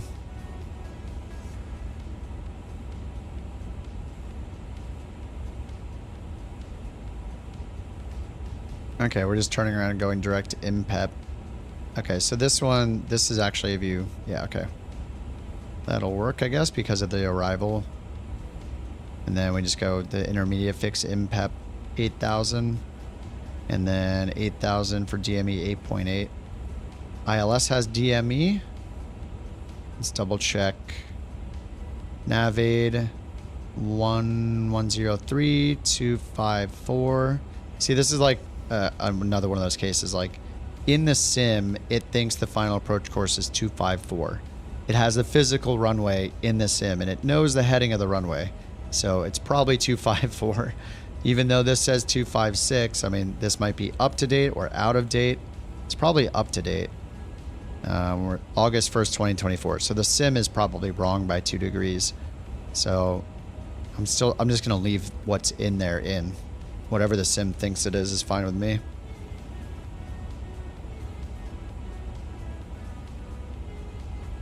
All right, check destination data. We got the approach info in. Full flaps. And then we just need to choose where to vacate. And if that's even possible. Looks like we'll just do manual braking.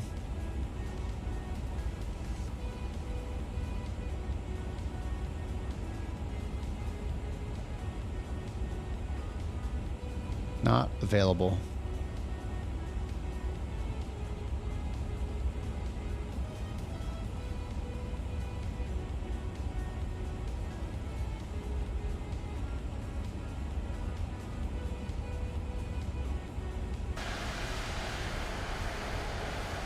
All right, one more landing.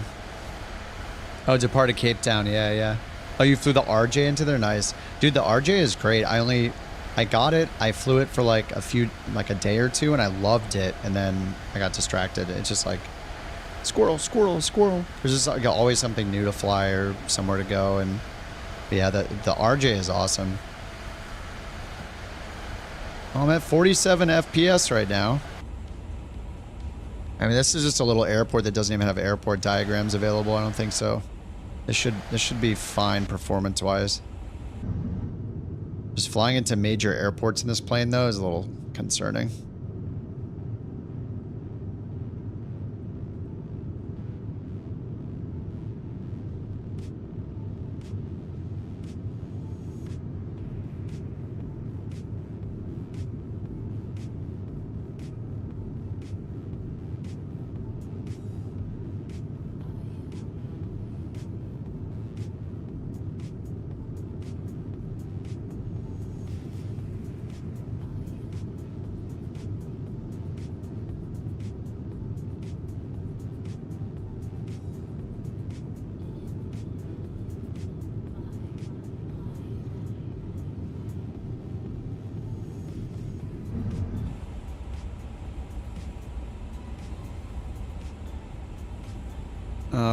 was the altimeter? All right, Kamer, see you, man. Thanks for the raid again. Much appreciated, dude. See you around.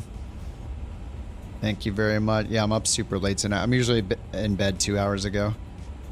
Have a good one, man. Our altimeter was 1021. Hey, I have these synced. I should probably unset that actually. Options. Where is it?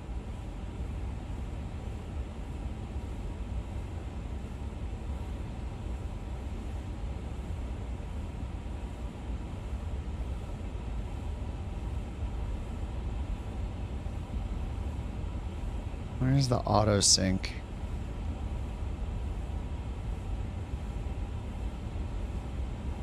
Oh, here it is. Linked instruments. Captain and FO. There we go. So I can put the other one in here. 1021.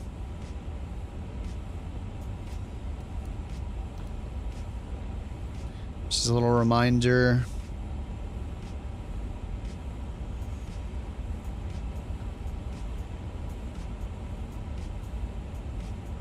Alright, left and right turn all the way around. Let's turn on the landing system now, just to see when we have it in range. We're like 60 miles out from the turn.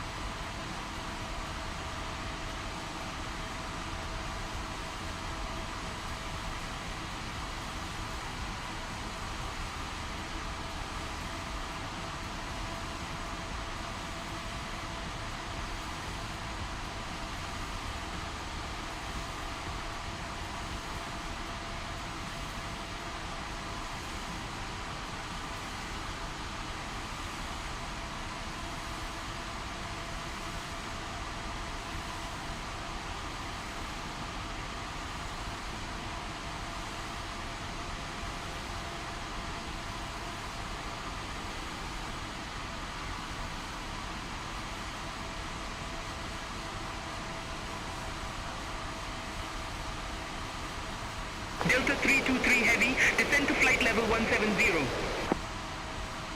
Descend to flight level 170, Delta 323 Heavy.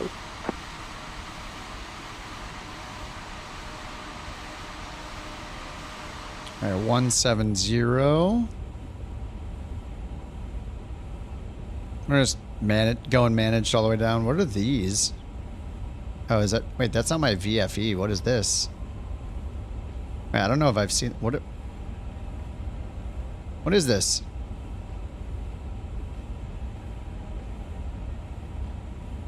I don't know what that is. Wait, is that part of the landing system? No.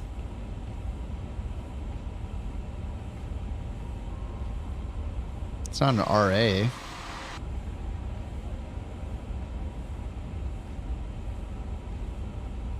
Is it the constraint?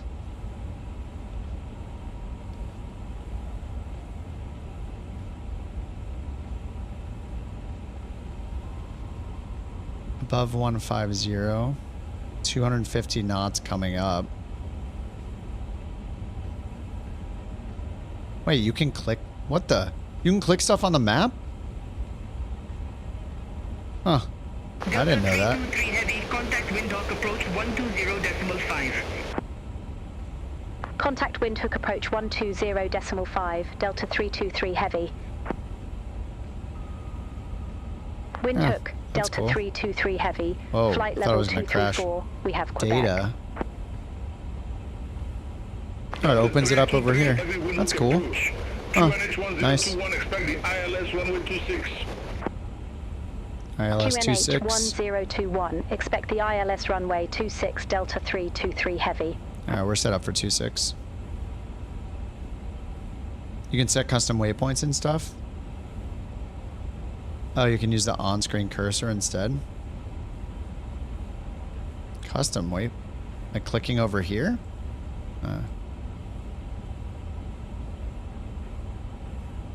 Anyway, it's kind of cool.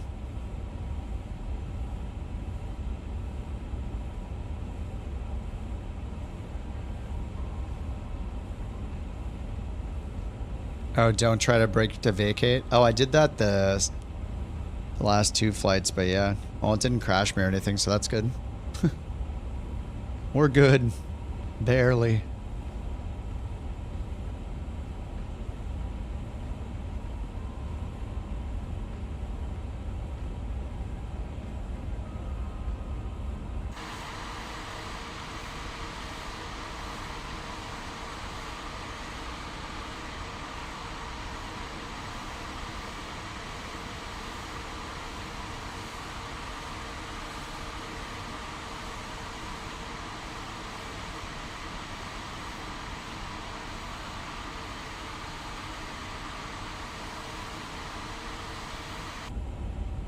Yeah, well, we're at 45 FPS, and we're landing like in the middle of nowhere, it feels like.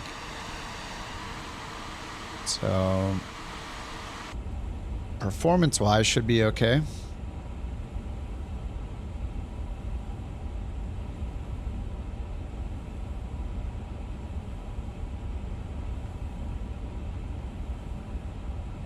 All right, 18,000.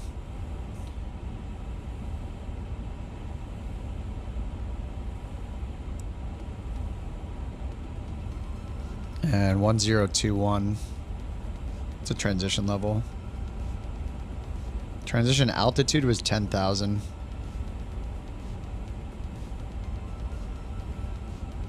Oh, there's a pre-selector. Holy crap. Life-changing. 1021.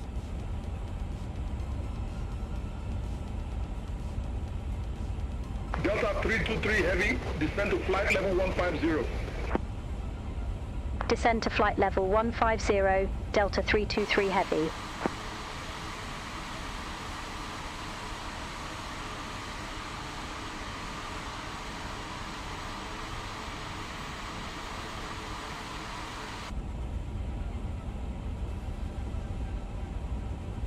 All right, 10 DME on the ILS.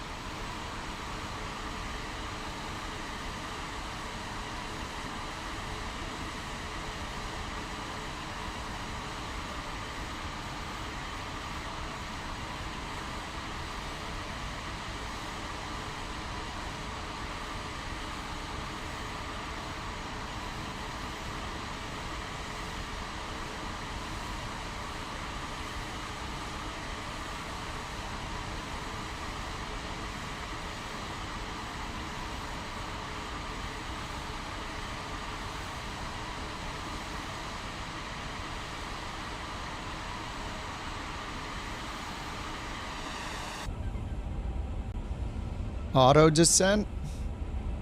What's up, Captain Berg? I mean, yeah, VNav works, yeah.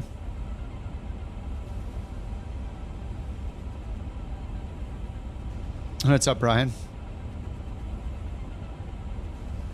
One more landing. Change to 2.6. Yeah. Yeah, I haven't really had any issues with the avionics. Yeah, my only issue with the plane is the performance and the price. That's it. That's my TLDR. Descend to 10,000 feet, QNH 1021. 1021. Descend to 10,000 feet, QNH 1021, Delta 323 Heavy.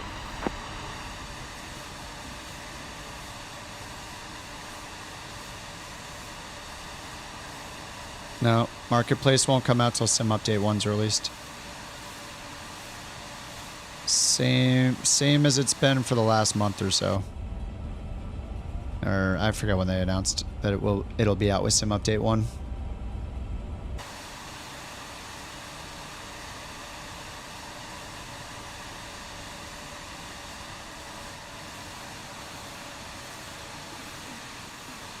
Oh man, I am ready for bed. Let's bring it home. Now we are above the profile. Let's get this speed brake out a little bit. Catch back up. There we go. Catch up to our green dot.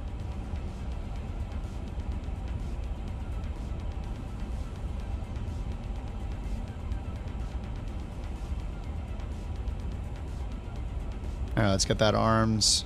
Let's get auto brake armed. We don't have brake to vacate. So I'll probably need some manual braking. I don't know what it does when you don't have brake to vacate and you just turn auto brakes on. And you can set the condition, right? And I don't know the difference between runway braking action and runway condition. When I turn it, it seems to always just pick the same thing over here. Snow, water, slush, ice, blah, blah, blah, dry. Just the ratings. Windhoek's the capital, largest city in Namibia. Must not be much around the airport, yeah. I don't think I've ever landed here.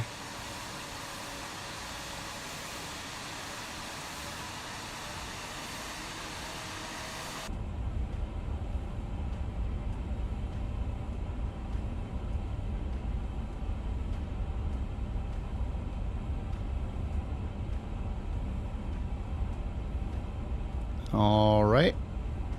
Left turn around. Landing system's on. DME 1516. Landing light is on. Delta 323 heavy. Descend to 8,000 feet. Descend to 8,000 feet. Delta 323 heavy. Yep. 8,000 is I think the last altitude, right?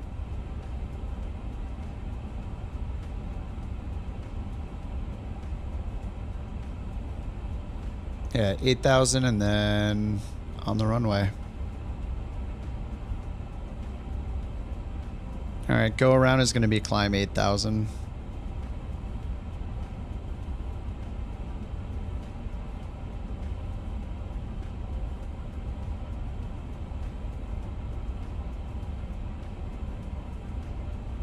On 4,500 meter runway? Is this like a 15,000 foot runway?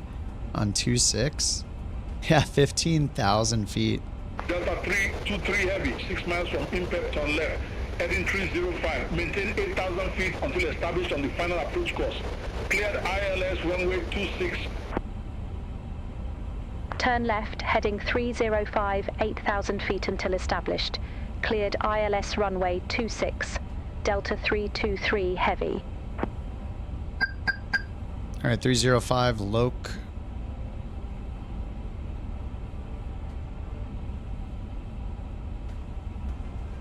Still 16 miles out, so I'm going to try not to slow down too early. Space shuttle, I wish. Delta 323 heavy, contact window tower 118.1, bye-bye. Contact tower 118.1, Delta 323 heavy. Oh, she didn't give him the bye-bye. Damn. Oh, hey, Jewel, do you have your co-pilot turned on? Does it show up in this plane since it's supposedly a 2024 plane?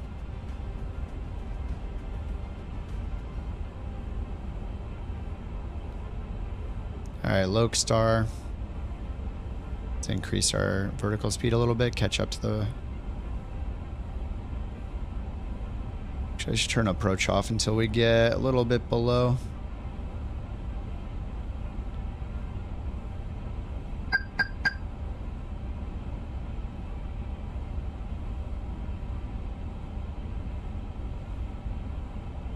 All right, there's Loke Star.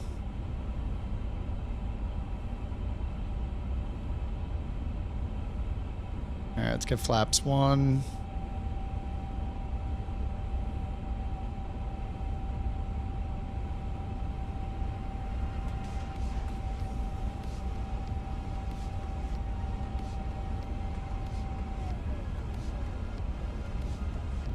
All right, just gonna grab the glide slope from above. Land 3, single. All right, DME 9.7. Yeah, this is a massive runway. 2,500. 2,500. What's up, Jazz?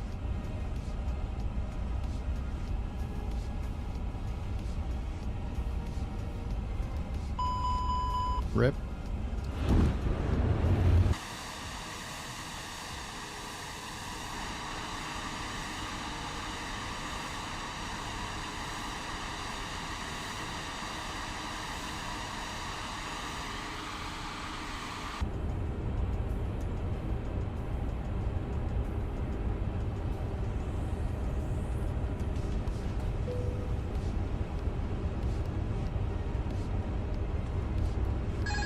way too high.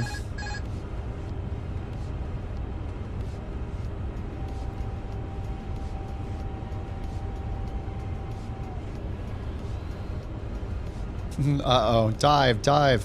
I gotta go to sleep. No co-pilot? Okay.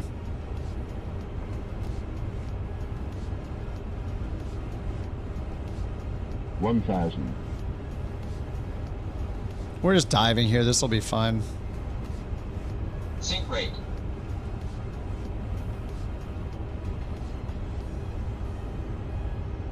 We're gonna land at 180 knots. 500. 400. 300. I just want to tell you both good luck. We're all counting on you. 100 above. 100. Glide slow. 50. 40. Glide 30. slow. 20.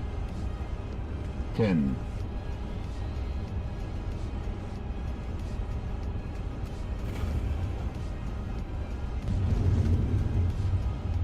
Oh. Oh, it does brake medium by default. Okay, it says brake med on the top and on the left.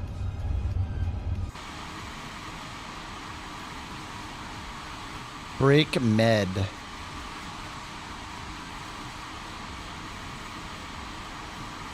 But that was so bad. I've done like 2 dives today, just not paying attention. It's fine. We've been flying almost 9 hours. It's time for bed after we watch Jewel actually butter it.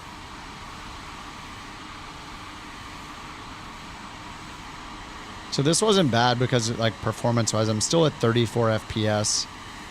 But we're landing in the middle of nowhere, so... No, not one more. This was the one more flight. It's past 2 in the morning. I gotta wake up and work.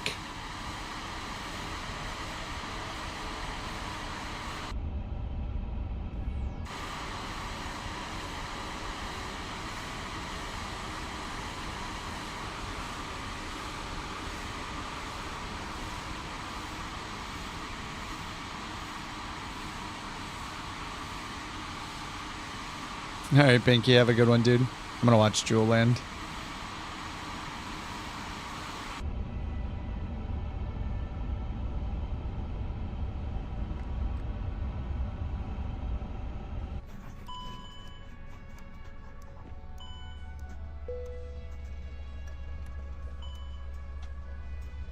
That's good enough.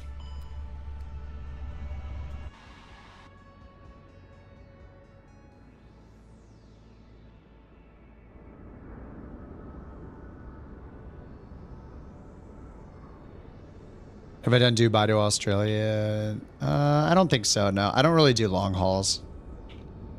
Which is weird of me to buy this plane, but, you know, I still kind of try every plane.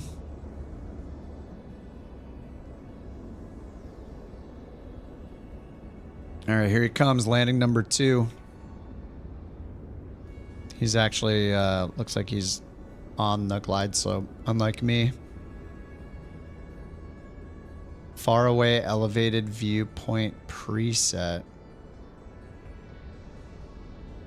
A preset? Did I have a preset? Oh, I recorded that, but I don't think I can watch it back now that I shut it down. It's fine. The landing sucked anyway.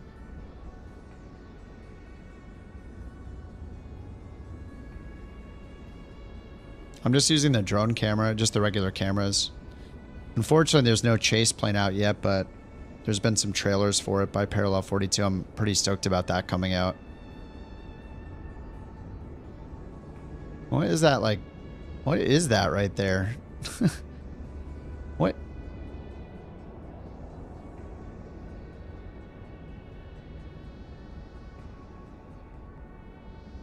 Oh my god, that is buttery.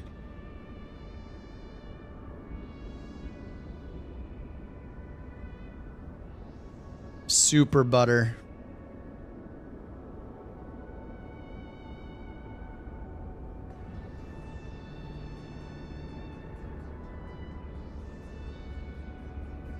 Here comes Angel 15. What is this weird glitch out here with this like little piece of brown something in the air? What is that?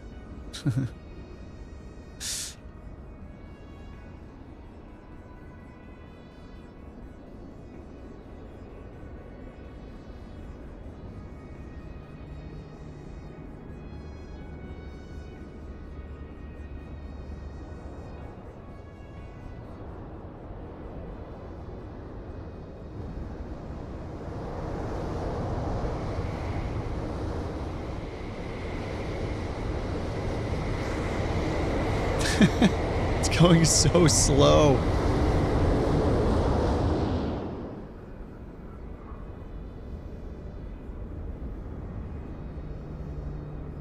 Beauty. PF35. Would love to see it. And then there were 3. Oh my god, we were on late. Oh, there were 4.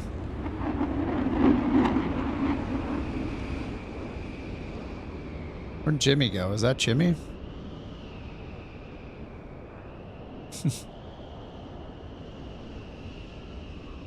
Oh, there's Cooper.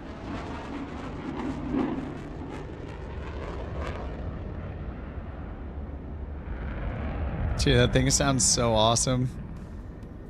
Still streaming? I'm going to bed right now. I had to do another one. I had to try the low texture option. Had to do it.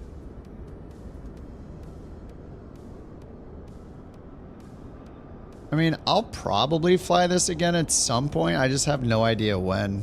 Yeah, it is after 2 a.m. I know. I'm going to be tired. I'm going to need a double coffee tomorrow. I mean, it's fine. I don't have to get up till like 8:45.